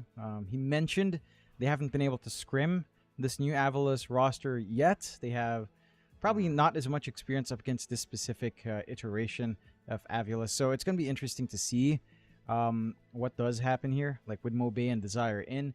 And I'm personally excited to watch a Avulus match now. Like, it was fantastic with Stormstormer. He's a great mid. Some would argue Mobe is maybe not even an upgrade, right? Like, in comparison. But what gets to me is that you've got some of that sense of when Alliance was playing in Wallachia, right? Like, that moment in time where Alliance was somewhat back. You had Mobe there. You had Desire there. And I'm keen on seeing if maybe some of that magic carries over here for Avulus. Because so far, here in Raleigh, it's been a decent start. They managed to get 1-2-0 win. They've managed to get 2 draws for themselves in Group B, which, considering the teams you're up against, is pretty massive. It's not something to write off. So they certainly can bring a fight up to Falcons for sure. I'm curious to see if we see some prioritization, say, taking care of that Kotl in the draft. If we see any of those shenanigans this time around. I believe Avulus has been a little bit more unique in what they've been running offlane. I think they've been one of the few teams picking up the Bane, picking up the Primal Beast right now as well. So I want to see if they can kind of make those things work up against a team like Falcons. Because, again, for Falcons, it's a little bit of an unknown factor. It's a little bit of a wild card that they haven't gotten to test themselves up against. And that's where I think Aviles has to kind of play into it. Just the fact that Falcons doesn't really have an idea in terms of actually playing. They probably have the data points. Let's face it, Awi does his research. He covers his bases well. But there is still a possibility to maybe just catch them off guard here. I certainly agree, John, and we do have a draft on hand, so we can flick over to the draft and see exactly what these teams are up to. As you can see, very, very happy Skitter on camera right now, so it looks like he's feeling pretty confident going into this matchup. Of course, Aviles, like you said, John, they're a bit of a wild card. Snaking said the same thing. They did just 2-0 against Tidebound in their previous series here today, so I'd say that's a pretty decent achievement, because Tidebound, while they are at the bottom of their group, John, they weren't looking too bad yesterday. In fact, they were looking really good yesterday. So we'll see if Aviles can pull off maybe a bit more of an upset here up against Team Falcons. You'd love to see it. I'd love to say Team Falcons are looking a little bit weaker because they've got a stand-in, John, but I think they actually look the same, if not stronger, right now. With Quinn, there might be just the fact that they're in North America that's really helping them out. We'll have to wait and see what happens. I think it's a little bit concerning that Cottle's left in the pool. Aviles do pick up that Medusa. Mind you, for Aviles, this has been a Smiling Knight hero. They have not run it on Sibia in the offlane. At least not yet so far. And that should just be... Safe lane Dusa would say the right click facet, that little bit of slow coming in for lane control, which means there's some funny options for Amar if he so wishes. An axe is always fun to take into Dusa no matter what. Just because you hit level 6 faster, guess what? Dusa dies. And Dusa dies again. Just straight up dunk. It's always fun for the axe player. Although axe itself is not a hero at the moment, so it's more of a meme pick. Again, Cottle is still there for Falcons if they want to go that route. I really don't mind it. In fact, Aviles might try to gun for it themselves. Cottle, Medusa. It's a very happy, positive feedback loop of more mana plus more Mystic Snake plus more mana plus more Mystic Snake, and that can be a little bit overwhelming to contend with. Falcons will just start off with the Darkseer first, so heading for that Amar here on the offlane. The Medusa Illusion from Vac Wall is going to be equally annoying for Aviles. That is one thing to keep in mind, especially since, again, every time Aviles has picked up this Dusa, it has been on Smiling Knight. So you are expecting it into the Darkseer lane. It's a decent enough time, although running into Gorgon's Grasp can be a bit of a nuisance here for the Darkseer if you're not too careful. It certainly can be, but we do tend to see a lot with these Darkseer versus Medusa matchups. They tend to just pull the lane over and over again, or just push the waves right into the tier 1 tower and just force it back their way. So there are ways to just kind of play with the creepy equilibrium in the laning phase to ensure that the Medusa can't just sit there and destroy you the whole time. We'll see what they do. At the very least, I imagine Crit's going to be doing a lot of pulling here in this off lane for Falcons. Aviles' final ban to come before we can see Team Falcons' final ban. I was like, for like half a second, I was confused why they banned AM in their first ban phase, and then I realized straight away, just before the hero came up, like, oh, it's a Medusa. That's why. Because there's no other reason to ban or pick AM. Yeah, it's just for Medusa. It's the one counter pick. So, actually, they've left another counter pick here in Aviles. I'm surprised Elder Titan wasn't banned. That is straight up the Medusa counter. Right, you get the stomp. Dusa never wakes up because she doesn't take enough damage in terms of HP. So you just melt her mana. I'm a little bit shocked.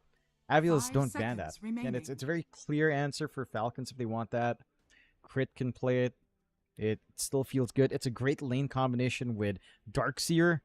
Darkseer ET is pretty devastating. Turn to pick. I wouldn't mind that for Falcons. Maybe bypass the Kotl ideas this time. Just go for something to counteract this Dusa at every point in the game. And yeah, if they don't take the Elder Titan, it can be a little bit annoying because there's just no straightforward answer. Mind you, we have seen a lot of Dusa losing as well. And they'll just go for the Chen. Go get that high tempo here for snaking. have the convert, you could get the mana burn satyr out as well for free.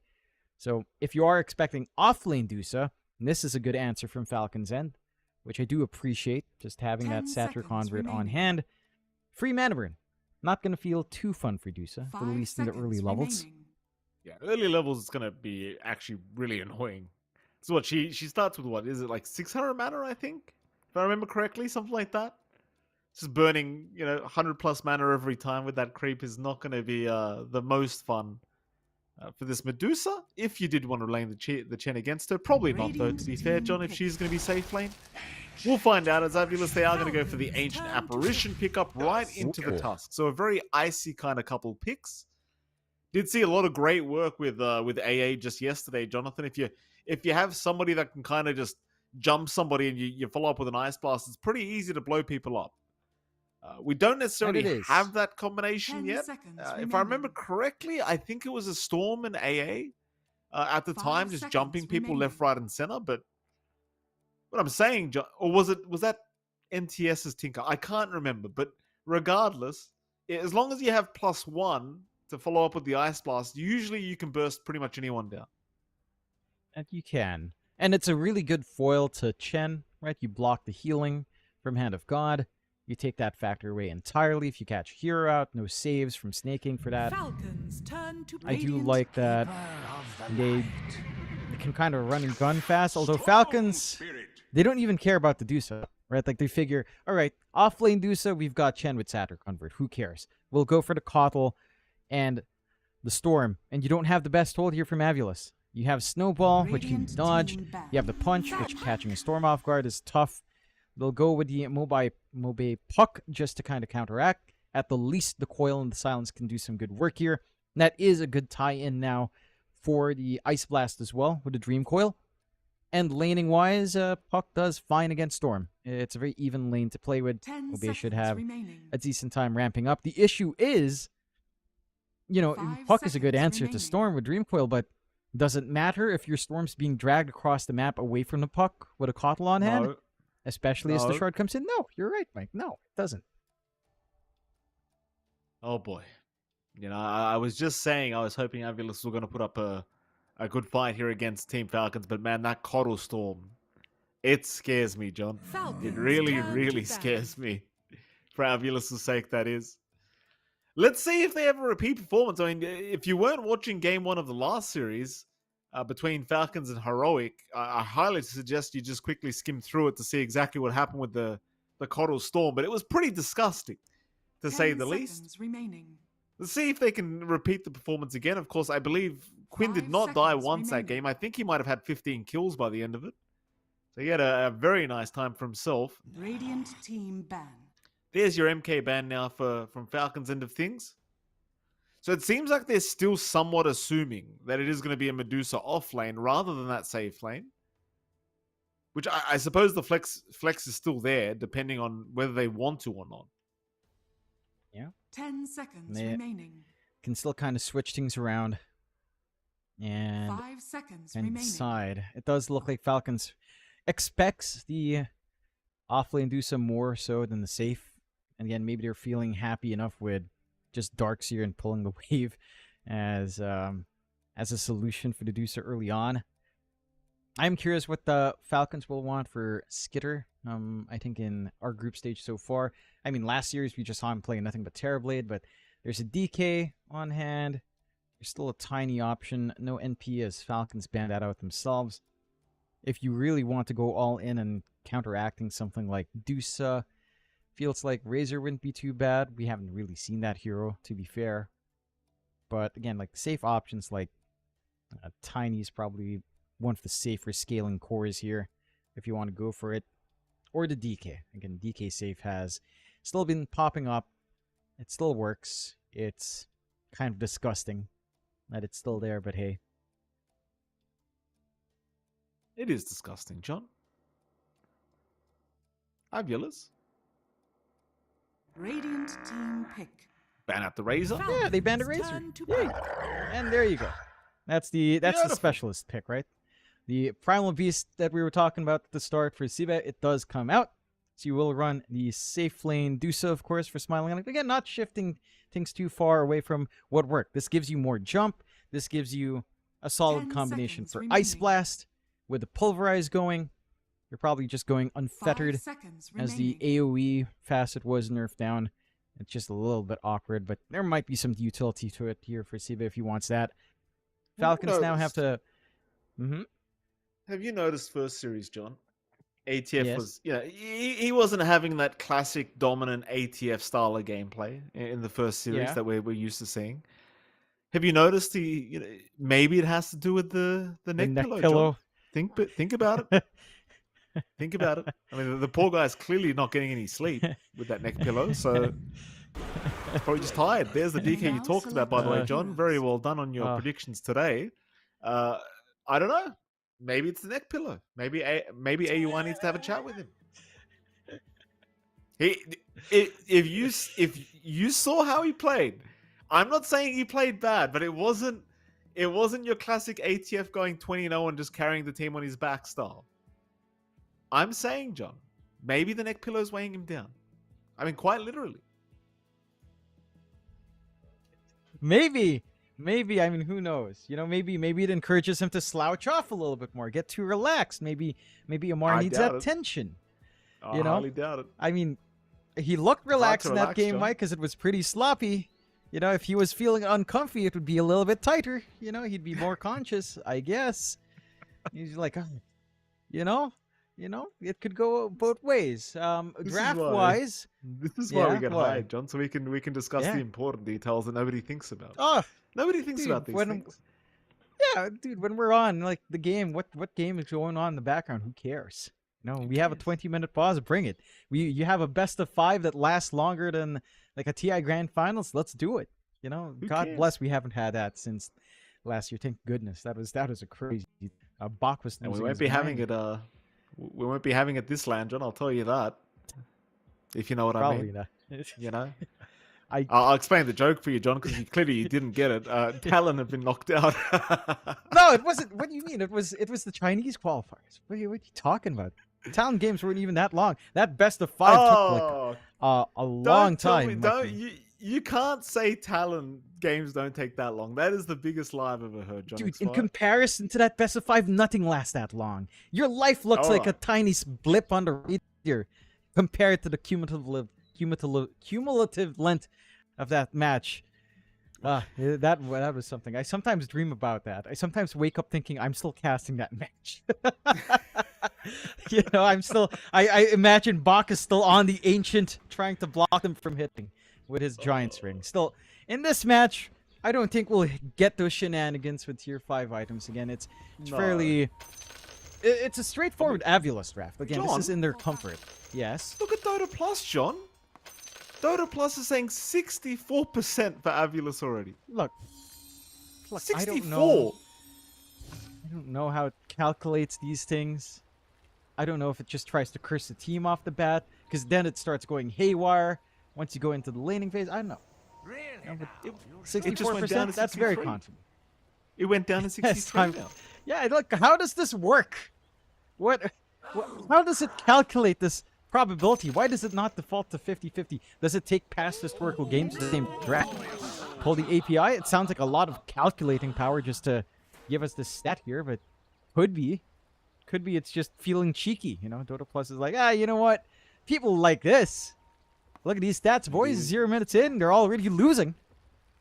Maybe Dota Plus is aware that ATF's currently wearing a neck pillow, John. That might be it. It's basically 4v5 today for Team Falcon. Anyway, moving on. We'll see if they go for an early team fight. I mean, last game around took a long time. Why do you involve yourself in the personal choices of people so much, Mikey? It bothers you so much. Every time I go to an airport and I see someone with a neck pillow, I just think they're just not very smart. I'll be honest. I just think they're not intelligent. It's not you wearing it.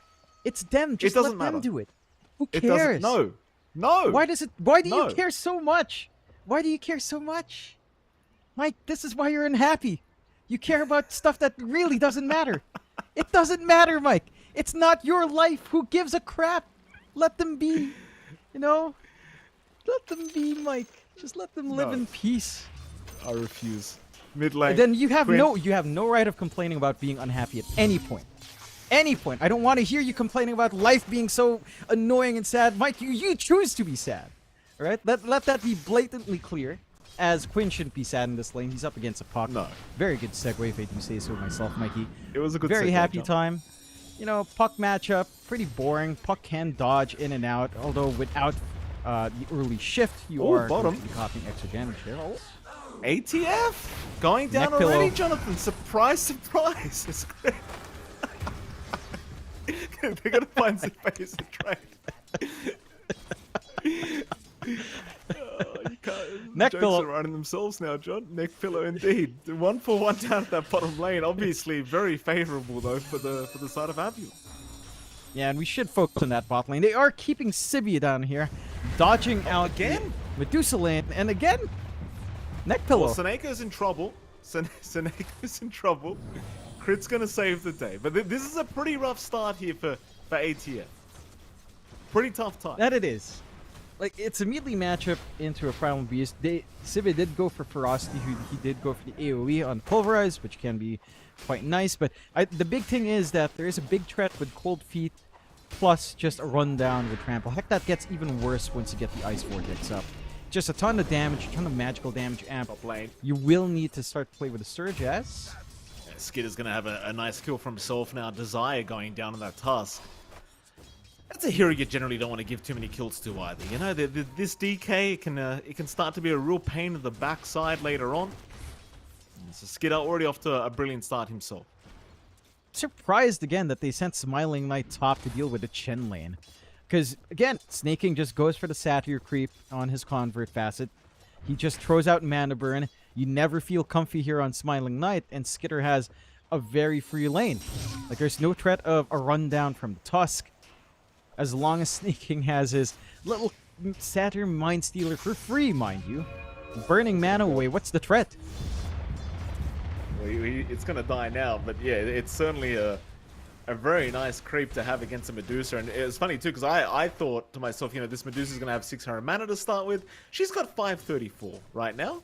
So that creep's doing a lot of work when it is up. Smiling Knight, thankfully at least, is up against a DK core, so chances are you aren't going to get caught with the Dragon Tail unless you're not really paying attention. Speaking of, top lane, Desire does move in a little bit. Meanwhile, bottom lane, a lot of action happening here from ATF as he's just trying to really abuse Zibe now with that level 2 Iron Shell, but it doesn't really seem to matter too much as Zibe going to go for the Lotus Pool. This could be dangerous though. He won't get it. ATF going to chase him down. Zibe still running. Does have the Onslaught available if he needs to commit. But ATF will wave him goodbye and that'll be about it. Yeah, they've managed to stabilize that bot lane just a bit more. In terms of CS, it's still slower for Amor.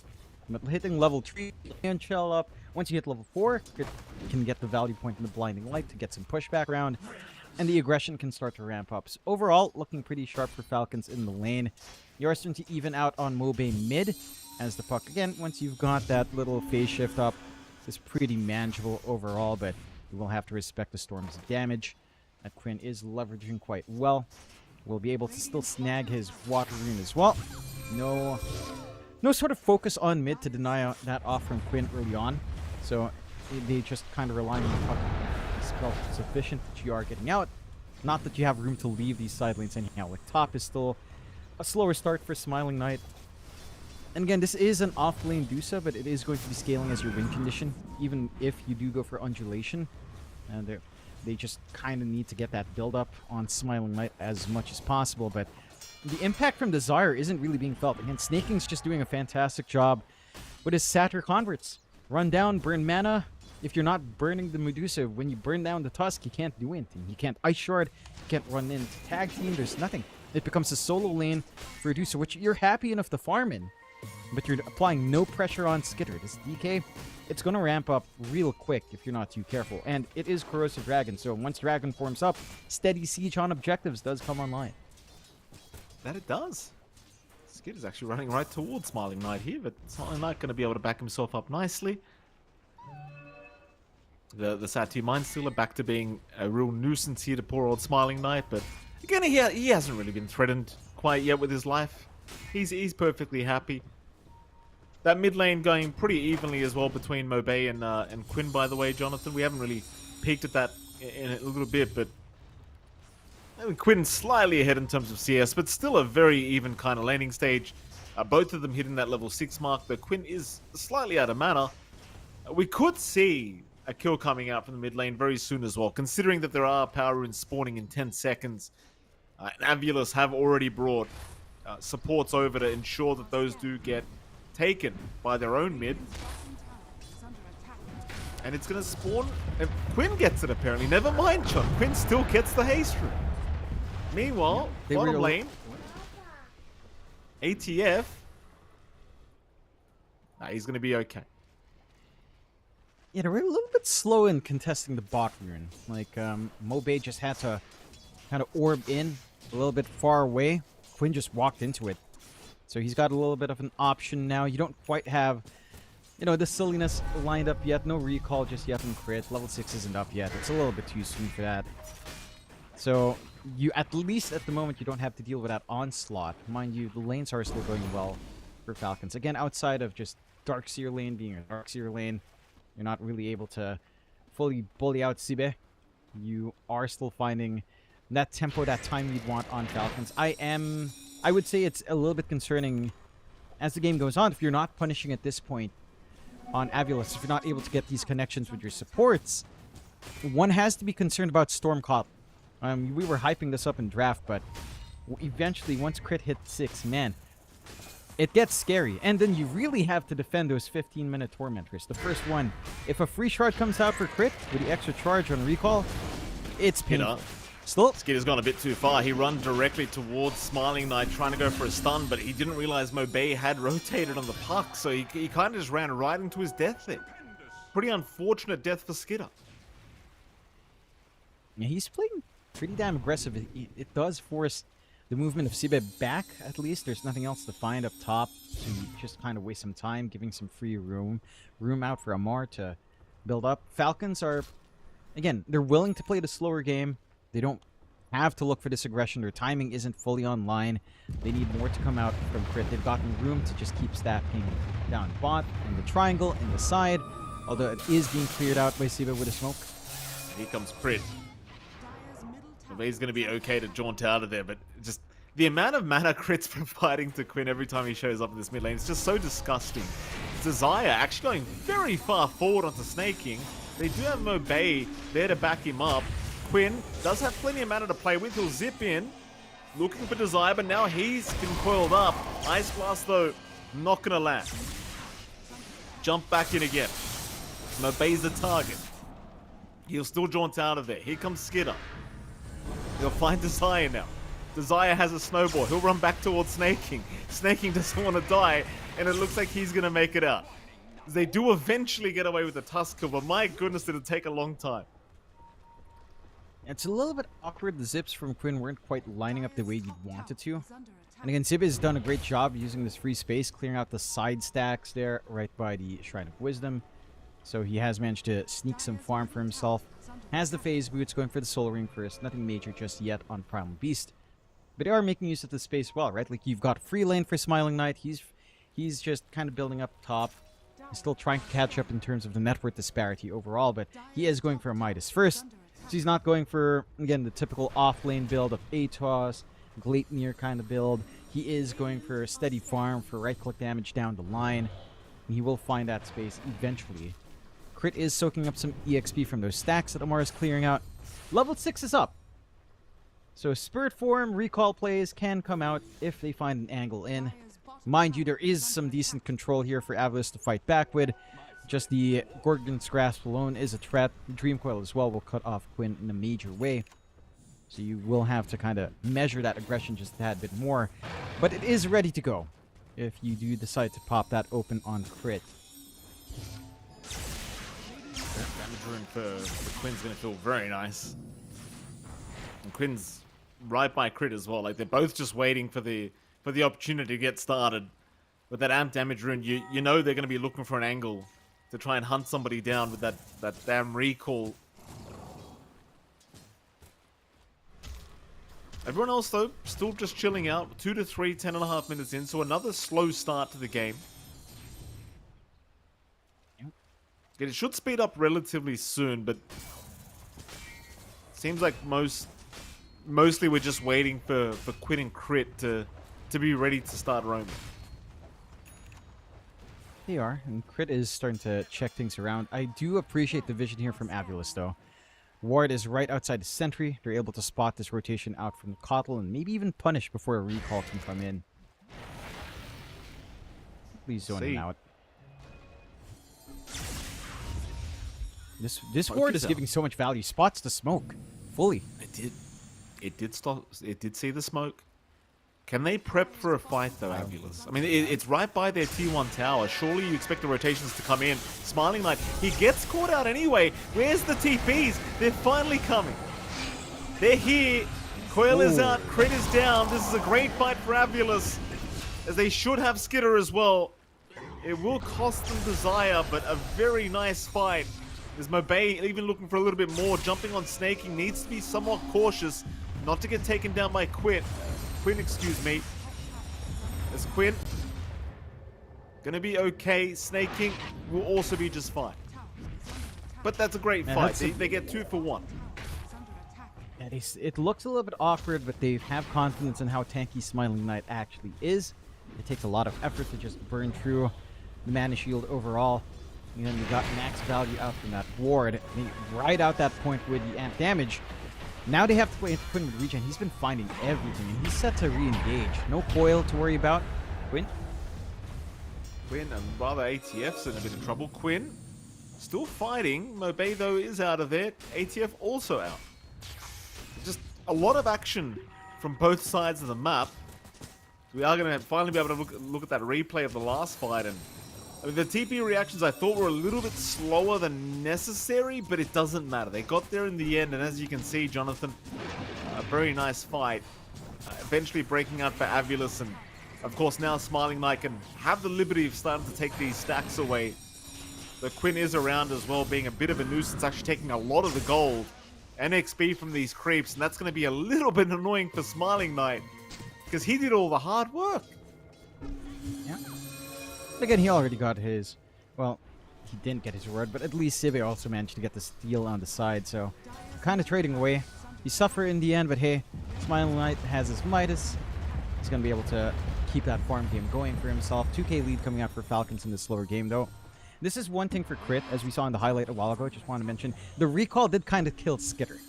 Dragged him right into the firing line, right in front, into the blast, into the snowball, and the Gorgon's grasp. Do have to respect some of that hold. Amar is by himself again, feeling too comfy with his neck pillow, perhaps. I am, but they don't jump him this time. So he gets to be relaxed a little bit more, Mike. Neck pillow. If there's one thing ATF is not today, Jonathan, it's relaxed. I guarantee you that. Gonna have very stiff shoulders after today. Very stiff shoulders. What if Amar showed up the next day with a pillow from the hotel room? And just had That's a much smarter idea, John.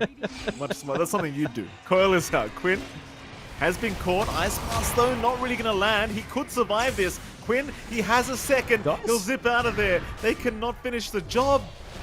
And now Seneko left behind will go down as they're looking for more now. Quinn eventually just jumping into Desire, but kind of misses out on any kind of vortex. It won't really matter, though. They're here for the T1 tower. That's exactly what they're going to get out of this. And I'll tell you, John, I don't mean to be critical, because I know Ice Blast is pretty difficult to land, even with a coil setup. But there's been a few times now where Ice Blast misses, and they miss out on a pretty big kill. Yeah, that's twice in a row, actually, where Quinn's just been dodging out when it's been specifically only on the Storm. Not the easiest one to catch out, but it does feel like with Dream Coil, you should be able to find that. The reaction's just maybe not as quick as you'd want it to be out from Seneko. And again, this Storm is the key thing you need to pin down, because as the game goes on, as the Shard starts coming in for Crit, if they manage to secure the Tormentor, which they will, and if they get lucky with a draw, Crit will receive for himself. Oh, here we go. Have fun. Have fun with the 2 recall charges. Do they get lucky? Oh, of course they yes. do. Of course they do. Perfect. Gross. Oh. Nasty. It's nasty, dude. That's not nice. There's Shrine of no way Wisdom. the shard is. There's no way the Chakra shard Mage. isn't gonna get nerfed. No way. I mean, I think it's pretty clear it will at some point. Smiling Knight, here we go. Here comes the shenanigans. Crit will bring somebody over. I'm imagining that's Quinn. And here we are. Smiling Knight, middle of nowhere right now. He's got some help coming. The Stone Gates will buy him time, but they'll drop the wall. Smiling Knight. Oh. Shards will actually block up the staircase, so ATF, he can't really help out in all this. Ice Blast is going to land this time around on Quinn. Did it? Yes, it did. He's trying to survive. Meanwhile, Zippe will die. They'll get at least a Primal, and Quinn does survive with his life intact. He does. Had some decent wand charges right after. Did manage to dodge out major damage. Really quick Dragon Tail out to cancel that Pulverize. Just unfortunate timing for Sibe. If they managed to connect maybe an additional Pulverize strike, that might have actually been enough. Very borderline survival for Quinn. But they don't manage to connect in the big way they'd want to again on Avilis. They're trying to kind of use Smiling Knight as bait. They are biting the bait on the side of Falcons, but the punch back from Avilis just isn't there. Your Dusa itself isn't really doing damage yet. Just the Yasha has to finish up into the Manta, and then really damage doesn't flow until you get like Butterfly on that hero, which you're a long ways off from. The one thing for Avilis is, again, they have themselves some really interesting, hard-to-find wards. Like this ward by the top, Jungle River is big. Ward in between Tier 1, Tier 2 mid is big. They can play off the back of those. It's just they've been missing a few too many opportunities. Again, 7k lead for Falcons. 2 recall charges. What do you do about this? Well, Crit was in trouble. Quinn's here now, and suddenly he's not so much in trouble anymore, John. Zippe looking for a way out. Nice shard block here from Desire, but the Vortex still going to drag Zippe back as they do coil up. Quinn trying to burst down the storm, but the damage output is just not there. The Glimmer Cape out from Crit blocking pretty much all the damage. And now Mabey, he's going to try and get out of there, but the stun will land from Skidder. And Quinn will secure a double kill on the Storm Spirit. And I'll tell you, I mean, it's almost like it's a script, John. Like, Crit gets lucky with the shards off the Tormentor, and off to the races we go. Neko is probably just dead, John. Not much he can really do. He's Seneko. No. And this is when Quinn's game gets a bit stupid too. Yeah. Look at that. Just getting chakra'd up. 20 seconds away from recall being back up. More rune control. And Sakai is Sanj for a little bit more output and some slight durability for Quinn. And that's just enough. I do appreciate how active Skitter's being as well. Just with a Blink and Mage Slayer fully done, he is very hard to kill on. Like, you are mainly magical burst at the moment. Your physical damage on Dusa isn't quite there yet. Sibit. In trouble. And is dead. No helping Sibe. I think against Falcons, at least during ESL One Raleigh, like, you're either banning Storm or you're banning Coddle. Preferably Coddle, I think, is probably the smarter way to do it. Because it's too much. It's too much. It is, because even without the Storm's the best example for how busted it is. But again, there's some natural combinations. Bristleback's one, Ember's one, Pangalier's another one. Coddle just, you do not want that to do with these Coddle combos. Quinn's just always set to go. Quinn's just running across the map, no fear. Here you go, Quinn. There you go, enjoy. I'll see you in 35 seconds, Quinn. That's all the communication. I mean, Snakey was talking about how good the communication is with Quinn. That's all they're talking about. The 25 seconds, Quinn. Trust me, I'm coming. That's it. Rinse and repeat. You know, it almost feels like the story of this is all of them are having fun, chilling out. Amar's finding a way to get this neck pillow working. Hence him just focusing, literally just camping bot the entire game. He is just so locked into one routine. Play bot map. That's it. He's not even... He's just locked into this area. You know, he doesn't even need to join him. What do you mean? He wasn't always like this, John. No. No. Neck pillow change skill. It's like the mask, you know? Like the Green Goblin mask speaks to you, Mike. It makes you Oh, do Mbappe. things. Can he get away? Link up to the north. Quinn's still having a gander. Oh, and he's gonna find him. You can't trick a trickster. Quinn's gonna find him. No problem. 6th kill of the game for Quinn. Not dead yet. Crit, where are we going, sir? Surely there's more time for another. No, apparently not. He's out of time. He's just brought his whole team with him, bro. Yeah. It's okay. No, Skidder TP'd the farm, got recalled back. Like, yeah, Skidder literally TP'd mid, just wanting the farm. It's like, no, come back. We must fight. Non-stop fighting. It's like, all right, Amar gets the farm. I guess it's because Amar left bot. He wants mid for himself. Finally leaving a lane. 4-13, yet again, a little bit of a slower game as we've seen from game 2 a while ago from the previous series, but 14k lead at 21 minutes. Here you go. They could kill Crit. No? Apparently not. No, they can't, John. That's silly.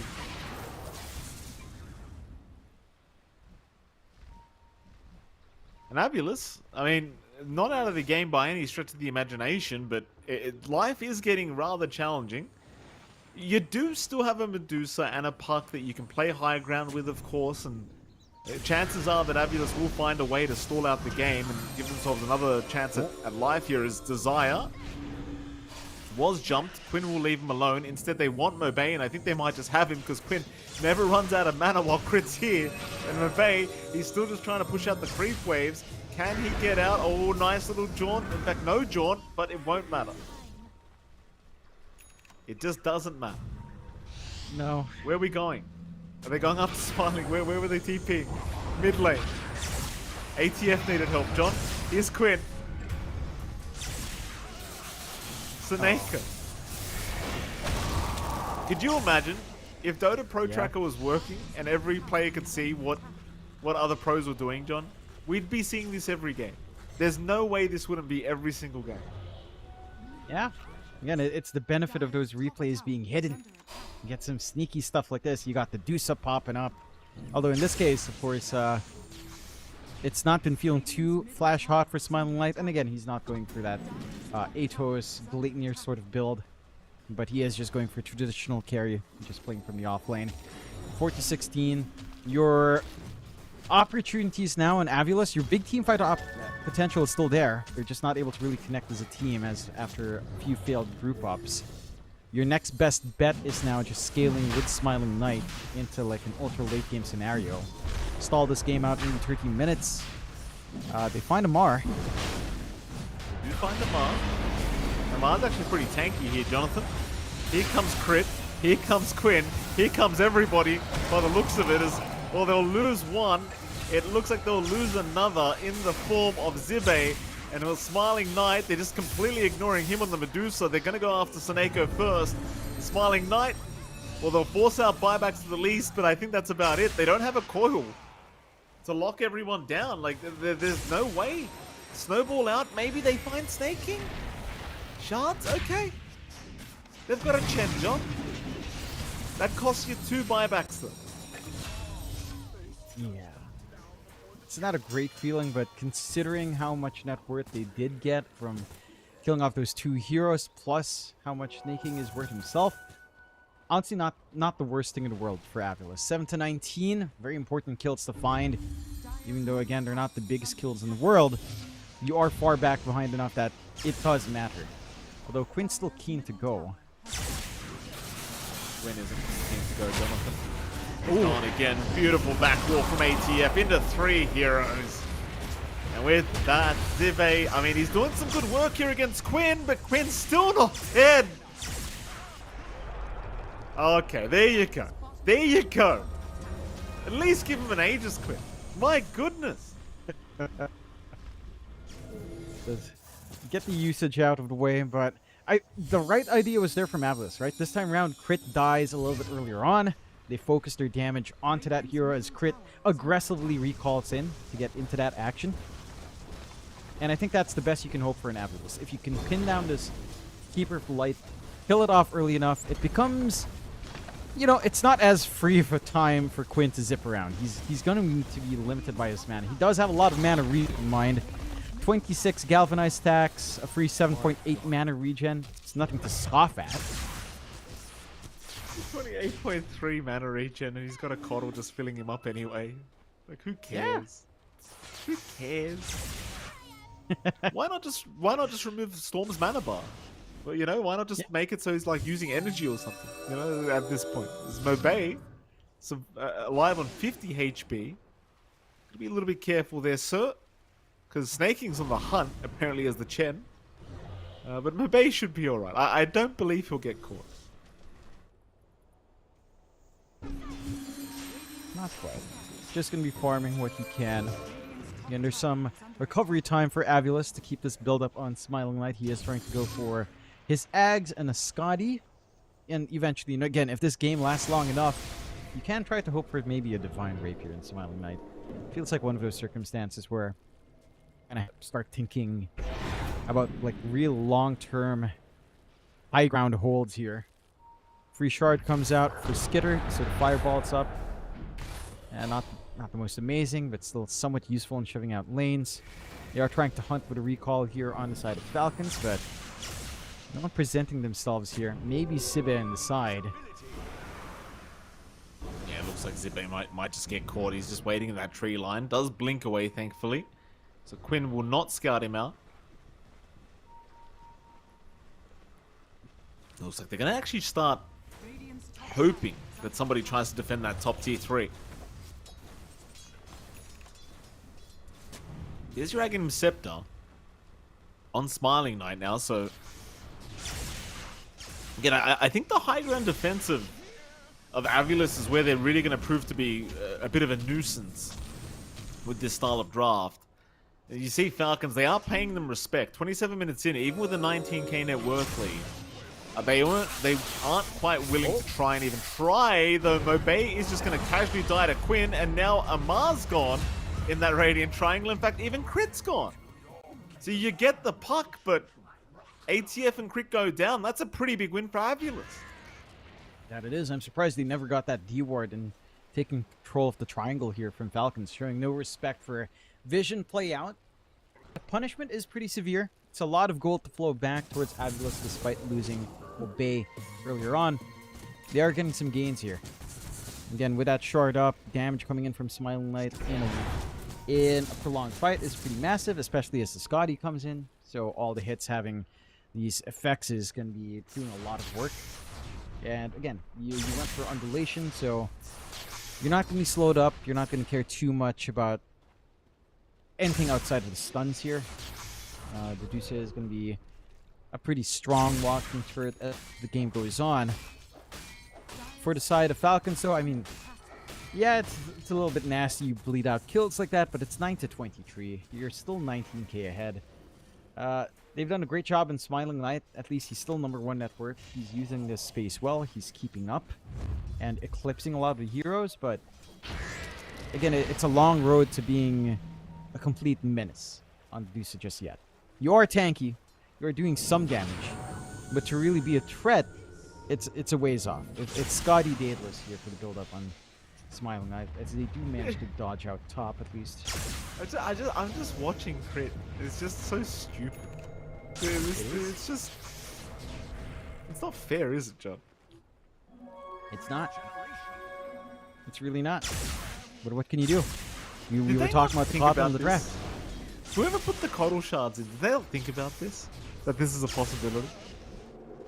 I want to say they did think about it and figured it would be too fun. And I appreciate that. I appreciate that. I appreciate that it's fun, it's silly, that you can recall in instead of just having people come in as is tradition. Right? You can jump into the fray, you get chakra up, like it's a fun concept. It's just too strong. Like this is one of those things that I'm not annoyed by. It's too hilarious. You know, it's hilarious, but oh, this might not be. No, certainly not. They do at least duke out actually everything. Dragon Tail does not end up connecting. Quinn could not get a Vortex, though he does find himself an Arcane Rune at least.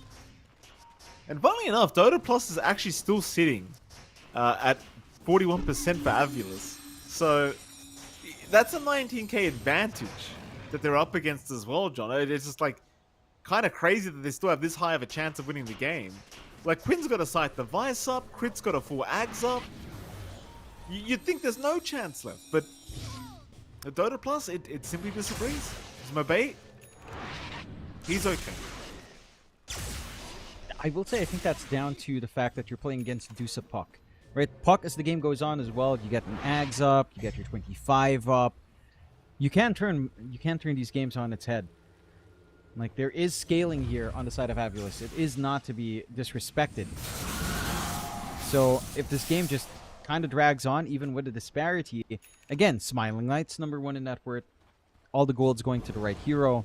You might want some of that to flow into Mobay as well, but the Puck can clear out these waves in the side, be a nuisance, drag some attention to itself without really being in the firing line, especially as the Lincolns is up. I mean, you are reliant on single target spells right now, Dragon Tail and Vortex, to lock in that Puck. So you have a lot of windows here for Mobay to actually dance around. He's going for the right optimization to keep that stall game going. A little bit of a smoke out from the side of Avulus now. They do have a lot of wards. Like, I appreciate all of this vision into the top jump. Right, like, they're keeping track of where the smokes might start to get popped, where they might start to group up from Falcons. Gives them an angle to try to play forward with the smoke as well. Although the scans aren't really hitting anything. They aren't really finding anything, but they kind of set the information up for this move. It's just, they probably should have had bot instead, as the side of Falcons are just enjoying the free push. And they're just forced to back off from that smoke entirely with Smiling Knight to defend. So, right ideas. Again, just need to stall the game. Maybe you can start to cut some waves on Mobay now. Just prevent any sort of siege elsewhere. Keep lanes shoved in your favor. And just avoid fights. You don't need to play into the Coddle Storm. You can just not die. And just go farm. That's what they're doing, John. Everyone's just farming for now. Smiling Knight, Divine Rapier queued up. Daedalus first, though, of course. This could arguably be one of the longest games you and I have casted here for the group stages thus far. Like, if things keep up the way they are. Desire, gonna get hexed up here. Quinn will have crit coming in as well. Because God forbid Quinn gets too low on mana. Yeah. Gotta keep him topped up, Mikey. Bottom. Yep. Another chase on. Dust is going to connect on Seneko, so that's 2 down now. Both supports going. There is buybacks on both. They might need it. You never know. Yeah, probably not too pertinent to buy back at this point, at least. You do have some important things to save up for. Trying to go for the site of Vice on Desire. So some control. Considering there's nothing defensive here on Quinn, can make a massive difference in these engagements. So, yeah, it's short response anyhow, considering how far behind you are in terms of EXP. And there's not much of a window for Falcons. Falcons might just wait for the next Roche before they start to get too comfy here. Maintaining their 23k advantage. Might be able to get a jump onto someone. Siva is just hanging out, waiting for... Or trying to look for an angle and trying to play with this ward, just in case someone crosses the river. Although, okay. They're going to find themselves Zibe. He actually doesn't have any help either. That's a bit of a shame. Your Flame Primal Beast just getting deleted. No problem. And, I mean, Falcons, they're not trying for high ground yet, but they've got complete map control. Like, the net worth just continues to grow. The only person really getting farmed up on Avulus is just Smiling Knight, so all the eggs are back into the Medusa basket. And as for that Medusa basket, it's still looking rather fragile right now. Not the strongest yet. Skidder? Not quite. The problem is you can't jump anyone with this Coddle Storm. Like, look at this. So there goes Seneko. Quinn's in like 0 danger right now. He just needs some mana. Here comes Crit to help him out with that as they do kill off Desire. Anyone else? Why not? Quinn's jumping in again. He's on to Smiling Knight now. Buyback committed by Seneko, and that'll be enough. Like, you can't jump anyone. No. Because they just bring 2 heroes in instantly. ATF. Oh, the Lotus Orbit cancels the Pulverize of Zibe. That's unfortunate. Quinn still going. We'll move back in onto the Primal Beast. The Glimmer Cape, it will save him for a little bit, but for how much longer? Zibe is just burning alive right now. Smiling Knight, he's going to stand his ground, but he's not doing enough damage. He's doing no damage, in fact. Quinn will back out, though. ATF there. He'll retreat to boot. It's kind of the issue. Like, this Dusa, like, it's tanky, but it doesn't hit hard enough, because now Saneko's died back. Yeah. I mean, again, we were talking about the timing there, Mike. Chrysalis is nice. Daedalus is necessary, and Divine is a must. It has to stall them to that point, and we're just not getting to that point. No AA, no Ice Blast threat means you've got a minute to siege. It doesn't take too long for Falcons to get that done with a DK on hand with Corrosive Dragon, even sniping out the Courier of Smiling Knight. With a full Daedalus, things go from bad to worse. He's very close to the gold. He does have the gold for the Demon Edge, so he's missing a key part of DPS. I don't know what you do to stop this. I don't know either, John. I don't see it either. Mabey can get caught. Back is there. They're all dragged in. However, one is going down, and it was Quinn, but he does zip out just barely. Looks like they're trying after. Snaking at the least, and Snaking eventually should die and will. I mean, it took a while, but they'll get one in the Chen, and they are going to be able to force Falcons back. That they do. 551 plus 846 gold for a +5 Chen. Really tells you the state of game. Heck, I didn't even notice Sibia is behind Crit and Snake King's farm. As the offlane Crown Beast. It's, yeah, that's just the way the game goes when you're 30k behind. You know, it's not good. It's not good. To have a Chen have more farm than a Primal Beast is, it's a sad state. But, Avulus, again, if you can't end the game on Falcons, if you get this long enough, you will eventually end up with Divine Rapier Medusa with the Daedalus. So, it's all in. It's all you have to do now. Just go all in, hope for the best. Hope for the best in the draw of the cards. Maybe the river helps you out, you know. Last set of cards coming in, the last set of pieces for your suits to get set up or whatever. I don't know my comparisons here anymore, Mike. All I know is Balatro, actually. I don't know what I'm saying. Balatro? My goodness. Fun game. Great game. It is a fun game. I haven't played it in a while, John, I'll be honest. I just got too good at it, you know. Too good. It's hard being me. Here we go. Mabey, he's not going to be feeling too good here, John. Quinn. Here comes Crit. Quinn. Waiting for the Dream Coil. Don't worry, John, he's got mana. I promise you that. Quinn, still going. He's out of mana now. But it is regening pretty quickly. Mabey, surely he gets out. Oh, he had a Lincoln's. He had a Lincoln's. It's okay. Oh, Quinn actually vortexed him. My god. His sight device was on cooldown, so he couldn't get the secondary disable out. No. Can they get Quinn? You do get Roshan. Yeah, they do get Roshan, John. It's too slippery. He's working on his own Lincolns, patching them out. At that point, is down to the Green Coil. Roche is set to go. An Ice Blast at least annoyed him along the way. But it's not going to lead into a wider team fight. Secondary life now here for Skitter, along with a nice Roche banner to help siege onto the rest of the racks. Smoke out. You are close to your Parasma here for Mobay, but it's not the point just yet. It's not the point where the puck's really going to try to win these fights out with coil, with a massive coil, right? Like, you kind of need the Yags, you kind of want the levels to be up. Still a ways for the 25 for the wider rift, or for the debuffing T-Pierce. There's that Lincoln's we were expecting for Quint. So again, some protection from the Pulverize, some protection from the Snowball Punch. The Daedalus does get assembled with the Courier respawning here for Smiling Knight. So the damage is flowing. Just need the Divine Rapier next. And if that Divine Rapier comes out, Mike, you know, get ready to lock in for 20 minutes. You know, and maybe that's why Amar has the neck pillow. For when a game reaches 60. That's a good point. Maybe that's the reason. Maybe he just wants to be able to stay up. You know? Definitely not sleep. Falcons.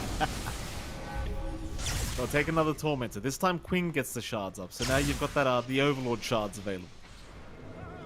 Big Zip. Gets a regen rune. Of course he does. What, does he need it? No. Well, he doesn't need it, John, but he's got it, hasn't he? And he's looking. It is going to expire anyway. It doesn't matter. But they're looking at Mobay now.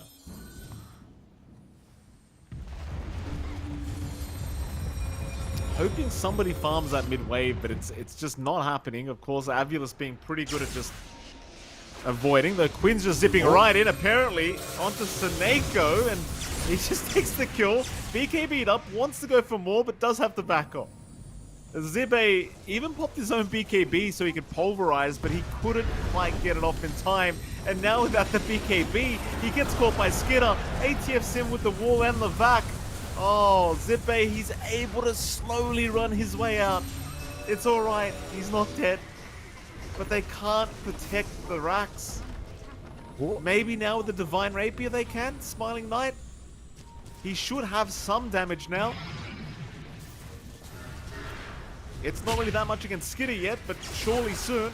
Here we go. Punches out though, Smiling Knight. Gotta be careful of his own illusions, John. They hit hard. They hit pretty damn hard. Tier 3 tower, still under siege. Skidder, he's got all the shields in the world. He doesn't really feel the need to back off.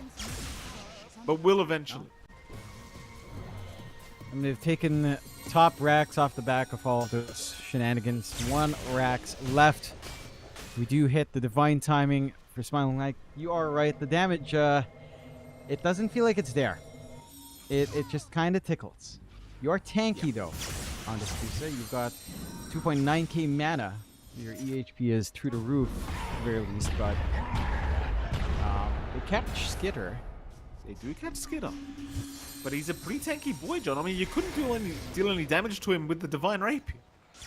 I actually don't know if they can kill him right now. He had the Aegis anyway, so you would have had to do it twice. Keep in mind, he just got that level 25 talent as well with the plus 12 armor and regen, so he's pretty damn tanky right now on this DK. Almost 50 armor. So they are smoking in. Skidder, again, happy to oblige and just say, come at me, and they're just not coming. In fact, Quinn will jump in instead. He's got a Hex out. He found the Medusa first. A big back wall. ATF, he got 3 targets with that. Zibe is melting to the damage output, but he will BKB walk out of there. Instead, they'll take down Desire. In comes Skidder now in the back, finding Seneko. Both supports down. Maybe they can at least take down ATF, but no, he walks out of there. In comes Quinn again. Smiling Knight's out of mana. It's not looking good for the Medusa. She's gone. No. Divine on the deck. Game 1's over, John. I mean, unless they can kill Quinn, it's over. GG's call. Yeah, look. They go for the comfort on Avulus, right? Like, they pick up the Smiling like Dusa. They play it in the off lane. They give Zibe his Primal Beast. They go for very strong comfort that has worked for Avulus in the past. I'm just surprised they haven't heard about this Coddle Storm, right? Like, there's been time. They need to ban it. They just ban the Coddle. Your game becomes simpler. Falcons has to actually play Dota. Quinn has to actually do something else. So that's going to be key for game 2, Mike. It absolutely will be, Jonathan. We'll head to a break and we'll be right back with game number 2 between Avulus and Team Falcons.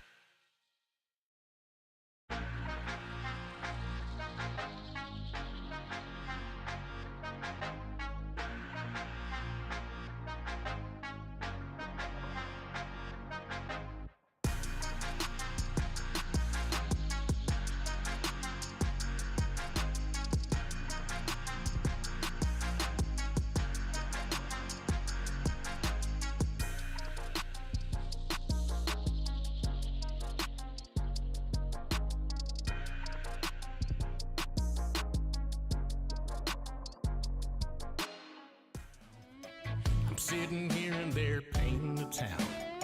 I know the drinks are pouring 2 for 1. I wanna join them, getting all that fun. When you see him, tell the boss man this. I'm clocking out, I've had enough of this shift. Paycheck's coming up a little too light. You work 100 hours and it just ain't right. The bills need paying and the money's tight. But wouldn't a cold beer make a beautiful sight? I've had about enough of this shift. There's something going on I don't wanna miss. All my friends are out having a round. I'm sitting here and they're painting the town. I know the drinks are pouring 2 for 1. I wanna join them, getting all that fun. When you see him, tell the boss man this. I'm clocking out, I've had enough of this shift. Another day, another dollar. It just makes me wanna holler. I can't take another minute. There's a half-price pitcher gonna dive right in it. I've had about enough of this shift. There's something going on I don't wanna miss. All my friends are out having a round. I'm sitting here and they're painting the town. I know the drinks are pouring 2 for 1. I wanna join them, getting all that fun. When you see him, tell the boss man this. I'm clocking out, I've had enough of this shift.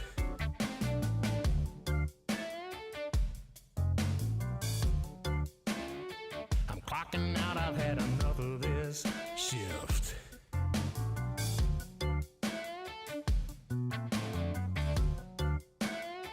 I'm clocking out, I've had enough of this shift.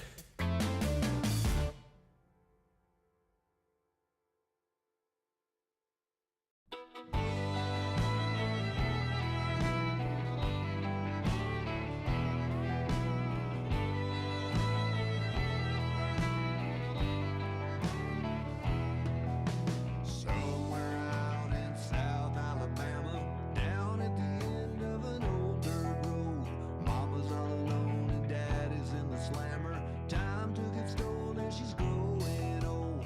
Hey, some things never change. Hard times just a part of living. Watching the days just pass us by. Might be country, but we ain't forgiven. Just take me back to the simple times.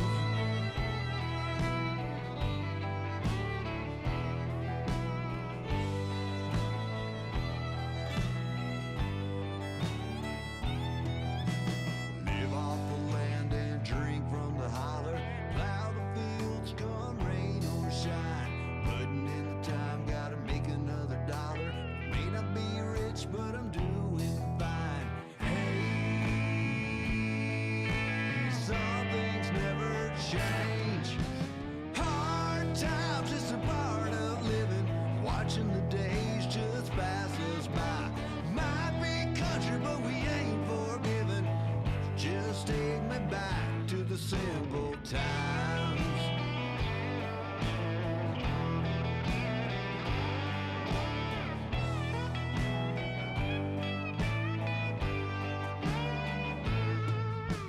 Hey, some things never change. Hard times just a part of living. Watching the days just pass us by. Might be country, but we ain't forgiven. Just take me back to the simple times.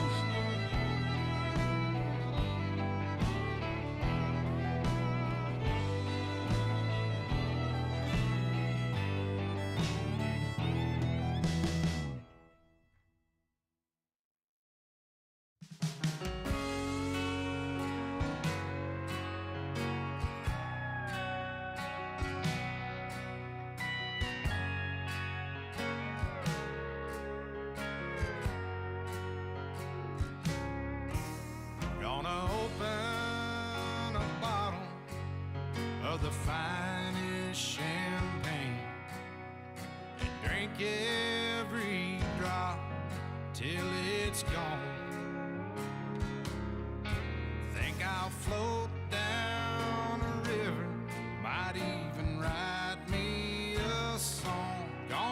do some living before I'm gone.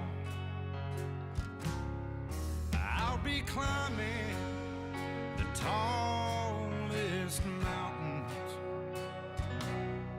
and I'll be riding the biggest horse I can find. Gonna do all the things I ain't done in my life. Gonna do some living before I die. Think I'll buy me an old car and ride like the wind. Gonna drive and I ain't looking back. Think I'll head for the sunset and see where I get. And thank the good Lord it ain't over yet.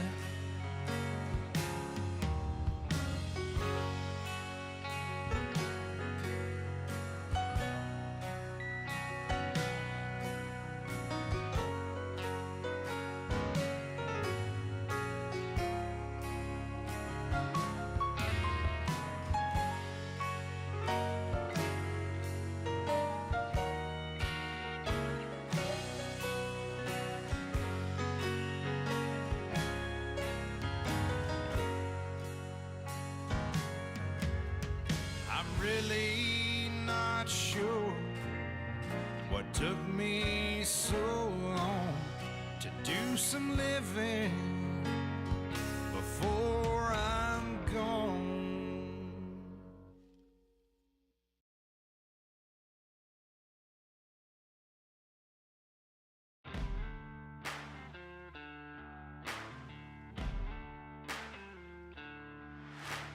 Take me by my outstretched hand, lead me to cold black water. The fires that I've started are growing bright and hotter. Who's gonna be my friend now? Who's gonna be my lover? Will there be someone standing at my grave to lower my coffin down under? To lower me back down under. Lord, you never say sorry, like she's been seeing me. She sees inside my tired mind, kisses like white lightning. I've been hiding out in every room. She always has a key. Lord, you never say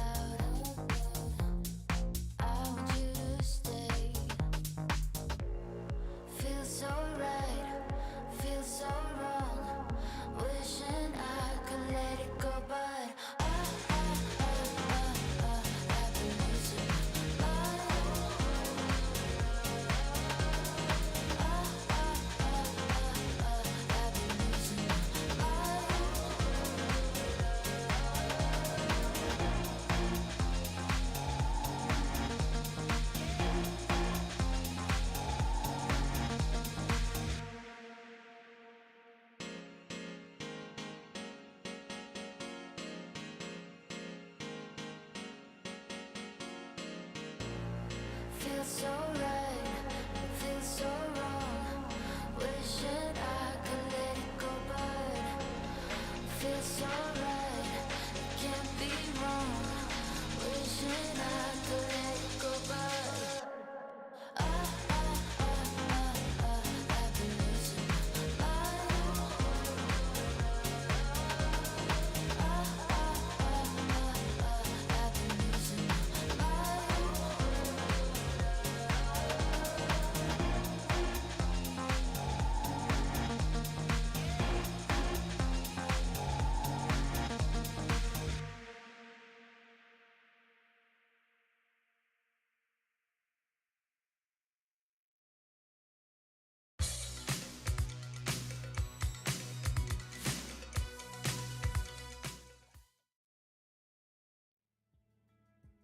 Welcome back, ladies and gentlemen. ESL One Raleigh. Last game of the night for us, Jonathan, here on the Ember stream. Of course, we are at Group B, where we are watching Avulus currently fighting against Team Falcons to try and see if they can at least force a draw, as Falcons do successfully take game number 1.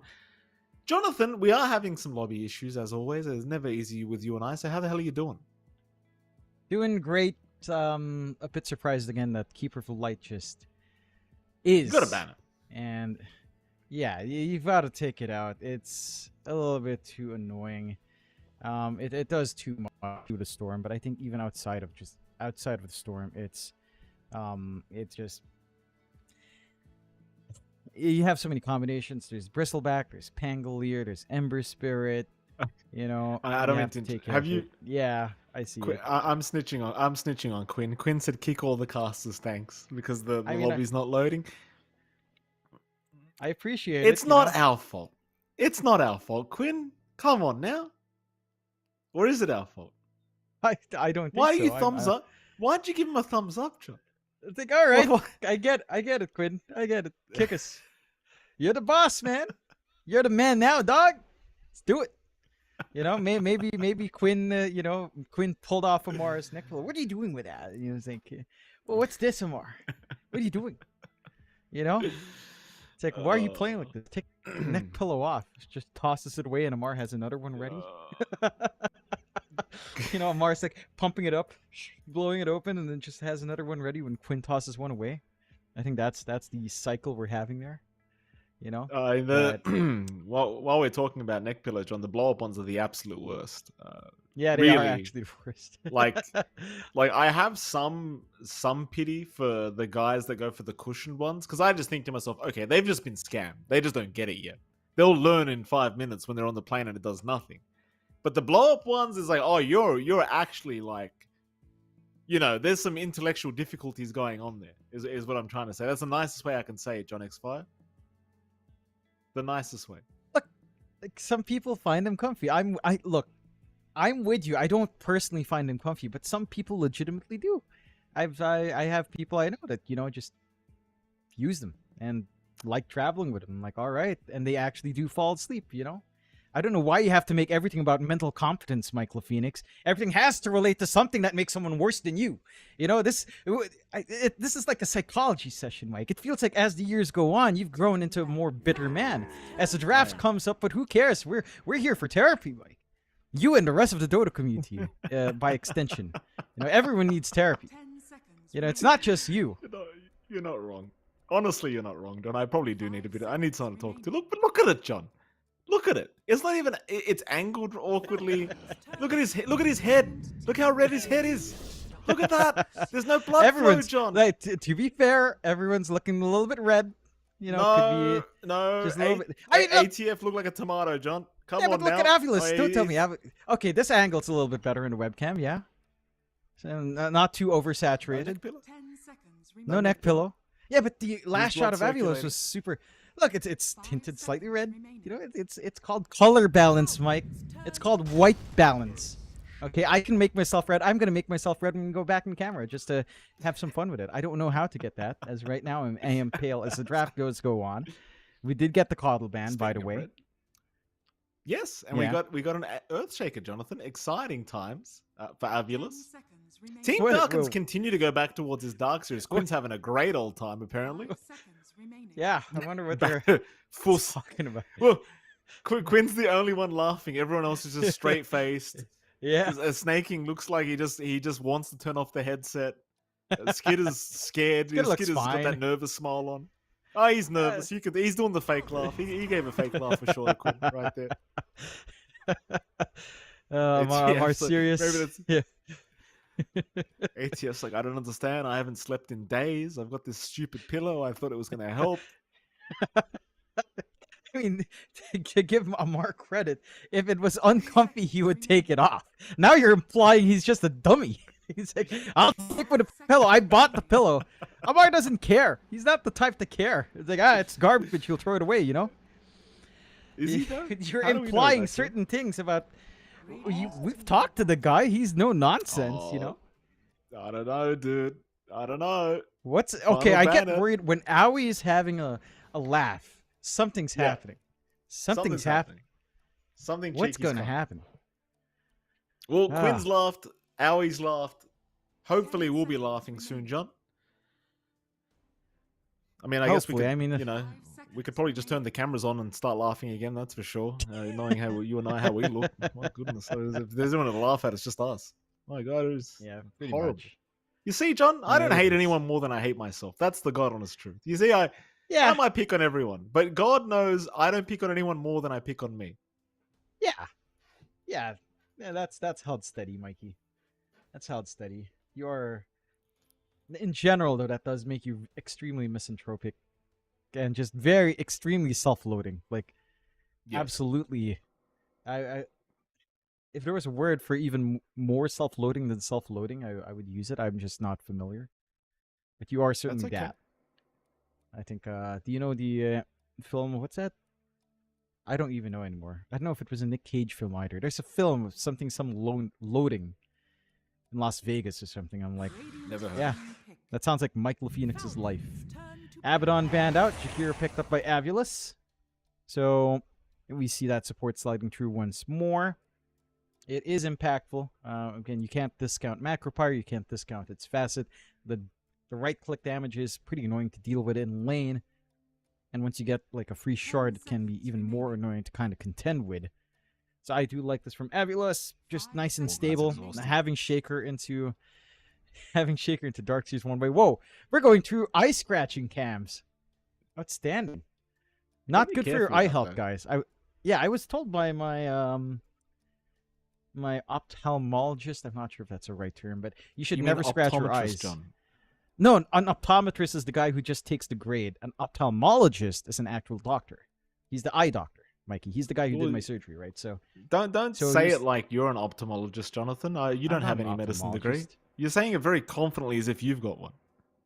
no, I'm not. And just because I'm saying you're wrong doesn't mean I'm the thing I'm talking about. You see, this Speaking of goes wrong. back to you. No. Speaking of wrong, Jonathan, we've got a silence from the board now. Exciting times. What do you think? I mean, you hate silencer, but you I hate always silencer. like to carry on about this reverberating silence. That you know, there's the secondary silence after the first global silence. Pretty disgusting to have to play against, that's for sure. And even the laning stage of silencer, I feel like is pretty. It's pretty strong right now. It's pretty hard to go against most of the time. That it is. They did revert him back to old Arcane Curse, which makes sense. This is a quirky support duo with the Ringmaster now on top as well. None of them play with the Darkseer at all. So you're going to be looking to pull.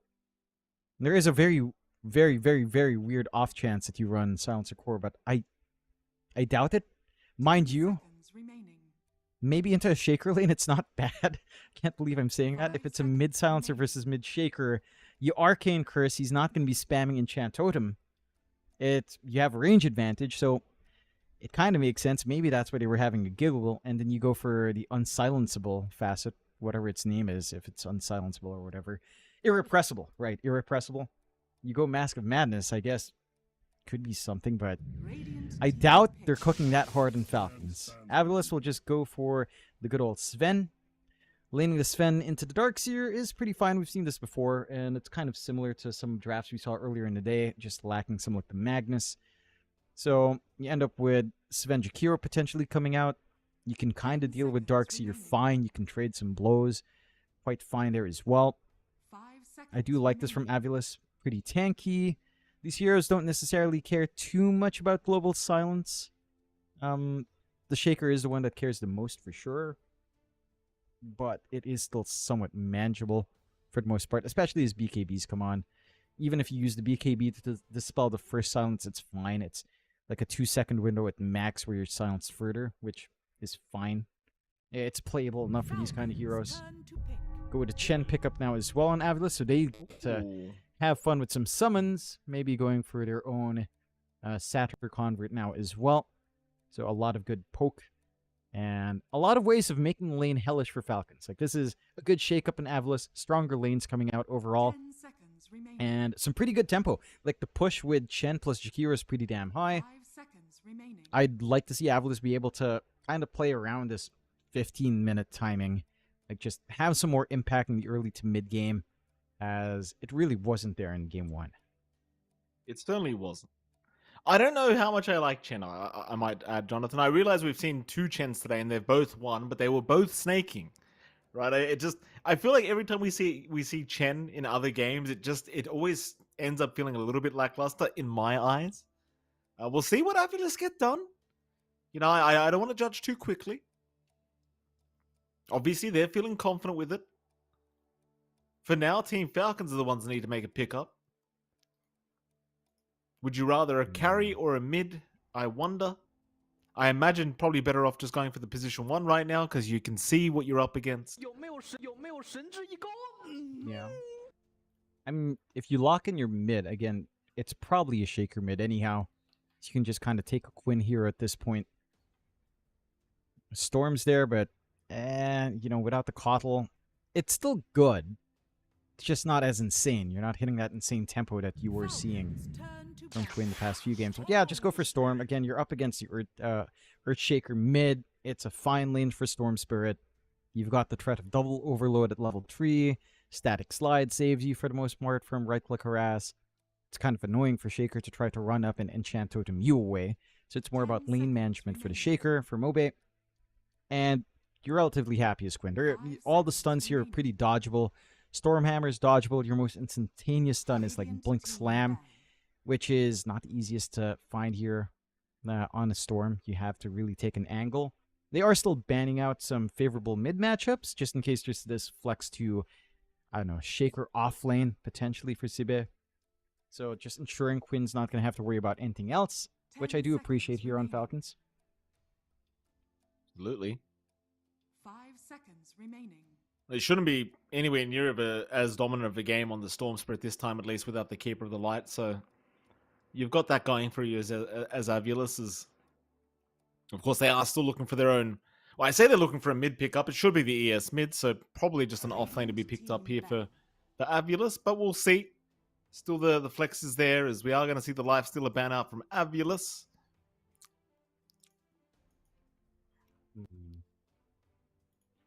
Do you take care of Razor, Ursa, or Troll? This feels like the big options up against the Sven.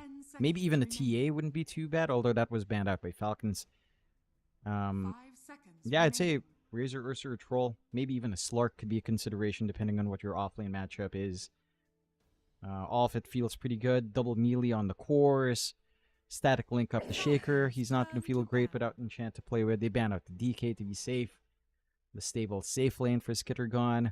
But they do leave those bigger options. Ursa, Slark, Troll, Razor. Even something like...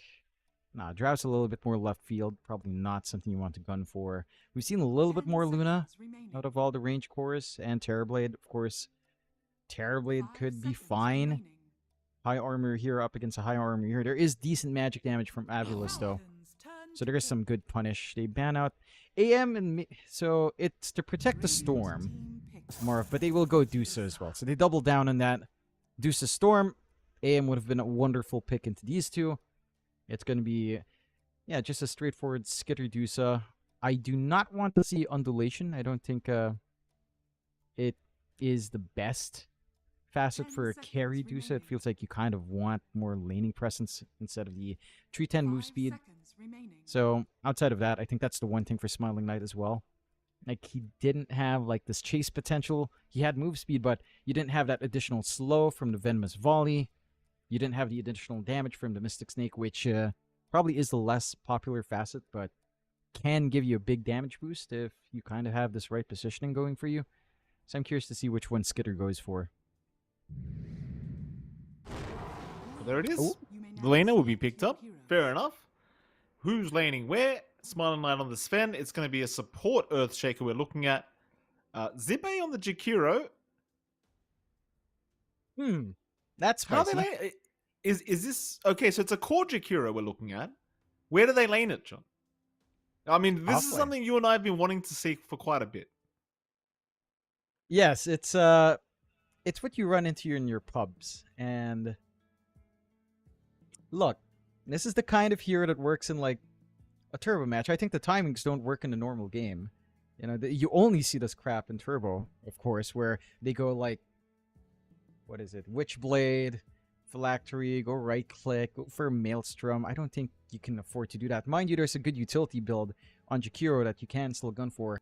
Leitner's not too bad. Atos is pretty damn good in the hero. You can farm relatively quick. So I think it can work in that sense. And you can kind of get it going from there. I do worry, though, if Avilas do not have good lanes. Kind of the same story as Game 1. It gets really awkward, because Jakiro, from a position behind, will kind of farm as a core. He will actually need to eat some of the jungle space. He'll need to clear out the safe lanes, and then when they are shoved into your favor to push. And that can kind of eat into the share that Smiling Knight and Mobe will want to have for themselves.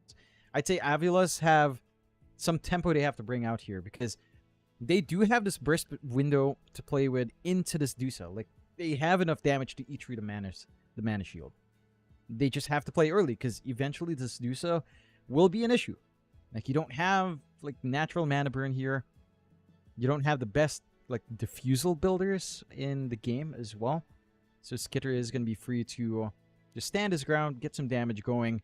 The teamfight combinations from Falcons is something you have to respect as well. Like Vac Wall plus Wheel of Wonder, it is pretty scary. That, along with the Gorgon's Grasp, the Stone Gaze.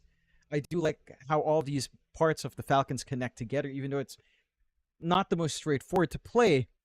It does lead into some pretty strong scaling, and I think, again, for Avilas, you have to play hard and fast. Like, this has to be a win in the laning phase. I think no two ways about it, especially since you went core Jakiro. You have to win your lanes. Like, you are going all in for ultra early presence here, and if you don't get that early presence, well, this game doesn't get it doesn't get that much harder, but it doesn't simplify from a position behind here. Okay. Well, here we go. They're actually going to run into crit. That's a nice Fisher. Doesn't quite block the stairway, but it's going to be more than enough. Smiling Knight will put his body forward, and that's first blood already for Smiling Knight. The perfect start for Avilas.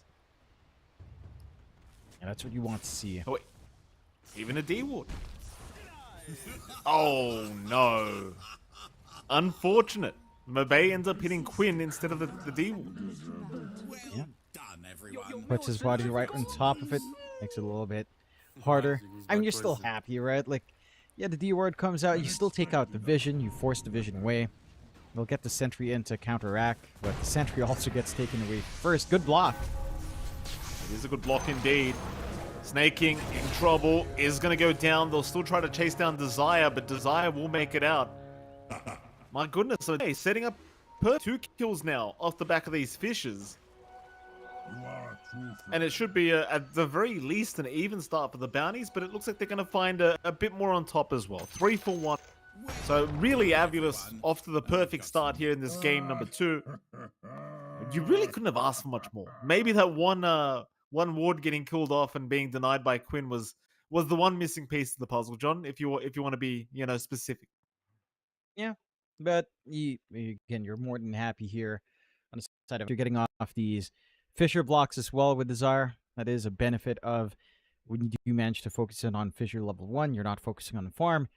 You can kind of set up the lane heavily in your favor here, or the side of Avilas. So this is just giving them that access. You can always set as well right now for Desire TP ban. And let me tell you, this top lane for Avilas, this potential of Jakiro Shaker is pretty scary. Consistent dual breath damage, consistent liquid fire being thrown out with some good fissure blocks. Can make this a hint for Skitter if he's not too careful.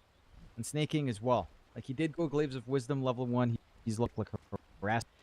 He kind of needs to sit and wait for level 2, level 3 to be able to feel in poking him back. As the Glaives are nice, but it's not nearly enough to stop, say, the Fissure plus at least dual breath from being a massive threat here. And it is going to be continuous from Sibek. Good block again. Be a fair bit of damage for Snaking to have to take.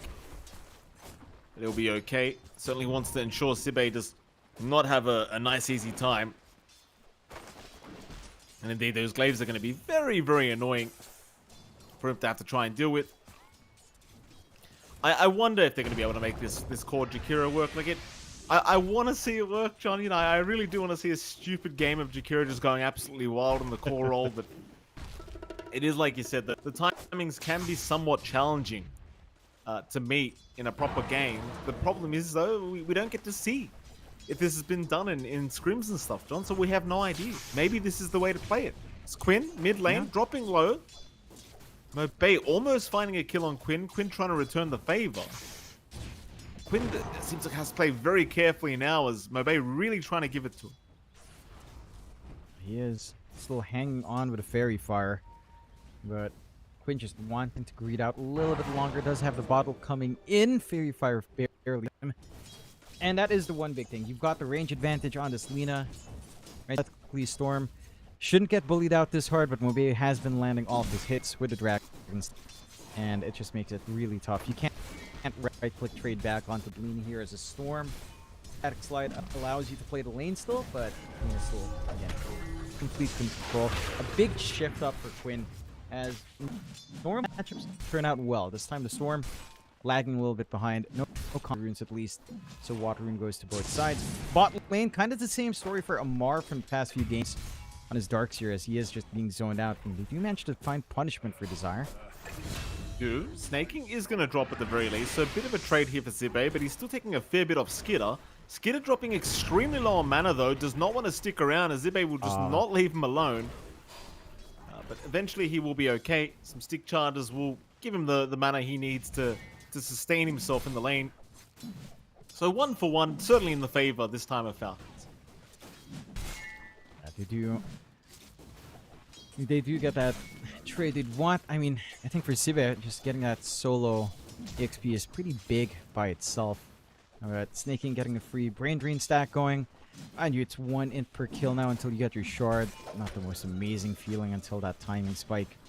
But yeah, every point of mana early for a Shaker support does feel impactful. So you do have to be a little bit careful. Again, the last lane that we were kind of briefly touching on, the bot lane here for Amar, has been pretty slow going again. This has been consistent for Amar when he has picked up this Darkseer. His laning combination with crit isn't really particularly amazing. There's no real Iron Shell shenanigans you can do outside of the creep waves plus the Darkseer. So, it's free going for Smiling Knight, free farm for him. 2 lanes out of 3 going really well for Avilas as they're just constantly poking hard. And there's not much crit in the mark can really do. They are getting stacks up, but again, you have to appreciate the vision and the warding from Avilas. They block off the Ancients a while ago. They do manage to ensure that the bigger set of farm for recovery on Falcons isn't there. So it looks like whatever happened in game 1 kind of shook Avilas up enough to bring some spice out. Like, there's no D-Ward coming in anytime soon onto the Ancients. Again, this off-lane Jakiro is putting in the work. Mind you, Skitter is still farming, but it's always a little bit uncomfy at less than half mana. Yeah, you've got this power treads build-up, which is what you'd expect for a good old core Jack, as they do get entrapment on Snaking again. Snaking will go down. No trade to come on. Ooh, maybe a trade, Skitter. He'll go for a chase onto Zibe, but doesn't really have enough to finish off the job. And in fact, Skitter needs to be somewhat cautious because he's out of mana once again. Desire's on the chase, low on mana himself, but he will have the Fissure to spam after that Mango. But Skitter, he barely has enough with 1 charge. Desire's still looking to hunt around, but there's plenty of heroes now available, and Desire's going to have to find out the hard way that Maybe he's gone a bit too far. Seneco's shown up to boot. Skitter's still trying with the grasp to land. Desire eventually will die, but now Skitter was not anticipating Seneko and Zibe to come in. Snaking will also die. A double kill for the Jakiro, and well, that's certainly going to help this core Jakiro look a lot better than it probably would have. And it will. Power Tread's again slowly being formed up. Crit. I'm curious to see. Crit's trapped. Crit's being blocked off. He can't get out. Zibe's going to get in there with a dual breath. Crit eventually will make his way out. Thanks to the Tame the Beast, but my goodness, Seneko with some very nice blocks. I mean, it's been a slow game. Oh, Quinn! Oh! Yeah, he's gone. Desire doing some really great work on the Shaker. Gets into the mid lane before Quinn hits level 6 and ends up securing a kill here with Mobe. Big kill to find, even gets a regen rune, although Snaking actually gets the deny off, so no top up for Mobe at the least. Small victories here for Falcons as it's 7-2 in favor of Avalos. Skitter again! Jeez! Oh, no, That right click, man. Yeah, Zibe is just actually becoming a problem, dude. Like, he's got that level 3 liquid fire, liquid frost now. It's you can't actually lane against it now. I think he needs to leave it. He needs to just leave the lane. You have to respect it. That and having Seneko up with the penitence, that bonus attack speed with the double hits, it's devastating, man. It's devastating. Oh, that actually makes a lot of sense. Yeah, it's a machine gun. This is why this is like the bane of your pubs in a normal match. If the Jakiro goes off to this kind of start, which Zibe has power treads up with double null and a full wand, that damage is overwhelming. Especially if he gets his shard up.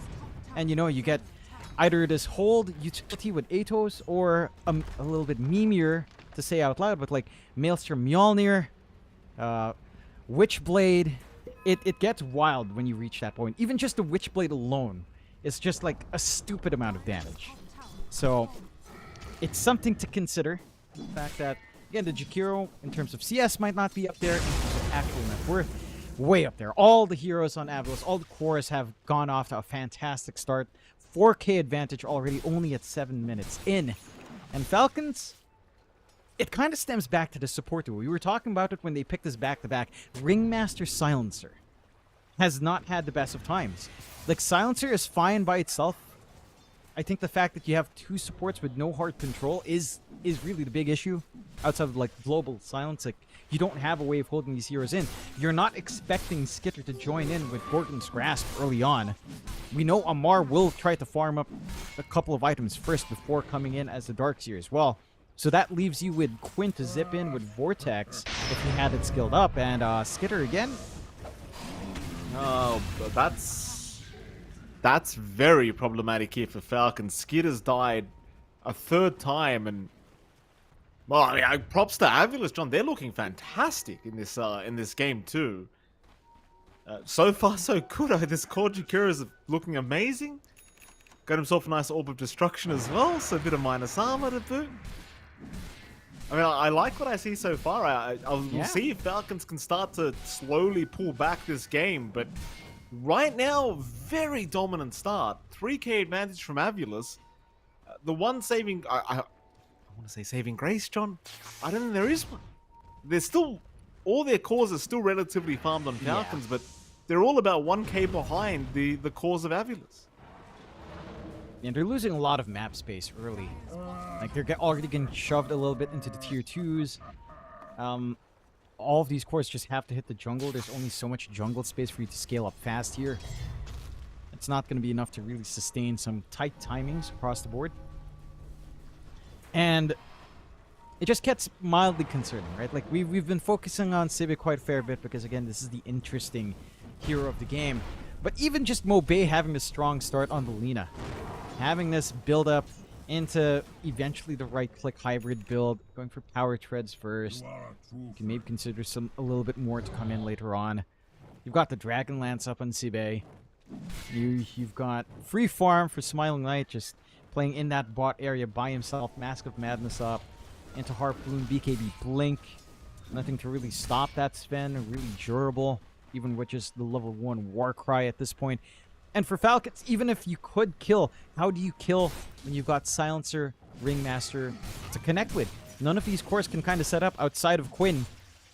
Quinn doesn't have a Kotl to sustain long zips. He has a limited supply of ammunition now to play the Storm.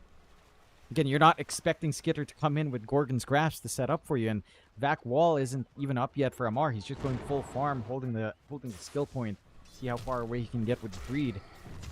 If the game slows down, though, if Avulas don't get to keep that aggression up, I think it does stabilize for Falcons. Like, let's say at 20 minutes it stays 9-2, then, you know, you're doing something wrong. You have the tempo in Avulas.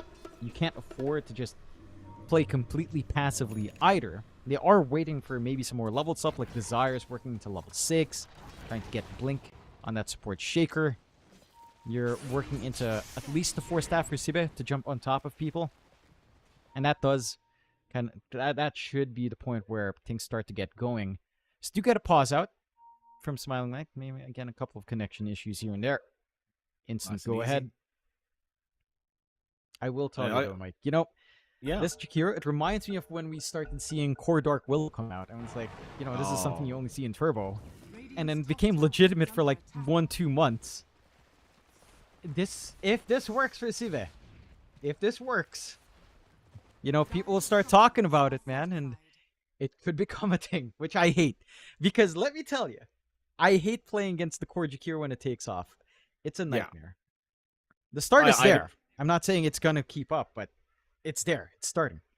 No, I mean, it's definitely started. Like, he's got the Dragonlance up. You know, he's hidden. He can hit you from a fair distance here, and you know, something that I didn't pick up on during the draft is, you know, Seneko with the Penitence. You know, you kind of pointed this out, but you know, that added attack speed, a max level plus 80 attack speed for your Jakiro. It's gonna feel really nice. See how else he builds up into it. Of course, he is going for the shards build up on this core Jakiro, which obviously makes enough sense because you don't want the cooldowns to be shared. But then it's like, what do you build after that? Because I'm obviously not very used to seeing core Jakiro jump. It's like, what do you build after that? Well, what's the idea here? There's Witchblade as one path. There is, again, Atos if you want more utility, taking away, de-emphasizing the right click a little bit more. And there's Maelstrom into Mjolnir. There is that. And normally it's like Witchblade into Maelstrom Mjolnir, usually. Although Zibe is getting jumped here. He certainly is, Zibe. I mean, he's actually pretty tanky as a Jakiro here. Will heal up thanks to this Chen of Seneko. Meanwhile, ATF actually ends up dying to Desire down bottom. So you still lose a Darkseer in all of this. Zibe does not die. Again, he almost has 2k HP here, John. He's a pretty tanky boy. 11 armor as well on that Jakiro. And it's just, he ain't dying that easy. No, he isn't. He's a dragon. Quinn. He's okay. Crit will avoid the ice path, but they cannot protect the shield rune that does get taken by Mobe. And again, they just get back to building up. Mind you, I do feel like the state of game right now is not the worst, although I say that Amar's dead. Oh boy, Seneko. I'm loving the way he's playing this Chen, John. I mean, I know Seneko. I used to watch this guy play Chen back in Na'Vi over a decade ago. All the way back? Yeah. All the way back. It's been that long? It's been a long time since you get the... Well, we've probably seen Seneko Chen since then, John. I'm just saying it's been a while since we've seen it, you know, since now. But you get my point. Mid lane, they got Snaking's down. Desire should be dead at least. I'd assume. There you go. He's gone. Zive, thinking about it. Just a bit of cheeky damage onto Quinn, but that's actually a lot of damage. Look at that, John. It's a lot of damage. I'm telling you, That's this is a nightmare. This is why when I queue up, you know, games for fun with my friends, I ban, like, I changed my bans actually. I let Sniper true. I let the Tinker true. I ban Jakiro and Dazzle. Dazzle not so much nowadays. Jakiro, yes, every single time. And Jakiro has to because of this. ATF. Not again. Yeah, it's again, John. Again. Must be a weighted neck pillow, Johnny. Might be in his training arc right now. You never know. Take Neck the weights pillow. off, ATF. Take them Ah, off. Falcon? imagine they had a neck pillow sponsor. What do you say about that? A lot, John. I don't think they'd be sponsored for very long. I can promise you that. Snaking. Dire's bottom tower. They're not going to find a gank either here. Very unfortunate for the side of Falcons. Their Shrine of Wisdom will get taken as well in the meantime. Zibe's got that level 10 talent, so he's got plus 150 ranged as well as the Dragonlance now. Shard's almost up, by the way, Jonathan. He's just waiting for the timer so he can buy it out. 40 seconds. I just reeled it. Well, Yeah. with the Dragonlance plus his attack range, he has longer range than Lina by 30 Oh, units. good. Outstanding. That sounds very balanced. very fun. What was it? What are the neutral items that give extra attack range? I can't remember them. There's an The enhancement. is there magnifying not? monocle. There are enhancements as well for melee and Vast. range. Which He needs to get a vast and what is it? The monocle? That's right, magnifying Yeah. monocle. He needs a vast monocle. It's amazing. oh, Why not just God. add another plus 250? Yeah, why not? You know what's even worse? Before they nerfed the heck out of time zone, you would actually see this in a lot of like people trying combinations would run this with time zone.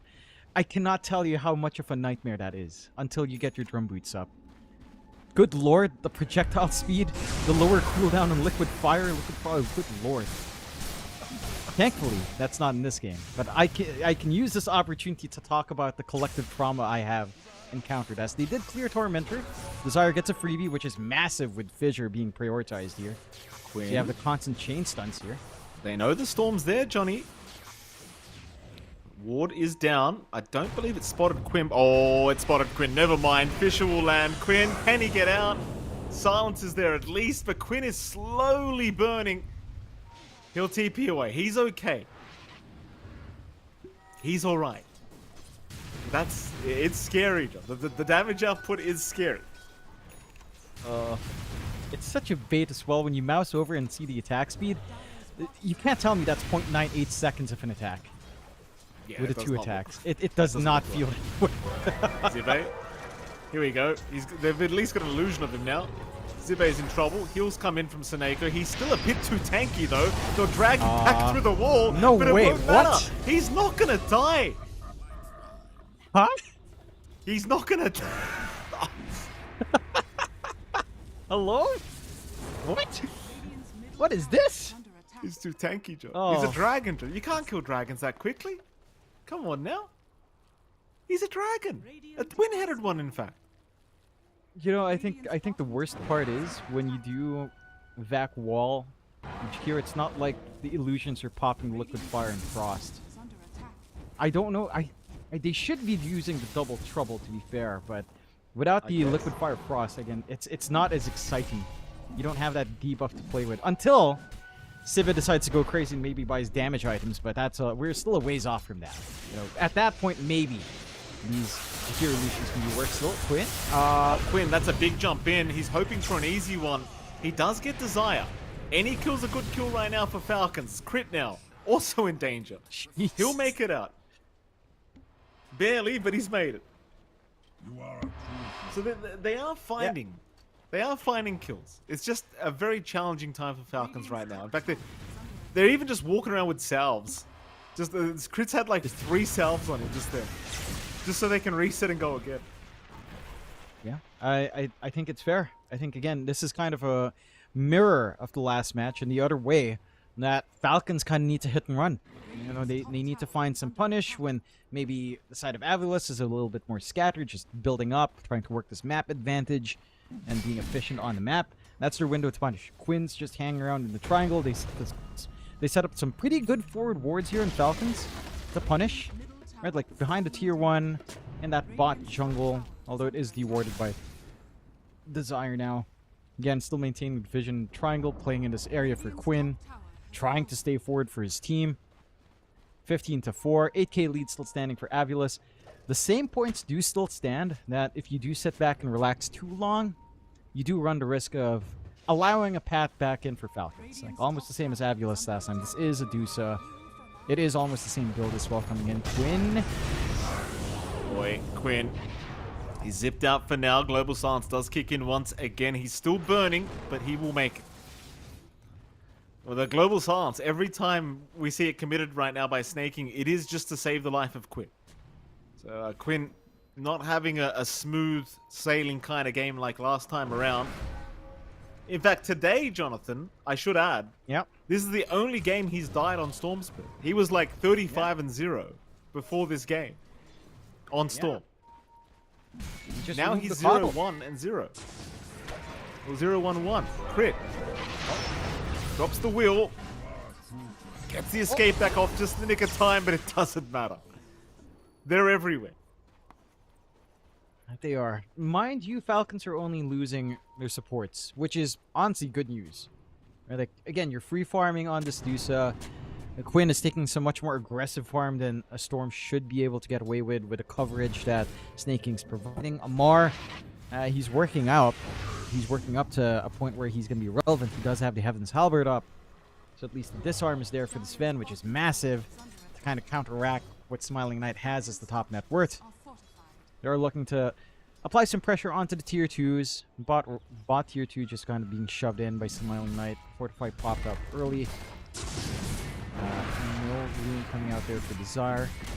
Will just TP himself back to safety. But they need to expand this map control. The tier 2 bot is a start for Avulus. They need more, although mid. Quinn will make it out.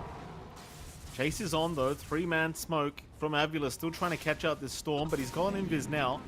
Pings are out though. They saw him underneath a sentry, I do believe, or something. In fact, never mind. They want Snaky. They have not seen Quinn. There is a sentry on the right side of that river, but Quinn has not run to the right. So they may have spotted him for a split second, but that's all they'll get. And it seems as though nobody was holding detection to spot him out a second time. Oh, not quite. And that does provide an opportunity here. Global Silence is still being held. They can start to play aggressive on Falcons. Just need to find an angle in. They are a little bit scattered out here on the side of Avulus as well. We'll catch Crit. Crit will just force stuff to the low ground. He's fine.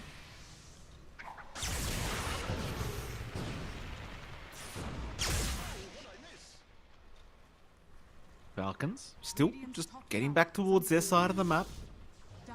So they got to address that bottom lane, which was forced in. Meanwhile, though, Roshan is happening. Avulus, I mean, they are in complete control of this game too. 9k advantage, 16-4. Smiling Knight has been free farming this whole time. And it looks like they are set to take themselves a free Aegis. Falcons, I mean, they're hanging about the Dire Triangle, but you can tell they're not feeling safe at all to try and approach the Roshan pit. And here come Avulus, an immediate 5-man smoke. ATF and Snaking have moved in. They've got vision here, so they will see Smiling Knight, but it's all too late for Snaking, who does get caught. He's not dead yet, though. In comes Quinn, Smiling Knight in the middle of nowhere right now, but Quinn, he's in more trouble. Ooh. Quinn goes down. That's not the start they wanted on Falcons. They'll still just try to chase down Smiling Knight, who does not have the Aegis. It's Mobay that's holding onto that secondary life, but it won't really matter anyway, because they can't do it the first one. Skidder being locked down, losing half his mana now as Smiling Knight's trying to move back in, but he has no stun to throw out. Instead, though, they'll find ATF now. ATF going to be saved by Crit. These fishes, though, from Desire making it so hard. The escape back, though, barely saving the life of ATF. Zippe, he's trying to move in. Tame the Beast is there. Zippe's going to die. He really wanted to secure that kill onto ATF, but he doesn't quite get there. They're a little bit over-eager. Good punish coming out from Falcons. That's a massive kill. That's a huge streak up on Sibe. Has to really be aware of how far he's running. He doesn't have a lot of move speed. Trying to escape as a Jakiro is not an easy task, even with a Hurricane Pike up. And that is a little bit of a lifeline for the side of Falcons. 10k lead still there for Avulus. You know, you're going to have to contend with Mobay somehow. You're going to have to contend with Smiling Knight somehow, but at the least you've already whacked one Pinata down with the Jakiro. And it's a huge gold injection to play with. BKB for Quinn's being formed up. You've got the Ags coming out for Skitter for a little bit more coming out with his split shot. And Mar, for his part, just going for the Shiva. Is going to be extra tanky. Kind of content with some right-click damage here. Avilis, though, not dissuaded. Are smoked up. Just need to find an angle into that smoke again. This time around, Avilis' forward vision is a little bit right side concentrated into the triangle, but they did spot out snaking going into the tier 2. So maybe it can find kind of get an angle in, but oh, He's okay. He'll see Suneko. Smiling Knight still chasing him though, running directly north. He has the blink up on the Sven. Quinn, does he have the game sense to back off in time? I don't think he does here, John. And then, of course, once you get the initial stuns off, it's not going to take very long for Smiling Knight to just get right through you. No. And that's him without the full Daedalus either. It's just about 700 gold away, 500 gold away now. And one... Uh-oh. There goes Snaking. Jeez. You're at that point, although Smiling Knight may be going a bit too far this time. In fact, he'll go onto Skidder. Stone Gaze will petrify him up. Smiling Knight still just trying to run, gets out of the wheel. They are chasing, but nobody's dying on Avulus. Everyone's still perfectly fine. There's now a Fisher blocking ATF out. Oh, it's not actually blocking that. It wasn't long enough. That'll be enough. Avulus, they don't quite get much out of it, apart from a couple kills. Objective-wise, just a bit of damage onto the mid-tier 3 tower, and they've left the building. Yep. Rinse and repeat. They don't have the most time left in this Aegis, though. Mobe only has about a minute and a half. So you're not going to be able to maybe see the end of that high ground, or at least the end of the tier 3 anytime soon. They have managed to widen the lead off the back of this at the very least. 12k up now on the side of Avulus, gaining 2k so far with the Aegis up, which is respectable. Again, you did drop a pretty big hero in Sibe, kind of mitigating these gains. But there is still room to go. They'll try again with the smoke. Again, very little time left in the Aegis, just a minute, as Mobe will probably just try to travel in. And they're keeping that pressure onto mid. Falcons are playing pretty smart. Again, they're dodging out. They're playing high ground when they need to, but you give them room to sneak around the map, and they will find an opportunity to farm. Heck, they might even find an opportunity for Tormentor. Now sneaking away through the gate here. A big take. This is worth a ton of gold. The free shard can be surprisingly very meaningful, although Sane? Oh, he's okay, but Skidder is a much, much more important target to lose, and Falcons are going to lose him again. I mean, it's just devastating from Avulus, and that's him without buyback, by the way, John. So Skidder's gone for a full minute. They've got time for at least 1 Rax. What they do, they didn't even have to expend a God Strength there on Smiling Knight. Just him showing up with the Daedalus, more than enough. A couple of right clicks going his way. Global Silence was expended as well. Mind you, Aegis does expire, but with Medusa, it doesn't feel like you've got the output. Maybe a big back wall from Amar could kind of change things here, but you've got the spacing now. You've got the advantage here to play. Back wall is there. I mean, it's a back wall, but it's not going to make a difference. Maybe slowing things down just a little bit. Smiling Knight. Vortex up there, just trying to buy time for Skidder. Rack's still going down though. Range Rack's already gone. Melee Barracks is now also gone. It's funny too, because we were talking to Snaking after that first series we casted, John, and Snaking did say that Avulus, they are a bit of a wild card. They don't know what to expect because they haven't been able to see what they've been screaming with or what they've been playing with recently, and well, they sure do feel like a wild card. They're doing fantastic. Yeah. I mean, I love that we're seeing just this crazy stuff like the poor Jakiro come out. And BKB for Sibe isn't too far off. So he's only going to have to contend with, what, just about a 1.75 second silence. Not too bad for Jakiro to keep playing this game and get damage, chain control out going for his team. 20-5, 13k lead with that 1 Rax up. They will find punishment on Saneko. Not the most meaningful kill, but still a pretty impactful amount of gold for Quinn. 437 plus 400 for the entire Darius side.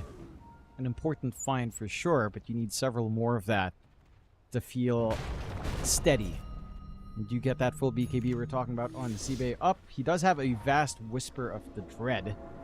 So he is hitting at, just around 810 range. Very nice and balanced there on a Jakiro, of course. That's what you love to see.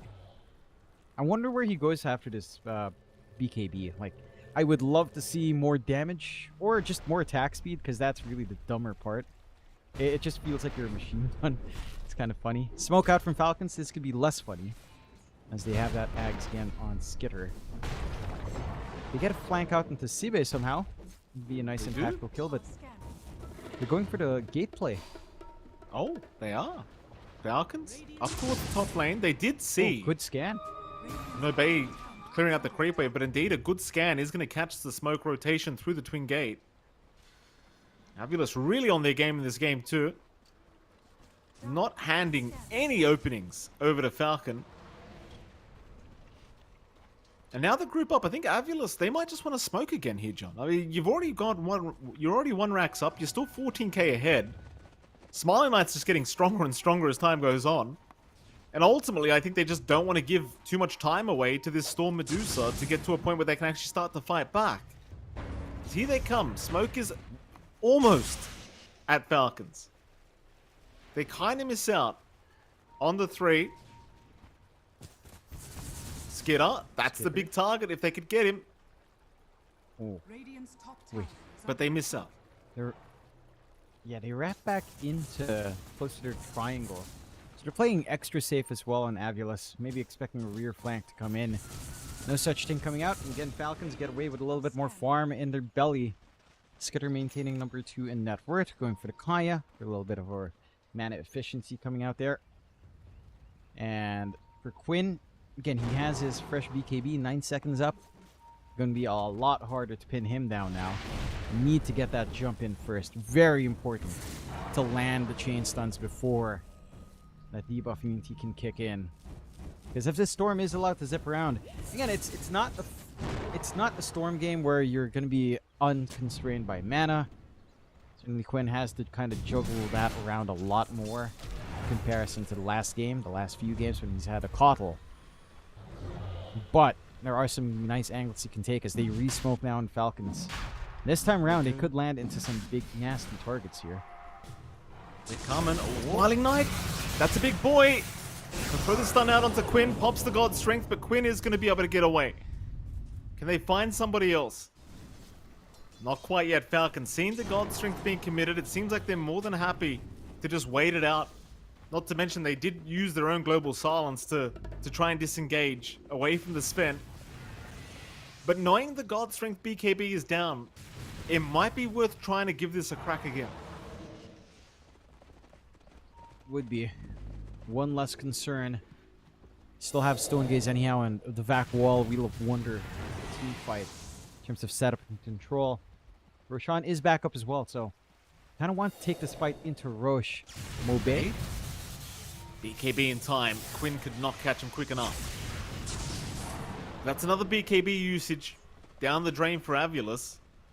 That still gives Falcons a good opportunity to try and force a fight. They are still smoked mostly, apart from Quinn and of course Skitter. But it seems though Avulus kind of got the message. Realize, it's not really worth anyone getting picked off right now. They're just not ready enough. The issue is Roshan could be started now by Falcons. And this is an objective I think it is probably worth fighting over. Desire. They're just scouting out to see if anyone's there. Desire is right by the tree line. Meanwhile, Quinn going to just jump into Smiling Knight. The escape back though. Oh, it's going to save for now, but the Echo Slam committed. Quinn, he barely makes it out. At least for now. Can he jump around and make anything happen? It looks like he can.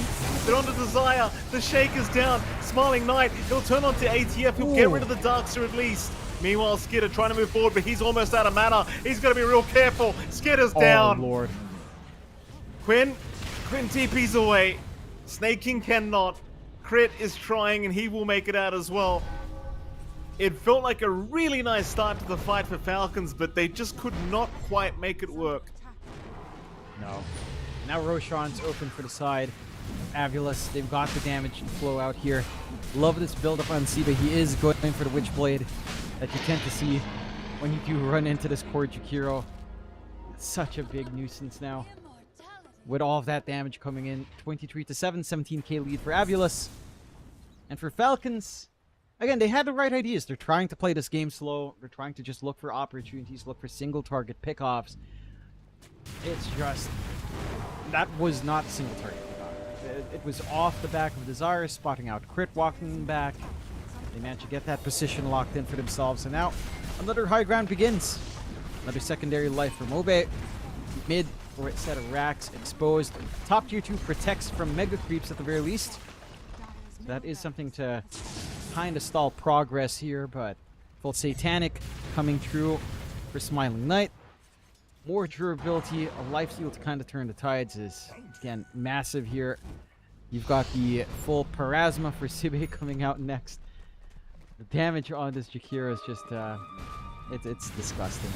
It scales too well for what it is. It's kind of surprising. Like, you look at Jakiro's damage, Mindstorm, you're like, oh, alright. Mindstorm 2 times 2. And it's just like, okay, that's a bit too much. Maybe. It is. Just a tad bit too much. It does feel like much, and the funniest thing is he doesn't even have many damage items. You know, it's just a Witch's Blade, couple nulls. You know? Maybe once the Parasma's up, starts to feel really stupid. We'll see. And would. Doesn't really honestly, need it I right would like now. to see. I'd like to see after the Parasma, just for fun, that Sibe goes for like a Moonshard. Oh yeah, absolutely. That's just a given, isn't it? Just You machine gotta do gun. it. It's machine gun down there. Here we go. Baiting this up for Alina. Jump in from Quinn. This could be very dangerous for Quinn though if he's not too cautious, but it looks like he's okay.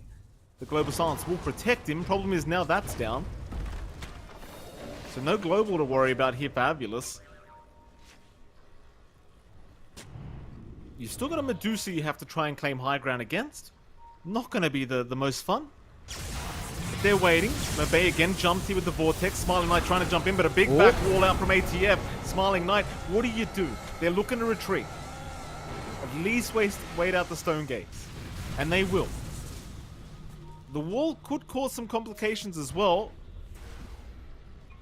Not to mention the fact that you've lost your God Strength here on Smiling Knight. Just can force the side of Avulus to play it a little bit safer. Hang back. They are keeping that constant pressure on the lane anyhow.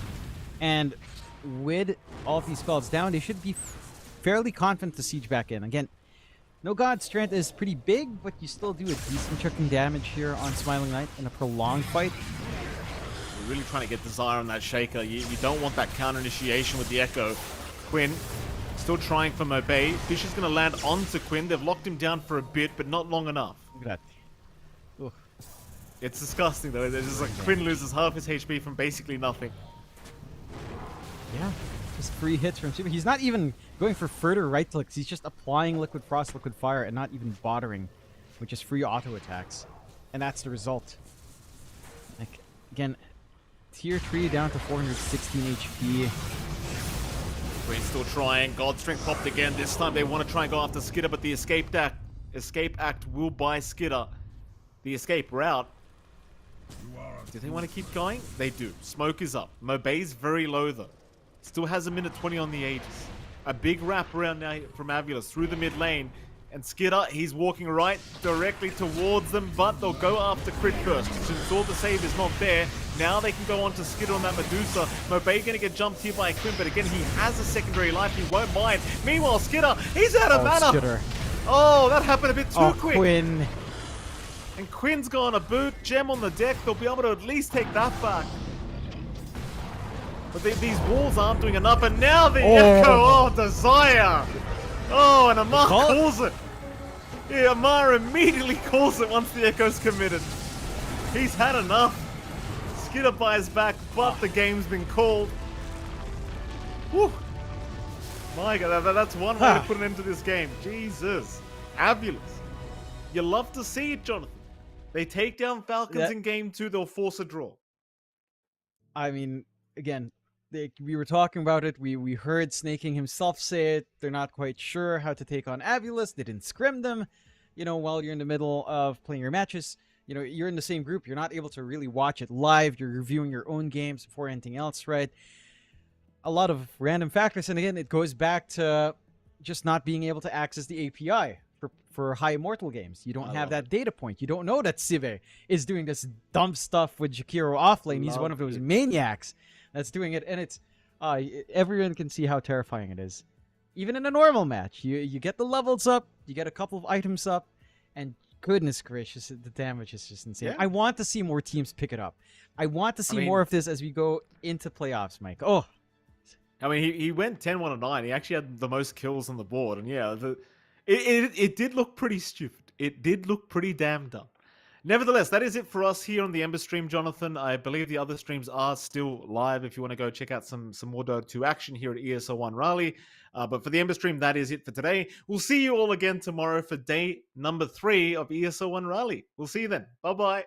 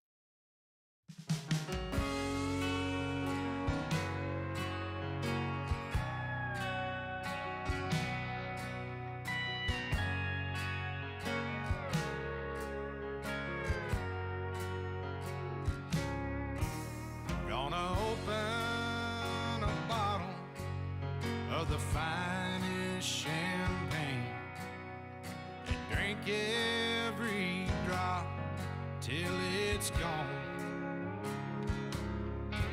Think I'll float down a river, might even write me a song. Gonna do some living before I'm gone.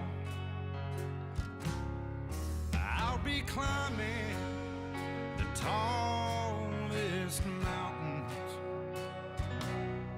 and I'll be riding the biggest horse I can find. Gonna do all the things I ain't done in my life. Gonna do some living before I die. Think I'll buy me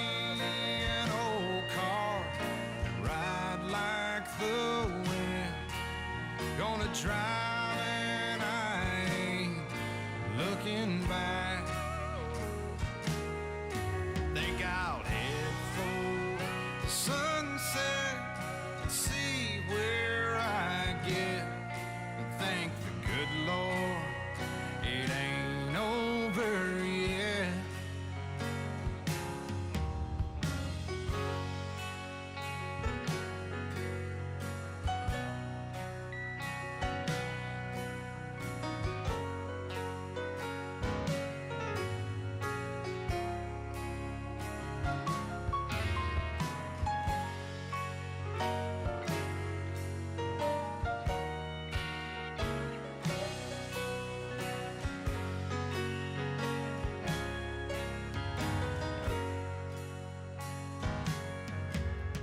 I'm really not sure what took me so long to do some living before I'm gone.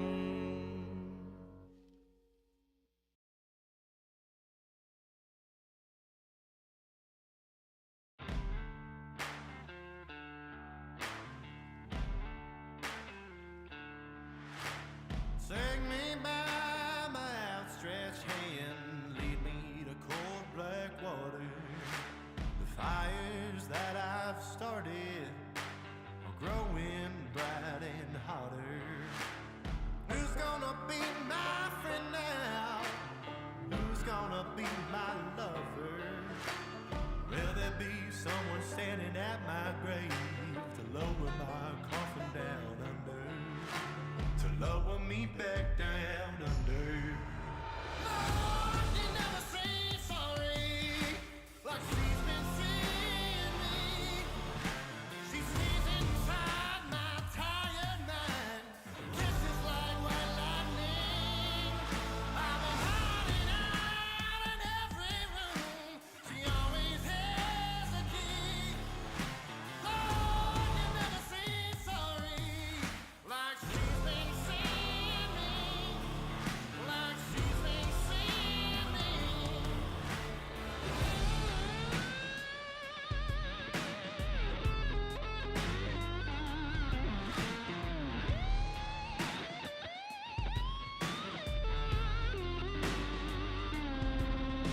There's a long list of people where I've fallen short for many different reasons, mainly the battle, collecting regrets like sport. There I was in the corner, looking for company. That's when she sat down at the table and said, "My name is Misery." She introduced herself as Misery.